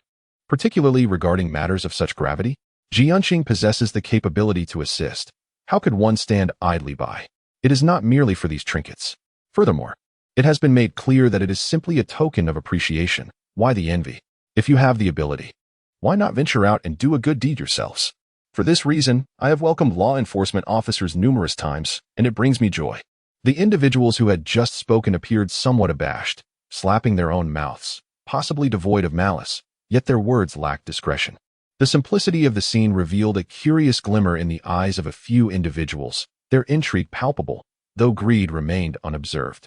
Thus, she felt no particular aversion and proceeded to unveil the contents. Upon first glance, she noted the sizable cloth bag, its shape suggesting something substantial within. As she loosened the bag's opening and peered inside, nothing remarkable caught her eye. She began to extract the items one by one. People are inherently drawn to the unfamiliar. Their curiosity piqued by the unknown, which only intensifies their interest. However, once everything was laid out before them, the allure diminished significantly, revealing the mundane nature of the contents. To her surprise, the much-discussed malted milk powder was absent, replaced instead by several rigid metal cans. Upon closer inspection, she exclaimed, powdered milk. A hint of confusion washed over her. In this era, shouldn't it be more precious than malted milk powder?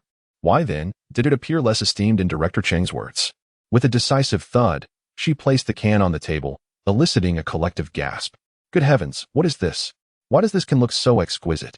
Many villagers, though illiterate, recognized the item. Powdered milk? Indeed, I have seen malted milk powder, but this is entirely different. Our commune supply store does not carry such a product. It can only be found in the county town. It must surely be expensive, right? Ah, this is canned yellow peach. And what is that over there? Is that meat depicted on the label? That is canned meat. The villagers observed the unfolding spectacle and as Simple prepared to navigate the situation. She refrained from collecting the items, allowing the modest table to overflow with the unexpected bounty.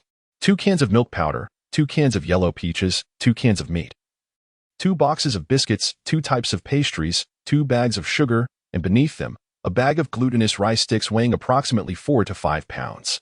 At the very bottom lies a piece of fabric, thick enough to fashion a complete outfit with ample surplus. This gift is already quite substantial.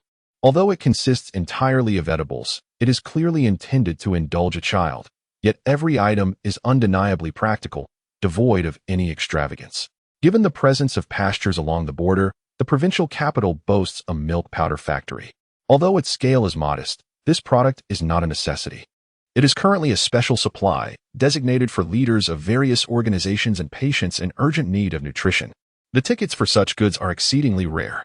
Even if one manages to acquire a ticket, a single can cost around 11 or 12 yuan, which equates to half a month's wages for an ordinary worker. Few who rely on ration supplies could afford such an expense, and the villagers' expressions speak volumes. Furthermore, when accounting for the other items, the total would undoubtedly exceed 60 or 70 yuan, amounting to 3 months' salary for an average worker. Even for someone of Director Cheng's rank, whose salary is somewhat higher, it would likely take nearly 2 months to earn such an amount. In an average household, one might perceive this as merely excessive, for aside from the milk powder, they could manage to purchase the other items with some effort. However, for rural individuals who scarcely see any money throughout the year, this is nothing short of astonishing. Not to mention, each of these items requires a ticket, a fact that would deter 99% of people. Those toiling in the fields, with their faces to the dirt and backs to the sky, find that such tickets are almost exclusively distributed by factories, entities they can scarcely hope to access.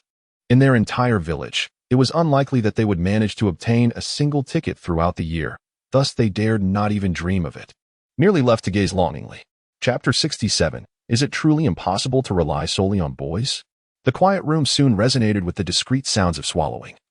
As several individuals quietly slipped away, it was quite shameful for a grown man to covet a young girl's food. Only a few remained in the room, and Lu Weiman and others felt embarrassed, opting not to inquire further, pretending they had not heard. Whatever she might say would only heighten the awkwardness. As she packed away the tin cans and similar items, her murmurs bore a hint of childish petulance, her voice neither too loud nor too soft, just audible enough for the others to catch. Their initial reaction was one of realization that this young woman, despite being a sent-down youth, still possessed the heart of a child. Comforting herself in this manner made her flushed cheeks feel somewhat more bearable.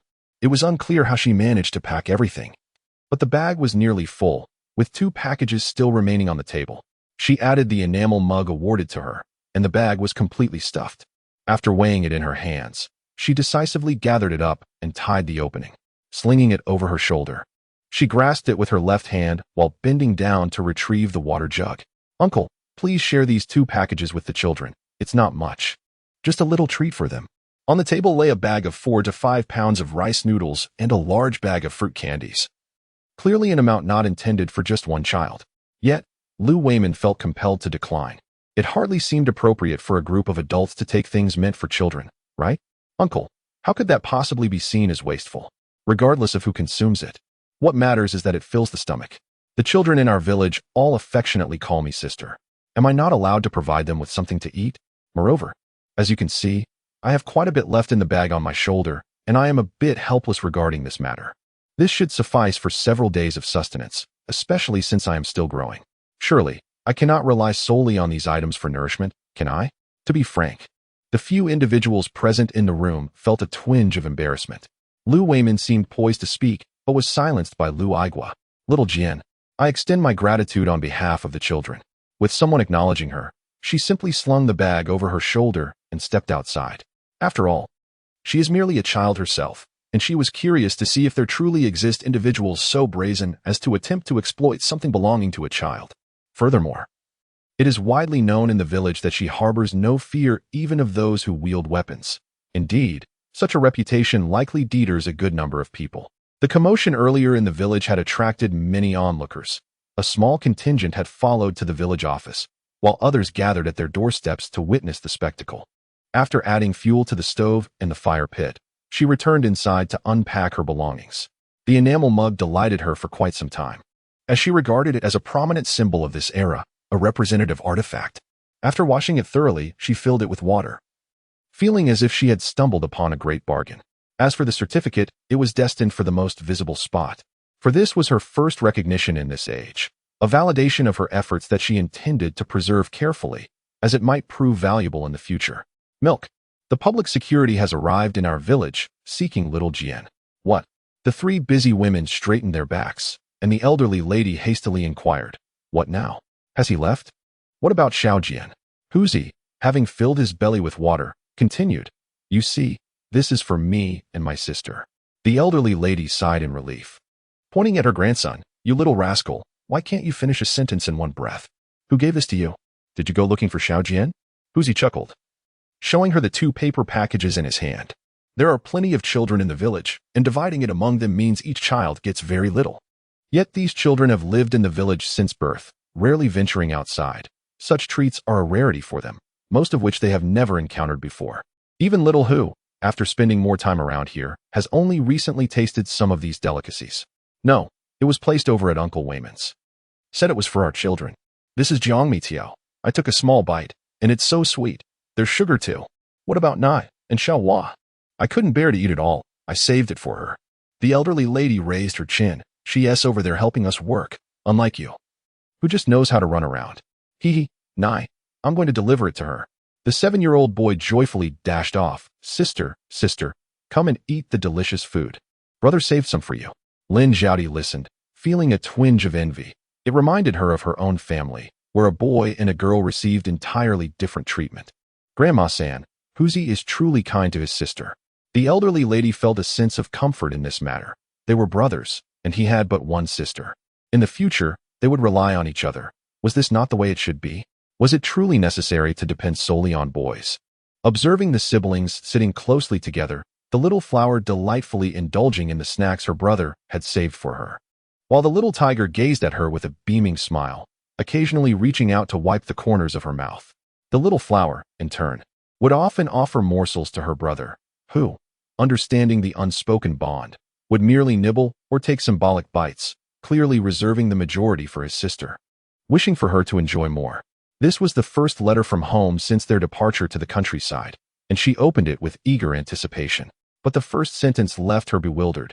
It was written by her brother, who bluntly accused her. Have you forgotten your family?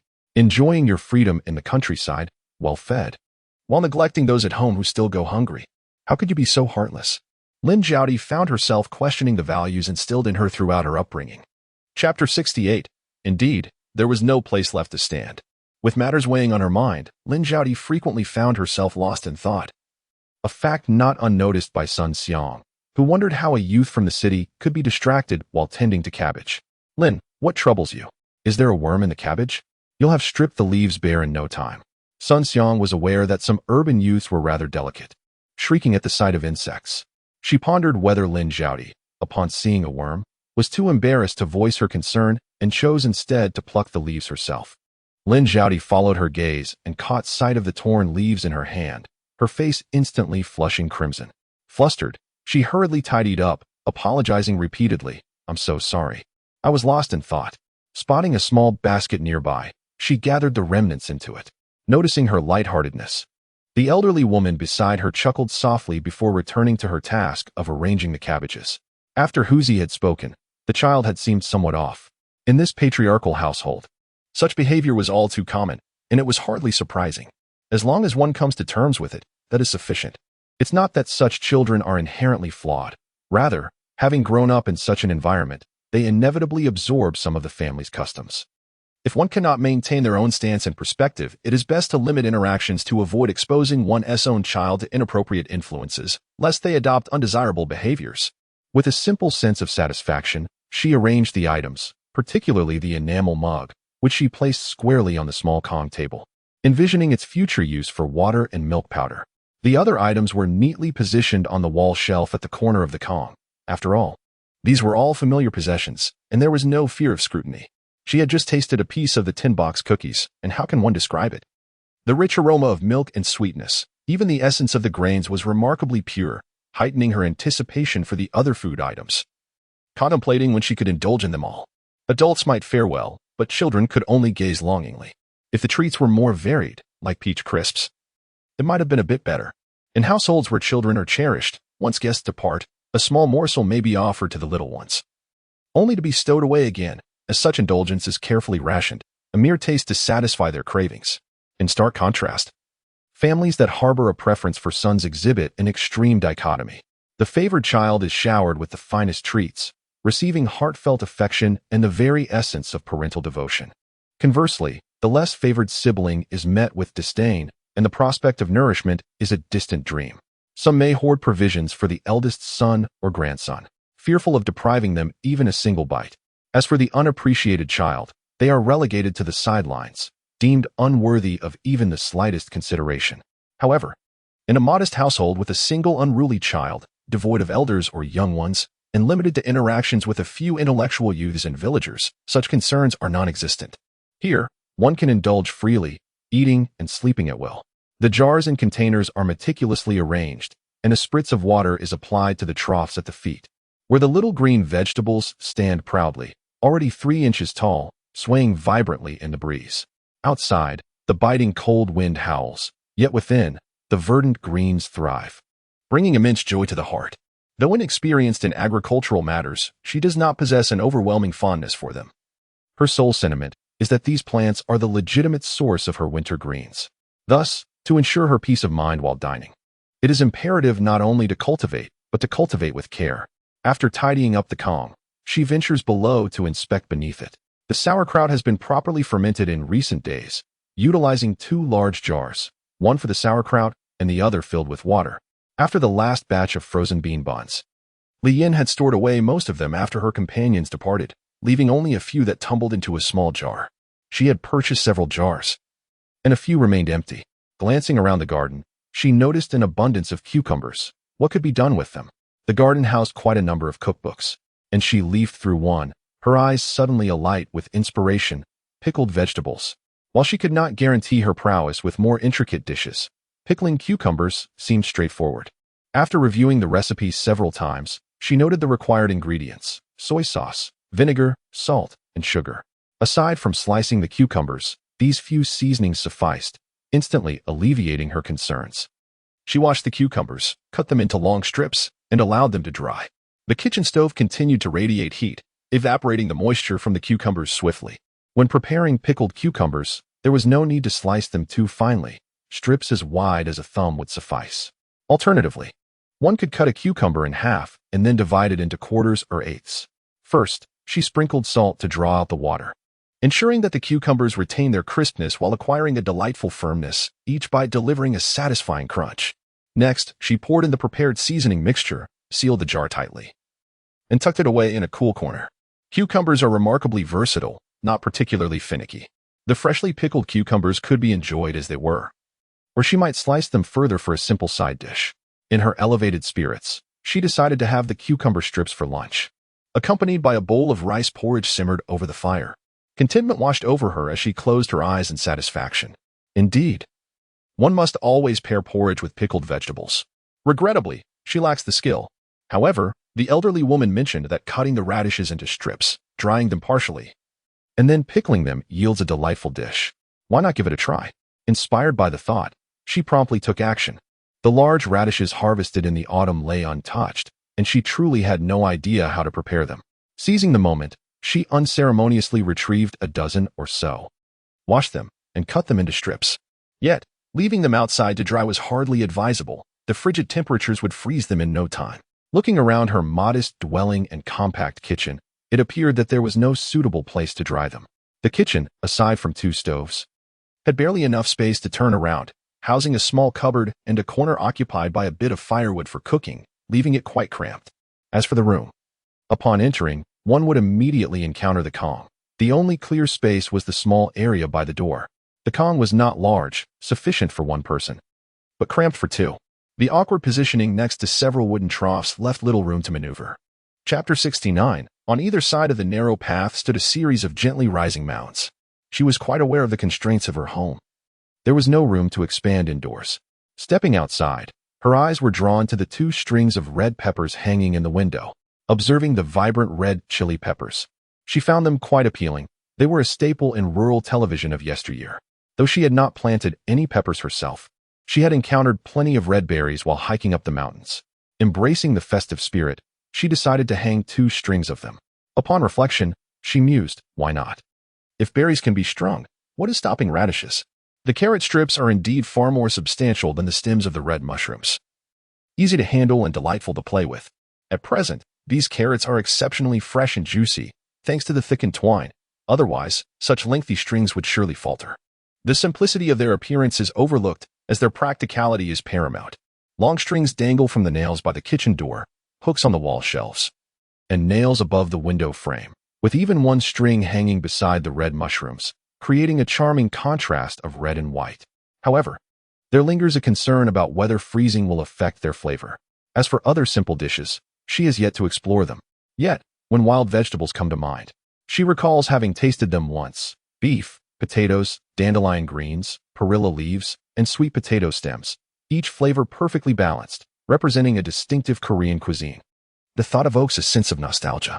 She is certain that what Grandma Lu refers to is not the pickled vegetables she knows, but rather a dish of cooked dandelion greens and potatoes, seasoned generously with salt and perhaps a touch of oil, rich in flavor and ideal for accompanying rice. This year, the garden yielded little, and there was not much to tend to. Whenever she found the time, she joined Li Yin and others to collect firewood at the foot of the mountain. However, ever since Director Cheng's visit, she has adopted a demeanor of complete quietude, eschewing any desire to stand out, conforming instead to the norm alongside the young intellectuals. Just before the snowfall, the village organized another expedition to the mountains, and she quietly followed the group, gathering the leftover mountain goods and firewood, devoid of her previous exuberance. Lu Weiman occasionally cast glances in her direction, pondering her behavior. This is unlike your usual demeanor, isn't it? Even after descending the mountain and simply entering his home, he could not fathom what had transpired. Naturally, he could not expect any explanations, for his life had settled into an utter tranquility.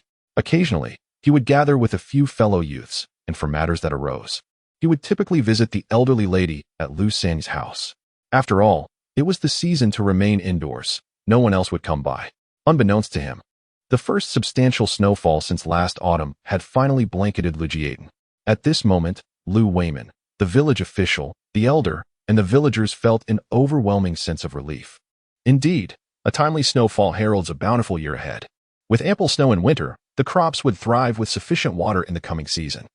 A significant portion of the village stood amidst the snow, their eyes glistening, extending their hands to catch the flakes, which would swiftly melt into small puddles in their palms. The heavens continue to look favorably upon us farmers. Alas, it has finally snowed, a rarity I have not cherished in recent years. Is it not a marvel? The heavens have opened their eyes. Some even knelt towards the horizon, bowing their heads in supplication. Oh, heavens, let it snow abundantly. Grant us farmers a chance to thrive. Lu Igua observed that the fervor of this expression was becoming uncontrollable and quickly interjected. All right, I understand your joy, but let us be mindful of our words. Have you forgotten what was discussed in the meeting just days ago? The villagers fell silent, exchanging glances, taken aback that their elation could be subject to scrutiny. Indeed, this year had been arduous for everyone, and the village's well was nearly depleted. Just days ago, someone mentioned how murky the water had become. The ground has also frozen, but as long as winter brings abundant snowfall, the crops next year will surely thrive, allowing everyone to fill their bellies. Therefore, there is no need for haste. Human wisdom is derived from life experiences and is boundless. As for the cleanliness of the snow, it is simply not a concern for them. They consider it a viable solution. Moreover, the current environment is exceptionally pleasant, with air that is remarkably fresh, far removed from the mundane impurities of the world to come. The snow, once it arrives, falls continuously for 3 days and nights. The first task after the snowfall ceases is to clear the snow, as it has completely blocked the doors. While not excessively deep, it is indeed impassable. It is fortunate that Jian, with her considerable strength, manages to push the door open. With one step, the snow reaches her calves, and she nearly wades through it to open the door. Now that the snow and wind have stopped, the snow is scattered everywhere. Yet the surface does not appear particularly thick, primarily due to the wind's chaotic distribution. The woodpile, along with any walls or windbreaks, has accumulated a significant amount of snow, with the deeper areas reaching up to Jian's waist. The villagers are accustomed to this, having experienced it before. However, Jian and a few young intellectuals find it quite novel. The air after the snowfall is fresh and carries a hint of sweetness, invigorating the senses and dispelling any lingering malaise. The adults wield homemade wooden shovels with wide boards at the front, creating a pathway as they push through the snow. Upon seeing this, it suddenly occurred to Jian that there were no large wooden shovels at home, but there was a small iron shovel, which had been acquired during the planting of cabbage and radishes. Her shoes were already wet, and there was no need to change them. Grasping the iron shovel, she began to clear the snow from the doorway. She hopped in place, shaking the snow off her shoes. After fervently wielding the shovel, she abruptly halted. A slight gust of wind swept by, and Jian felt the chill, involuntarily shivering. Chapter 70. This is inextricably linked to your sagacity. On the village road outside, Lu Weimin took the lead in clearing the snow. Upon seeing her, he smiled and said, "Little Jian, have you cleared your courtyard?" Jian exhaled in the cold, her breath visible as she spoke. "Not yet, but there's no rush. The front yard is quite small, it won't take long. And I'll move everything to the back garden later. That is fine. When it warms up, it will all melt back into our own land." Indeed, we must adhere to the principle of not letting fertile water flow into others' fields. One cannot deny that when it comes to work, the people of Lujiaten are truly willing to exert themselves. After clearing the snow from their own doorsteps, nearly all the men in the village were busy clearing the roads, which made things easier. Everyone simply swept the snow to the sides to clear a path. "Little Jian, you should head inside quickly. Don't catch a chill. It's quite cold after the snow." Yes, snow itself isn't cold, but melting snow is. In an instant, Jian recalled a saying from the future, "It's snowing. Go catch a big goose." Lost in thought, she couldn't help but chuckle. Should she join in the sentiment? The snowfall heralded the official onset of rural winter life.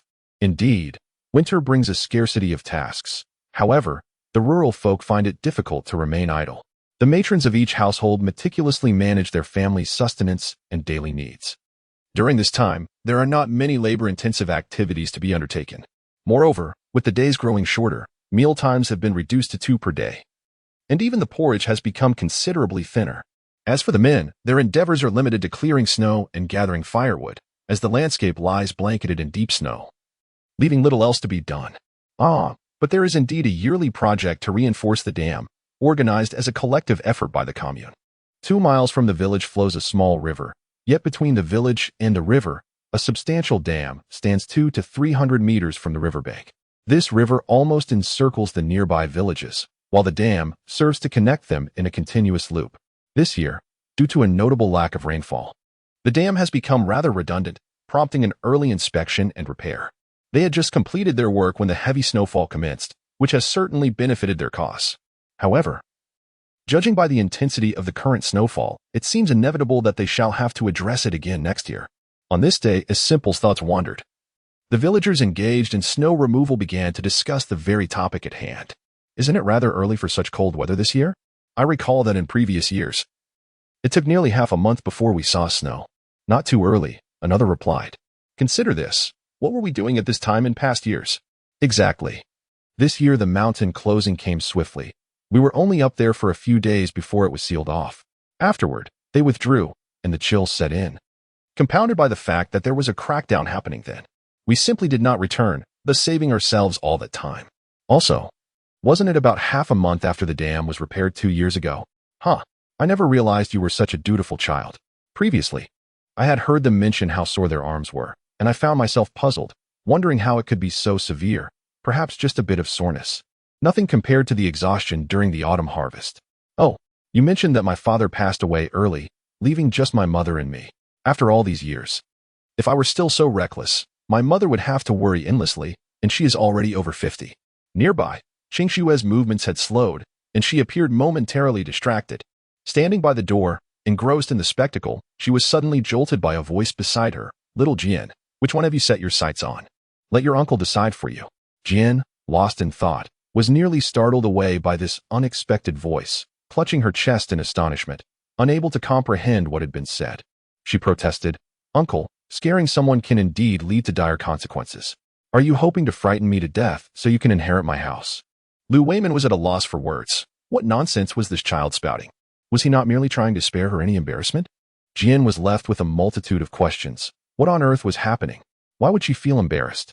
Lu Weimin, however, was a curious character, at times remarkably astute, yet other times seemingly lacking common sense.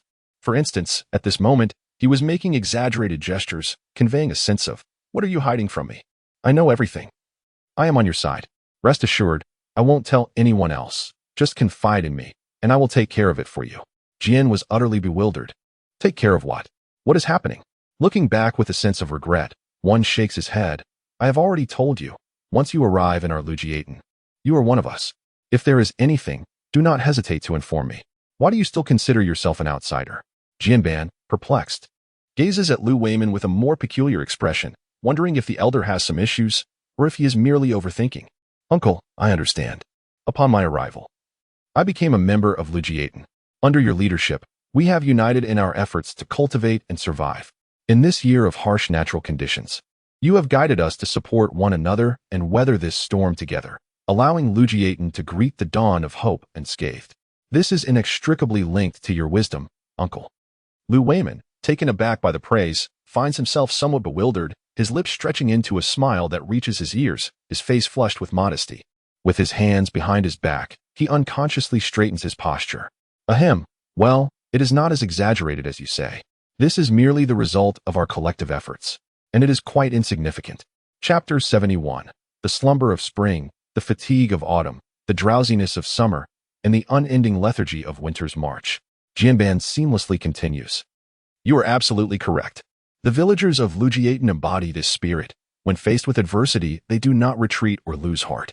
United, they confront challenges head-on, striving to overcome obstacles regardless of the circumstances, tirelessly working together to triumph over difficulties and pass the test. With an impassioned tone, paired with a rare and solemn demeanor, Lu Weimin momentarily felt as though he were at a commune meeting, facing Secretary Lin, and he found himself momentarily speechless. Wait, what do you mean? He finally inquired, only to be met with the silence of a firmly shut door. What did you say? Lu Aigua exclaimed, startled, spilling tea from the cup in his hand without even noticing. Lu Weimin, still wearing a troubled expression, responded, Aigua, what is wrong with your hearing? I mentioned that Xiao Jian, the educated youth, is unsure whether she has feelings for the Red Army or for liberation. I asked her to confide in me, promising to support her, but she felt too shy to speak up. You see, having come to Lujiaten, I consider her like my own child. Perhaps I should ask Hohat to inquire on my behalf. She might find it easier to discuss with a woman than with a man like me. Lu Aigua found himself at a loss for words, and a few elderly villagers who had just entered were momentarily taken aback, exchanging bewildered glances. It wasn't he that they believed the children from their village were lacking, but considering Xiao Jian, with her delicate demeanor and undeniable abilities, it seemed improbable that she would be interested in the two uneducated farmers from their village. To put it differently, setting aside Xiao Jian's discerning taste, they remained skeptical of Lu Weimin. After all, this village chief was often unreliable in matters beyond agricultural affairs. The expression on Lu Aigua's face indicated that this situation was likely another misunderstanding. Weimin, why don't you explain how you came to this conclusion? When did you become so observant? Or did Xiao Jian express this herself? Although Lu Weimin believed his judgment to be correct, he felt a moment of hesitation in the face of the room full of strategists. He recounted what he had just witnessed with a sense of righteous indignation, asserting, Tell me, if she were not interested in them, why would she gaze at them in such a manner? She is not some naive child without discernment. And then? Lu Weimin glared. What then? Is that all? Lu Aigua and the others felt as if a lump were lodged in their throats, unable to rise or fall. Merely because she cast a few glances at someone, you dare to insinuate such sentiments? Lu Weimin, are your eyes merely for show? Is the reputation of this young lady so easily maligned?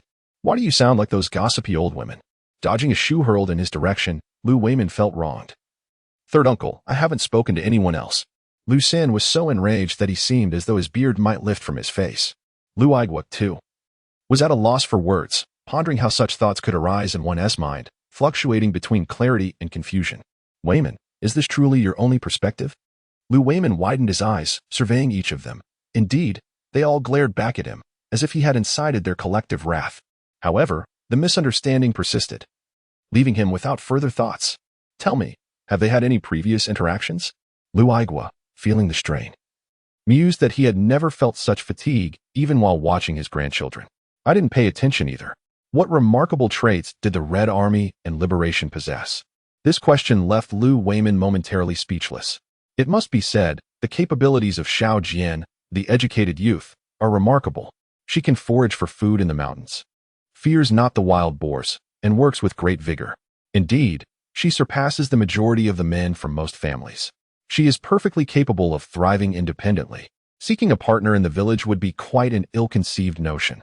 Now, even Lu Weimin finds himself unable to counsel her. What, then, is she observing them for? Aware of her own shortcomings, her voice has notably softened. Humph, it is rather amusing. Her discernment is inferior to that of us old codgers. The freshly fallen snow remains breathtakingly beautiful, particularly as it is yet to be disturbed by anyone. In her courtyard, she has no intention of disrupting this pristine scene.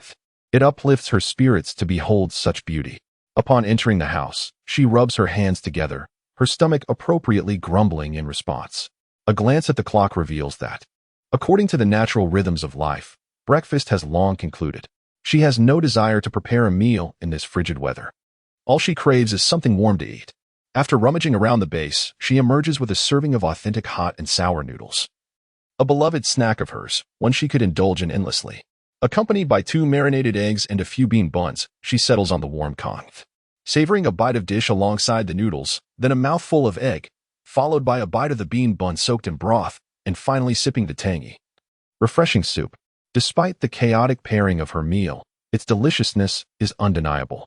Sated and content, she easily succumbs to drowsiness. After all, it is said that spring brings slumber. Autumn induces weariness, summer invites naps, and winter is a time when one struggles to awaken. This marks the official arrival of winter. In a rush, I find myself unable to venture out to relish the joys of winter excursions and snow play. Instead, the warmth of the heated Kong and the increasing heaviness of my eyelids take precedence. As I push aside the Kong table, without a hint of struggle, I swiftly succumb to a deep slumber. Upon awakening, the sun hangs high in the sky. The winter sun, lacking in brilliance, offers little warmth, and carries with it an air of desolation. By mid-morning, having neglected to stoke the fire, only the remnants of warmth linger beneath the hearth and the large stove. I am increasingly disinclined to leave the cozy embrace of my bedding. I snugly wrap myself from the neck down, letting out a comfortable sigh. Indeed, nothing compares to the comfort of my cocoon.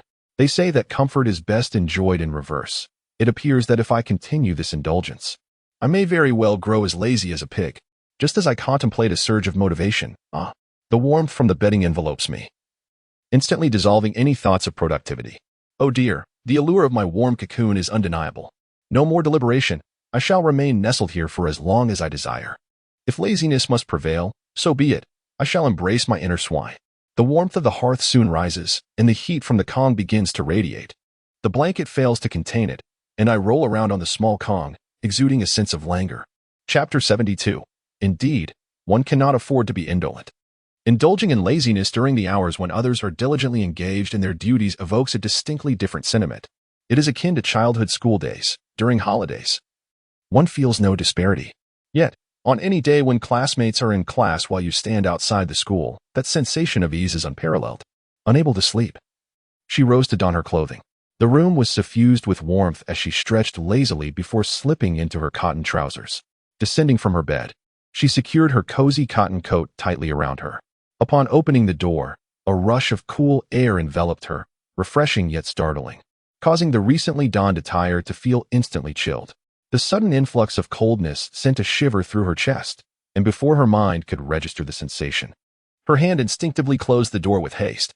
In those fleeting seconds, much of the warmth within the room dissipated, leaving her with the distinct feeling that the tip of her nose had turned crimson. Goodness, it was exceedingly cold. She ventured along the narrow path cleared that morning, flanked by mounds of snow. This slender trail was the only passage she had managed to carve out, barely wide enough for her solitary figure to pass through. Any additional weight would have caused her to displace the soft, knee-high snow at her sides. Opening the main door revealed a vast expanse of white, mirroring the scene in her yard. In the center lay the path cleared by villagers earlier that morning, with snow piled haphazardly on either side. Lacking the neatness of her own yard, evidence of many footfalls was unmistakable.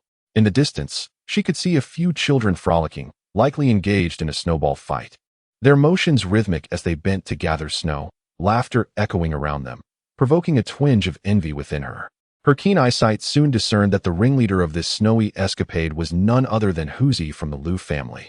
His small mouth was agape, panting with exertion. His cheeks flushed a bright hue, and each breath he exhaled produced wisps of white vapor. Upon witnessing her lively expression, a smile emerged. "Sister Jian, have you risen?" Skipping over the topic, I inquired, "What are you all engaged in? Is it cold?" The children seemed inadequately dressed for the chill. Yet they appeared unperturbed after playing for quite some time. "Sister Jian, we are playing in the snow. We crafted several little figures. I claimed mine was the most beautiful, and he insisted his was superior. Would you come and judge whose is more splendid?" The other children, less familiar with Jian than Tiger, were not as bold. However, upon hearing Tiger's statement, they instinctively retorted, "Clearly, mine is more beautiful. Mine is exquisite. Sister Jian, believe me, what I made is lovely. I created a little flower, the finest of all." Thus commenced another round of playful contention. Jian, lacking the patience to pacify the children, resorted to authoritative measures. All right, cease the clamor. I haven't seen any of your creations. How could I discern which is more beautiful?" This reasoning, albeit sound, only quelled the noise for 3 fleeting seconds. "Why don't you accompany us to take a look? It's right at my doorstep." "I cannot go. I still have work to attend to." Almost as soon as the words left her lips, a commotion from the village entrance echoed. Jian perked her ears, and the sound resembled the tremors of an early morning exercise, carrying a hint of the wild boar's descent. However, that direction seemed unlikely. The noise grew nearer, and Jian felt as though the snow beneath her feet quivered in response. As it approached, the sensation intensified, and the children, too, noticed it, instinctively turning their gazes towards the village entrance. Tiger pressed closely to Jian, asking, "Sister, could it be a villain?" As this remark escaped his lips, the other children also tightened their small faces, gazing intently. The world was enveloped in a pristine blanket of white, and the emergence of any other color was striking and conspicuous.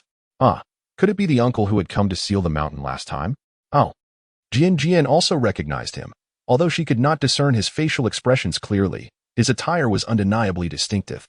A group of individuals marched in unison, their steps synchronized. And indeed, they rushed into the village. Remarkably so. One slightly older child dashed off towards the village, leaving behind a distant shout, "I'll go fetch the village chief." Instantly, several children gathered anxiously around Jian, with Huzi clinging tightly to her leg, his vigilant gaze unwavering, for to them, these were still strangers. Jian found it peculiar. Were they here seeking her? Leading the group was a familiar face, Lin Jingde, who had previously accompanied her in hunting wild boars. Upon reaching her, his stern demeanor softened, even hinting at a trace of a smile. "Little Jian, the educated youth, greetings." "Ah, Captain Lin, what brings you here to seek me?" Jian's surprise was understandable. Aside from their previous encounter during the wild boar hunt, she had little connection with them. "Is there something amiss?" Observing her expression, which bore no semblance of deceit, Lin Jingde paused for a moment. "Educated youth Jian, do you recall the events from our last expedition to the mountain?" "Huh? The mountain?" Jian blinked, her thoughts drifting upwards towards the mountain. And only then did she realize he was referring to the individual she had casually apprehended. To be honest, what had left a lasting impression on her that day were those remarkable treasures. She had indeed long forgotten about that person. "Ah, I remember. You mentioned that Lin Jingde is involved in something, yet your expression suggests you have forgotten. It seems to have come to mind only temporarily." Jian Jiqing, regarding the previous matter, your assistance was invaluable to us. He possesses an intimate understanding of our deployments and routes. Had it not been for you, he would have been evading us in the mountains, and who knows what might have transpired. What? The nation? This elevation is not right, is it? This individual is a foreign agent embedded within our country, deliberately undermining our national development and unity. Based on his disclosures, we have confiscated a significant quantity of dangerous materials hidden in the mountains, a revelation that has left us astounded. Jian Jiqing, if they were to succeed, the repercussions for the populace and the losses to the nation would be incalculable. Jian's initial reaction was, "What? There are indeed valuable items?" Although it appears he was alluding to some hazardous materials, she lamented the fact that she had not detected this earlier, feeling a pang of regret. A slip-up indeed. One cannot afford to be complacent. Just look at what a single moment of negligence has cost us. Chapter 73. What is it called when something is consumed and still deemed wasteful? Jian's expression shifted as Lin Zhengde, with his professional acumen, could almost instantly discern her thoughts. Though she found his insight somewhat childlike, she nonetheless felt compelled to remind her. Jian Jiqing, according to his account, there are likely others from their group in other regions. And our operations cannot guarantee absolute security. You must take care of your own safety. In the future, when faced with such situations, it is best to avoid unnecessary risks. Your safety is of paramount importance. Moreover, one cannot guarantee that the next encounter will not involve a frenzied individual, can they? The simplicity of the matter allows for discernment of both commendation and censure, as one nods repeatedly, affirming, "Rest assured, Captain Lin, I shall be vigilant." At last, Lu Weimin arrived, breathless and leaning on his knees, struggling to regain his composure. "Captain Lin, braving this heavy snowfall, is there something amiss? How may we assist you?" For the first time, Lin Zhengde found the village head's eagerness rather excessive. He had yet to finish his thought. However, upon glancing around, he was relieved that the frigid weather had deterred any villagers from joining, leaving only their small group, the village head, Jian Jiqing, and a few young children. Lu Weimin, noticing the expression in his eyes, sensed urgency and promptly gestured for Huzi to escort the children away. As they departed, he shot several admonishing glances at Lu Weimin. Believing he had successfully conveyed the importance of safeguarding his sister, Lu Weimin, bewildered, wondered when he had offended the child. Had he unwittingly erred in some way? Village head Lu, regarding the incident following the mountain closure, you are aware that Jian Jiqing assisted us in apprehending a suspect, revealing information of grave significance that has undoubtedly saved numerous lives. We have come expressly to express our gratitude toward her. For her safety, we prefer to keep this matter discreet. Since you are here, it is prudent to inform you that should any issues arise concerning Jian Jiqing, or should any difficulties present themselves, you may approach me directly at the station, as long as it does not jeopardize national interests or undermine communal unity. We shall not remain passive. Lu Weimin's immediate reaction was one of realization. Jian Jiqing was indeed a fortunate star. Originally, they cherished simplicity as a treasure of the village, and readily made their promises. You need not worry about that. Now, Jian Jiqing is one of us from Lujiaten. Is there anything we cannot manage? We will not overreach ourselves in matters beyond our capability. Rest assured, she is like one of our own, and we shall care for her well. Yet, in their hearts, they thought, you surely do not know what kind of person Jian Jiqing is. You have it all wrong. Who is caring for whom? A simple sentence was left unspoken as they exchanged remarks with one another until their conversation concluded. Lin Zhengde then presented a sizable bundle along with a piece of paper and an envelope. Jian Jiqing, this certificate is an award from the military for your courageous actions. These items may be few, but they serve as a token of our gratitude. Our duty is to protect our homeland. While we hope that acts of heroism may be remembered, from my personal perspective, I still wish for you to prioritize your safety before undertaking other endeavors. Yes, I will. I intend to preserve my life to contribute to the development of the countryside. A subtle twitch appeared at the corner of Lin Zhengde's mouth, revealing his contemplations. Did you come specifically to deliver this to me? It was no surprise that Jian Jiqing had not been given the chance to speak. The people were still standing outside, and in this cold, her toes and heels had already turned numb. Her hands remained tucked within her sleeves, which was somewhat better, though not particularly flattering. We were just about to head out for training, so I took the opportunity to bring this to you. Let us go inside. Come in and have some water to warm yourself. On this frigid day, they were hardly lifeless beings. Aside from Lin Zhengde, who was on the verge of middle age, many of the soldiers were merely young lads of 16 or 17. It was unreasonable to allow them to depart without so much as a sip of water. Such treatment hardly exemplifies hospitality. Moreover, they shared a bond forged through camaraderie and battle. Lin Zhengde had no desire to enter, yet upon glancing through the ajar door, he noticed several figures laboriously clearing the snow from the courtyard, still far from finished. Jian sensed something was amiss in his gaze and turned to follow it. When did these individuals enter? She pondered. Ah, my dear brothers, you have worked hard. As guests, it is unthinkable for you to begin your tasks before even stepping inside. Please, take a moment to rest and warm yourselves within. The young men, ever diligent, managed to clear nearly the entire modest courtyard within mere minutes of conversation, leaving only a few corners untouched. Jian felt an inexplicable pang of guilt. She had spent half the morning merely carving out a narrow path, while these tall and capable lads had nearly completed the task at hand in such a short span of time. How could they leave without at least being offered some warm water? Did they not notice the frostbite forming on the hands of the two? Lu Weimin, unreserved in his demeanor, called out to Lin Zhengde, affirming, "What this girl says is true. They must have a drink of hot water. Come in, come in." Upon arriving in the village, she had immediately taken a liking to this little house. Just look at it. Is the construction not quite satisfactory? Though they were invited inside, the reality was that they could only sit by the kitchen stove to warm themselves. The space was rather limited, and it felt inappropriate for the two large men to occupy the already cramped living area. With their presence, the room would become unbearably congested. It was far more sensible to remain by the hearth, where they could bask in the comforting warmth. Just before stepping out, she had added more firewood, and upon entering, she stuffed in 2 more pieces, along with some brown sugar and slices of ginger. Soon, the water in the pot began to bubble, releasing steam that enveloped the modest kitchen in a cozy ambience. Sipping a bowl of sweet ginger tea, both men instantly felt a wave of warmth wash over them, even breaking into a light sweat. Lu Weiman felt a pang of sympathy. Ginger was not cultivated in their area, but brown sugar was a rare delicacy, something they might not see for years at a time, let alone purchase. Their children had never even tasted brown sugar water. "You, my dear, it's commendable to add ginger. But why so much brown sugar? Isn't that wasteful?" Her straightforward rebuttal came swiftly. "Is it wasteful if it nourishes the body? Isn't good health more valuable than anything else? Captain Lin, where are the others? I've prepared an entire pot." She recalled that a whole team had entered the village earlier. How could there only be a few now? Lin Zhengde, staring at the pot, was also at a loss. He was puzzled as to why so much was made. It turned out they had brought along their own provisions. They had gone up into the mountains. Chapter 74, Delightful. "Ah, well, that is fine then. We did come here for training, after all. Recently, there have been some disturbances at the border, and we thought we could use this training as a cover for patrols. It matters not where we practice." However, upon hearing her words, Lin Zhengde felt a twinge of embarrassment. He had made a blunder. A brief glance at him, then at the pot, and finally at the water bottles strapped to the waist of the others sparked a realization. "Quickly, bring forth your water bottles." 10 minutes later, several individuals ventured out in search of the group, instinctively clutching their filled water bottles.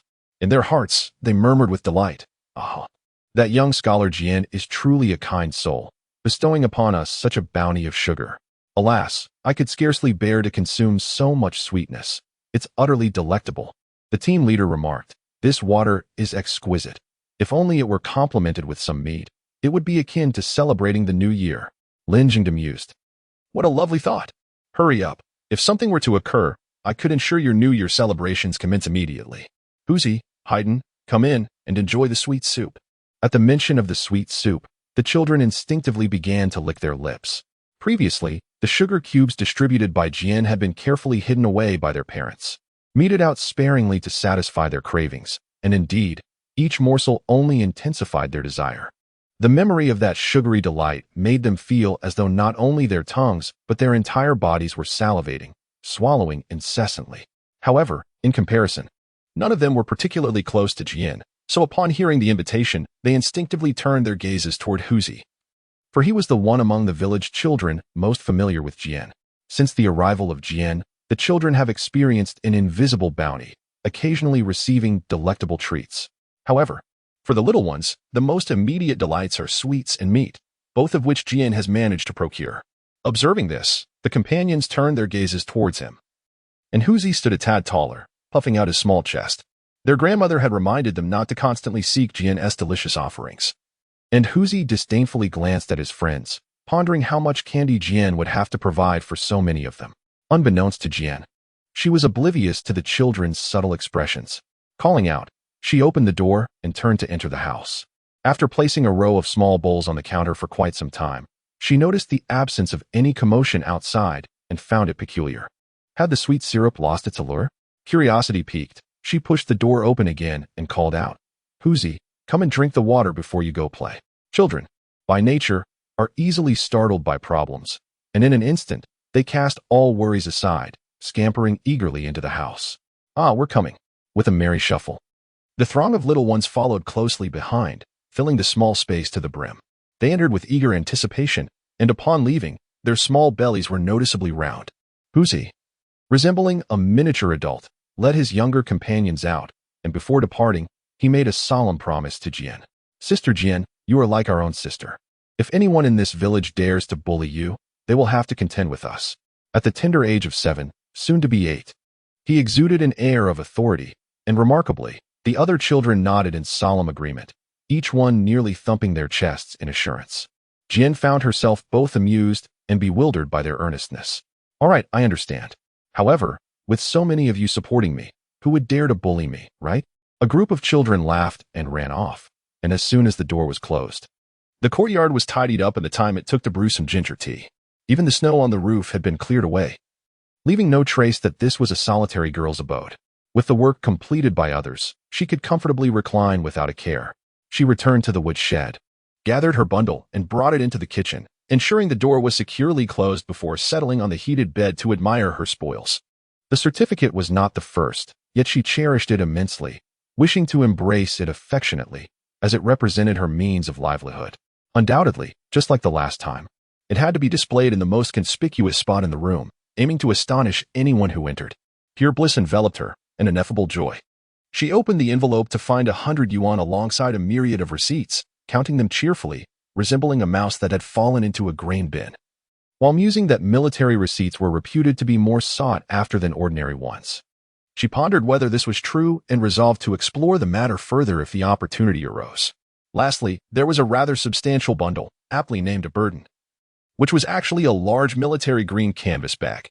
As she unzipped it, her eyes were met with a sea of military green that nearly dazzled her starry eyes. Goodness! Was that a military coat? Jian Liye was indeed familiar with such items, having once worn one herself. However, this is intended for her, a brand new military coat, tailored specifically for her stature. It is meant for this particular person, not for the daughter of Jian Liye. The significance of this gesture is profound, even causing the young lady to feel a rush of excitement. She didn't even step onto the ground. She simply stood on the bed and donned it, twirling joyfully in circles. One cannot deny that an item crafted exclusively for her possesses a unique charm. Achieving a perfect fit, however, remains an impossibility. It is the smallest size available for women, yet considering her current build and frame, it is still considerably oversized. After all, the female soldiers are at least adults, while she is still quite petite. Nevertheless, layering it over a thin cotton jacket renders it just about right. Clad in military green, Jian spun merrily on the bed until dizziness compelled her to stop. The remaining items were modest: a set of military green luggage, a new military water bottle, an enamel mug, 2 cans of meat, and 2 cans of peaches. Jian was unsure of the rationale behind these gifts, but they were all practical, so she gathered them together without hesitation. It was evident that these were special supplies from the military district. Even the luggage appeared significantly sturdier than what Jian had crafted herself. The enamel mug bore a striking resemblance to the one Director Chung had brought, differing only in its exclusive markings, essentially identical. With delight, Jian arranged the small items on a shelf and leaned against the wall, counting her possessions. Chapter 75. She is tired again. After a few months, the trajectory diverged slightly from her initial plan of maintaining a low profile. Yet she had garnered 2 certificates along with the spoils before her, rendering her experience far from disappointing. Her aspirations were modest. She merely wished to exist peacefully. When in good spirits, everything appeared delightful. Naturally, this provided ample justification for her laziness. Celebrating such good fortune seemed entirely reasonable, did it not? She set the feast on the table and brought forth a large pot of bubbling hot pot from the kitchen, its enticing aroma wafting through the small room. Without overthinking, she arranged an assortment of delicacies around her: slices of beef, lamb, seafood, meatballs, a variety of vegetables, mushrooms, and sweet potato slices, complemented by her favorite dipping sauces. With a satisfied sigh, she took a hearty bite, her eyes squinting in delight. She hummed contentedly, exclaiming, "Ah, this little life is simply splendid. Delicious indeed." In the capital, Zhu Yan and Chen Hongjun received another parcel from Jian. Is this yet another package from that girl? They were well aware of the ticket exchange and the subsequent deliveries. Zhu Yan had even enlisted their assistance with some fabric she had sent, which made their understanding of the situation all the more comforting. "Indeed, it's quite heavy. I almost couldn't hold on to it," Zhu Yan remarked. This was sent first, but it got delayed along the way, arriving simultaneously with the later shipment. 5 minutes later, the mother-in-law and daughter-in-law stared blankly at the items on the table. "Yenner, I recognize this. It's bean paste. And that piece, it's meat, isn't it?"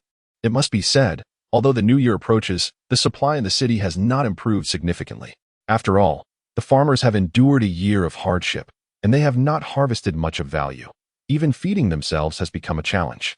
According to national regulations, farmers are required to submit a certain amount of grain, which is intended for the adjustment and support of urban residents. This is the historical grain tax system. In simpler terms, the supply in the city is partially based on allocations from the higher authorities, while another portion comes from the indirect subsidies of the rural grain tax. With the severe disasters affecting the countryside, it is only natural that the grain tax is significantly impacted, leading to frequent interruptions in the supply to the city. Seeing a substantial piece of frozen meat, Granny Zhu could hardly believe her eyes. Indeed, Zhu Yin was also astonished, wasn't she? That bean bun is genuine grain. Not to mention this year, even during the bountiful years of the past few, opportunities to indulge were scarce. Who would have thought that this year they could actually enjoy such a treat? As she uncovered the letter stuffed within the meat, Zhu Yin quickly scanned it, and her heart raced with realization. Goodness, my sister has become quite capable. She even dared to hunt wild boar. This meat is indeed the wild boar shared with her. And she was the one who prepared the bean buns. Did you not claim that she was utterly inexperienced? Zhu Yin felt bewildered. Indeed, before she left, that little frame was so frail it could be toppled by a mere gust of wind, and now, just a few months later, Granny Zhu speculated. Which village did you find for her?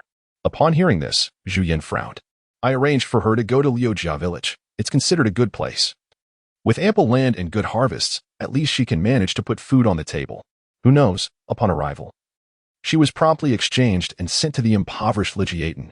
Sigh, I had previously pondered whether my good intentions had inadvertently resulted in misfortune for her. However, it seems that this village may indeed be a favorable place for her. I recall my sister, who does not strike me as one to endure hardship silently. After all, a young girl traveling such a distance must contend with a life that is hardly enviable, navigating unfamiliar territory while shouldering the burden of labor and responsibilities alone. Indeed, mother, look at her. Despite her own struggles, she still thinks of us. The elderly lady is not heartless. She has always treated her daughter-in-law Zhu Yin with kindness. To speak of generosity, the piece of meat alone weighs 5 or 6 pounds, which is quite a substantial gift. At this juncture, it is difficult for us to procure anything of true value, yet the village's access to goods is somewhat limited. Perhaps you could see what the cooperative has that would be useful for her and purchase a bit more. As a family, we have lent a helping hand, and it would be unseemly to continue taking advantage of the young lady. Such behavior would not bode well in conversation. Very well, I shall visit this afternoon. And with the approach of the new year, I should be able to send it over. The relationship between the mother-in-law and daughter-in-law is amicable, and Zhu Yin readily agrees. Just the other day, you and father were expressing a desire for dumplings, and coincidentally, we still have 2 cabbages at home. Shall we chop some meat and prepare a batch this evening? The elderly lady waved her hand, saying that it was merely a casual remark. Let us save it for the new year to make a larger quantity together and not trouble ourselves. You are unaware, but your father has long harbored a yearning for these bean buns. If he were to see them, I assure you, he would be even more delighted than if he were to eat dumplings. Indeed, let us purchase some treats. Children have an inherent fondness for sweets. I shall fetch the money for you. Almost simultaneously, Chen Hongjun from the steel factory received a message from the communications office, informing him of a package addressed to him. Chen Hongjun paused momentarily, recalling that he had recently received a delivery of mountain goods from Jian, wondering if it was yet another parcel from the same child. Director, another package has arrived? The workers were well aware that over the past few months, the director had received several packages, which was no secret. What is going on? Why is there yet another package, especially from Jian? The family of Director Chen was somewhat acquainted with the affairs of the Jian family, although they were not familiar before. Their relationship had grown closer after their rural visit, primarily due to the delightful treats they had enjoyed from them. Indeed, one must ponder about this child. Just yesterday, he transferred the rent for the past few months, and now he receives yet another gift. Am I the one caring for him? Or is he the one caring for me? You have lent a helping hand, and the child remembers that.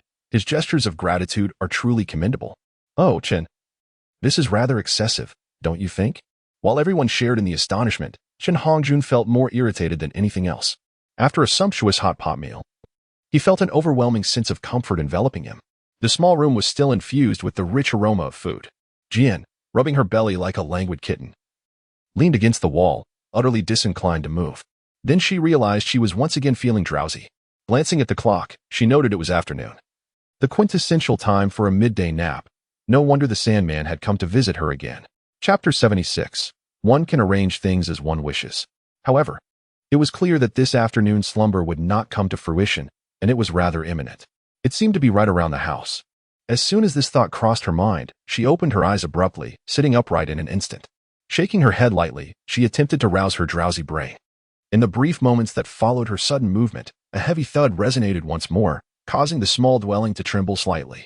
Before she could react, she stared wide-eyed out the window as a thick blanket of snow cascaded down, enveloping everything in its path. Without a moment's hesitation, she disregarded the time spent rolling about on the heated bed, her disheveled hair a testament to her slumber. She quickly donned her cotton jacket and trousers, slipping into her shoes and sprinting outside. A nagging feeling lingered that if she lingered any longer, another such impact might render her abode unstable, jeopardizing her safety. While she possessed the skills for self-defense, the recent incident where she narrowly escaped a surprise attack had instilled in her a newfound caution. She gently closed the door behind her, grasping the iron rod, a weapon she had kept by the door for protection, and cast a wary glance at the front yard. Satisfied to find no intruders, she stealthily made her way toward the back. The narrow path beside the woodshed was still laden with untouched snow, and the thought of venturing to the backyard for a restroom visit was unappealing. The fresh snow bore no trace of footsteps, making it easy to navigate. Yet maintaining absolute silence proved to be a challenge. The snowfall had ceased for over half the morning, with the sun shining and the wind blowing. The surface of the snow had formed a thin, hard crust. Each step would produce a crunching sound, which, though familiar, would seem jarring in the otherwise tranquil courtyard. However, is that not the woodshed adjacent to us? With a cursory glance, I casually pulled down a plank and placed it atop. The small house is not expansive. The distance between the front and backyards is merely a little over 3 meters. Yet, the snow in the backyard remains untouched, apart from a few heaps near the wall that have been transferred from the front yard. From this vantage point, a vast expanse of white stretches out, almost glaring under the sunlight. Listening intently, I discerned no peculiar sounds, and without hesitation, I stepped onto the freshly laid plank. The principle of increased load distribution is well established. By enlarging the area of support, the force is dispersed over a broader surface, resulting in reduced pressure on each unit area. Standing in the snow, one may feel a sense of ease due to the larger surface area of their feet, allowing for a more distributed weight. In contrast, a stiletto heel, with its diminutive surface area, necessitates considerable effort and discomfort when traversing snowy terrain. Conversely, a wooden plank, which possesses a surface area many times greater than that of human feet, provides enhanced support and facilitates movement.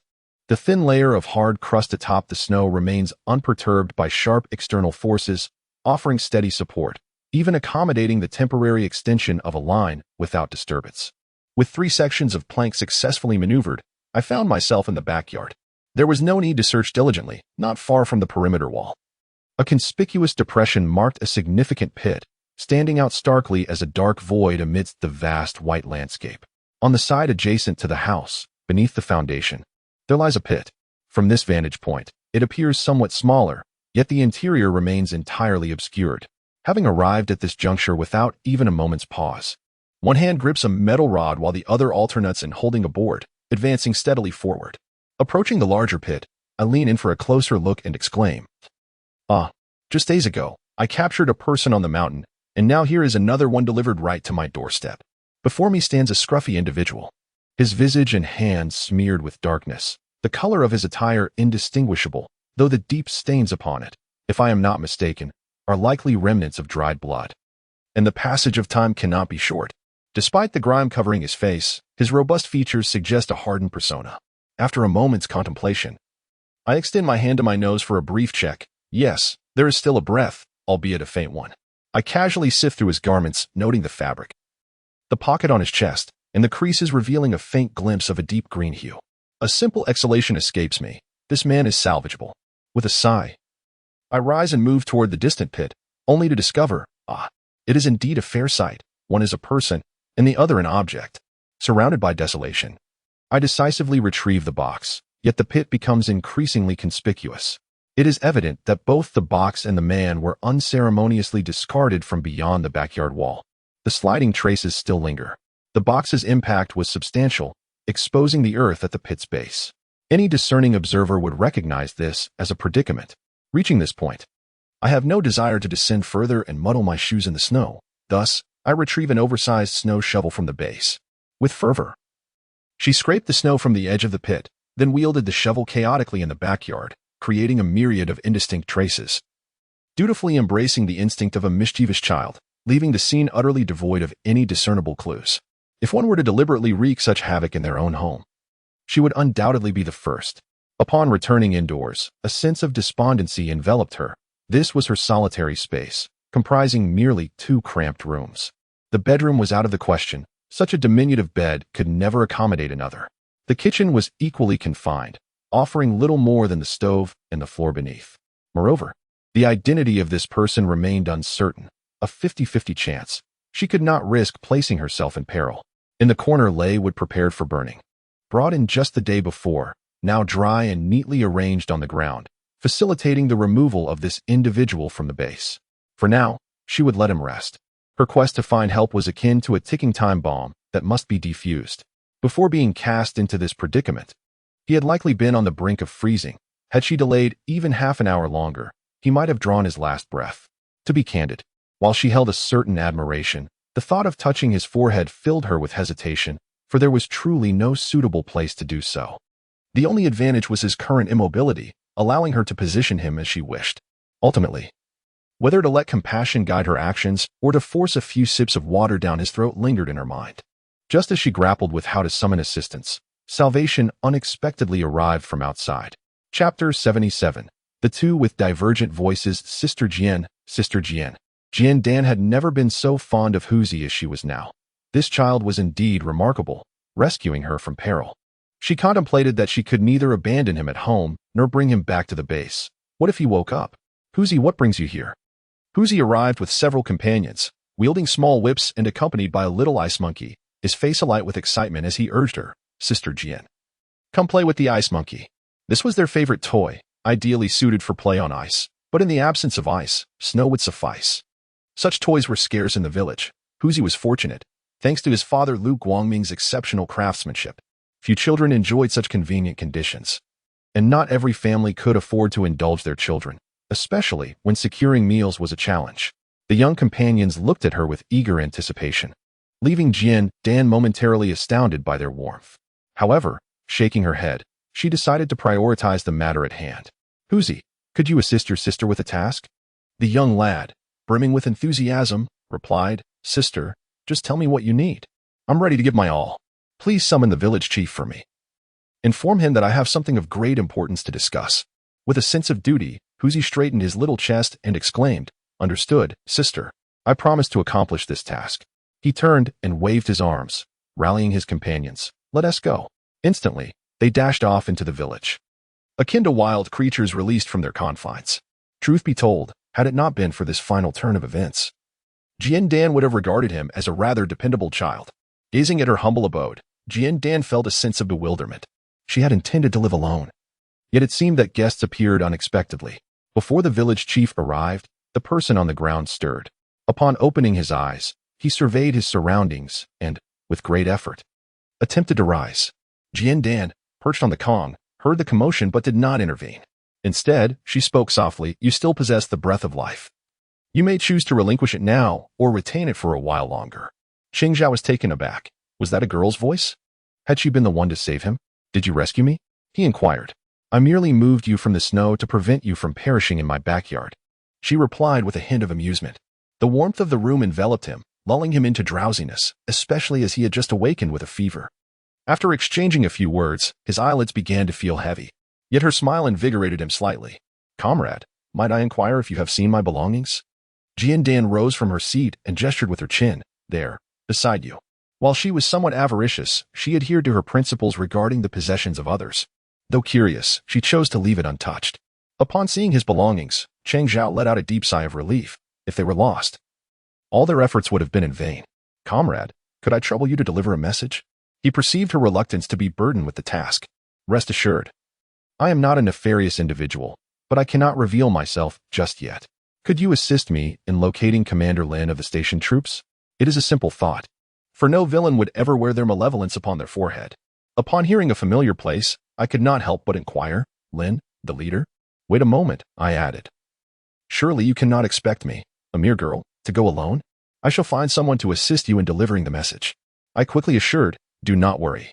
It shall remain confidential. I have no desire to meet my demise. If word spreads that I am harboring a man, I might as well cease to exist. Cheng Zhao, indeed, had a point. Just then, Lu Weimin arrived in a hurried manner. Oh, the poor village chief. Upon hearing of an urgent matter, he rushed over. This young intellectual, lately, seemed to be embroiled in nothing but significant affairs, leaving his heart in a constant state of trepidation. While it may not be entirely unwelcome, the incessant stream of events was overwhelming. What has transpired, little Jian? Lu Weimin inquired as he entered the yard without hesitation, although he called out, wary of intruding. Jian simply opened the door to welcome him inside, and instantly, the kitchen was filled to capacity.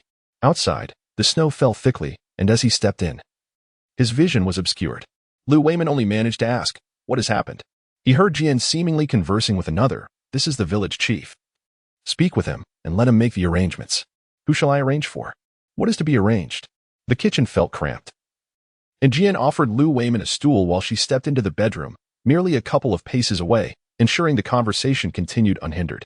As Lu Weimin regained his composure, he noticed another shadow on the floor, exclaiming, oh dear, who is this? The individual appeared rather disheveled, darker than even his family's black egg. Cheng Zhao summoned his strength to sit up, leaning against the wall. Village chief, I am a soldier. An unforeseen incident occurred while executing my mission. I kindly request your assistance in delivering a message to find Commander Lin of the station troops. His words came out in a fragmented manner, as if he were on the brink of collapse. Once he finished speaking, he seemed utterly drained. Lu Weimin glanced at the stove, where a bowl of water sat, clearly prepared for him. Without further ado, he picked it up and offered it to Chang. Here, have a sip of water. Let me think. Commander Lin. Wait a moment. He smacked his forehead, looking at Jian. Didn't Commander Lin go up the mountain? Jian paused, puzzled. Why are you looking at me? How would I know? Weren't you the one who prepared ginger tea with brown sugar for him? Jian retorted, no, at that time. I was preparing it for Team Leader Lin.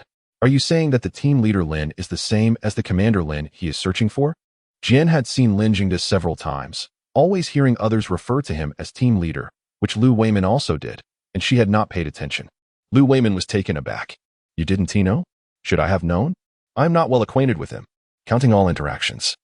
We have only hunted wild boar together twice and exchanged captives once, which barely constitutes a professional relationship. Are you saying that a stranger delivering something to you is not a reward? I acted out of righteousness.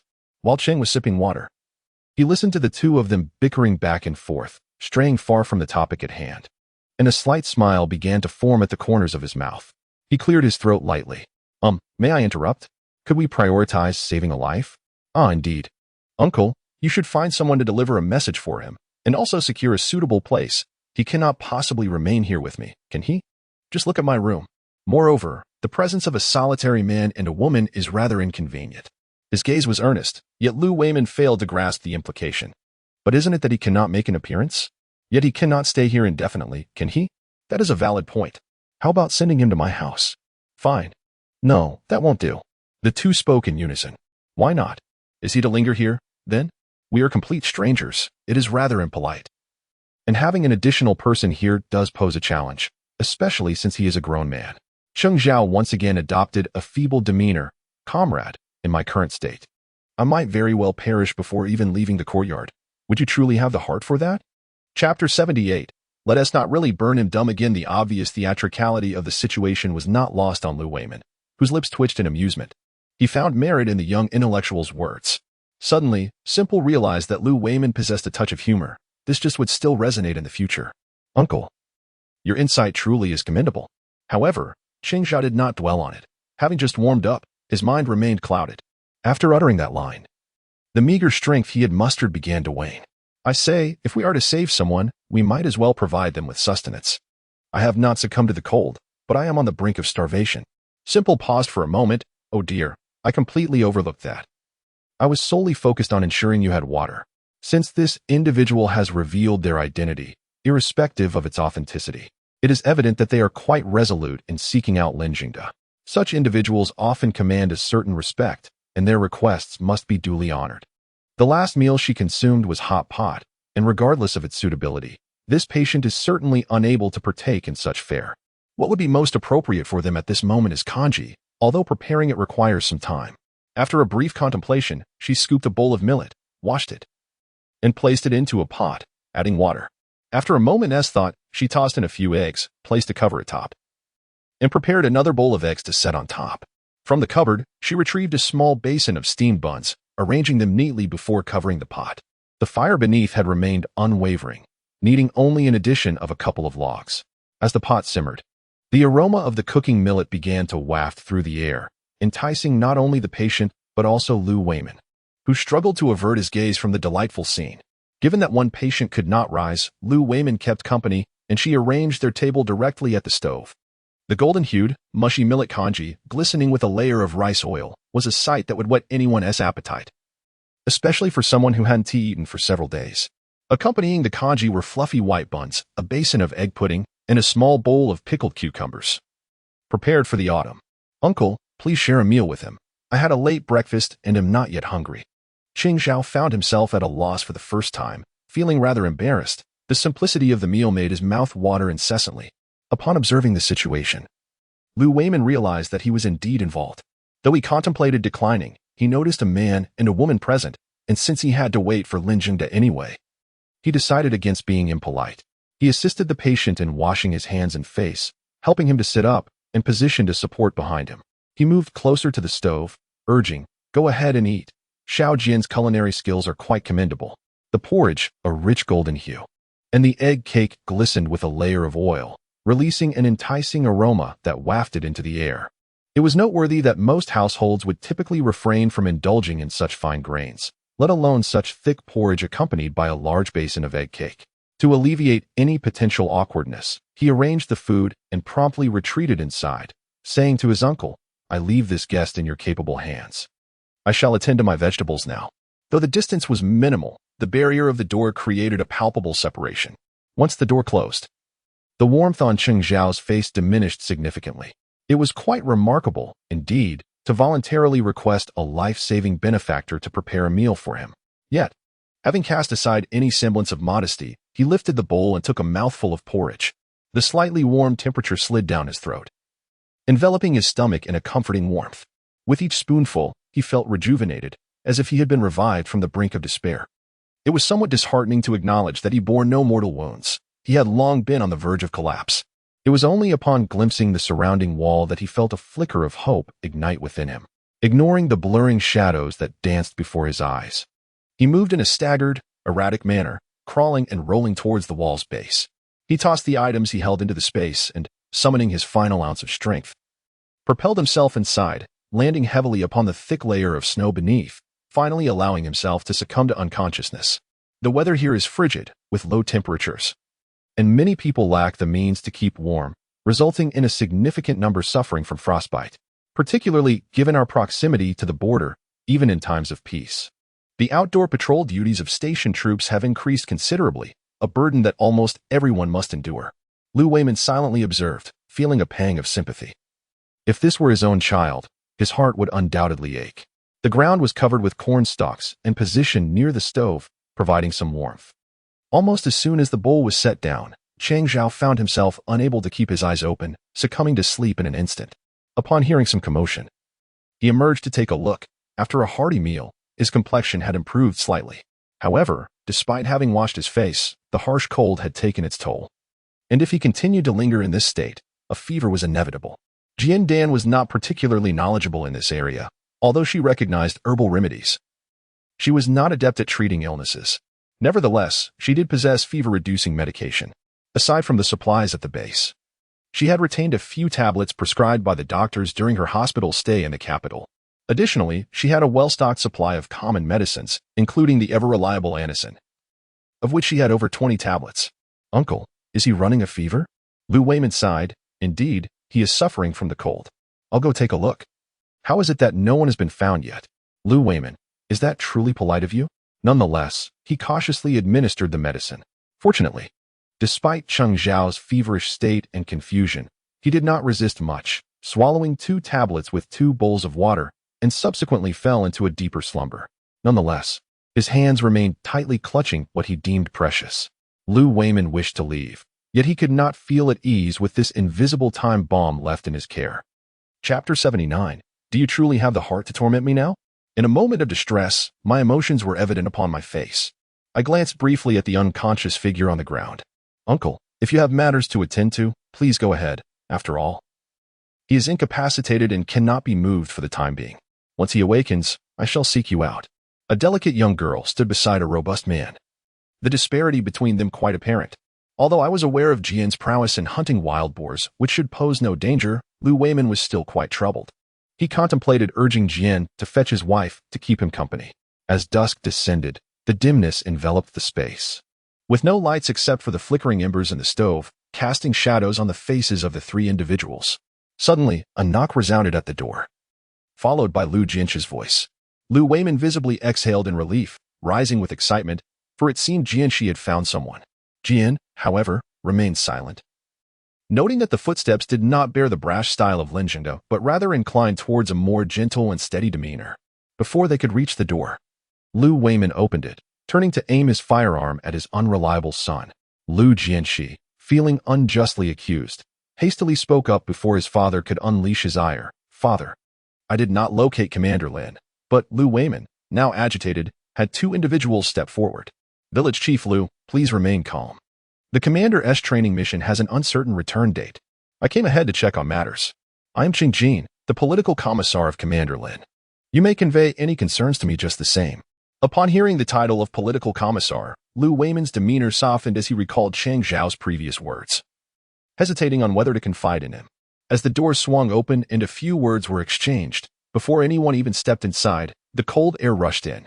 Chang Zhao, who had just begun to recover from his fever, shivered slightly and forced his eyes open. Chang Jin, who had been speaking, was ushered in along with another person. And the kitchen instantly became as crowded as before. Chang Zhao struggled to sit up. Uncle Lin? He managed to murmur. Upon hearing the newcomer, someone entered the room, retrieved a candle, lit it, and brought it out, illuminating the small kitchen. He was a patient, and Lu Weimin paid him no mind, turning to Chang Jin. Comrade Political Commissar, this is the individual in question. Could you verify if he is one of your comrades? Lives are at stake. This person was saved by the young educated youth, Xiao Jian. We are unaware of the details, and thus we cannot afford to keep him here carelessly. He wishes to find Commander Lin, and I thought it prudent to let him identify this individual. If he is not, we ought to report to the authorities. Should he indeed be involved in something significant, we wouldn't want to delay him. There happens to be an empty room at the village office. It's quiet during winter, perfect for recuperation. Jian Dan silently nodded in agreement. Yes, that's right. Whatever the course of action, he must not remain here. They all felt the voice of the person on the ground was somewhat familiar. The figure below raised his head, while the others lowered theirs. The candlelight was dim. Yet for those who were particularly familiar with each other, this was inconsequential.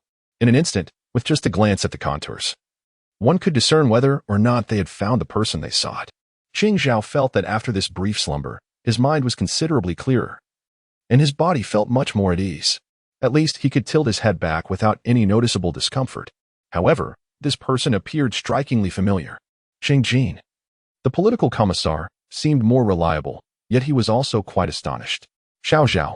Upon witnessing this scene, Cheng Zhao felt a reassuring sense of calm settle within him, and a smile broke across his face, imbued with a hint of grievance and dependence, reminiscent of a child who, having been bullied outside, finds solace in the presence of a loved one. Uncle, he exclaimed, instantly transforming into a scene of recognition. Although Lu Weimin and Jiandin were intrigued, their inclination was to withdraw, but circumstances did not permit such an escape. As the light outside began to dim, and after much commotion, Jiandin, weary from the ordeal, felt compelled to speak up awkwardly. Pardon the interruption. Since you've exchanged signals, I trust there's no issue with this person, right? Hee. Could we possibly relocate him? Lu Weimin was nearly taken aback by the audacity of the child. Was such a statement truly necessary? A more delicate approach would have sufficed. He hurriedly sought to rectify the situation. Commissioner Qing, as you can see, she lives alone, and the space is quite cramped. We had no choice but to place this comrade here, but this arrangement is not tenable in the long run. After all, it is the kitchen, directly facing the door, exposed to cold drafts and dust, with the ground emanating chill. It is imperative to move him to a safer and more comfortable location. Moreover, This is the residence of a young female intellectual. Cheng Jin, however, did not dwell on the implications, merely taken aback by Jiandan's forthrightness. Xiao Zhao, have you accomplished your task? I suppose it is complete. The items are secured, Cheng Jin declared with finality. Very well, then let us depart directly. It is indeed inconvenient for you to remain in the young woman's quarters. I have brought some people along. We will proceed quietly to avoid disturbing anyone. However, your skills seem lacking, relying on a young girl to rescue you. Though my nephew Cheng Jin experiences a pang of sympathy, he knows the necessity of speaking his mind. He then turns to Jiandan, remarking, So, you are the renowned Xiao Jian. I have heard much about you. I never expected our first meeting to be under such circumstances. I shall refrain from excessive pleasantries. This situation is unlike any before, and I will forever cherish the debt of gratitude for your life-saving assistance. I must take this young lad with me now, as I have overstayed my welcome. Jiandan, eager for their departure, notes that Cheng Zhao appears somewhat reluctant, his gaze frequently drifting towards the stove. Jiandan, rather presumptuously, wonders if he might still be hungry. Surely, that cannot be the case. After all, he consumed a dozen large steamed buns, a pot of porridge, and a platter of egg cake, most of it finding its way into his stomach in such a brief span of time. Has it only been 3 hours? Is it possible that he expends energy even in sleep? In another household, such as the Liu family that would constitute a week's worth of provisions, particularly with regards to eggs, which one would scarcely dare to consume in such quantities within a month. Yet these two managed to devour it all in one sitting. And he still seems to yearn for more. Cheng Jin, noticing his nephew's gaze, cannot help but inquire softly, the cafeteria? Cheng Zhao's eyes brim with a profound sense of longing, and he sighs inwardly, recognizing that he cannot blame his uncle.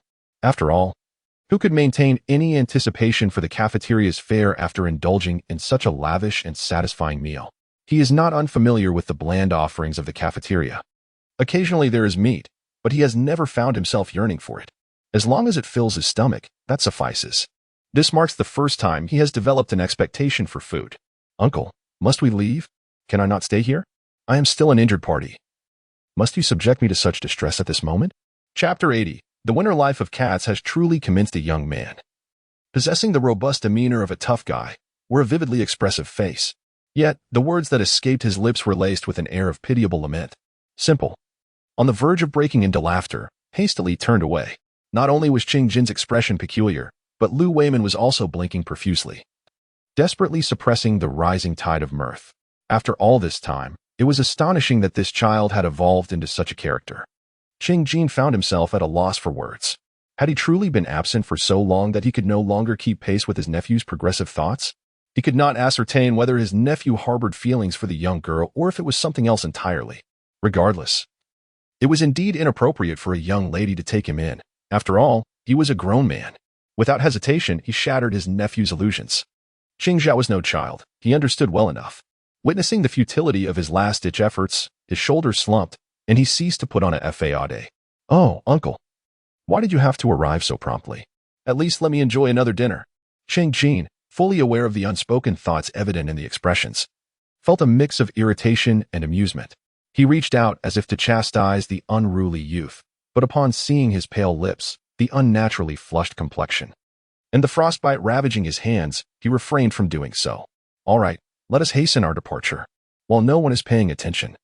We must avoid causing any more trouble for the young idealist, Xiao Jian. The sky had darkened, and a group quietly arrived, only to vanish into the night. Liu Weiman waved his hand in farewell, yet could not shake off the weariness in his heart. This girl certainly attracted trouble. He advised her to be cautious and not to sleep too soundly. Jian chuckled, asking, What's wrong, uncle? Are you worried I might encounter trouble? Liu Weiman sighed. You tell me, have you had enough of such incidents? Just hearing you call my name makes my heart race. Rest assured, uncle, I will be vigilant and try to avoid trouble. However, if trouble comes my way, I cannot be blamed, she replied with a hint of defiance. Liu Weiman shook his head, leaving with a heavy heart, feeling even more uncertain. Once the door closed, Jian relished her solitude. She tidied the kitchen, clearing away remnants and stacking corn cobs in the corner. The fire had burned throughout the afternoon, and the stove was still warm beneath her. She dared not continue stoking the flames. Unexpectedly, Cheng Zhao remarked candidly, Uncle, the food at her house is delicious. Is that why you were reluctant to leave? Cheng Jin was taken aback, as this was a reason he had never anticipated. Indeed, why not? So, Uncle, what are we having for dinner? Ching Jin was tempted to take charge again, momentarily forgetting that his usually stoic and esteemed nephew was but a greedy child in his presence. Considering the dining hall's offerings, he pondered, recognizing that as a patient, a little special treatment was warranted. I shall prepare a meal suited for your recovery. Qing Zhao felt a sense of ennui. He was no stranger to the meals here, as everything seemed to possess a singular flavor. Reflecting on the millet porridge and egg cake from lunch only intensified his regret for not indulging more. He gazed out the window with a heavy sigh. Consequently, he hardly ate that evening, idly staring at his meal box with chopsticks in hand. Chang Jin, observing his demeanor, was perplexed. What is this? A hunger strike? Uncle, you wouldn't understand. What is there to understand? Are you the only one who knows? After being treated to a meal, you still ruminate over it? Chang Jin pressed on. Do tell me, what delectable dishes did you savor? Cheng Zhao began listing: millet porridge, steamed buns, eggs, egg cake. Indeed, grain was in short supply. Yet the Chung family had not reached such dire straits. With their vast estate and deep roots, even if fine grains weren't served daily, the occasional indulgence, especially for an injured party, was not an unreasonable expectation. Why the fixation? Was it truly that delightful? You've repeated this enough times. I can't tell if it was the inherent flavor or my circumstances that birthed such longing for the food. But I distinctly remember that first spoonful of millet porridge. It felt as though I was reborn. Now, whenever I think of dining, my mouth instinctively waters, and the first images that flood my mind are those dishes from lunch. Since comprehension eluded him, Cheng Jin decided to put it to the test once more. Knowing full well that Qing Zhao was indeed a legitimate patient. Similar to lunchtime, a bowl of congee, a boiled egg, a dish, and a steamed bun lay before Cheng Zhao. He sat there in a daze, only beginning to eat slowly after taking a bite. Cheng Jin watched him finish before inquiring. How is it? Cheng Zhao let out a deep sigh, his tone laden with disappointment. Uncle, it tastes quite good, but it lacks the essence of lunchtime. Cheng Jin refrained from saying much. His elder nephew was notoriously picky, and now, in pursuit of a meal, he had truly lost his pride. These individuals were merely transient figures in their lives, unlikely to cross paths again. After the heavy snowfall, Jian had entirely embraced a hibernation lifestyle. To put it plainly, it was a descent into laziness. Initially, things were manageable with a somewhat regular routine, but it wasn't long before chaos ensued. The entertainment resources at the base were incredibly abundant, and with electricity still functional, Jian relaxed to the point of abandon. Movies and television shows were simply irresistible. 8 o'clock, 9 o'clock, time slipped away until it was well past midnight. On some nights, he nearly stayed up all night, only to succumb to sleep as the sun began to rise. Sleeping during the day offered no real respite, and after several nights of reversed sleeping patterns, Jian finally realized something was amiss. Determined to reset his biological clock, he understood that consecutive nights of staying up late had shifted his rhythm by several hours, causing him to wake just before noon. Consequently, during the normal hours for rest, around 8 or 9 in the evening, he felt remarkably alert. No matter how he turned, slumber eluded him, and he remained wide awake. Chapter 81. This weather is a first for them. Her mind grew increasingly clear, yet Simple felt an overwhelming sense of helplessness and agitation. Why was she so entangled over something as simple as sleep? Ultimately, caught between staring blankly and engaging in work at the base, she chose to count sheep. It was uncertain how many she counted, but soon enough, she felt stars dancing before her eyes, and gradually, a semblance of sleepiness enveloped her. When she awoke the next day, though her head remained somewhat foggy, it was notably better than the previous days. The sensation of a completely blank mind had dissipated. After breakfast, she found herself in a state not far removed from her usual self. Simple mused to herself that this body was still youthful and vibrant, recovering swiftly. Otherwise, enduring a long night would have required days of recuperation. Having spent several days indoors, the moment she opened the door, a rush of crisp, invigorating air greeted her, refreshing her lungs with each inhalation. The yard, untouched by snow in recent days, retained the appearance of having been recently cleared, with a layer of frost delicately covering the surface. The snow in the backyard, previously disturbed, was now encased in a solid layer of ice, with each step. The sound of crunching echoed clearly beneath her feet. Just as she was lost in thought, the doorbell rang, heralded by Li Yan's cheerful voice. Surely, she must be at home. Was that smoke rising from the chimney? Indeed, it appeared so, with the doors and windows closed. It was understandable that she could not hear the commotion. Simple chuckled softly, turned, and released the door latch, opening the door wide. "What brings you here?" Outside the door stood several young intellectuals, all neatly arranged. In the forefront was Li Yan, who was poised to continue knocking, while Lin Zhaodi and Tan Yajun lingered a step behind. Upon seeing Jian Jian emerge, smiles blossomed on their faces. "Jian Jian, you truly can stay at home?" one remarked. "Indeed, I was contemplating finding you all to roast chestnuts," Jian Jian replied, "but it seems you have arrived." Tan Yajun appeared more cheerful than when she first arrived, indicating that her days at the young intellectual station had been pleasant. "We haven't ventured out lately. It's been unbearably cold," Tan Yajun continued. "Today seems a bit better. So we plan to head up the mountain to see if we can gather some firewood. Would you like to join us, Jian Jian?" It was then that Jian Jian noticed the group was equipped with woven baskets, the handles of which revealed the presence of woodcutting tools. Glancing towards the foot of the mountain, she observed several villagers engaged in similar activities. "Very well, I shall accompany you," Jian Jian replied. "But please, come inside to warm up a bit while I fetch my things." Li Yan glanced at the others and said, "We shall not enter. We will wait for you here." They were all familiar with the modest size of Jian Jian's little abode, knowing it would be cramped with 4 people, including a male young intellectual who would soon be departing, thus making their entry unnecessary. "Just a moment, I will be right out," Jian Jian assured them. The tools and ropes needed for the mountain trek were tucked away in the corner of the woodshed. True to her word, she was swift. She stepped inside, checked the fire, changed into her work coat and boots, donned her gloves and hat, then locked the door. Within just 2 or 3 minutes, she was ready, and the group set off with alacrity. "Jin Jiqing, have you been prepared all along? Your speed is quite impressive. Today, the sun graces us with its presence. And most delightfully, there is barely a breeze, which has encouraged a few of us to engage in conversation. What have you all been up to these past few days?" The speaker is Chen Jiangwo, noting that this year's cold has arrived earlier than in the previous 2 years, last year. It seemed that snow only fell a few days later, followed by a drop in temperature.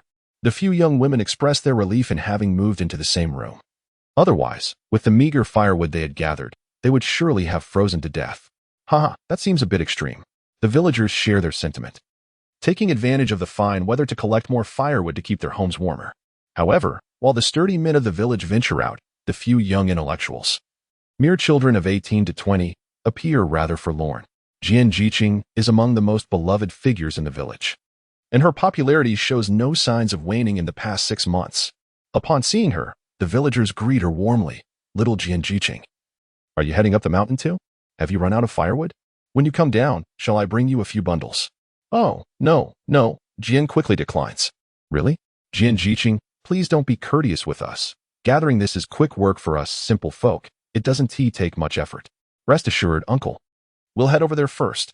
They seem to flee the scene, and Li Yan and the others chuckle. "Jian Jiqing, you look quite frightened." Reflecting on the journey thus far, a sense of relief washes over me. I am grateful for her assistance. Yet the intensity of her enthusiasm is something I find quite unfamiliar. The fruits of one's own labor indeed offer a more profound sense of security. Your words ring true. The wind on the mountain is fierce, and the snow is not particularly thick. The ground is not well covered, revealing the occasional protruding withered branch. The group is too focused on their tasks to engage in idle chatter. As the only male youth in the commune, Chen Jiangwo possesses a more robust demeanor, appearing to fare better. Tan Yajun is no stranger to this environment, having endured several winters here. Her initial discomfort quickly transformed into familiarity. Li Yan and Lin Zhaodi, however, have adapted more slowly, as the climate presents a new challenge for them, requiring adjustment to self-reliance and basic agricultural labor. This weather is a first for them. Nevertheless, they are not accustomed to pampering. They can withstand the chill, and what remains is merely the process of becoming adept. Chapter 82. The bitter chill cannot be escaped. This harsh wind and cold are the remnants of the recent storms that snapped branches. Otherwise, little would remain. The villagers are industrious, seldom pausing except when it is truly impossible to venture outdoors. Have you not noticed them gathering firewood, even in this frigid weather? In this remote area, the youth find themselves at ease, engaging in both work and playful banter, culminating in an impromptu snowball fight. The pressure they usually endure has been released in this delightful moment. Jian Jian has always believed herself to possess the heart of an adult, invulnerable and steadfast. Yet, when Li Yan calls, Her speed in rushing over surpasses that of anyone else. Come on, come on, who is afraid of whom? In the throes of exuberance, they scarcely noticed the beads of sweat forming on their skin. As the sun began its descent towards the western horizon, a sudden gust of wind sent a collective shiver through the group, causing several young women to sneeze, with Jianban being no exception. Tan Yajun glanced at the sky and exclaimed, "Oh dear, is it this late already? No wonder the wind has picked up." Jianban turned to check his watch and exclaimed, "Goodness, it's 1:30." The temperature from the sun had indeed begun to drop, and the mountain breeze was brisk and biting. One could hardly deny that the northwestern wind was piercing, especially with the damp fabric clinging to their skin. The chill penetrated to their very bones, akin to being stabbed by knives. It was a wonder they had not caught a cold already. "All right, let us hurry down the mountain," he urged. "We certainly wouldn't want to be caught with a collective cold, would we? How embarrassing would that be to admit?" They exchanged knowing glances, and laughter erupted amongst them. What a predicament it would be. Those who had ventured out to work, now finding themselves in this predicament of illness, and collectively at that. With their respective baskets slung over their shoulders, they descended the slope, chatting and laughing, their spirits lifted.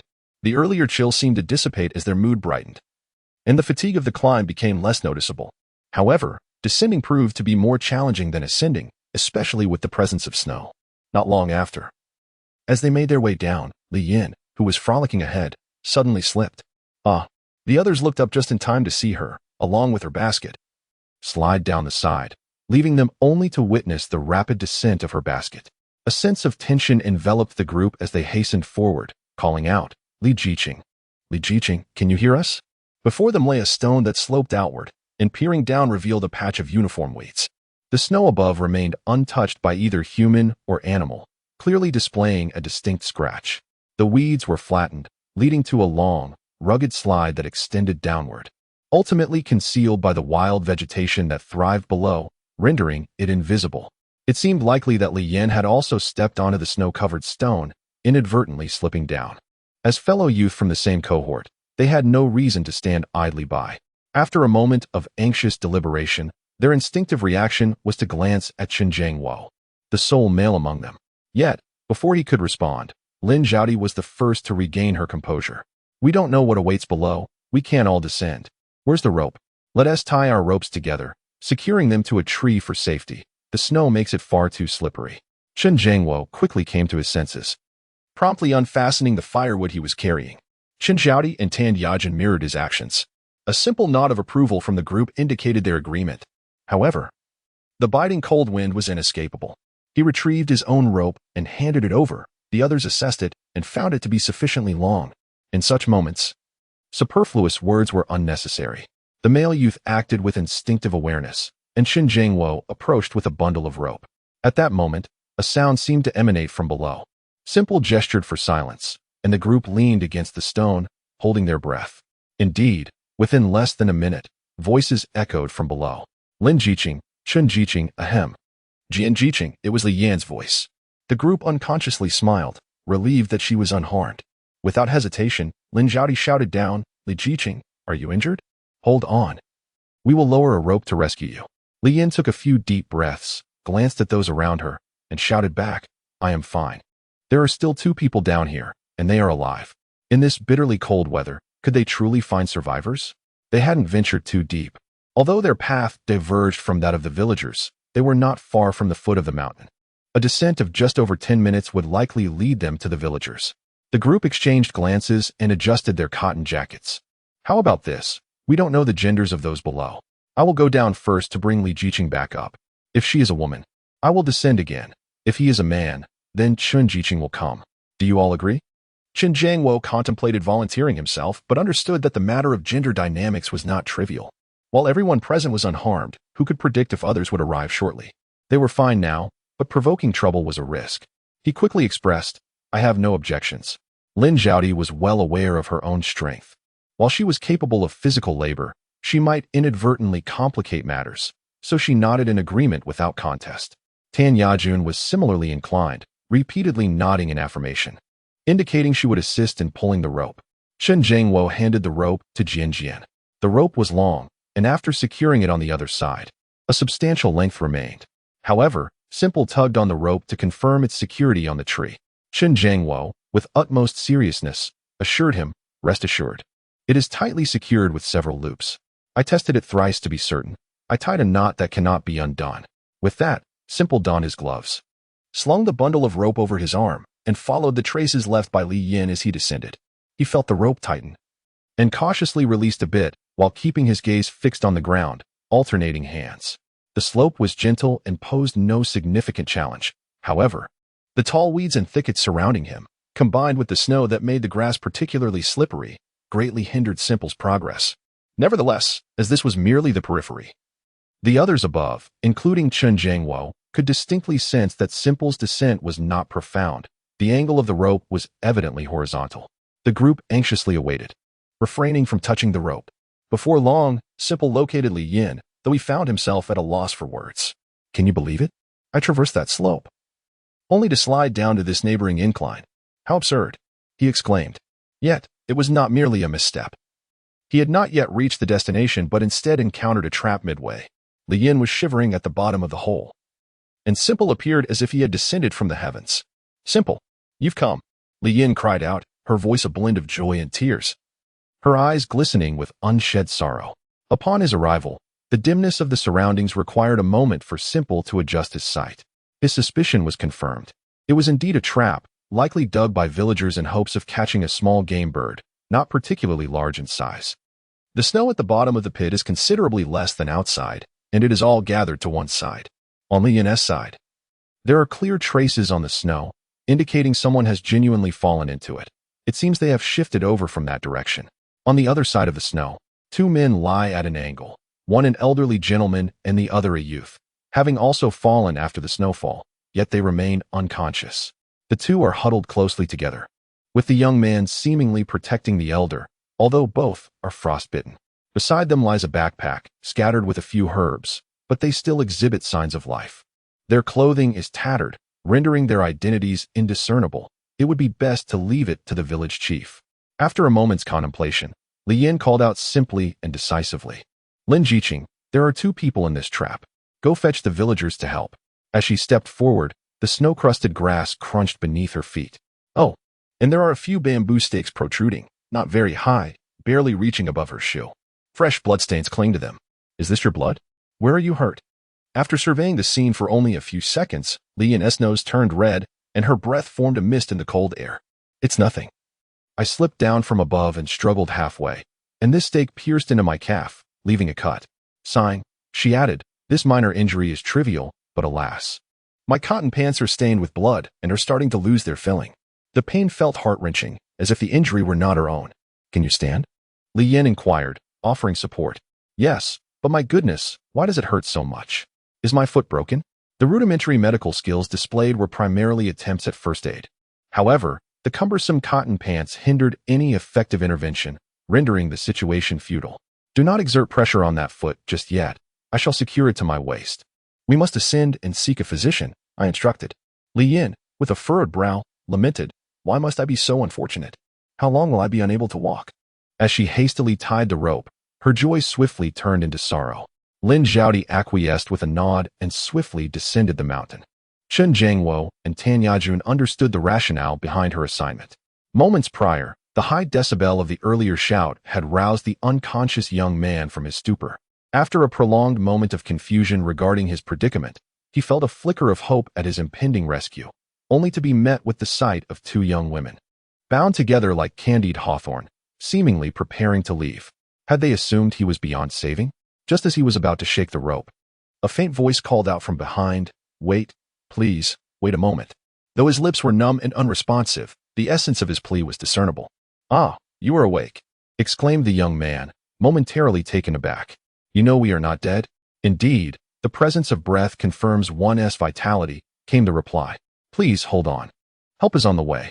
The young man was momentarily stunned, initially believing that they had chosen to turn a blind eye to his plight. Realizing the misunderstanding, a wave of embarrassment washed over him. With great effort, he extended his stiff hand, gesturing dismissively. "Mice, mice," he paused, resigned to his newfound voice. "Unlike you, my son and I would likely succumb to the cold in this narrow spot." A simple smile crossed his face as he glanced at the wounded beside him. "You ought to thank her. Had it not been for her, we would have remained oblivious to this trap and would not have descended. Without waiting for further words, he tugged at the rope with determination, his other arm encircling Li Yin. With this makeshift support, Li Yin managed to hop on one leg with relative ease. Finally collapsing onto the ground above, her eyes reddening once more, Tan Yajin assisted in untying the ropes. All right. Are you injured? Lin Jiqing has gone to summon help. We shall visit the commune hospital after descending. Lin Zhaodi was fortunate. Upon reaching the spot where she had encountered villagers earlier that morning, she came across several men who were also preparing to descend. Recognizing them, she disregarded formalities and, breathless, called out, "Uncle, 2 people have fallen into a pit down the mountain." The expressions of the men immediately darkened, prompting Lin Zhaodi to add hastily, "But they are alive." Without hesitation, 4 or 5 men set down their burdens. "All right," shouted the man known as Lauer, who turned and sprinted away.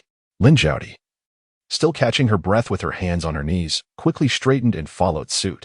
Not far ahead, her short legs struggled to keep pace while their long strides soon caught up. Ahead lay a large tree, the direction she was heading toward. A few individuals disregarded her, and with their long legs, they swiftly converged with Jian in less than 2 minutes.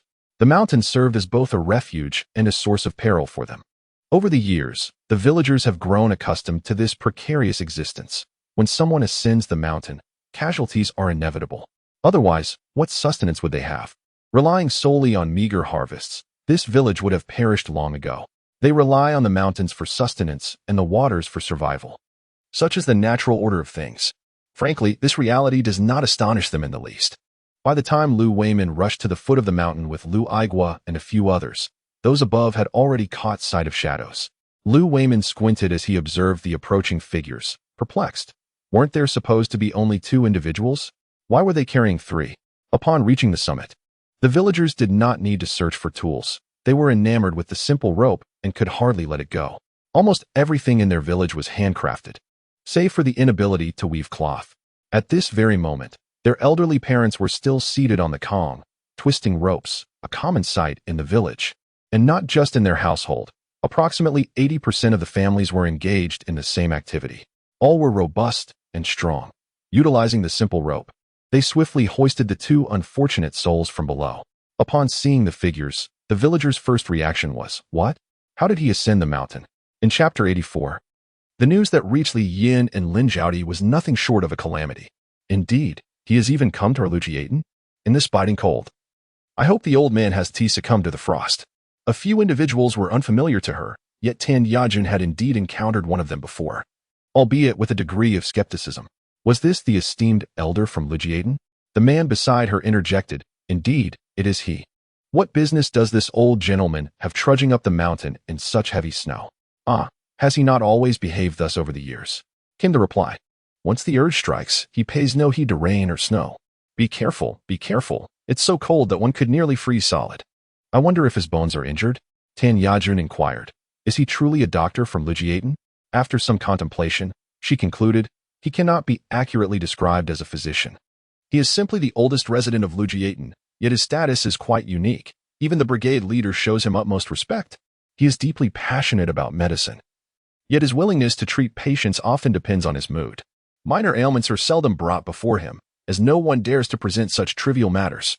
During my last encounter, when I was rescued from the river, the doctors at the hospital had deemed my situation hopeless. By sheer happenstance, I crossed paths with him, which ultimately allowed me to survive." "So, he is indeed your savior?" Tan Yajun sighed. "Have you not met him?" "No, he completely refused to see me. I didn't even step through his door. I thought perhaps it was due to my tarnished reputation at the time that he dismissed me. Only upon reflection did I recall the villagers' sentiments about him. He possesses a character that is indifferent to trivial matters, and, even when he inadvertently lends assistance, he remains unconcerned and unperturbed.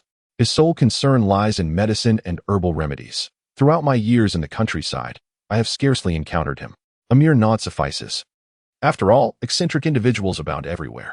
At this moment, the second injured person has already been brought up, and what was initially presumed to be a passerby has left several men astonished. Oh dear, am I seeing things? This looks remarkably like Dejuzi." The men from the village promptly gathered around, chattering excitedly. "Indeed, it resembles him, doesn't he? In fact, he appears to be even more robust than Dejuzi." Upon closer inspection, The resemblance is striking. Surrounded by a throng of burly men, the individual resembling Dejeuzy appears rather frightened, continuously inching closer to the elder. This commotion rouses the old man, who shakes his head vigorously, his gaze sweeping over the crowd before settling on the supposed Dejeuzy. "Grandfather, you're awake." The elder nods gently. "Are you from Lugiaton?" "My, how many years have passed, and the elder still recognizes us." "Elder, we are indeed from Lugiaton. Our village's educated youth discovered you two trapped in a pit, prompting us to come." "Ah, yes, yes, please descend. The weather has turned quite cold, though all are injured." Several men are exceedingly eager to assist, each carrying one person. The situation is more complicated for Li Yin. Her calf is injured, and the rugged mountain path makes it impossible for her to walk unaided. However, upon surveying the scene, only Tan Yajun and Jian Dan, the two female educated youth, are present. Lin Zhaodi, who had hurried off earlier, is still lingering on the way here. After observing the situation, I sensed the difficulty at hand and decided to speak up. "I still possess considerable strength. Allow me to assist." As I rubbed my hands together, the local men began to comprehend my intent. "Ah, is that what you mean? No need, no need. We have plenty of this. Just a moment, please." At that moment, a makeshift stretcher was passed forward from the back of the crowd, constructed from branches and adorned with vines, expertly crafted from local materials. "Brother, I see that the young female intellectual is not heavy. Do you think she can manage?" "Strongzy, your attention to detail is impressive. That is sufficient, sturdy enough. Come now." "Miss Lee, do not be apprehensive. This contraption is quite effective and will ensure your safe transport down." Li Yin, the subject of our discussion, was momentarily taken aback by the unexpected kindness. "Is this treatment truly warranted?" "Please, no, this is too much trouble for everyone. To be frank, the injury is my own fault, and I regret causing you all concern." At that moment, an elderly man, carried on the back of another, interjected. "Do not speak so modestly. We, too, owe you a debt of gratitude. If not for your intervention, my grandson and I would likely have perished from the cold." "Child, if we assess it this way, you are indeed our benefactors," the old man chuckled. "Let us not engage in such back and forth. Where would it lead us? Our encounter is a sign of fate. Wouldn't you agree?" "Ah, indeed. Let us proceed." And thus, the matter was settled. Tanya Jun smiled. "Indeed, Lin Jiqing. It is thanks to your swift message that the gentleman arrived shortly after your departure. At first glance, it seems you ran quite vigorously, didn't you? Perhaps your head feels a bit light, and your chest slightly constricted?" Lin Zhaodi nodded foolishly. "Yes, it's been quite some time, and my heart is still racing." The sudden increase in physical exertion, without a gradual acclimatization, can overwhelm the body's endurance. You may find yourself feeling somewhat lethargic over the next couple of days. With aching limbs, do remember to hydrate adequately and consume light meals during this period. You need not remain in bed continuously. Gentle movement can alleviate discomfort. Not far from the villagers, someone chimed in. Yes, what Jian Jiqing said is correct. We rural folk are accustomed to working in the fields year-round. You arrived later this year and missed the more strenuous tasks. Once the new year passes and spring arrives, after about 10 days of work, you will find yourselves accustomed to it. They did not perceive this as alarming, but to Li Yin and Lin Zhaodi, it sounded like dreadful news. Before they could voice their concerns, Tanya Jun adjusted the firewood in her arms and nodded earnestly. Indeed, when I first arrived, I experienced the same. Shortly after my arrival, it was the autumn harvest. On the first day, while following others to harvest corn, they completed their task while I managed only a third. Consequently, I couldn't even rise from bed the following day. Chapter 85. It is indeed you, well-traveled and knowledgeable individuals from outside, who possess greater understanding. Chen Jiangwo, who was carrying Li Yin, was momentarily taken aback. However, being a man, he quickly regained his composure. In contrast, Li Yin and Lin Zhaodi wore expressions of utter desolation, which was rather amusing. Our village has never hosted any educated youth before. Jin Ziyuth is the first to arrive, coinciding with this year's autumn harvest, which, under the current circumstances, has been anything but normal. Speaking of this, the villagers had much to say. Indeed, throughout this summer, we were incessantly occupied with fetching water and irrigating the fields, until the water in the small river became muddied. We resorted to ladling it out little by little. We fervently wish for a prosperous year ahead, as we old farmers rely on the heavens for our sustenance. Surely, next year will bring good fortune. Just look at the heavy snow this year, falling so early. How much more will fall throughout the winter? When spring arrives and the snow melts, it will surely nourish our fields, won't it? Indeed, my father is at home repairing the woven baskets and crafting ropes, while my mother busies herself making shoes for us. Yes, my household is the same. My elderly parents never allow themselves a moment of idleness.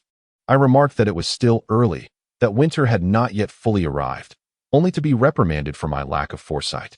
My mother echoed this sentiment, insisting that if there is time, one should work, for tasks must be completed sooner or later, and who knows what other responsibilities may arise in between. My father has even begun to contemplate finding someone to inspect the village's tools, ensuring that what needs repairing is mended and what requires sharpening is sharpened. This is a matter of significance. The sickles, worn and battered, leave one pondering whether new tools can be acquired this year. Otherwise, the labor next year may prove arduous. Speaking of sickles, during the summer, the hoes began to succumb to wear, and I suspect several have since broken. The rakes are scarcely intact, with few teeth remaining. And as for the pickaxes, their heads have loosened, nearly striking me the other day. Reflecting on this, it becomes evident that there is indeed a considerable amount of work to be done. This is merely what is visible. There are also unseen labors. Just after the recent snowfall, I observed the house of someone to the west nearly collapsing. With the thaw of spring looming, repairs may become imperative for some. Sigh. Take my own thatched cottage, for had I ascended in the afternoon, it could have easily fallen. Fortunate was I to have gone up early. Gossip about neighbors serves as a social lubricant for their integration into the village. The cheerful Li Yin and a few others engaged in light-hearted banter. Uncle, your lives seem so vibrant. Indeed, such is rural life, bustling with myriad tasks. Just the other day, I witnessed a group of children joyfully playing in the snow. A sight that filled me with envy. Our children are resilient, often aiding with household chores, leaving little time for play. Yet in winter, they find their greatest joy. However, the thought of my own child's cotton shoes, with their toes exposed to the cold, steals my smile. Alas, every winter brings the same plight of frozen hands and feet. Is your little one also suffering from the cold? In my household, it was much the same. Last night, his mother prepared a warm foot soak for him, while he continuously complained about the tingling sensation. Li Yin pondered the situation after less than a day. She could only imagine how frozen she would feel if she were to experience such persistent discomfort. Periodic pain and itching, it would surely send shivers down her spine. Uncle, we once had a neighbor who served in a frigid region and mentioned a local remedy, applying frozen potatoes to frostbite. Is there a similar belief around here? Frozen potatoes? It seems I have yet to hear of anyone attempting that. Perhaps it's just a custom unique to certain places.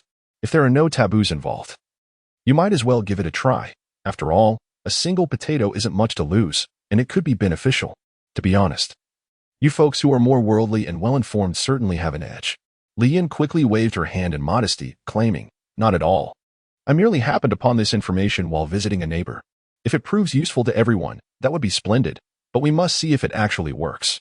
The method involves freezing a potato thoroughly, then allowing it to warm indoors until it softens. Once cut open, the juice will be released. This very juice should be applied to the affected area, but once applied, it is best to leave it undisturbed. It is recommended to apply it 4 to 5 times a day, and reportedly, for mild frostbite, one could see improvement in 3 to 4 days. Several villagers listened intently. This affliction, if one could even call it a disease, was not limited to the children. Indeed, few among them had escaped the ravages of frostbite. It was impractical for them to take the children to the commune or the county hospital. Yet, with the arrival of winter, the incessant, maddening itch that gnawed at their very souls was a shared experience. Their only remedy was soaking in hot water, but over the years, no one had ever heard of anyone finding relief from frostbite through such means. Others secretly pondered that while there might not be much of anything else, potatoes were abundant. They were said to be a staple for staving off hunger, but those few potatoes would hardly suffice. If they could indeed remedy this ailment, it would be worthwhile. Not just for a handful, but perhaps dozens. Upon reaching the foot of the mountain, Li Yin had already engaged in warm conversation with several villagers who were laborers. Although it could not be described as straightforward, the rapport had certainly improved. This child was quite the social butterfly. Even the simplest of interactions garnered admiration. Lu Weiman had, as expected, arrived with a group, and it seemed a significant amount of time had passed. About 10 individuals were pacing back and forth at the mountain's base, occasionally glancing upward. Had they not feared losing their way, they would have surely approached much sooner. Village chief, should we not go further up to greet them? It has been quite a while, and we have yet to catch sight of them. Those individuals above should not be moving so slowly, one suggested, causing a ripple of concern among the others. Indeed, village chief, there are only a few paths to take. They cannot possibly maneuver the injured through the narrow trails. At worst, we could separate and go to meet them. Surely one of us will encounter them. Lu Weimin felt a sense of irritation as day after day passed. And even amidst the winter, there seemed to be no respite from troubles. Could he not find a moment of peace? He paced back and forth, his footsteps compressing the snow beneath him. After clearing his throat twice, he raised his gaze towards the anxious men around him, letting out a sigh within. Just then, a few of them gathered closer, and in a serendipitous moment, one turned to face the mountain, spotting several dark figures. They gasped in surprise and immediately dashed forward, causing the others to abruptly shift their attention, their hearts sinking in unison. Chapter 86. Do I need to step in, old man? Lu Weimin was suddenly drenched in cold sweat. Go. Just don't shout at me, he thought. You are all good men. It's only me who is the bad one, and I'm not worried. A few men chuckled but said nothing, fully aware of Lu Weimin's temperament. He sighed, pondering whether it was the educated youth who had made the discovery.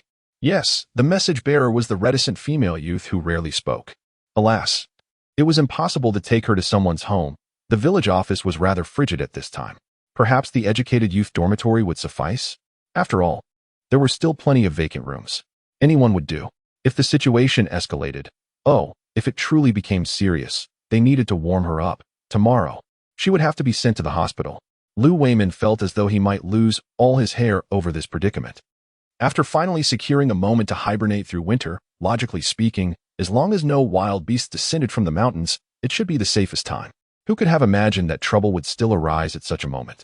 Village chief, in comparison to Lu Jiaten, our village is relatively obedient and compliant. Please, do not let your temper rise with them. It is not an excuse for the educated youth. Rather, the people from their village also participated, and they did not break any rules. At most, they merely ventured a bit farther, yet they managed to save 2 individuals, did they not? Lu Weimin rolled up his sleeves and took a few steps towards the foot of the mountain. The figures above were becoming discernible, indicating that the 2 parties had converged to transfer the injured. Do you think I am unreasonable? I can certainly distinguish between merit and fault. Of course, there is no issue with that. It is merely a concern for your well-being. Glancing upward, he noted that they were descending rapidly and turned to leave. The unoccupied houses in the educated youth compound were likely frozen, yet they had some firewood. The few educated youths were likely short on supplies. All right. Call on Jianxi and have him accompany you to gather the firewood from the stack in front of the village office. You'll also need to fetch water, and it would be ideal for him to assist you with that. The individual had already run quite a distance. All right, village chief. Jianjian and Tan Yajun carried the majority of their haul, while Lin Zhaodi managed the 2 lightest bundles. Primarily because Jianjian and the others were concerned that some villagers might harbor thoughts about their contributions, feeling they had exerted little effort and yet were not fatigued. This was merely to maintain appearances. A few men were carrying 2 injured individuals on stretchers, and Li Yin, still engaged in lively conversation with several others, was unexpectedly delighted when Lu Weimin suggested they be taken directly to the educated youth compound. Oh, how wonderful. We can chat a little longer. Uncle, let me tell you. The 3 of us were left speechless. It felt as if we had known each other for ages. Is the next step to become sworn brothers? A group of people entered the youth commune, and a plume of smoke was already rising from an empty room. The Kong had been burning for quite some time, and while it was somewhat warm, it was certainly not fully heated through. Even the seasoned farmers could sense the dampness beneath. The room was filled with a steamy warmth. The dusk had yet to settle, and the light remained adequate. Upon entering, the room momentarily darkened, but after a few seconds, vision adjusted back to normal. Earlier, at the foot of the mountain, it had been bustling. Lu Weimin had not paid close attention, knowing it was not from his village, and had directly pointed towards the youth commune. Now, entering the room, he saw an injured person lying on the Kong, and as he approached, he clearly recognized the figure. Ah, old Master Lu, how is it you? The old man felt the warmth, unfastened his frozen cotton coat, and exhaled, relieved to see a familiar face. Oh dear, I nearly thought I was done for out there. Gongzi, how are you holding up? Still alive? Lu Weimin looked over, his pupils trembling in shock. This is Dezhuzi? What Dezhuzi? This is my grandson, Lu Gang. You can just call him Gongzi. The one resembling Dezhuzi, Lu Gang, regarded Lu Weimin with the polite gaze of a stranger meeting someone for the first time, devoid of any sense of familiarity, which which unsettled Lu Weimin. Gongzi, you can just call me Uncle Weimin. Lu Gang obediently addressed him before turning back to the old man. Grandpa, I'm fine. I feel much better now. Just a bit tired. The old man reached out to check his pulse, warming himself before sipping some hot water and returning to slumber. They were all familiar faces, and the elder did not feel the need for pleasantries with Lu Weimin. Recognizing the old man, Lu Weimin temporarily set aside his astonishment regarding Lu Gang. He could not simply turn and leave. He called for his son, whispering instructions. Lu Jianxi nodded and pushed the door open, stepping outside where someone was bringing in water, both for drinking and washing. The two did not stand on ceremony, downing a large cup of hot water and washing their hands and faces before finally exhaling in relief. The old gentleman sighed, exclaiming, "Ah, it feels as if I have been revived." Lu Gang attended to the elder, who lay at the head of the Kong, while he took a position at the edge to better care for him. Lu Weimin's concern resurfaced as he remarked, "Uncle, at your age, why do you lack a sense of prudence? The mountains are covered in snow, and the young hardly venture up there. What could possibly be so urgent that you would risk such danger? Please, do not take my words amiss, but if you were to fall and get hurt, hypothetically speaking, of course, and no one passed through there in the next few days, what would you do? Would you wait to perish in that cold? It is nearly freezing enough to claim lives at night. Uncle, you ought to bring a few more people along instead of just this one." Lu Weimin hesitated to meet Lu Gang's gaze, as he felt an unsettling resemblance to the situation with Lu Dachu, who had ascended the mountain months ago without a trace, leaving their fates unknown. With just this one companion, if any trouble arose, would he truly be capable of looking after you? The elderly gentleman had remained silent earlier, aware of his own culpability, merely offering non-committal murmurs. However, upon the mention of Lu Steele, his demeanor shifted and thoughts of his grandson surfaced. "Gongzi, your little leg is quite bruised. I shall prescribe some medicine for you. Try to refrain from standing or walking too much lately. You must take good care of yourself." Well, since the young man seemed unperturbed, Lu Weimin chose not to elaborate further. "By the way, how is that child who fell in? Do you need this old man to lend a hand?" Chapter 87. Awakened by the cold, Lu Weimin was also inclined to inquire about the situation there. Just then, in the kitchen, a few educated youth were busy preparing a meal. Lin Jiaodi peered in through the door and asked, and soon, Li Yan's voice resonated from within. "It's just a swollen ankle, and the calf is a bit injured. It shouldn't be anything serious, right?" Upon hearing this, the old gentleman pondered for a moment. A swollen ankle could indicate a sprain, or even a fracture. It warranted a thorough examination on site, and caution was imperative. After all, this was their savior. And the elderly man felt a renewed sense of patience. "Let us wait until it warms up a bit. I will go take a look." As they conversed, the old Chun, whom Lu Weimin had mentioned, arrived. Upon seeing Lu Jun, he was taken aback. "Why are you calling for me while he is here? Do you think I could possibly provide better insight than him?" In the eyes of those studying medicine in the nearby villages, this elderly gentleman was akin to a revered ancestral figure. They were merely in awe of him. Yet here he was, being summoned to examine a patient. Was Lu Weimin inadvertently causing him trouble? What could Lu Weimin say? He had hardly paid attention to who the injured party was in the first place. However, at such a moment, he was typically at a loss for words and could not articulate much. "Do you think I can get up?" he inquired. "There's also an injured person in that room. You should check on them." Old Chun, somewhat bewildered, was led into the female educated youth's quarters. Although there was a certain tension between the sexes, the doctor-patient relationship, along with the presence of other educated youths, made it somewhat acceptable. The injury to her calf was minor, but her ankle was quite severely bruised. "Let me examine it for you, prescribe some medicine. And you should apply it several times a day. However, you must refrain from getting up for an entire month," he advised. Before they could respond, Old Chin began to ramble. "Well, at least there's not much work to do right now, so you can recuperate properly. If this had happened a few months earlier or later, think of the delays it would have caused." "Ah, yes, uncle, I can't become lame, can I?" she asked anxiously. "That remains to be seen. It depends on whether the patient follows the doctor's orders," he replied. Suddenly, Li Yan let out a sharp cry of pain. "Uncle, be gentle, please." A few of the female educated youths turned away, unable to bear the sight. Old Shin maintained a calm demeanor. "All right, don't move around. If you don't allow me to examine it properly, you'll be left in pain every time you move. Over time, it could lead to permanent lameness." "Ah, then go ahead, examine it. I'm not afraid of the pain." Li Yan, exhibiting both resilience and vulnerability, promptly covered her mouth, striving to suppress any sounds. fearful that old Chun might find her cries annoying and abandon her care altogether. After tending to the wound on her calf, there remained half an hour. Initially, there were screams, followed by muffled groans and intermittent cries of pain.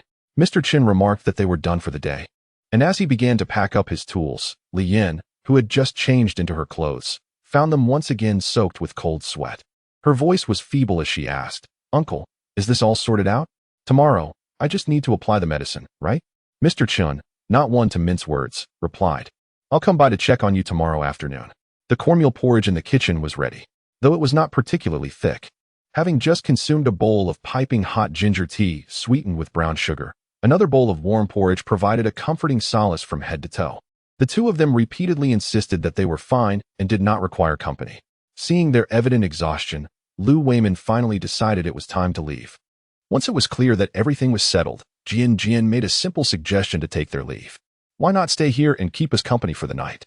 Jian Jian waved his hand dismissively, while Lin Zhaodi and Tan Yajun glanced outside, noting that it was still light. "It's all right. It hasn't gotten too dark yet. We should head back early. It will be slippery once night falls, and safety is paramount." Li Yin nodded vigorously, still shaken from earlier. "Yes, I'll be careful. However, I won't be able to do any work in the fields. I can manage tasks that don't require going out. If you need any shoes made or anything like that, just let me know, and I shall take care of it." The villagers mentioned they were all busy making ropes. "Should we not also join in? Just leave it to me." Jian Jian smiled. "All right then, as long as they are not seeking to cut corners and are willing to cooperate, everything will be just fine." The home indeed radiated warmth, though the fire was nearly spent. I casually tossed a few more pieces of wood onto the flames, drew the curtains tightly, and indulged in a soothing hot bath at the base before tossing my clothes into the washing machine. Afterward, I emerged to enjoy a bowl of sweetened red sugar water and a bowl of thin porridge, the latter being more broth than anything. Leaving my stomach devoid of hunger, yet my mouth craved something more. Pondering for a moment, I retrieved a handful of chestnuts and tossed them onto the stove as a snack.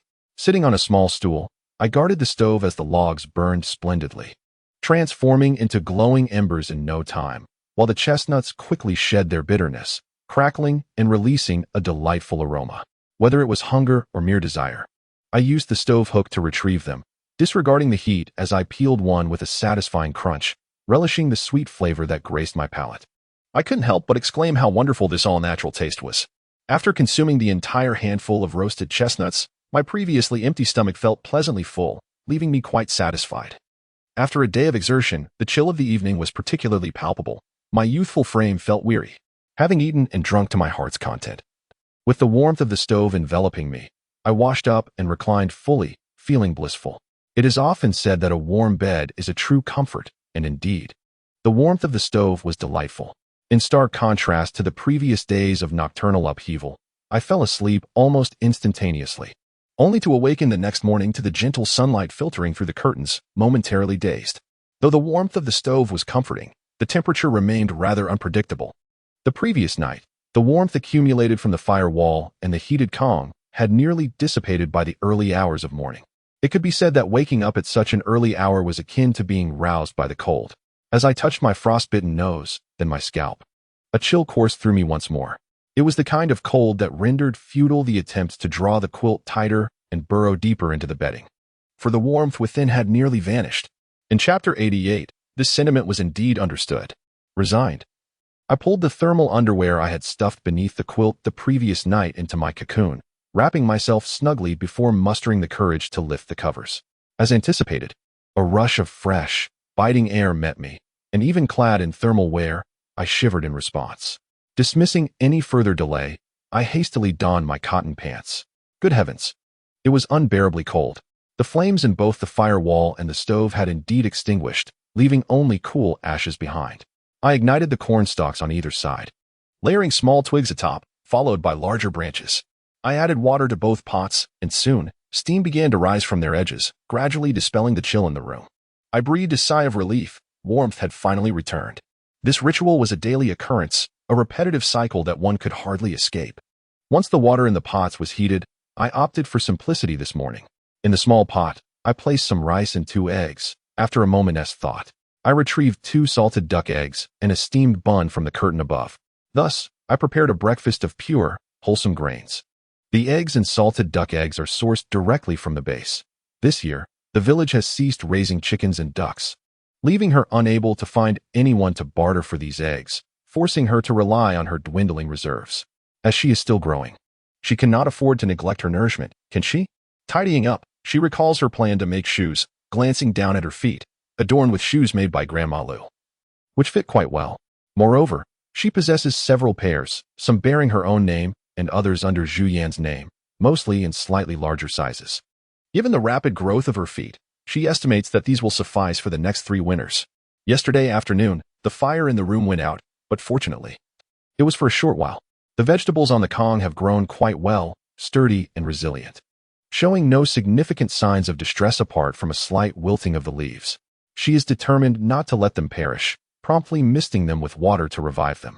As she draws back the curtains, sunlight floods in, and with the warmth from the firewall, she finally sheds the heavy cotton coat she had been wearing all morning and rolls up her sleeves to clean. However, after a day of neglect, the rural environment, with its wood-burning stoves and unsealed windows, is rife with dust. Yet, as she busies herself with cleaning, she feels a profound sense of accomplishment after a thorough sweep. The water has indeed become quite murky. Observing the now bright and tidy room, even the shelf by the Kong is spotless, free from dust. She claps her hands in delight, exclaiming how much more pleasing it looks now. At the break of dawn, Lu Weimin dispatched his beloved son, for after all, he was the descendant of the Lu family in Liujia village. The enmity with that rival was not particularly profound. Each led their respective village, year after year, competing over agricultural yields. Being neighboring villages, their rivalry was characterized by a stubborn refusal to yield to one another. From their youthful exuberance to their current status as grandfathers, their competitive spirit showed no signs of waning, and they continued to challenge one another. However, the rural folk are straightforward. Matters of significance are taken with utmost seriousness. Before the appointed hour, the village head of Liujia village, Lu Jiaxiang, stumbled through the door. The road was covered in snow, making travel quite arduous. Yet, judging by his appearance, he had evidently rushed back, nearly covered in snow, with blood trickling from his chin. Each breath released a plume of white vapor. Old Lu, is what Jinshua said true? He gasped, followed by a fit of coughing that took him a moment to recover from. Lu Jinshua was not in much better shape, lagging a few steps behind as he entered the house. The journey had been manageable on the way there, without the need for running. In this sparsely populated countryside, the distance between the 2 villages was neither too far nor too near. It still required over an hour to walk, and even at a brisk pace, it took them more than half an hour. Lu Weimin could hardly bear to look at them, filled with disdain. What a disgrace. It's such a short distance, and you're panting like this? Look at you. You're in your 30s, and he's over 50, yet you're still lagging behind. Aren't you embarrassed? Lu Jinshua felt wronged, yet he dared not voice his grievances. Meanwhile, Wang Hohat heard the commotion and came to take a glance. You're back? As you prepare the table, Dalian, please serve the rice. Lu Jiaxiang, seated at the edge of the Kong, has just regained his composure when he hears this and is momentarily taken aback. You haven't eaten yet? At this hour, arriving during mealtime is hardly a welcome occurrence, and as the village chief, he is acutely aware of this. Typically, meals conclude around 8 or 9 in the morning, and it is evidently known that he has come over without having dined. Lu Weimin scoffs. Don't give me that nonsense. I'm waiting for you. Do you think you can finish your meal and then come here? It is often said that your true understanding comes not from your allies, but rather from your adversaries, and this sentiment rings true. Lu Jiaxiang breathes a sigh of relief and chuckles. You truly know me well, and indeed, that is the case. This old man has taken a liking to someone he picked up earlier this year, and since then, he has kept that person close, no longer informing me when he ascends the mountain, nor needing the villagers to accompany him. And now, it seems, he has slipped from my watch. In the past, at least I had some awareness, but now, it appears that trouble has arisen without my knowledge. Oh dear. Wang Hohat, accompanied by son Dalian, brings up breakfast, which consists of nothing particularly extravagant. Cornmeal porridge, a small basket of cornmeal snacks, a few steamed potatoes and sweet potatoes, soybean paste, and several jars of homemade pickles, filling the table to the brim. Even Lu Jiaxiang, the village chief, is somewhat astonished, feeling both honored and overwhelmed. I must say, old Lu, isn't this a bit too lavish? Do we really need to feast so heartily this early in the morning? In ordinary times, Liujietan indeed surpasses this side of Liujietan, as its soil is more fertile, naturally leading to a more bountiful harvest. However, this year, due to the drought, even the most fertile land is rendered futile without water. The harvest from Lugiaton this year has significantly exceeded expectations, resulting in an abundance of provisions, which in turn alleviates their frugality. Of course, one cannot dismiss Lu Weiman's subtle desire to show off. Yet, what does it matter? After a year of hard labor and enduring the winter, is it not reasonable to indulge a little? Just as a weary ox deserves a feast during the new year, does it not? Everyone knows each other well enough. Who is unaware of whom? Nonetheless, he acknowledges the sentiment. Chapter 89. I was beginning to think I was famished. Observing Wang Hohat's complete lack of reluctance, Lu Jiaxiang's heart was somewhat eased. If one were to visit a household where the hostess was unwelcoming, it would certainly be unpleasant. Although most male heads of households can make decisions, no one wishes to encounter a cold reception. Brother, eat up, don't be shy. There's nothing fancy here. Just eat quickly. Once you've warmed up, we can head over. They were exhausted and cold yesterday, and when I checked on the Kong this morning, they were still asleep. If you go over too early, they might even complain about your early visit. Lu Weiman joined them, urging, let's eat first. There's no need to rush. I've asked someone to keep an eye on the Kong over there, allowing them to rest properly. Later, Lu Gang moved in to live with the old man, who, despite his advanced age, was resolute in refusing anyone's company. Having finally spoken up, we dared not say anything further. As time passes, one observes that this individual is quite capable, at the very least able to accompany the elder gentleman closely, which affords us a measure of reassurance. However, it appears that this person has no recollection of past events, as if they are a blank slate, obediently adhering to whatever the elder states. It is rather perplexing that this elderly gentleman chooses to venture into the mountains on a snowy day. Do you truly believe it is the elder's intent to go there? Lu Jiaxiang waved his hand dismissively. Is that even a question? We have known the elder for many years. His character is well known throughout our village. From the youngest to the oldest, he is, indeed, someone who disregards his own safety in pursuit of herbs. Now let us discuss Lu Gang. De Juzi is also a person of misfortune. His father ventured into the mountains last summer and did not return, leaving only his mother. Logically, the two of them should manage their lives adequately, especially since he has grown into a capable young man. Yet, paradoxically, his mother has become somewhat muddled. When her husband was alive, she was more composed, but following his departure, it seems there is no one to rein her in, and she acts as she pleases, claiming she cannot bear to see her nephew go hungry. Our village? Lu Jiaxiang paused momentarily, then a realization dawned upon him. Lu Weiman pondered for a moment and discerned the same, likely referring to the same individual. Ah, old Lu, what about De Juzi's mother? How is she faring now? Lu Weiman shook his head. Without any laborers, what else can be done but to work? During the autumn harvest, they have not lagged behind. Everything is proceeding quite well. As long as she refrains from sending anyone away, this winter should pose no problem. Lu Jiaxiang's eyes darted as he leaned in closer. Old Lu, let me clarify. Do not accuse me of lacking righteousness. I believe our discussion about these two individuals is rather irrelevant. Wouldn't you agree? Who claimed they were connected? They are clearly from different villages. Why intertwine their fates? Isn't it preferable for them to thrive independently? Moreover, who can ascertain that they are indeed the same person? Oh, indeed, you are right. Old Lu, quite astute. Lu Weiman snorted, draining the congee from his bowl. He then placed some pickled vegetables within the small piece of dry food he held, preparing to leave the table. Lu Jiaxiang also set down his chopsticks, rubbing his belly. In the midst of their conversation, he had overeaten, and the small basket of dry provisions had diminished significantly. Alas, old Lu, I did not bring any provisions. I merely relished a hearty meal. Enough with that. You know Lu Jiaxiang is anxious. As Lu Weiman stood up, he led Lu Jiaxiang out the door, taking the remaining food with him. Let us depart. It is about time they awaken. Lu Jiaxiang, no longer sulking, followed eagerly. Ah, we are coming. The two elderly gentlemen strolled leisurely from one end of the village to the youth hostel, braving the chill. Upon entering, they found the fire under the stove blazing warmly, though the person tending to it was absent.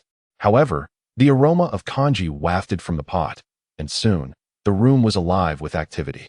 Lu Weiman cleared his throat, announcing, "Old man, we have arrived. Come in, come in. I was just about to starve." Upon hearing this, Lu Weiman decided against entering the house.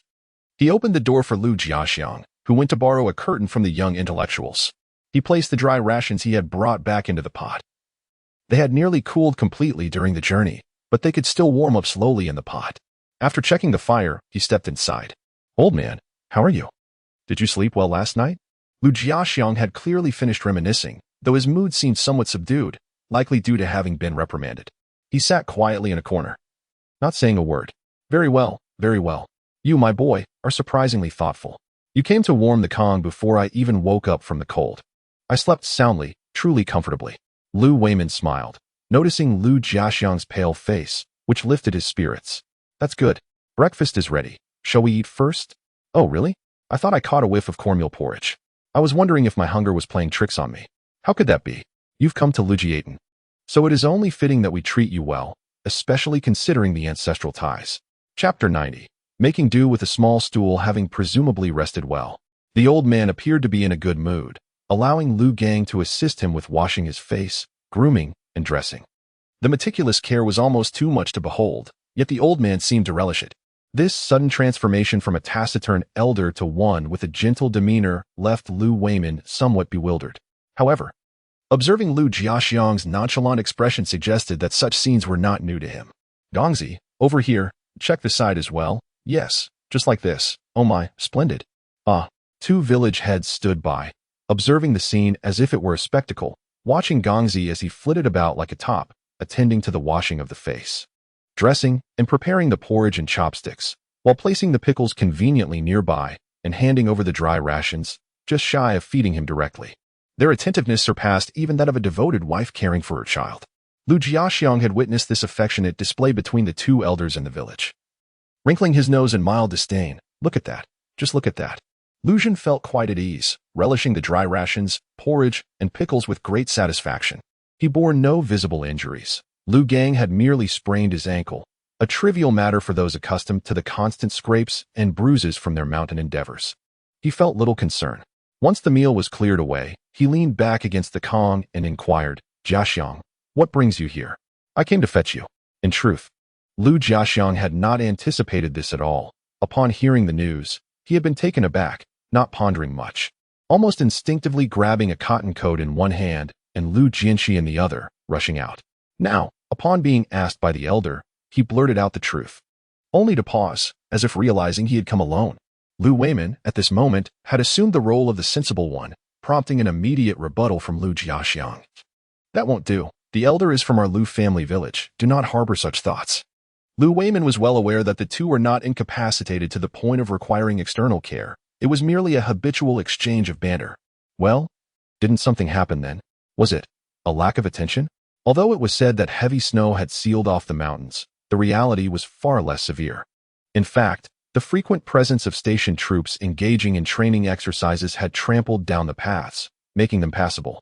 Moreover, there was an abundance of frozen delicacies, frozen vegetables, dumplings, meat, and pears, alongside roasted sunflower seeds, peanuts, and potato slices sizzling on the stove. Reflecting on it, there were indeed many amusing aspects to this situation. Her room featured a heated platform connected to the kitchen's large stove, yet tucked away in the corner of the room was a small stove. It allowed her the convenience of adding fuel without having to rise and trek to the kitchen. However, due to its diminutive size, it could only accommodate easily combustible materials like corn husks. While these husks ignited readily, they did not endure long, and the supply of wood was scant. Consequently, she often relied more on external sources for fuel. Typically, the small stove was only used to warm a kettle of water, facilitating hand and face washing. In fact, she had yet to officially make use of the small stove. Upon entering the room, she promptly set the kettle aside, using a stove hook to lift the iron lid resting against the wall and placing it over the kettle from which she had just poured. With a simple motion, she tossed in a couple of handfuls of husks, then rose to retrieve several potatoes from the kitchen. Without washing them, she sliced them thickly and placed them onto the now heated lid. A plume of white smoke rose, accompanied by a sizzling sound, heralding the commencement of her impromptu barbecue. Using a small spatula, she carefully tested the potatoes, and before long, the side touching the lid had developed a crisp exterior. At this juncture, she deftly flipped them over. The second side fared even better, achieving a subtle change in color that indicated they were nearly cooked, a testament to her simple yet effective culinary experience. Without any seasoning, the natural sweetness and aroma burst forth upon tasting. The outer layer boasts a delightful crispness, while the center reveals a tender, steaming softness that is irresistibly sweet, making one yearn for more with every bite. Soon, the lid of the pot becomes adorned with an array of potato slices, varying in their degrees of cooking. Later, a simple seasoning mix is discovered and sprinkled atop. The consequence of indulging in such snacks is that by lunchtime, she finds herself unable to eat anything at all. Leaning against the edge of the Kong, with a full stomach, she drifts into a drowsy stupor when a knock resounds at the door. Startled from her hazy state, she opens the door, only to be awakened by the gust of wind. She instinctively tightens her cotton jacket and hastens to the entrance, exclaiming, "Who is it?" Upon opening the door, she is met with a beaming smile showcasing a set of bright white teeth. Taken aback, she steps back a few paces, prompting the stranger to reach out a hand for support. "Hey, Jian Jiqing, what's wrong? Don't you recognize me?" Steadying herself, she scrutinizes the figure before her for a while, only to faintly discern a familiar outline. "You are that person from that day, right?" The stranger, with a wide grin, eagerly nods. Yes, it's me. Do you remember me?" To be honest, she does not. The scruffy appearance, covered in dirt and barely alive, is quite dissimilar to the clean, cheerful person standing before her now. It is only through the lingering impression of the outline that she dares to acknowledge the connection. Thus, she honestly shakes her head, "Not really." Cheng Zhao's smile falters. A couple of soft chuckles follow from behind. "Ahem, little Jian Jiqing." Leaning out to peer, she inquires, "Captain Lin, Commissioner Cheng, what brings you here?" It was now slightly past noon, and outside, many children were still playing. Some had already glanced in this direction. After a brief contemplation, not wishing to attract attention, I decided to open the main door. "Why don't you come in?" I suggested. The somewhat aggrieved Cheng Zhao took the lead, followed by two smiling adults. The small room was indeed quite cramped. They halted in the kitchen area. The fire in the stove had not been extinguished and remained warm. I squeezed into the room and poured bowls of hot water for everyone, placing them on the countertop. "Let's have some water first. My space is limited, so let us make do with the small stools." Chapter 91. A whole bag full of food. Having just finished the potato chips, the aroma still lingered in the air. Lin Zhengde and Cheng Jin remained silent. But Cheng Zhao was sniffing eagerly, his expression revealing his hunger. Unable to contain my curiosity, I inquired, "Have you eaten?" Just as Lin Zhengde was about to respond affirmatively, Cheng Zhao blurted out, "No, not really." His stomach audibly chimed in, adding to the awkwardness, causing the two adults to wish they could vanish into the ground. "It's all right. We'll be leaving soon," I reassured them. However, the two adults firmly declined, while the stubborn child gazed at me with determination. To be honest, I was also a child at heart, perplexed by the thoughts of this bear-like kid who was older than me. "Well, I haven't eaten either. I was just making potato chips on the stove and accidentally filled up. If you don't mind, would you like me to prepare some for you?" This is a pure question. How can a mere child indulge in snacks while you several adults feel too bashful to dine in my presence? Surely, you wouldn't feel comfortable doing so. There is indeed another layer atop the stove cover, yet the base fire has not been stoked, resulting in a gentle cooking process. And the remaining food is a testament to the simplicity of an empty stomach. Naturally, two adults would feel a sense of embarrassment. But is there not a boisterous child among us? The kitchen is rather cramped. Lin Zhengde and Cheng Jin sit upon a small stool, while Cheng Zhao stands by the door, and Jian Jin sits on the edge of the Kong in the inner room. In truth, if one disregards the door in the middle, it is but a single space. Furthermore, given the current conditions and the presence of the two adults, Jian Jin is indeed still a child, and with no outsiders around, the atmosphere is less constrained. Cheng Zhao, for reasons unknown, feels utterly at ease here. Upon hearing those words, he immediately rushes toward the stove cover. With a carefree spirit, he forgoes the spatula and directly uses his hands, elevating a slice and tossing it into his mouth. In the next moment, while exclaiming that it is hot, he hesitates to spit it out, declaring it delicious. Lin Zhengde and the other person have yet to feel embarrassed, and already half of the stove cover is gone. "Little educated youth, what did you put on these potato slices? They have quite the flavor." Jian Jin can hardly bear to witness this. Is this truly someone capable of independently ascending a mountain for a mission? Is today's lack of proper attire meant to prevent him from appearing so unruly? If you enjoy them, you may make some more. There are potatoes beside the stove, a knife resting on the Kang's edge, and a plate of seasonings nearby. Cheng Zhao, oblivious to the notion of politeness, promptly drags over the small stool and wholeheartedly assumes the role of a grill master, leaving the two mere steps away utterly astonished. Lin Zhengde wore an expression of utter helplessness, while Cheng Zhao's uncle, Cheng Jin, covered his face in embarrassment, unable to face anyone. In the background, he continuously tugged at his nephew's clothing, urging, "Xiao Xiao, enough already. We are guests here." "I know, uncle. I am aware that we are guests," Cheng Xiao replied. Cheng Jin sighed. "Do you remember why we are here? Do you recall that you have a task to fulfill? We are here to express our gratitude." "Indeed, to express our gratitude. Yet what are you doing? You haven't even repaid the previous favor, and here you are, making a fool of yourself again." Cheng Xiao forced a smile. "Ha, uncle, it's just that I was rather hungry, you see. I haven't forgotten. I'm well aware. To owe a life debt is to be bound to repay it." He paused momentarily, causing Cheng Jin's heart to leap. This child had always defied logic. What scheme was he concocting now? Fortunately, Cheng Xiao merely hesitated for a moment before continuing. "Well, you saved my life, yet all these items were sourced by my uncle. They hardly reflect my sincerity. How about this? You accept them for now, and when I have the time, I shall come and serve as your subordinate. Isn't it said that one should offer oneself in gratitude for a life-saving favor?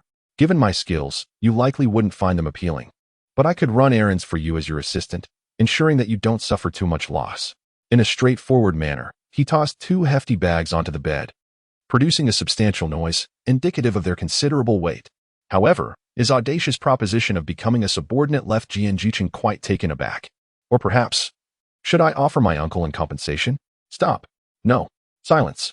The chilling simplicity of the situation, coupled with the pallid complexion of Cheng Jin, left Lin Jingde startled as well. This child has gone too far. A beating seems inevitable. Fortunately, with these 3 consecutive refusals, Cheng Xiao, though regretful, refrained from further comment. "You do not agree either? I understand.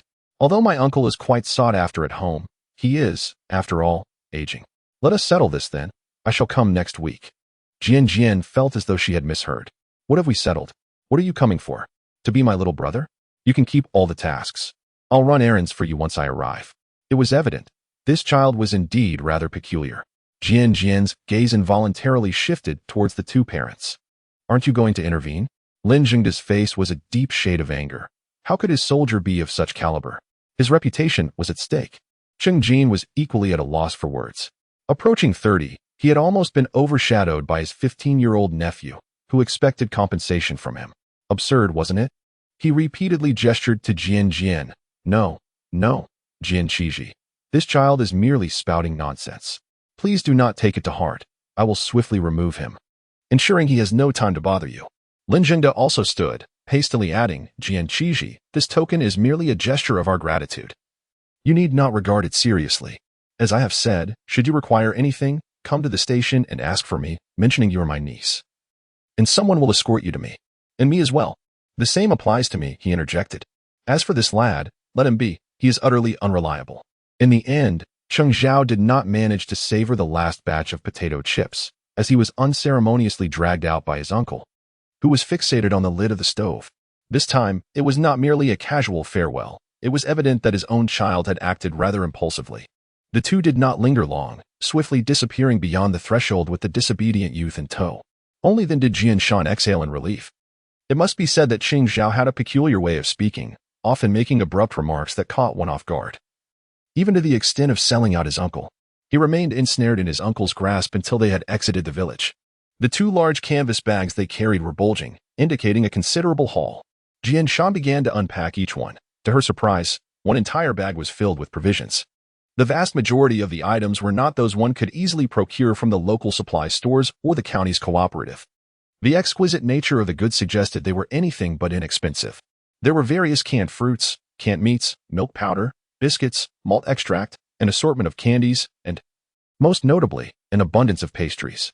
Oh, and there were some meats, though not fresh, but frozen, leaving her unable to discern their exact nature. As for the second bag, Jian Shan feared it might contain equally outrageous items. Fortunately, it held a complete set of military attire, specifically designed for women, regardless of her personal preferences in this era. Such garments were undoubtedly the most coveted by young brides and maidens alike. It was said that many aspired to wear a military uniform as their wedding attire, viewing it as a cherished dream. The ensemble included a full set of top and bottom garments, a military overcoat, a cotton hat, and little boots. It is rather astonishing to wonder where these few young men have emerged from, and what brings such meticulousness to their demeanor. The 3 individuals only halted their steps at the village entrance.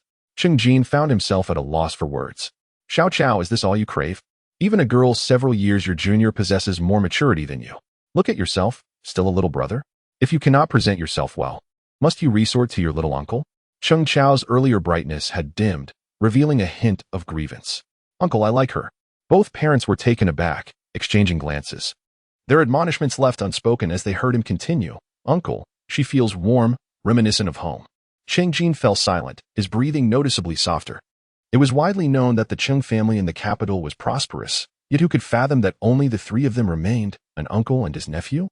The second brother was stationed in the northwest military region, and it took considerable effort to bring this sole nephew close for protection. During the years when their parents and siblings were absent, the concept of home had become an abstract notion for them. There were merely three souls, yet they had never reunited. The child yearned for that warmth, for the sensation of being cared for and remembered, akin to the simple millet porridge from last time and this casual encounter. Cheng Jin approached his nephew and gave him a gentle pat, saying nothing. Lin Zhengde softly remarked, do not dwell too much on it. After all, we are still here, and our connection with her will not sever easily. We shall maintain our interactions. After a moment's reflection, Cheng Chao nodded. Let us go. It is almost time for assembly. He had never known a childhood and had always been reticent, particularly about trivial matters. Last time, he was reluctant to leave, and I thought it might be due to the cold, a momentary confusion. Today, however, he appears so cheerful. What could this signify? How old is he? 18 this year, I presume? Consider the years that have passed since the troubles at home. It's been over a decade. Has Tiet? When has he ever shown such emotions before? He has always been so mature for his age. Actually, Jinggu, do you think this is a bad thing? He has been so repressed for many years. He keeps everything bottled up, fearing it would hurt you, and hesitates to share too much. With others, he cannot express everything either, so he has been holding himself together. Jinggu, he is still just a child. Cheng Jing's voice was tinged with sorrow. How could I be unaware? The situation has become increasingly tense, and I dare not contact Ergo lightly, fearing that any hint might be seized upon. On this side, he has always been a source of comfort, leading me to believe that he had forgotten the past. After all, he was so young back then. Just now, when he spoke of the feeling of home, I suddenly realized how long it has been since we truly had a home. It is cruel that he still holds on to these faint memories. Perhaps it would be better if he could forget completely. Lin Zhengde seems to understand, though he is at a loss for how to advise. This young intellectual is truly commendable. As he mentioned earlier, relationships are maintained through frequent interactions.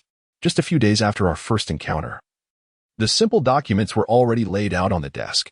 Alas, she too is a pitiable figure. The elder generation were capitalists who donated their wealth, leaving only a son who sacrificed himself, followed closely by his daughter-in-law. When the tree falls, the monkeys scatter. When a person dies, the tea grows cold. Just as the funeral rites concluded, the former fiancé arrived, hurling insults and even resorting to violence. Had it not been for the cleverness of the young girl who called for help, one cannot fathom the potential calamity that might have ensued. It was only due to her decisiveness in volunteering to go to the countryside that the situation was averted. Lin Zhengde shook his head, having heard that the situation in the capital was becoming increasingly chaotic. Old Lin, when do you think this life will find resolution? Lin Zhengde belonged to a family deeply rooted and flourishing, temporarily untouched by turmoil. Do not fret. Sooner or later, the clouds will not forever obscure the sun. With this diversion, he felt less troubled and began to tidy up the items in the room. After some contemplation, he took a few inconspicuous items and placed them in a basket, heading towards the village. In the previous incident, he had not exerted much effort. It was Lu Weiman who busied himself for quite some time. It was already past 3 o'clock, and most families had finished their meals, making it an opportune moment to visit without causing embarrassment. Indeed, upon entering the courtyard, the kitchen was still emanating warmth. Sun Dalian was busy washing dishes and pots amidst the steam. Upon seeing Jian, she quickly greeted him. Jian, come in, come in. Mother and father, Jian is here. The family had just finished their meal. The children were playing on the Kong. Lu Weiman sat at the edge of the Kong. Lu Jianxi occupied a stool, and Wang Hohot was on the Kong making shoes, having just set out a small basket. Come, sit down. It's warm here by the Kong. In a candid exchange, Lu Weiman, well acquainted with her, glanced at the basket she was carrying and remarked upon her settling down. Do you have something to attend to? Wang Hohot, irritated, hurled a thimble in his direction, retorting, You old fool, can't you choose your words wisely? Can't a young educated youth simply visit for a chat? Jian Dan chuckled, quickly intervening to prevent Wang Hohot from tossing the yarn ball outside. Auntie, to be fair, my uncle truly understands me. Given my laziness, it's certain I have a purpose for venturing out. Though, it's nothing grave. It seems to be food. He genuinely considers me a child. When did he arrive? Is he well? Lu Weiman, possessing a sound understanding of the situation, felt compelled to inquire further. Jian Dan waved her hand dismissively. He's fine, he's fine. Just now. It appeared he was preoccupied and rushed off without lingering. I assumed he had much on his plate, and I didn't dare pry. With that clarification, Lu Weiman felt reassured. All right then, as long as there is nothing amiss. As the new year approached, Jian Dan, not one to argue, nodded obediently. Yes, yes. I will remember. I shall be mindful in the future. She then extended her hand, offering the basket. Here, these are for Haydn to taste. Upon entering, she nearly forgot the contents. A jar of fruit preserves, a jar of meat, a packet of biscuits, a bag of brown sugar, a bottle of malted milk, and a packet of fruit candies. The items were substantial, filling the basket to the brim and prominently displayed on the comm. Lu Weiman and the others instinctively reacted with denial. You, my dear girl, are you treating us as outsiders? What is the purpose of this? Indeed, Xiao Jian, as a young intellectual, one ought not to behave in such a manner. If you have matters to discuss, should not your uncle be consulted? Wang Hohot, unaware of the specifics, followed the elder's lead in persuasion, while Lu Jianxi gazed in astonishment at the items within the basket. This gift seems rather excessive, does it not? What a significant favor this is. Jian Jian gently nudged the basket forward, saying, Auntie, I am not one to stand on ceremony. Uncle, this is not my possession. It is a token of gratitude from the person I saved last time. Brother, Jianxi should recall this, as I even went to seek out the individual. Upon hearing this, Lu Jianxi recognized the situation. That day. He intended to say more, but turned to check on his father first. Lu Weiman examined the contents once more, confirming, this is not yours? No, you haven't taken everything, have you? Of course not. Rest assured, I have kept some for myself. This is merely a treat for Haydn. Haydn had been eyeing the basket for quite some time, watching as his grandfather, grandmother, and father maneuvered it back and forth. His desire was unmistakable. Yet he refrained from acting, hiding behind Wang Hohot while stealing glances. As Jian Jian spoke, she caught sight of his sparkling little eyes. Clearly on the verge of drooling, yet still managing to remain silent. One need not contemplate. At this moment, even regular meals were often scarce, let alone snacks. It was likely that the lad had never tasted any treats at all, for his gaze remained fixed upon the basket, utterly transfixed. Uncle, Aunt, Brother Jian.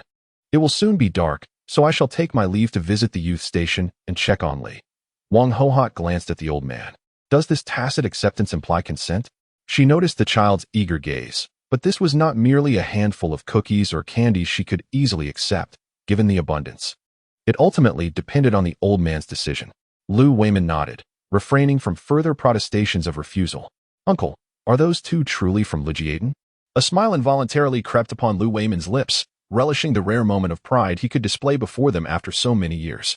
Indeed, how fortunate to encounter you. Otherwise, who knows if we would have been discovered.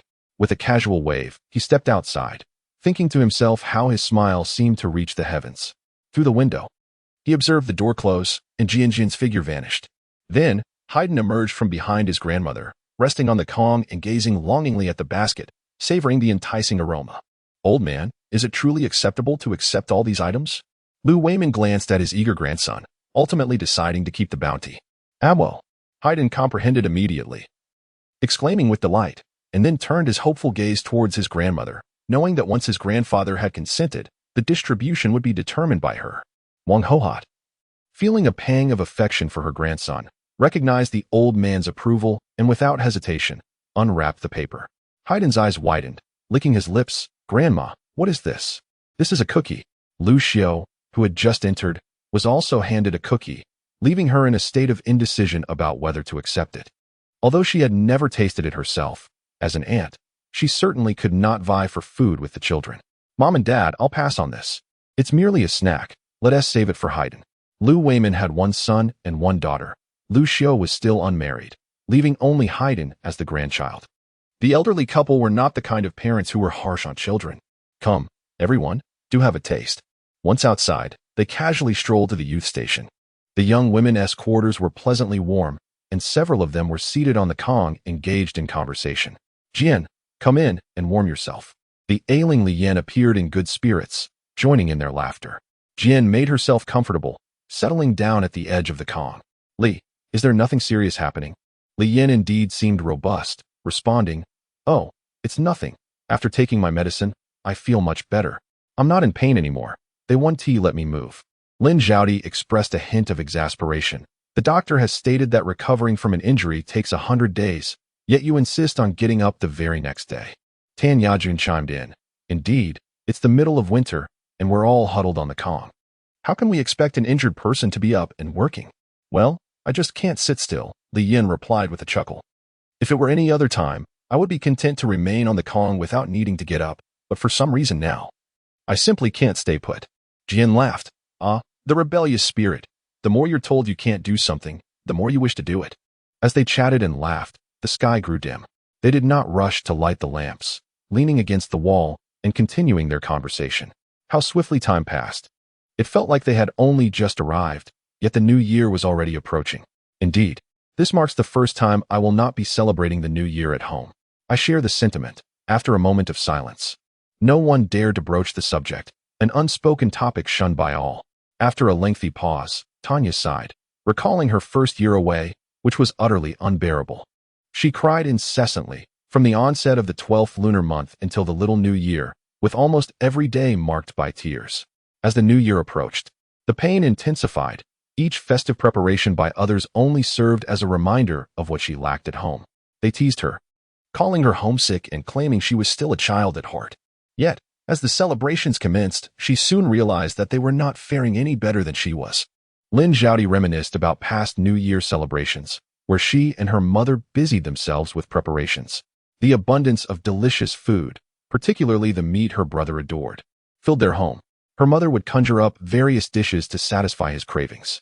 However, it was also the most hectic time, with the cooking and cleaning demanding considerable effort. Lin Zhaodi chuckled at her naivety. Back then, she did not comprehend her mother's gentle demeanor. Her mother insisted that her chores were meant to build her character, believing in her and nurturing her with love. She was oblivious to the fact that, while she toiled exhaustively to prepare meals for others, she often ended up with mere scraps and soup. Afterwards, like a diligent ox, she would clean up the remnants, accepting it all as a matter of course. Not just in their eyes, but in her own as well. Upon reflection, I realized that Jian Jiqing was indeed correct. I must prioritize my own well-being. If I do not care for myself, relying on others will lead me to starvation. Li Yan, however, seems to be in a better position. After all, spending the new year together holds significant meaning for us, does it not? There will be ample opportunities to celebrate with family in the future, yet our gatherings remain uncertain. Consider this. We have traversed from all corners of the earth to unite here. During the summer, it was just Jian Jiqing, followed by the addition of Zhao Di, and then the inclusion of Tan Jiqing. But what of next year? Will we still be the same group? Tan Yajun, who maintains the most contact with family, gently shook her head. Our situation here is somewhat better, but many cities are becoming increasingly tumultuous, with numerous schools ceasing regular classes. Several of my neighbors and my parents' colleagues have either voluntarily or reluctantly ventured to the countryside. I recall when we traveled to Anji County to purchase large jars. The atmosphere seemed less tense back then. I remember the commotion we caused. Tan Yajun nodded in agreement, affirming that our remote location has afforded us some respite. Li Yan's mood shifted rapidly. You see, she exclaimed, given the current circumstances, it is certain that new young intellectuals will join us next year. It is unlikely that we will remain the only ones. The youth commune will not be as tranquil as it has been this year. Jian nodded, understanding the situation clearly. Perhaps, she replied, but let us not be overly pessimistic. More people could bring vibrancy and excitement. However, this sentiment seemed to dampen the atmosphere. Li Yan immediately interjected. What are you all doing? I suggested celebrating the new year together, but what are you all talking about? All right, let us celebrate together. I've never spent the new year alone. What preparations do we need to make? Upon hearing this, several girls became intrigued. Lin Zhaodi went to light the kerosene lamp and set the table. Come, let us discuss what we need. I'll take notes so we can prepare in advance. Food. We must prepare several dishes, right? Surely we should have a feast for the new year. Indeed, in the north, dumplings are a must during the new year. And there should also be fish and plenty of meat. We may not have fish, but we do have meat. We still have a good amount from the pig that Jian Jiqing slaughtered last time. Yes, and isn't the sauerkraut about to ferment? It should be ready in about 3 days. That is wonderful. It's said that dumplings filled with sauerkraut are delicious. We can try making some. And perhaps we can also prepare some with cabbage. By the way, I haven't seen any sunflower seeds for sale at the Supply and Marketing Cooperative. This year's harvest has been poor. Everything is in short supply. However, I think we can ask around the village. Perhaps some Andy has planted some. That works. I'll inquire in the village tomorrow. What else do we need? It seems we actually have quite a bit on hand. What more do we need?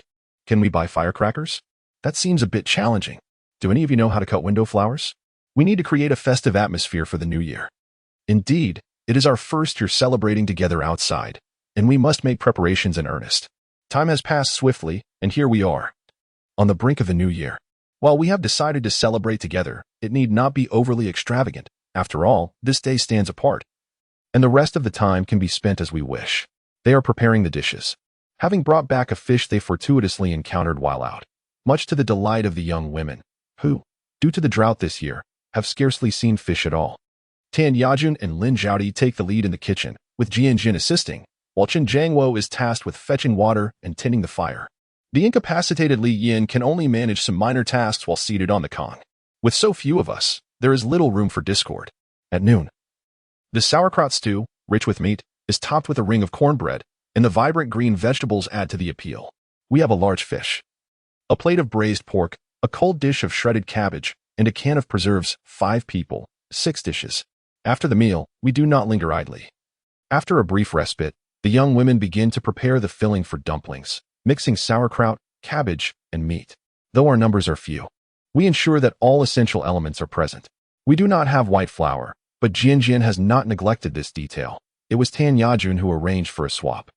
Though the flour is slightly darkened, its pure wheat aroma remains uncompromised. As for the sauerkraut filling, I learned the technique from an elder in Lujiaten. Just a bit of lard will suffice. Do take a whiff.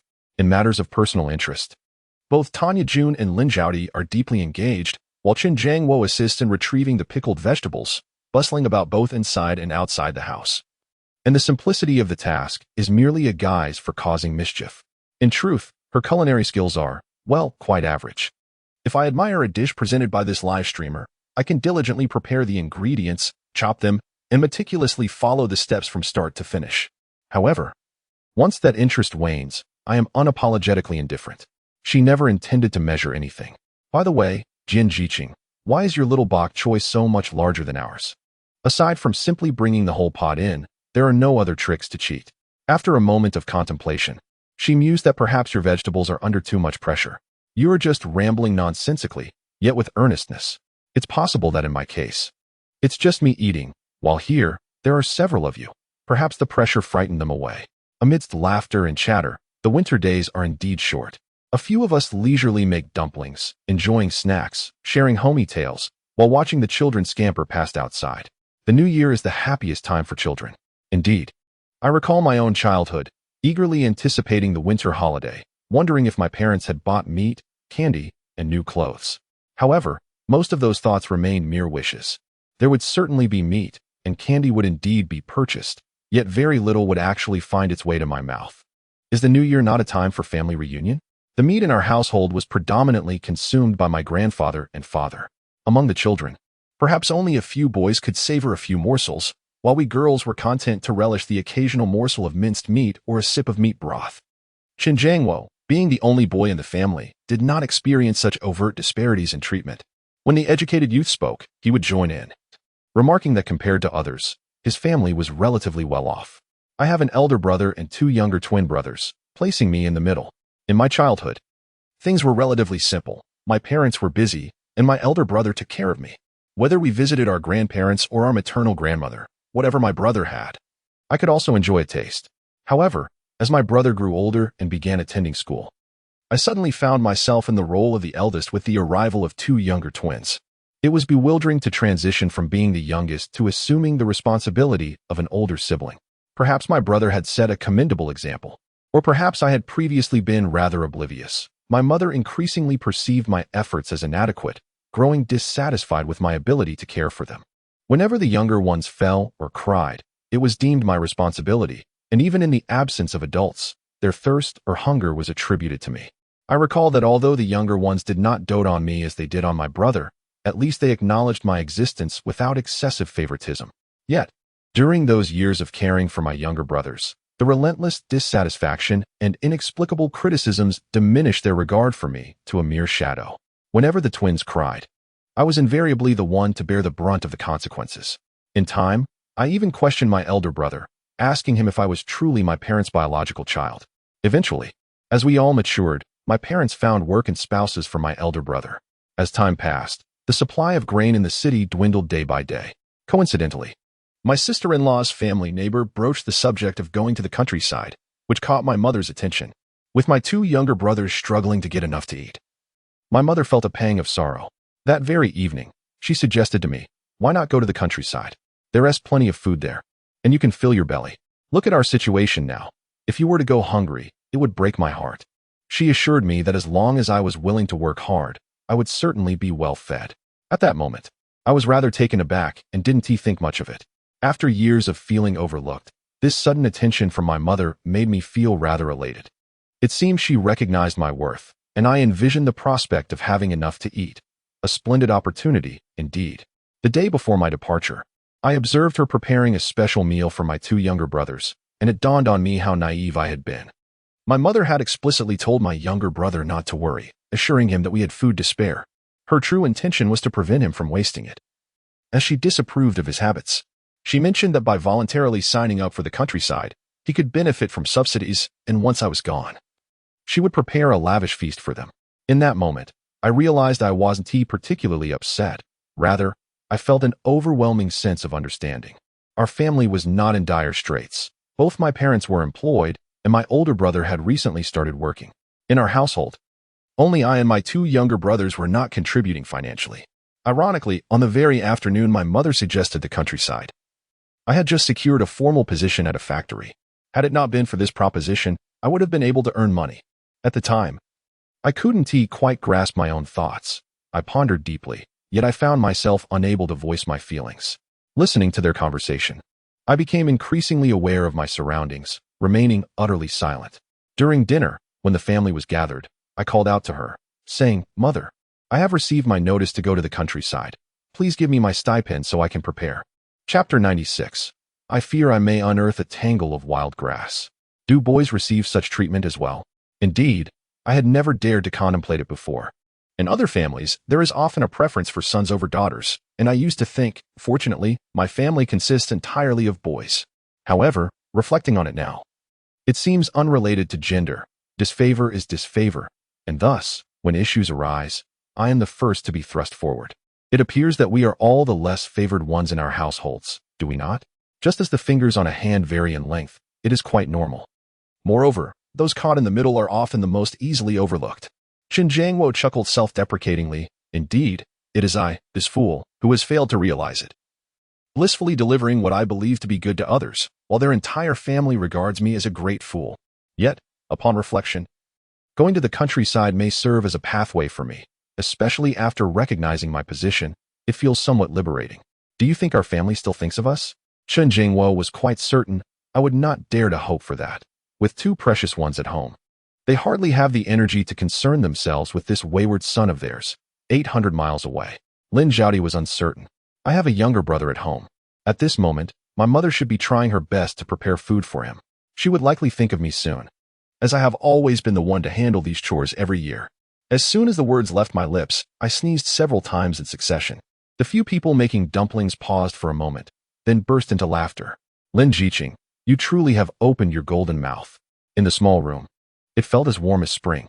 On the Kong table lay an assortment of my favorite snacks and fruits, accompanied by a beloved comedy. Spending the new year alone was quite pleasant, indeed. Of course, if one disregarded the faint pangs of bitterness and loneliness within, this simple celebration was rather enjoyable. The following morning, children filled the village, running joyfully about. This was their happiest time of the year. Not only was there meat and oil in the dishes, but parents also generously brought out other delectable treats: biscuits, candies, pine nuts, sunflower seeds, and peanuts. During these days, parents displayed remarkable patience. Even their reprimands softened considerably.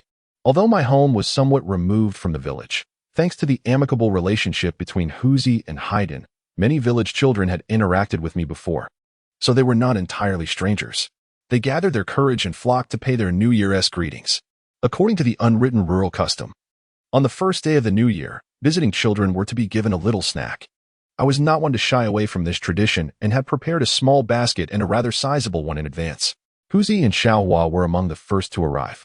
It was a rare occasion for Xiaohua to run over, playfully teasing the children for a moment.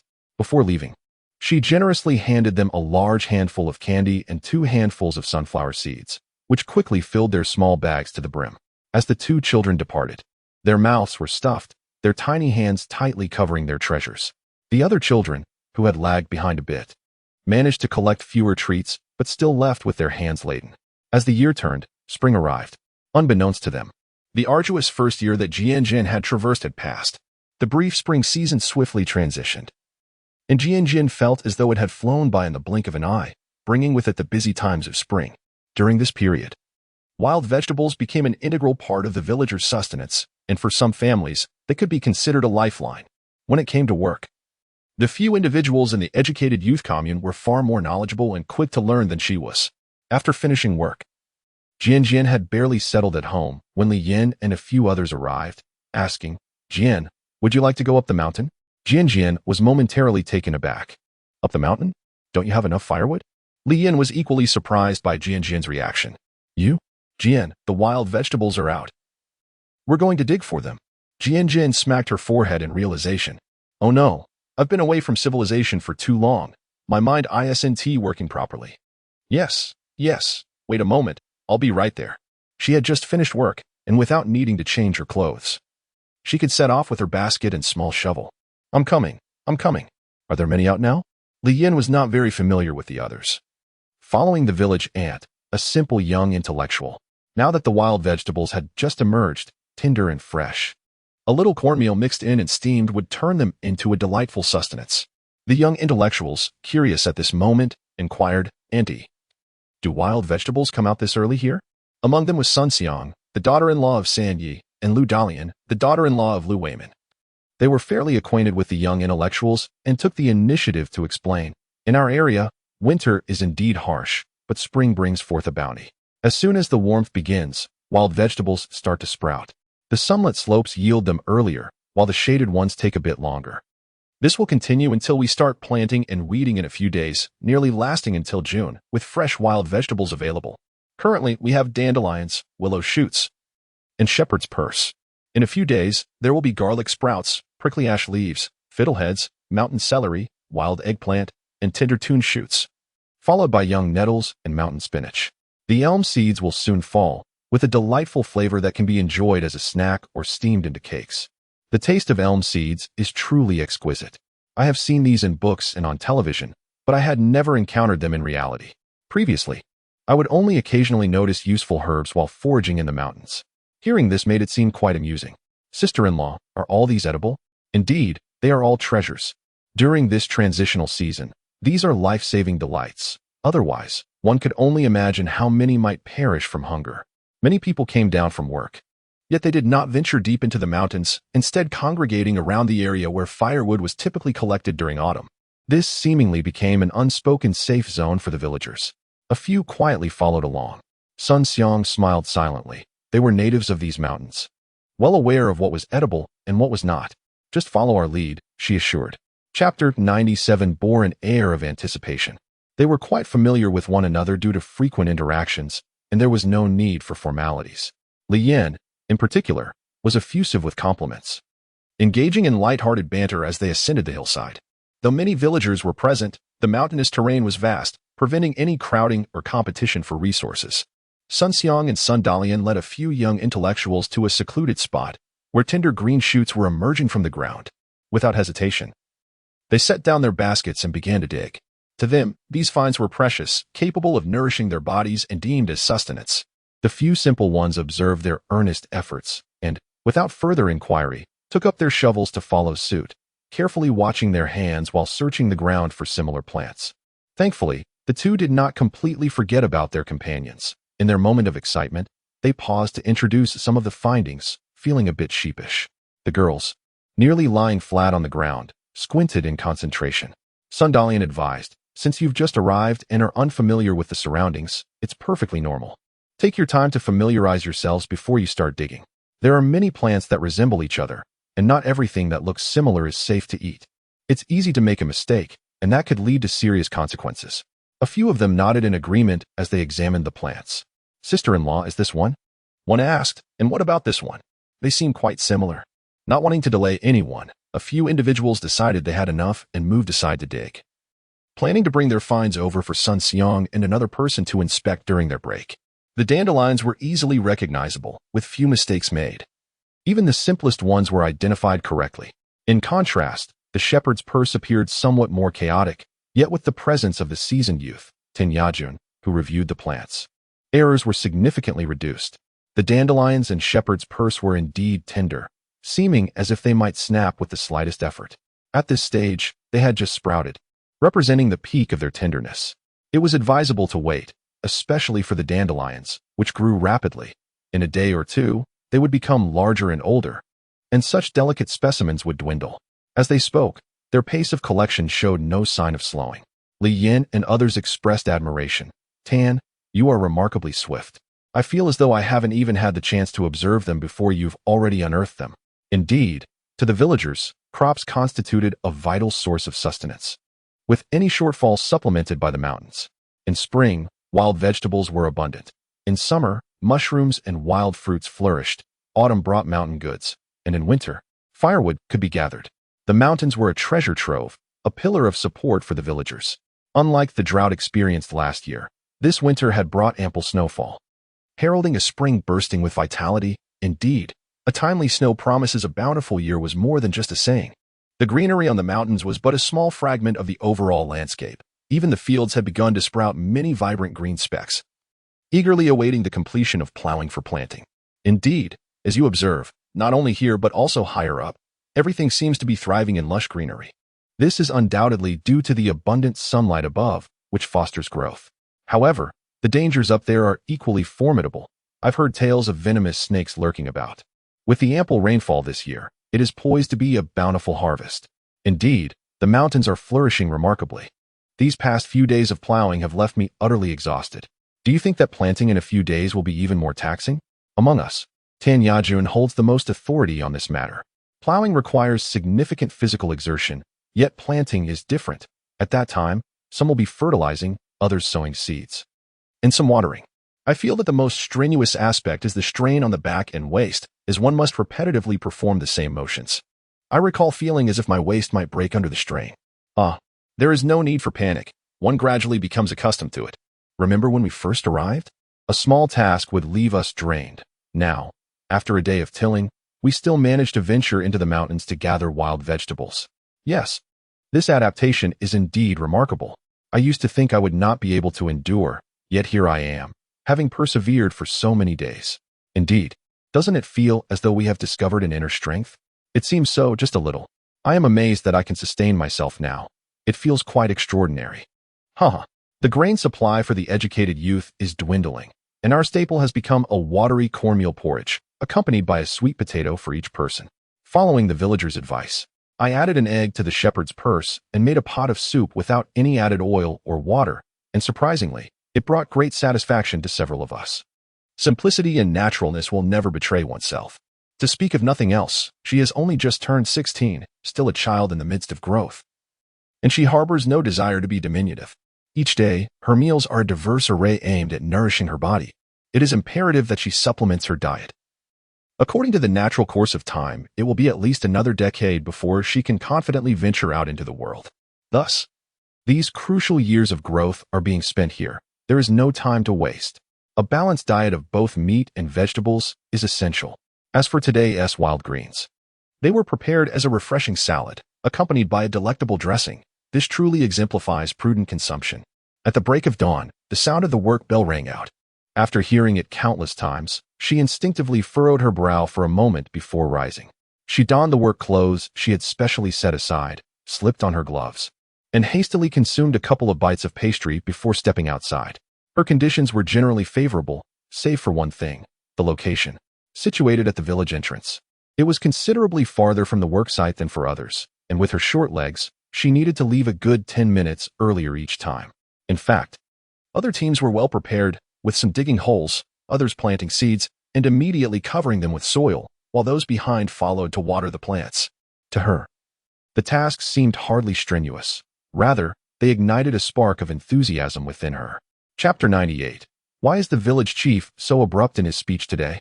Simple shared the same sentiment as she accompanied Sundalian, each carrying a basket of corn seeds. They each occupied a row, mimicking Sundalian's actions, following her instructions. Simple pinched the seeds between her fingers and casually tossed them into the holes, all the while moving forward, deftly covering the holes with the tip of her foot. What appears to be simple, when placed in their hands, becomes rather unruly. In one pit, they scatter a handful of seeds, while in the next, they toss in just a single grain, necessitating a halt to rectify their efforts.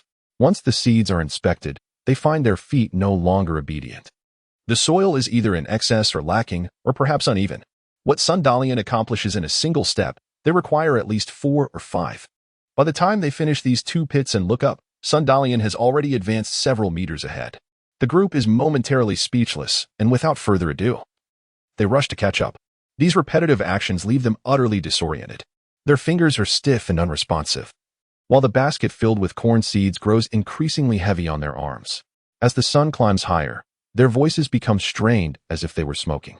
Approaching them, Sundalian greets, "How's it going? Have you got the hang of it?" For seasoned farmers, this is second nature, no instruction required. Though they feel a bit embarrassed to admit it, they understand the task. The challenge lies in their inability to keep pace. Either their hands move too quickly or their feet lag behind. Sundalian notices this as well, and within the brief exchange, she has already moved several meters ahead, leaving the young intellectuals in a daze behind her.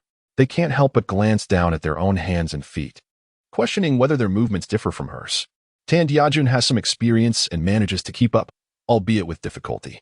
Chen Jiangwo, being male, is not engaged in the same labor as the women, leaving Lin Zhaodi and Li Yin to inch forward like snails.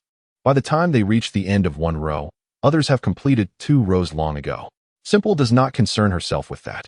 She simply sits down at the edge of the field, repeatedly examining her own hands. Only in the latter half does she begin to find some rhythm. Yet her fingers remain utterly stiff. "How are you? Feeling tired? Don't mention it. It's simple enough. It's not yet noon, so I must continue working." However, this time, things have gone more smoothly, not just in terms of speed, but also efficiency has notably improved. The villagers passing by occasionally greet me, and at first, I felt a bit bashful, but as more people gathered, I became indifferent. With my youthful face, I smiled at anyone who spoke to me, regardless of how awkward it might have seemed. By the time we finished work at noon, I could accept the villagers' teasing without blushing. "So how is it? Have you adapted?" I confess I felt a tad disheartened, but overall, it's much better than this morning. During the autumn harvest, my strength came in handy, leading me to believe I would quickly acclimate to the spring planting. However, it turned out to be a bit of a reality check. This isn't merely a task of physical strength. Speaking of which, even if there were labor-intensive tasks, Lu Weiman would never assign them to a 16-year-old girl like me. Would he? That would be utterly cruel. Although it is still early spring, the midday sun can be quite warm. Thus, starting work early in the morning allows for a lengthy break at noon. I hurried home to rest. I must rest. Otherwise, my petite frame won't withstand the afternoon's demands. Oh, I am utterly exhausted. With ready-made meals available, I naturally wouldn't burden my weary body by cooking. After eating, I went straight to the base and immediately soaked in a hot bath. Not to mention, it truly alleviated my fatigue. I nearly dozed off in the bathtub. The effect was palpable. At least in the afternoon, I managed to endure a little longer before feeling tired. During the midday, I heard about the remarkable deeds of a few individuals. In the afternoon, Lu Weiman made a special visit to check on Jian. Finding that she was not as despondent as they had described, her spirits seemed quite decent, which put him at ease. Before departing, he did not forget to remind her, "Jian, take it easy. You are still young. Don't suppress your growth." What? This topic struck a nerve.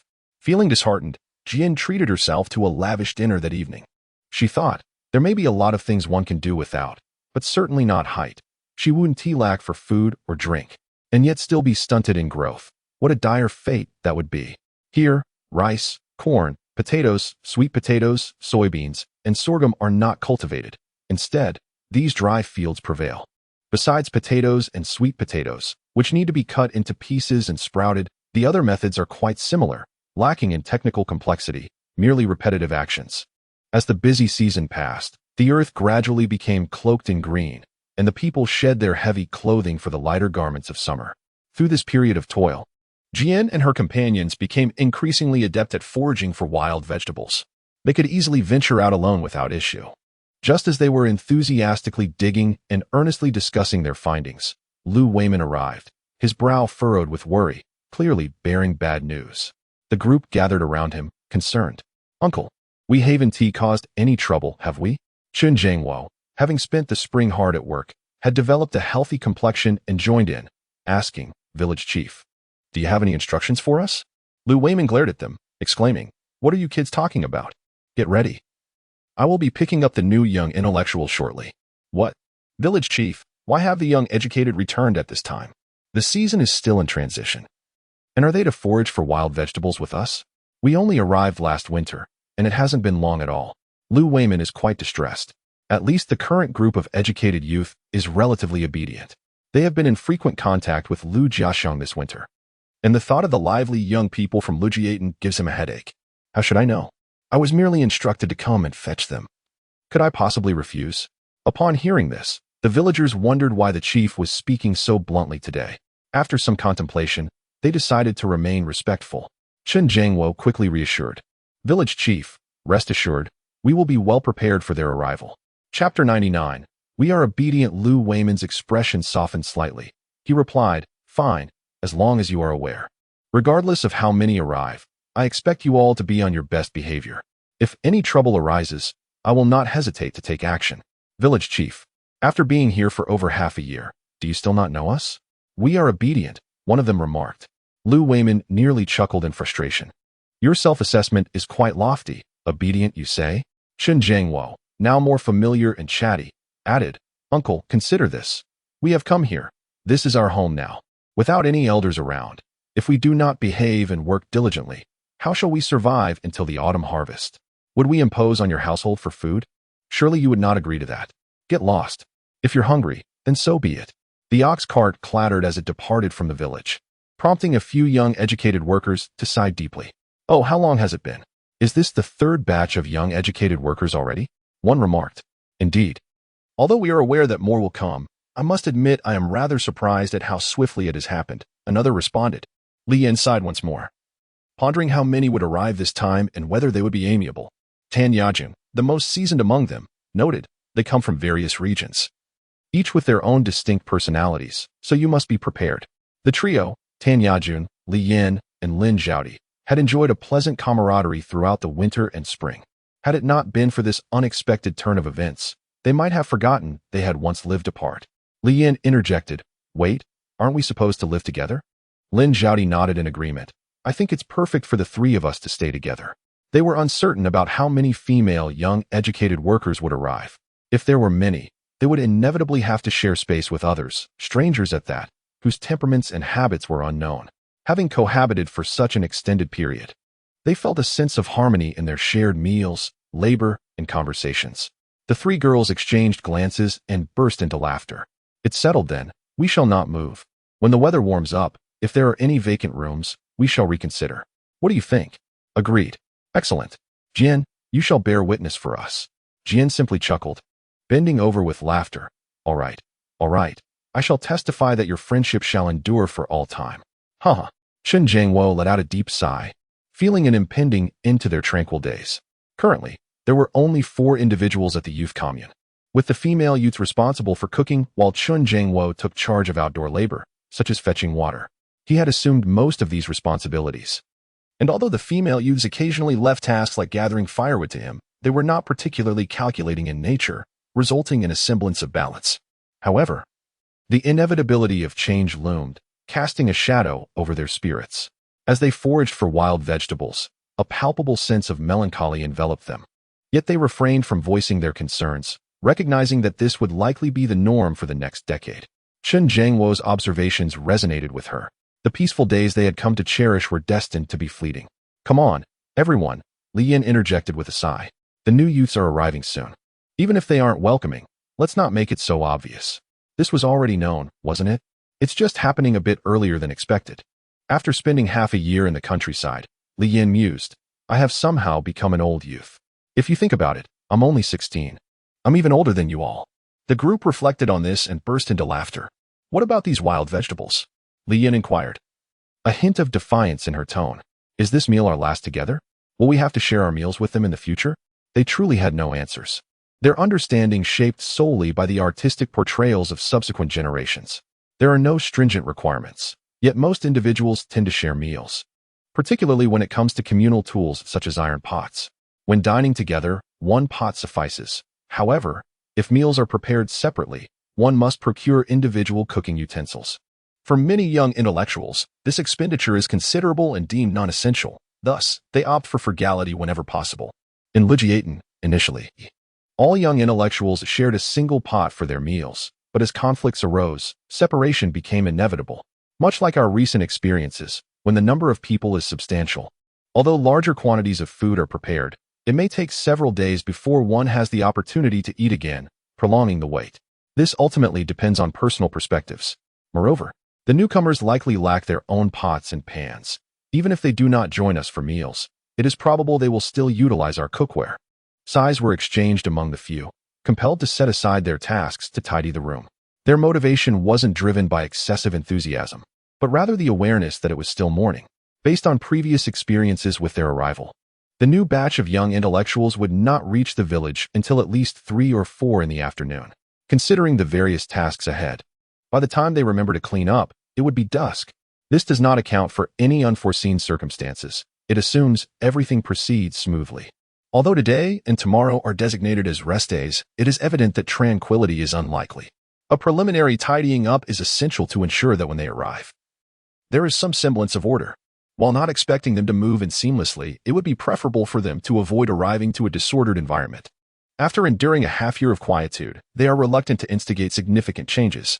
They do not perceive simplicity as an inconvenience. Rather, they recognize its strength, yet in their eyes, she remains merely a child. While it cannot be said that one stands idly by, merely assisting with menial tasks such as fetching water or sweeping the floor, the number of individuals present remains uncertain. They did not engage in extensive tidying. Even if there were 7 or 8 young men and women, collectively, they managed to organize just 4 rooms, which suffices. As they concluded their work, the noon hour approached. Li Yan's spirits were rather low, while Lin Zhaodi and Qin Zhangwo fared slightly better, albeit not significantly so. Jian Jian, alongside the more cheerful Tan Yajun, expressed a sense of helplessness regarding lunch. What shall we eat? Is this little bit of shepherd's purse all we have prepared? Jian Jian pondered, recalling their recent find of a nest of wild eggs. Let's fry a couple of those, salt them with the shepherd's purse, add some cornmeal, and make a few pancakes. We can consider it an improvement. Once the new young intellectuals arrive, it will be inconvenient for you to cook separately, and it won't look good. Tan Yajun nodded in agreement. All right.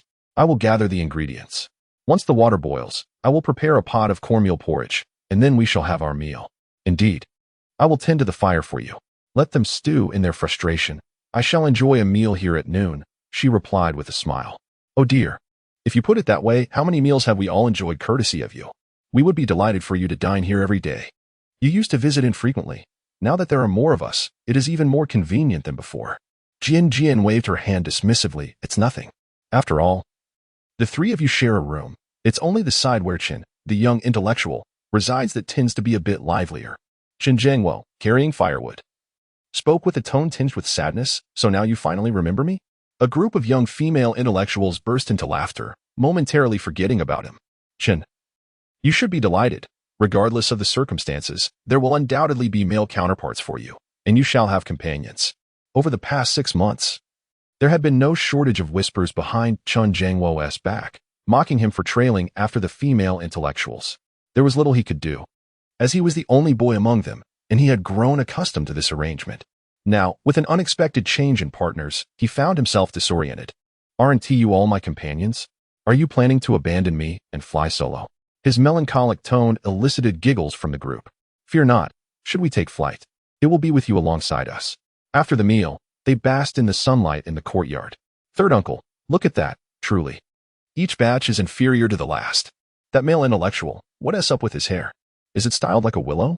Lucien remained unfazed, casting a sidelong glance at him. Is that all you can manage?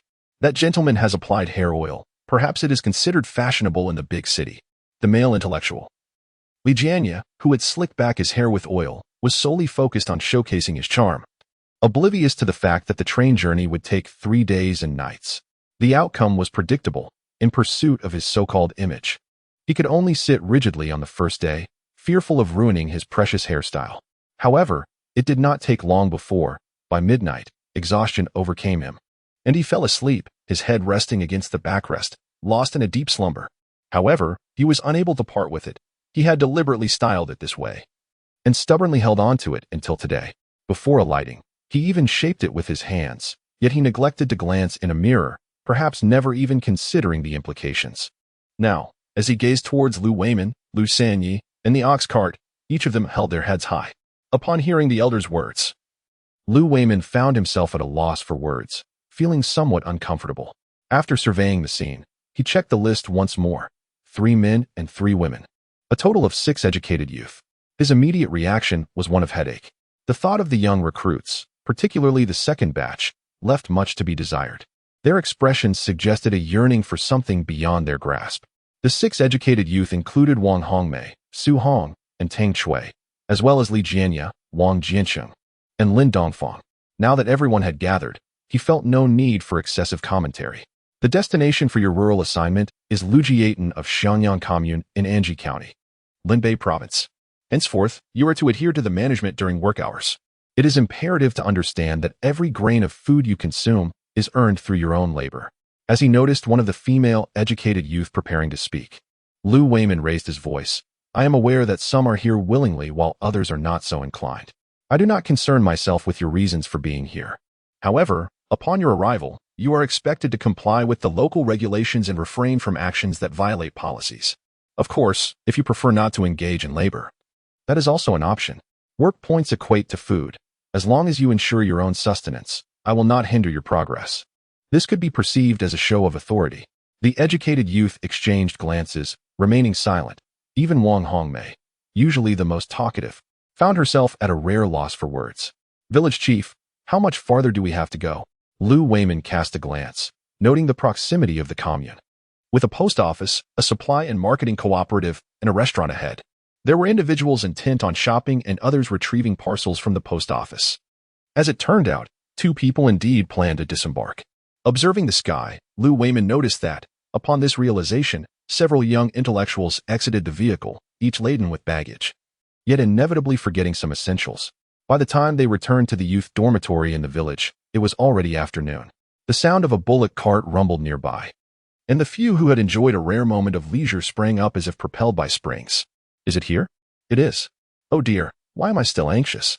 Chen Jiangwo strode confidently to greet the arrival, while Li Yin and others busied themselves opening the doors of several rooms they had been tidying. As Lu Weimin jumped down from the cart, he exhaled deeply, yet the demeanor of the young intellectuals appeared rather disheveled. Paying them little mind, he entrusted them to Chen Jiangwo and followed the bullock cart. Chen Jiangwo, somewhat bewildered, felt as though he had taken on an unexpected responsibility. With the village chief absent, the new young intellectuals quickly reverted to their true selves. Li Jianya resumed adjusting his hair, while Wang Jianqing assumed a big brother demeanor, choosing not to comment. Lin Dongfang, evidently from a well-off background, donned a pristine outfit devoid of patches, exuding an air of vitality that made him appear far more refined as he carried his luggage and gazed at the youth dormitory, his earlier frown easing. Su Hong, too, resembled a young lady of privilege. As she disembarked from the bullock cart, the hefty bag she carried nearly caused her to stumble, but she managed to regain her balance with great effort. Chapter 101. I can accompany you at any time. Tang Chui was dressed like an ordinary person, reminiscent of Lin Zhaodi from the past. However, her gaze conveyed a sense of unease as she alighted from the vehicle, surveying her surroundings, the exterior, the courtyard, the rooms, and the individuals present. Wang Hongmei stood in astonishment, her mouth agape, surprised by the favorable conditions of the youth commune. Upon spotting Chen Jiangwo, she quickly mustered a smile and introduced herself. Greetings, I am the new educated youth. My name is Wang Hongmei. Chen Jiangwo was also a spirited young man, presenting himself with a clean demeanor. Over the past 6 months, he had matured significantly and his perception of others had improved. Welcome, please come inside. This is the youth commune, and we are the educated youth who arrived last year, just under a year before you. I am Chen Jiangwo, this is Li Yin, Lin Zhaodi, and Tan Yajun. There is also Jian, who does not reside in the commune, but you will see him in the evenings. Due to the absence of assigned educated youth in Lujiaten over the past few years, only the 4 of us currently inhabit this commune, which still offers ample space. The 4 rooms with their doors ajar have been tidied up in advance for your convenience. However, should you find them unsuitable, you are welcome to choose from the many rooms available, whether you wish to reside alone or share with others. Presently, the 4 of us share meals together. And you are welcome to join us, but please avoid causing any embarrassment over trivial matters. In the eyes of outsiders, we educated youth present a united front. Today and tomorrow are rest days, so feel free to select your rooms and settle in. Once you are organized, I will take you to exchange for provisions. As soon as the words left her lips, Wang Hongmei eagerly spoke up. Chen Jiqing, may I join you in cooking? Chen Jiangwo interjected. What did you say? Was I not clear? I meant us, our group. You all can tidy up. Feel free to ask me if anything is unclear. They're ignoring you, aren't they?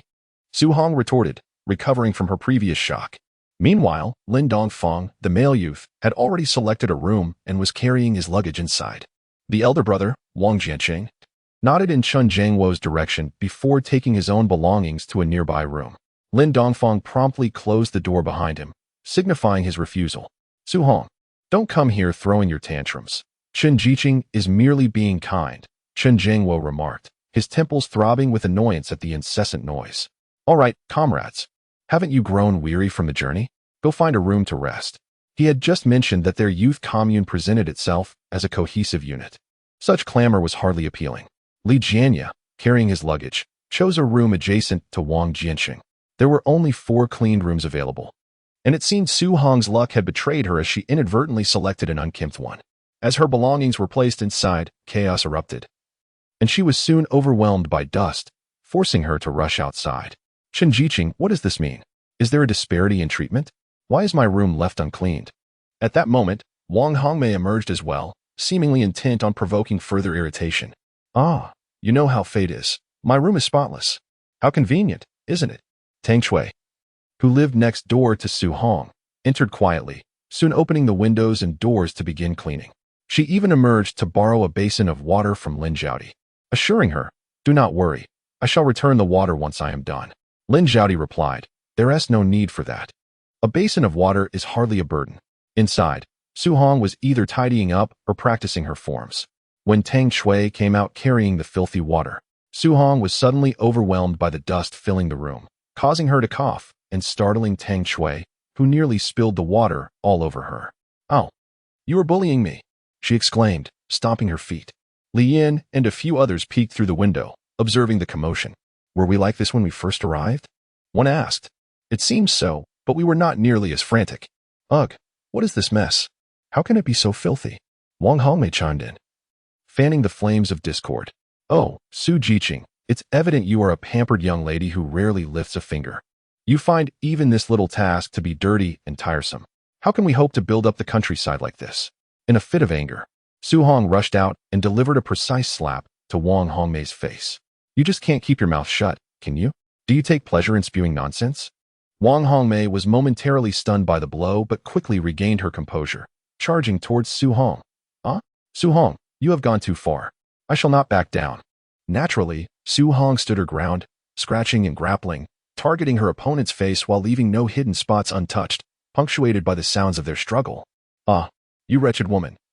Release me, let go. Su Hong, let me tell you, there is no need for you to look down upon anyone, nor to elevate yourself above others. What does your prowess signify? You have merely arrived in this humble countryside, just like I have. Release me, let go. My face. Li Yin and the others were utterly bewildered. What had transpired in the blink of an eye that led to such internal discord? Wang Hongmei continued to shout, unleashing a torrent of foul language that was painfully awkward even in the rural setting. You, the daughter of a capitalist, shameless and pretentious. Chen Jiangwo could no longer endure the scene and stepped forward, admonishing Wang Jiqing, tread carefully with your words. Simultaneously, Su Hong delivered another resounding slap to the other side of Wang Hongmei's face, declaring, My family hails from a lineage of steadfast poverty. My grandparents are honored martyrs. Who grants you the audacity to slander the descendants of heroes? Wang Hongmei, come here. I shall take you to the Public Security Bureau at the commune, and let the officers ascertain the truth. Upon witnessing this, Su Hong exhaled heavily. Pa? What nonsense is this? If I am not well, does that mean you will thrive? Dare to provoke me again? Whether it be the Public Security Bureau or the Educated Youth Office, I am prepared to accompany you at any moment. I refuse to believe that my grandparents shed blood for this nation, only for their descendants to be maligned in broad daylight. Is there no law to uphold justice? Wang Hongmei, I fear nothing, but you would do well to manage that foul mouth of yours, lest I feel compelled to sew it shut one day. Chapter 102. The thought of my saliva is about to spill forth. Wang Hongmei's retreating figure trembled noticeably. On the first day, less than an hour after arrival, chaos erupted, and Chen Jiangwo felt a pounding in his temples, increasingly regretting taking on this troublesome situation. Li Yin was left in a state of astonishment, exclaiming, "Good heavens! What a spectacle this is!" Tan Yajun, accustomed to such scenes, remained unfazed. Lin Zhaodi glanced around the adjacent rooms, pondering, this doesn't seem like a mere first encounter. Do they perhaps know each other? It seemed plausible, as their familiarity suggested otherwise. The sharp words exchanged were more befitting of a capitalist heiress. Yet they were laced with venom. Moreover, did you notice? The two of them had already clashed, and the three male youth accompanying them, along with the young woman named Tang Shui, remained oblivious to the commotion, not stepping in to intervene. I suspect this journey has been fraught with tension. Li Yin sighed. Suddenly, this lively atmosphere is a bit overwhelming for me. Isn't this pace rather swift? Lin Zhaodi pressed her lips together. What do you think this is? A race? However, I fear that tranquil days are now behind us. Knowing that dinner would be served at the youth hostel, one could surmise the general circumstances. After awakening from her afternoon nap, she filled her stomach halfway and, seeing that it was about time, sauntered over. The closeness among the group allowed for a lack of strict decorum, yet today, with outsiders present, a semblance of propriety was necessary. They casually selected a small wild chicken, encountered a few days prior while working in the mountains. It was hardly plump, mostly bones, but with the addition of some potatoes. It could at least be considered a meaty dish. She intended to take only half of it, yet upon weighing it, she realized that a whole one weighed merely 2 to 3 pounds, and cutting it in half would yield little substance. Simple was a girl who had just turned 16 after the new year, a young intellectual. Presenting such a dish was indeed commendable. Today, this was a portion of grain procured by several elder intellectuals, and Simple aimed to align with the occasion. If matters escalated, it would directly reveal human nature. Simple was generally unyielding towards such affairs, yet since arriving at Lujiaten, she had not encountered the opportunity. After a brief afternoon, she stepped once again into the intellectual's courtyard, instantly feeling the vibrant atmosphere. The 4 rooms that had been cleaned earlier in the morning were bustling with activity, and the doors of the 2 adjacent rooms stood ajar, still shrouded in mist, indicating occupancy. The traces of water splashed in the courtyard were quite evident. Simple, with unwavering steps, hurried directly towards the female intellectual's room. Upon reaching the doorway, she heard sounds from the backyard, where Li Yin and a few others rolled up their sleeves, turning the corner. They greeted Simple with delight. You arrived so early. Simple, just a moment. We'll wash our hands and then prepare the meal. Simple raised the items in her hand. Do you still have potatoes? Without meat, perhaps we could add some soup? Is this the wild chicken from last week? Surprised it's still alive? She tossed it to him. Indeed. Its vitality is remarkable. Otherwise, how could it have endured for so long? Chen Jiangwo picked it up and weighed it in his hands, a hint of skepticism in his tone. Why does it feel lighter? He chuckled lightly. You can't blame me. I lack experience in raising chickens. I just remembered. At once. Chen Jiangwo's voice escalated. You haven't been feeding them? His exclamation resonated not only through the adjacent rooms but also drew the attention of Li Yin and her companions, who had just entered to change clothes. Over the past 6 months, they had grown familiar with one another, and their exchanges had lost the previous formality. If they haven't been fed, so be it. At least their stomachs are cleaner, he remarked nonchalantly. Li Yin leaned in to take a closer look. Is it really that one from the other day? Jian Jiqing. How could you forget about a creature gasping for breath?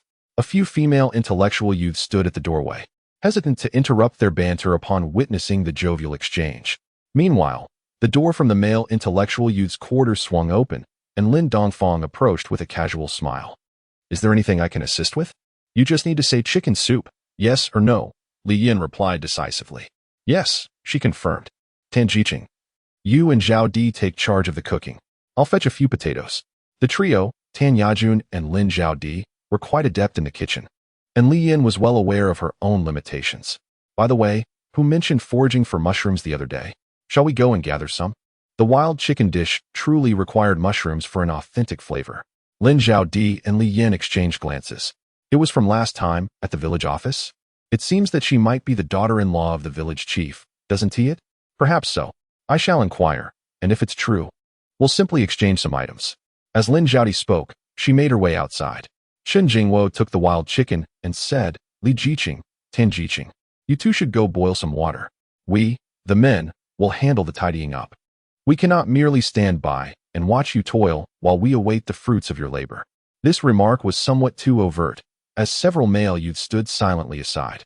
Lin Dongfang, seizing the opportunity, replied, Indeed, Chen Jiqing, as newcomers, we are still unfamiliar with everything. Please let us know if there is anything we can assist with. The other two promptly chimed in, Yes, yes. Chen Jiangwo surveyed their expressions and affirmed, All right, that poses no issue.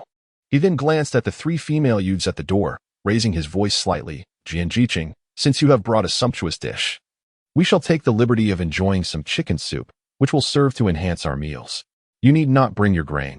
We shall procure some for you, lest we eat in discomfort. The three who had just entered the kitchen exchanged quick glances, and one said, Well then, I must thank you, Chen Jiqing. Tan Yajun and Li Yin echoed their agreement. In truth, this first meal was inconsequential, while the seasoned youths could not guarantee a feast at every meal. They had certainly gathered plenty of mountain goods and wild boar meat last year, ensuring that they would not lack sustenance throughout the winter. Chapter 103, Sister Jian's Favorites. Yet, Chen Jiangwo felt compelled to articulate his thoughts, so they might remain aware of the situation. Lin Dongfang's expression remained unchanged, while Wang Jianxing, resembling a big brother, seemed somewhat embarrassed, yet he refrained from voicing his thoughts. Li Jianye continued to comb his hair, his gaze occasionally drifting towards the kitchen. Upon hearing this, the female educated youth was displeased with Wang Hongmei, who had just finished a quarrel, leading the charge. What do you mean by that, Chen? Wasn't this meal supposed to be hosted by your senior educated youth for us newcomers?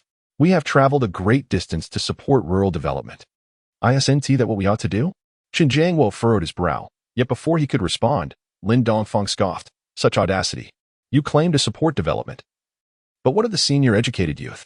Aside from your parents, who is obligated to cater to you? Do you mean to say you arrived in the countryside unprepared for hardship, merely intending to indulge? Wang Hongmei's face turned pale. You're talking nonsense. I did not. Oh. Then on what grounds do you demand others to cater to your whims? You exert no effort, yet expect so much. Is that not indulgence? Chen Jiangwo cast a peculiar glance at Lin Dongfang, impressed by his sharp tongue. Wang Hongmei opened her mouth several times, but no words escaped. Tang Chui's gaze shifted between Chen Jiangwo and Lin Dongfang, her expression enigmatic. If we are to discuss obligations, as you are here for rural development, perhaps you should consult the county, the commune, or the village chief to ascertain what is truly expected. Coincidentally, just as these words fell, a small figure appeared at the entrance of the educated youth dormitory, gazing curiously at Lin Dongfang, scratching their head in confusion. Chen Jiangwo pursed his lips, nearly breaking into laughter, and called out, Haydn, come in quickly. What brings you here? Are you looking for us, or is it for your sister Jian? The entire village was aware that the closest relationships to Jian were with the village head's family and that of Lu San, compared to the familiarity with Lu San's household. Visits to the village head's home were more limited for Jian. However, with Haydn, she shared a genuine camaraderie, almost like a loyal little brother. At 6 years old, Haydn's speech was quite articulate as he handed the basket in his hands to Chen Jiangwo, saying, My grandmother said you have many guests today and might not have enough vegetables. Here are some small garlic bulbs she dug up for you. Hearing the commotion, people in the kitchen peeked out. Compared to the bustling activity of the two chefs, Jian was merely an onlooker, so she stepped out. Haydn, what brings you here? Have you come to deliver some delicious treats for me?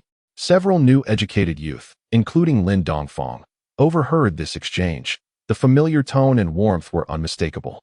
The child's smile became even more genuine upon seeing Jian.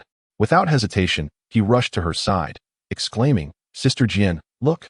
These are the small garlic bulbs my grandmother dug up. She said you like them. Among the wild vegetables from the mountains, Jian indeed favored these, appreciating their flavor and how well they complemented her meals. In just a short time, she had already learned several ways to prepare them. Tan Yajun poured boiling water over the wild chicken, while Chun Jiangwo began to pluck its feathers, playfully teasing the child. "Oh, so these are for your sister Jian?" Haiden nodded vigorously. "Sister Jian loves to eat them."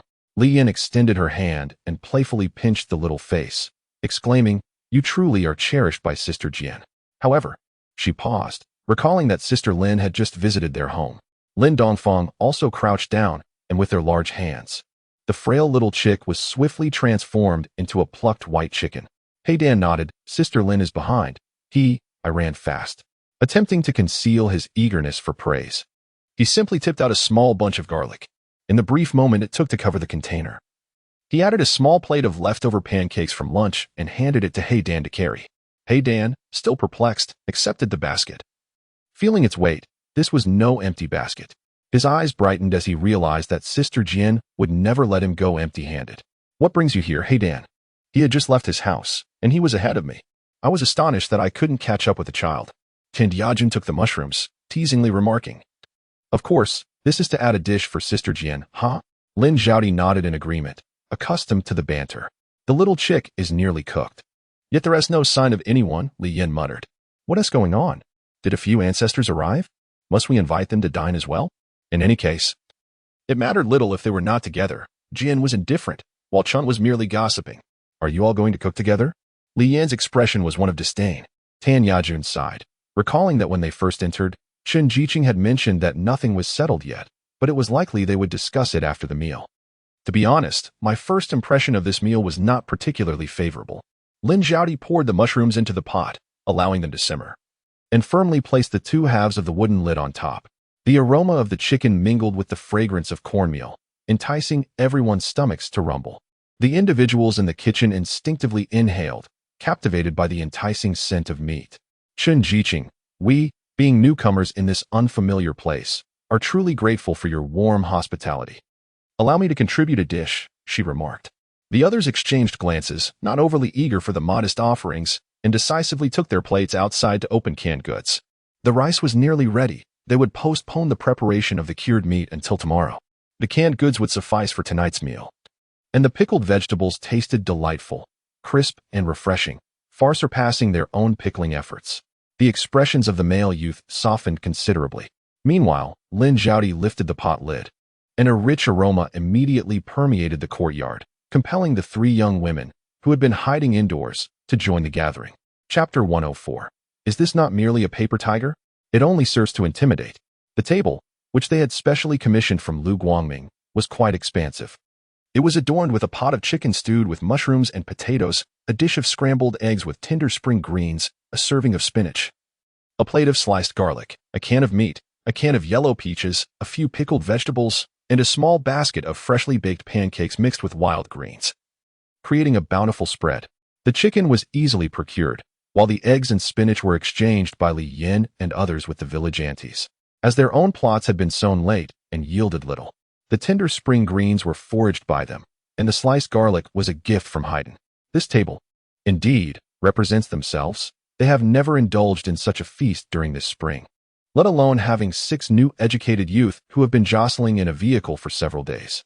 Faced with such delectable offerings, Su Hong and Wang Hongmei merely exchanged a few glances, refraining from squabbling, fearful of missing out on the food. The first batch consisted of Jian Jian, followed by Li Yin, Lin Zhaodi, and Chun Jiangwo, with the addition of the transferred Tan Yajun, making a total of 11 educated youth in Lujiaten, which is not an insignificant number. This meal is essentially a welcome for you new educated youth. These staple foods and dishes are all supported by us, the older educated youth, and the villagers. You have all endured several days of hardship, so let us eat first. Afterwards, we shall deliberate on other matters. Instantly, chopsticks began to fly across the table. The few seated closely beside Jian Jian, despite having anticipated this scenario, swiftly grabbed several pieces of food. Yet they still underestimated the allure of the feast. With such a large table, they ended up with several grease stains on their clothes. Consequently, the older educated youth, after all their efforts, only managed to nibble on a large pancake alongside a few plates of pickled vegetables. The only one maintaining a semblance of decorum was Lin Dongfang. who felt quite embarrassed after finishing his meal, unaware that he could appear so disheveled while vying for food. Wang Hongmei and Tang Chui were burping contentedly, reluctant to set down their chopsticks, while Su Hong, having finished first, patted her chest and could not help but scorn others, questioning if they had never seen food before. Aren't you embarrassed? As if you haven't eaten? You? What about you? Wasn't he the plate you just overturned yours? A few simple moments led to an overwhelming sense of discomfort in my chest, prompting an instinctive shift back on the chair. Chen Jiangwo disregarded their unease and addressed the group, stating that our ranks as educated youth were steadily expanding. I comprehend that we hail from diverse locales, each with its own customs and traditions, thus we harbor no particular demands. To mitigate further discord, I propose that you form your own teams. Whoever wishes to dine together may do so, provided both parties consent.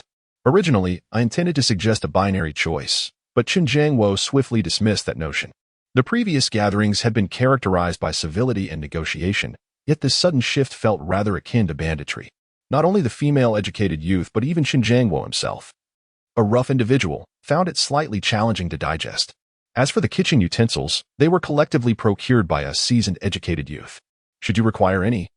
The wooden items can be exchanged at the home of Lu Sanyi from the village, the very individual who transported you here. His household may be lacking, but with tomorrow being a day of rest, it would be prudent to accompany the vehicle to the commune's supply store and procure whatever is necessary while time allows. Currently, agricultural tasks are not particularly demanding, providing you with an opportunity to acclimate. Moreover, I trust that the village chief will make the necessary arrangements in this regard. Nevertheless, I must emphasize that we, as educated youth, are a unified entity. Furthermore, the educated youth from Lujiaten maintain a cordial relationship with the villagers, establishing a solid foundation for you.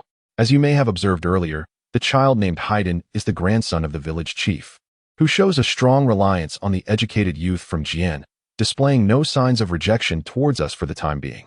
It is unnecessary to elaborate. It suffices for everyone to recognize that the foundation of this community largely owes its success to the efforts of the young intellectuals. While one may choose to remain indifferent or ungrateful, I implore you not to trample upon or squander these contributions. Ultimately, we are young intellectuals, tasked with supporting rural development, not indulging in self-pity, casting blame, or undermining the unity between ourselves and the villagers, nor disrupting the internal relations within the community. Last year witnessed a severe drought, and our young intellectuals endured it alongside the residents of Lujiaten. I shall refrain from further commentary. We are all adults here. To speak candidly, since we have chosen to return to the countryside, it is imperative that we possess the means to sustain ourselves, regardless of our circumstances at home. It is not acceptable to toil all year, yet earn merely enough to fill our own bellies. The future now lies in our hands. Without digressing further, the matter of shared meals has sparked considerable excitement. Wang Hongmei recalls a moment when Chen Jiangwo's negligence was overlooked and broaches the subject again, asking, "Chen, may I share meals with you?" She expresses no concern regarding a potential betrayal from Chen Jiangwo, her gaze shining brightly upon him. Chen Jiangwo responds with conviction, "Wang, our eating habits and tastes differ. It would not be suitable for us to share meals. Besides, I am merely partaking in someone else's provisions." Upon hearing this, Li Yin straightens her posture and asserts, "You are correct. Chen should share meals with us. If not, you might as well seek companionship elsewhere. Alternatively, you could form a group with one another, as you have traveled together and are familiar with each other, thereby facilitating your adaptation to communal life." Several new educated youths exchanged glances, each filled with disdain. However, it was evident that the veteran educated youths remained unyielding, and indeed, they had no alternative. Lin Dongfang spoke indifferently, "Count me out. I shall prepare my own meal." Wang Hongmei's eyes brightened. "You?" Lin Dongfang pretended not to notice and turned to Chen Jiangwo. "Comrade Chen, I have a few matters I would like to consult with you. Are you available?" As he caught a glimpse of Wang Hongmei's furious glare, Chen Jiangwo cheerfully stood up. "Sure, let us head to my room." Li Yin and several others got up to tidy the table, while Su Hong and Tang Chui hurriedly lent a hand. Wang Hongmei's anger remained unresolved, and feeling awkward just sitting there, she reluctantly picked up 2 bowls. Before she had taken more than a couple of steps, her hand slipped, and with a loud crash, the bowls shattered. Li Yin and the others immediately darkened their expressions, placing the dish back on the table. "Comrade Wang, what do you mean by this? These are the property of our educated youth dormitory. Are you deliberately trying to cause damage? If you are dissatisfied with the dormitory or the educated youth policy, we can certainly relay your concerns to the authorities. But please do not use our dormitory's valuable property for petty retaliation. Wang Hongmei was taken aback. She genuinely intended to assist. Yet, for reasons unknown, her hand had slipped. No matter how unreasonable it seemed, the fact remained that the bowl was broken. She felt a pang of regret. With very little money in her possession, she had done nothing, yet 2 bowls were gone, and she had gained nothing. A few others behind the kitchen door stifled their laughter, whispering, "Isn't this just a paper tiger? All bark, no bite." Chapter 105. The industrious villagers had already risen to their bustling activities. She wished to express that her actions were unintentional. However, to the eyes of others, it appeared as though she was merely making excuses. The few young intellectuals present cast reproachful glances, clearly inscribed with the sentiment, "Wang, how could you be so careless? How could one be so inattentive? Those 2 bowls were newly acquired just last year." Li Yin sighed deeply, remarking, "Did you see the frenzy during the meal? The way they snatched at the dishes, the chopsticks flying about. One would think they were spitting into the bowls." "Stop. Please, don't say any more. I can hardly bear the thought of losing the meager meal I just managed to consume," she implored. The few of them were not overly dramatic, but the discomfort was undeniable. Now, Li Yin felt a sense of gratitude that Chun had spoken swiftly earlier, allowing them to remain uninvolved. Otherwise, she feared she might not withstand even a single meal. With her small fist clenched, a spirit of resolve emanated from Li Yin, eliciting laughter from the other young women. It seems I may be overthinking this. It is only the first day.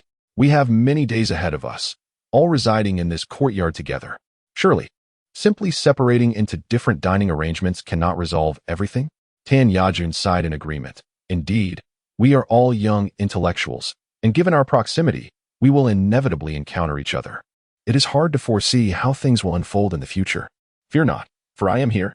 I refuse to believe that they will persist in their actions if we establish boundaries from the very beginning." Lin Zhaodi experienced a myriad of concerns. Simply observing the bustling scene from several hundred meters away, apart from work, the opportunities for encounters were few and far between. And she was not one to suffer in silence. As the sun began its descent, Li Yin and others had already finished washing the pots and were preparing water for their evening ablutions.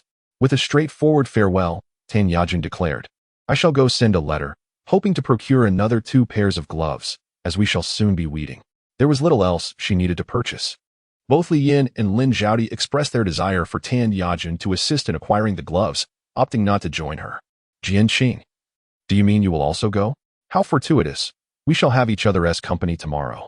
I suspect the new young intellectuals will also attend. And the thought alone is giving me a headache." Jian Qing rose and made her way outside. "Very well, let us go together tomorrow. I too shall see about the letter." Upon returning home, she kindled the stove, adding a few pieces of firewood, sufficient to generate warmth, as the fire was merely to last through the afternoon. After the new year, the wooden trough on Jian Qing's Kong was rendered obsolete. That little bit of greenery had been meant for the winter's sustenance. With spring's arrival, the family's south private plots and gardens became bustling with activity, and Jian Qing adapted to local customs. Some seedlings required initial cultivation within a greenhouse, nurturing them until they reached approximately 4 inches in height before transplanting them outdoors, thus ensuring a higher survival rate. At this moment, naturally, there was nothing in place. Each family had erected a modest plastic shelter in the garden, where over a dozen bamboo poles, each more than a meter long, were bent into a semicircle. A sheet of plastic was draped over the top, and the edges were secured with soil, leaving only a single opening for entry and exit, watering, and ventilation, thus creating a rudimentary greenhouse. Therefore, the early cultivation of seedlings became paramount. In fact, during some years when spring arrived early, many industrious housewives began to nurture seedlings almost before the Lunar New Year, when it was still freezing outside. The seedling pots were placed indoors, on the Kong, windowsill, or cupboard, filling every available space except where one would sleep. For many families, the entire house was dedicated to this purpose. Simplicity, however, was not in her repertoire. After all, in her past life, she had never encountered such endeavors. Last year's cabbage and radishes had already exceeded expectations. This autumn's cabbage and radishes were also noted by the elderly lady, who recognized that while simplicity possessed some capability in the realm of agriculture, she was still a novice. Thus, upon hearing about the planting She readily agreed and meticulously explained what should be sown in their private plot and garden, detailing the sequence of planting, which indeed held its own wisdom knowledge that a newcomer like Simplicity would not grasp. The elderly lady even planned to bring her daughter-in-law to assist during the days of planting the garden, though she had yet to mention this to Simplicity, who remained unaware and was troubled by the vast expanse of their backyard, pondering what to cultivate. The base had all sorts of produce, but how much could truly be brought to fruition? Reflecting on her intentions for coming to the countryside, Simplicity's side, having resolved to settle for the next decade or more, she understood that she must take matters into her own hands. Do not speak of a fondness for pastoral life at this moment, for the rural existence of today is worlds apart from that of the future. The former represents a tranquil retirement, while the latter signifies mere survival. The living conditions and mentalities are starkly different, as the imagined and the actual diverge completely. One can only comfort oneself with the notion that this is merely a prelude to a life of leisure. Early the following morning, the alarm clock roused me from slumber, and with great difficulty, I opened my eyes, enveloped in a haze for a considerable time, until I finally grasped that today I was to visit the commune. Regret washed over me. Why did I agree to rise so early and accompany them to the commune? With this thought, I reluctantly vacated the warmth of my comfortable bed, painfully dragging myself upright. I shook my head to dispel the lingering drowsiness and splashed cold water on my face to awaken my senses. In a rare moment of introspection, I glanced at myself and contemplated whether I had been somewhat indulgent. Yet, this fleeting thought quickly faded. If I have the means to satisfy my hunger, why should I not? In the grand scheme of things, sustenance reigns supreme. Observing the time, I realized there was still a chance to prepare a meal. I promptly set a pot on the stove, heating a bowl of 8 treasure porridge alongside a few steamed buns.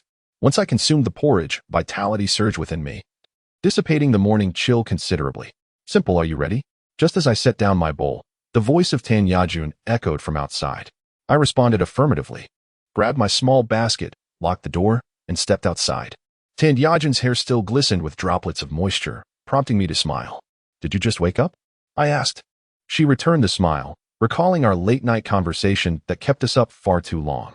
If it weren't for Lin calling me just now, I would still be asleep. As she simply locked the door, the two turned in unison towards the village entrance.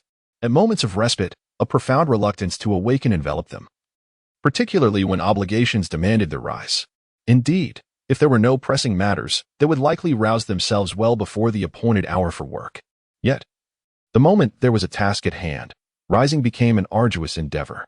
Carrying her basket, Jian found herself lacking the vigor typically present in the early hours. Her spirit noticeably diminished. A sigh escaped her lips as she lamented her decision to rise so early after finally securing some rest. Wouldn't it be delightful to indulge in a leisurely slumber? At that moment, a small elderly man driving an ox cart approached, overhearing her lament. Upon noticing Jian's lackluster demeanor, he felt a twinge of sympathy. Did you not rest yesterday? Why do you appear so fatigued? Is there some task at hand? Go call your uncle Guangming. Let him and his wife assist you. I presume that garden remains unturned? Come, sit beside me, he urged. Jian took her place at the right side of the old ox, akin to the front passenger seat, while Tan Yajun nestled closely against her companion. Though it was clear she could not summon help for the task, she graciously accepted his goodwill. Third Grandpa, the garden has indeed been plowed. But when it comes time to transplant the seedlings, I will surely need the assistance of Third Grandma and Auntie, for I am quite inept in that regard. The old man pointed his whip at her, bemused yet exasperated. You are utterly unskilled and yet speak with such confidence? Jian chuckled. Well, I may have learned to cultivate cabbage and radishes, but I cannot very well tend to an entire garden of them, can I? Oh, fret not. I am clever enough. I shall learn swiftly. Three uncle, are the seedlings in the garden about to be moved out? Did my third aunt take my seedlings with her? Of course she did. She has gone in to check on them several times, albeit merely for casual conversation. At this moment, the ox cart has arrived at the village entrance, and it awaits not only the new educated youth, but also a few villagers. Upon a brief glance, one notices 6 new educated youths, all present and accounted for. However, what does it mean that Lin Dongfang is standing so far away? A nod suffices as a greeting, and Jian whispers to Tan Yajun. The old man halts the cart and says, "We re-heading to the commune. Everyone, please get on board." In a moment of distraction, Jian observes that Lin Dongfang, with his long legs, has already settled in behind Lu Sanyi, while the others follow suit, gradually filling the cart. Upon leaving the village, Jian quips softly, "3 uncle." This cart could be deemed a dedicated transport for the educated youth. The old man grumbles, "What do you think? Who has the leisure to keep running around? Doesn't he that incur expenses?" The other educated youths, noticing the familiarity between Jian and the cart driver, can't help but feel a tinge of envy. A few of the female educated youths express mild jealousy. Tang Chui glances toward Jian and the elderly driver, remarking, "They seem quite familiar with each other, don't they?" Beside her is Wang Hongmei, and on the other side, a village aunt who, without much thought, chuckles, "Of course. It's not just 3 uncle. Everyone in our village is quite close to Jian. The new educated youths do not understand. Without Jian, our village would have been entirely different last year." Tang Chui's eyes flickered with curiosity. "Auntie, wasn't Jian Jiqing here last year? Are you also familiar with her now? Did you know her before? Besides, she's just a young girl. What assistance could she possibly offer the village? Could it be?" Wang Hongmei interjected, "Indeed, she, like us, is a youth sent to the countryside, and she should belong to our collective. Her closeness with the villagers undermines our unity, does it not?" "No, that's not the case." Someone nearby tugged at her sleeve and gestured subtly. "Ah, that's not it at all. Jian Jiqing first came last year, but after arriving, she rendered significant help to the village, which is why the villagers are so grateful to her. Given her youth, we regard her as one of our own. Akin to our own children, hence the familiarity." Tang Chui felt a complex mix of emotions, neither disappointment nor anything else, as she lowered her gaze. Su Hong observed quietly, choosing not to speak, remaining in silence. Wang Hongmei recalled 2 bowls, but found herself devoid of the spirit to argue. Meanwhile, a few male youths cast their gazes toward them. Li Jianya shook his head and wiped his face, his look towards Jian Jiqing ambiguous. Lin Dongfang also regarded her with some surprise, yet he neither shied away nor dodged. When their eyes met, he merely nodded gently, exhibiting no trace of unease. Looking back, she continued to speak simply, her mind still pondering the intentions of these individuals, particularly that Tang Chui. The insinuations and provocations in her words were glaringly evident. However, it seemed she did not anticipate that the thoughts of the ants would diverge entirely from her insinuations. One could say the villagers now viewed her through a certain lens. The young lady was a benefactor to their Lu family village, and they were certainly determined to protect her. "Sit tight," the old man instructed in a hushed tone. Jian nodded and immediately grasped the wooden beam at the center of the cart. Tan Yajun cleverly reached for Jian's basket. In the next moment, the ox cart hit a significant bump. While the impact at the front was minimal, the jostling towards the rear was considerable, nearly sending several individuals airborne before they landed heavily onto the cart's floor. The sensation was akin to a roller coaster, catching them off guard and leaving their faces pale with fright. Once they settled, Tang Chui and the others began to clutch their chests in exaggerated distress. While Wang Hongmei chimed in, "What kind of ride is this?" Chapter 107, returning to dine with you. Lin Dongfang, behind the old man, observed everything with keen interest and could not help but chuckle softly. How amusing. Fortunately, he had been astute enough to hold onto the cart's edge upon hearing the initial commotion. Nonetheless, it was evident that Jian, the educated youth, held an extraordinary position in the hearts of the villagers. The camaraderie displayed by the ants, who instinctively rallied to her defense, suggested that the earlier bump was, in fact, a blatant act of retaliation. It is widely acknowledged that regardless of the type of vehicle, the rear suffers the most during a bumpy ride. Notably, he glanced once more at the 5 individuals seated at the back, all of whom were freshly arrived intellectual youth from the previous day. Furthermore, those who had exchanged unkind words earlier were also present. How amusing. The atmosphere grew quiet as the elderly gentleman leisurely set down his whip, maintaining the previous pace, and eventually halted at the familiar roadside. He proceeded with a leisurely demeanor, neither hurried nor indifferent. The women, accustomed to such routines, disembarked from the cart alongside Jian Dan. "Third master, we are heading to the post office and the supply and marketing cooperative. Do you need anything?" The old man raised his eyes for a moment and replied, "Go ahead, I will wait for you here." Jian Dan scanned the surroundings, pointing towards a tree at the corner. "Third master, there is a large tree over there. Please park the cart there. It will become quite sunny here shortly." The old man did not respond, but nevertheless guided the old yellow ox to turn. The post office was relatively close, so they visited it first. Tan Yajin deposited a letter into the mailbox, while Jian Dan inquired about her own mail. The two then proceeded directly to the supply and marketing cooperative. Upon reaching the entrance, Jian Dan halted, spotting Qing Zhao, the tall figure standing in front. Wasn't he the one who had collected items in the back garden? Dressed neatly, he appeared to be a spirited young man. Upon seeing Jiandan, Cheng Zhao's excitement was palpable. Jian, intellectual youth, what brings you here? Jiandan gestured toward the side. I came to purchase some daily necessities. And you? Are you on a break? Cheng Zhao hesitated for a moment, a hint of grievance crossing his face as he scratched his head. I came to buy something. Then, shall we go inside? Cheng Zhao's ears flushed a deep crimson. Jiandan, let us move aside. Are we purchasing items here? I have both money and tickets. Take these and use them. Don't let it impede our plans. As she spoke, she produced a hefty handful of tickets. Having found that she hadn't utilized many since their arrival, she thrust them all into his hands. Here, take this to use for now. You can return it later when you have the chance. I want to be leaving the village, so I want to need them. No, I don't require so many. Jiandan observed. Cheng Zhao wasn't he particularly adept at handling such mundane matters, so he simply selected a few tickets. We'll use these for our meal later. Keep the rest for now, and hurry to get the items. You seem rather anxious. Don't let it delay us. Indeed, although Cheng Zhao was conversing with Jiandan, he frequently glanced at his watch, too shy to voice his concerns. Jiandan, perceptive as ever, had long since noticed this, and it was not the right moment to jest with him. After a brief hesitation, his sense of responsibility prevailed. Cheng Zhao composed his expression, regardless of the era. His attire conferred a certain privilege, particularly in exceptional circumstances. Before long, he emerged with 2 mesh bags. Nodding towards Jiandan as he made his way to the end of the street. Jiandan, unperturbed, completed her shopping and reunited with Tan Yajun. Have you gathered everything? Tan Yajun weighed her basket, reciting each item.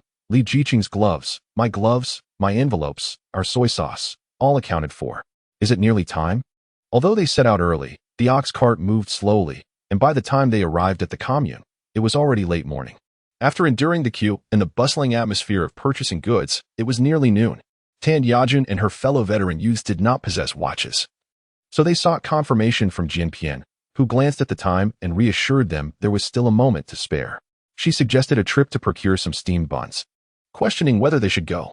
After all, she was not particularly in need of such sustenance. Tan Yajun and her companions relished the ease of their interactions with Jianpian, free from any pressure, and the 2 young girls joyfully dashed towards their next destination. Jianpian opted for various buns, vegetable-filled, steamed buns, and others, packing them neatly. Tan Yajun also grabbed several buns, thinking that since they were indulging, they might as well enjoy something rich and flavorful. Aware that Jianpian preferred to avoid cooking whenever possible, she was not at all surprised by this behavior. Why are you all out so early today? Jianpian chuckled, placing her backpack on the ox cart and retrieving 2 oil paper packages. Sitting beneath the shade of a tree, she casually shared her food with the old man, who had grown quite familiar with her over time. Without hesitation, he accepted the offering, and upon opening it, he exclaimed in delight at the sight of the glistening white buns, freshly steamed and still steaming, their aroma quite enticing. Seated in the shade of the ox cart, Tan Yajun, Jianpian, and the old man savored their fragrant meal. Lu Sanya, I apologize for keeping you waiting in the heat of the day. Here are some buns I just packed. Please have a bite, she offered. The old man was momentarily taken aback, aside from the young volunteers. It was indeed the first time someone had brought him food. However, as they were not well acquainted, he politely declined. Lin Dongfeng glanced at the simplicity of the matter, said nothing further, and did not insist. He merely put the items away.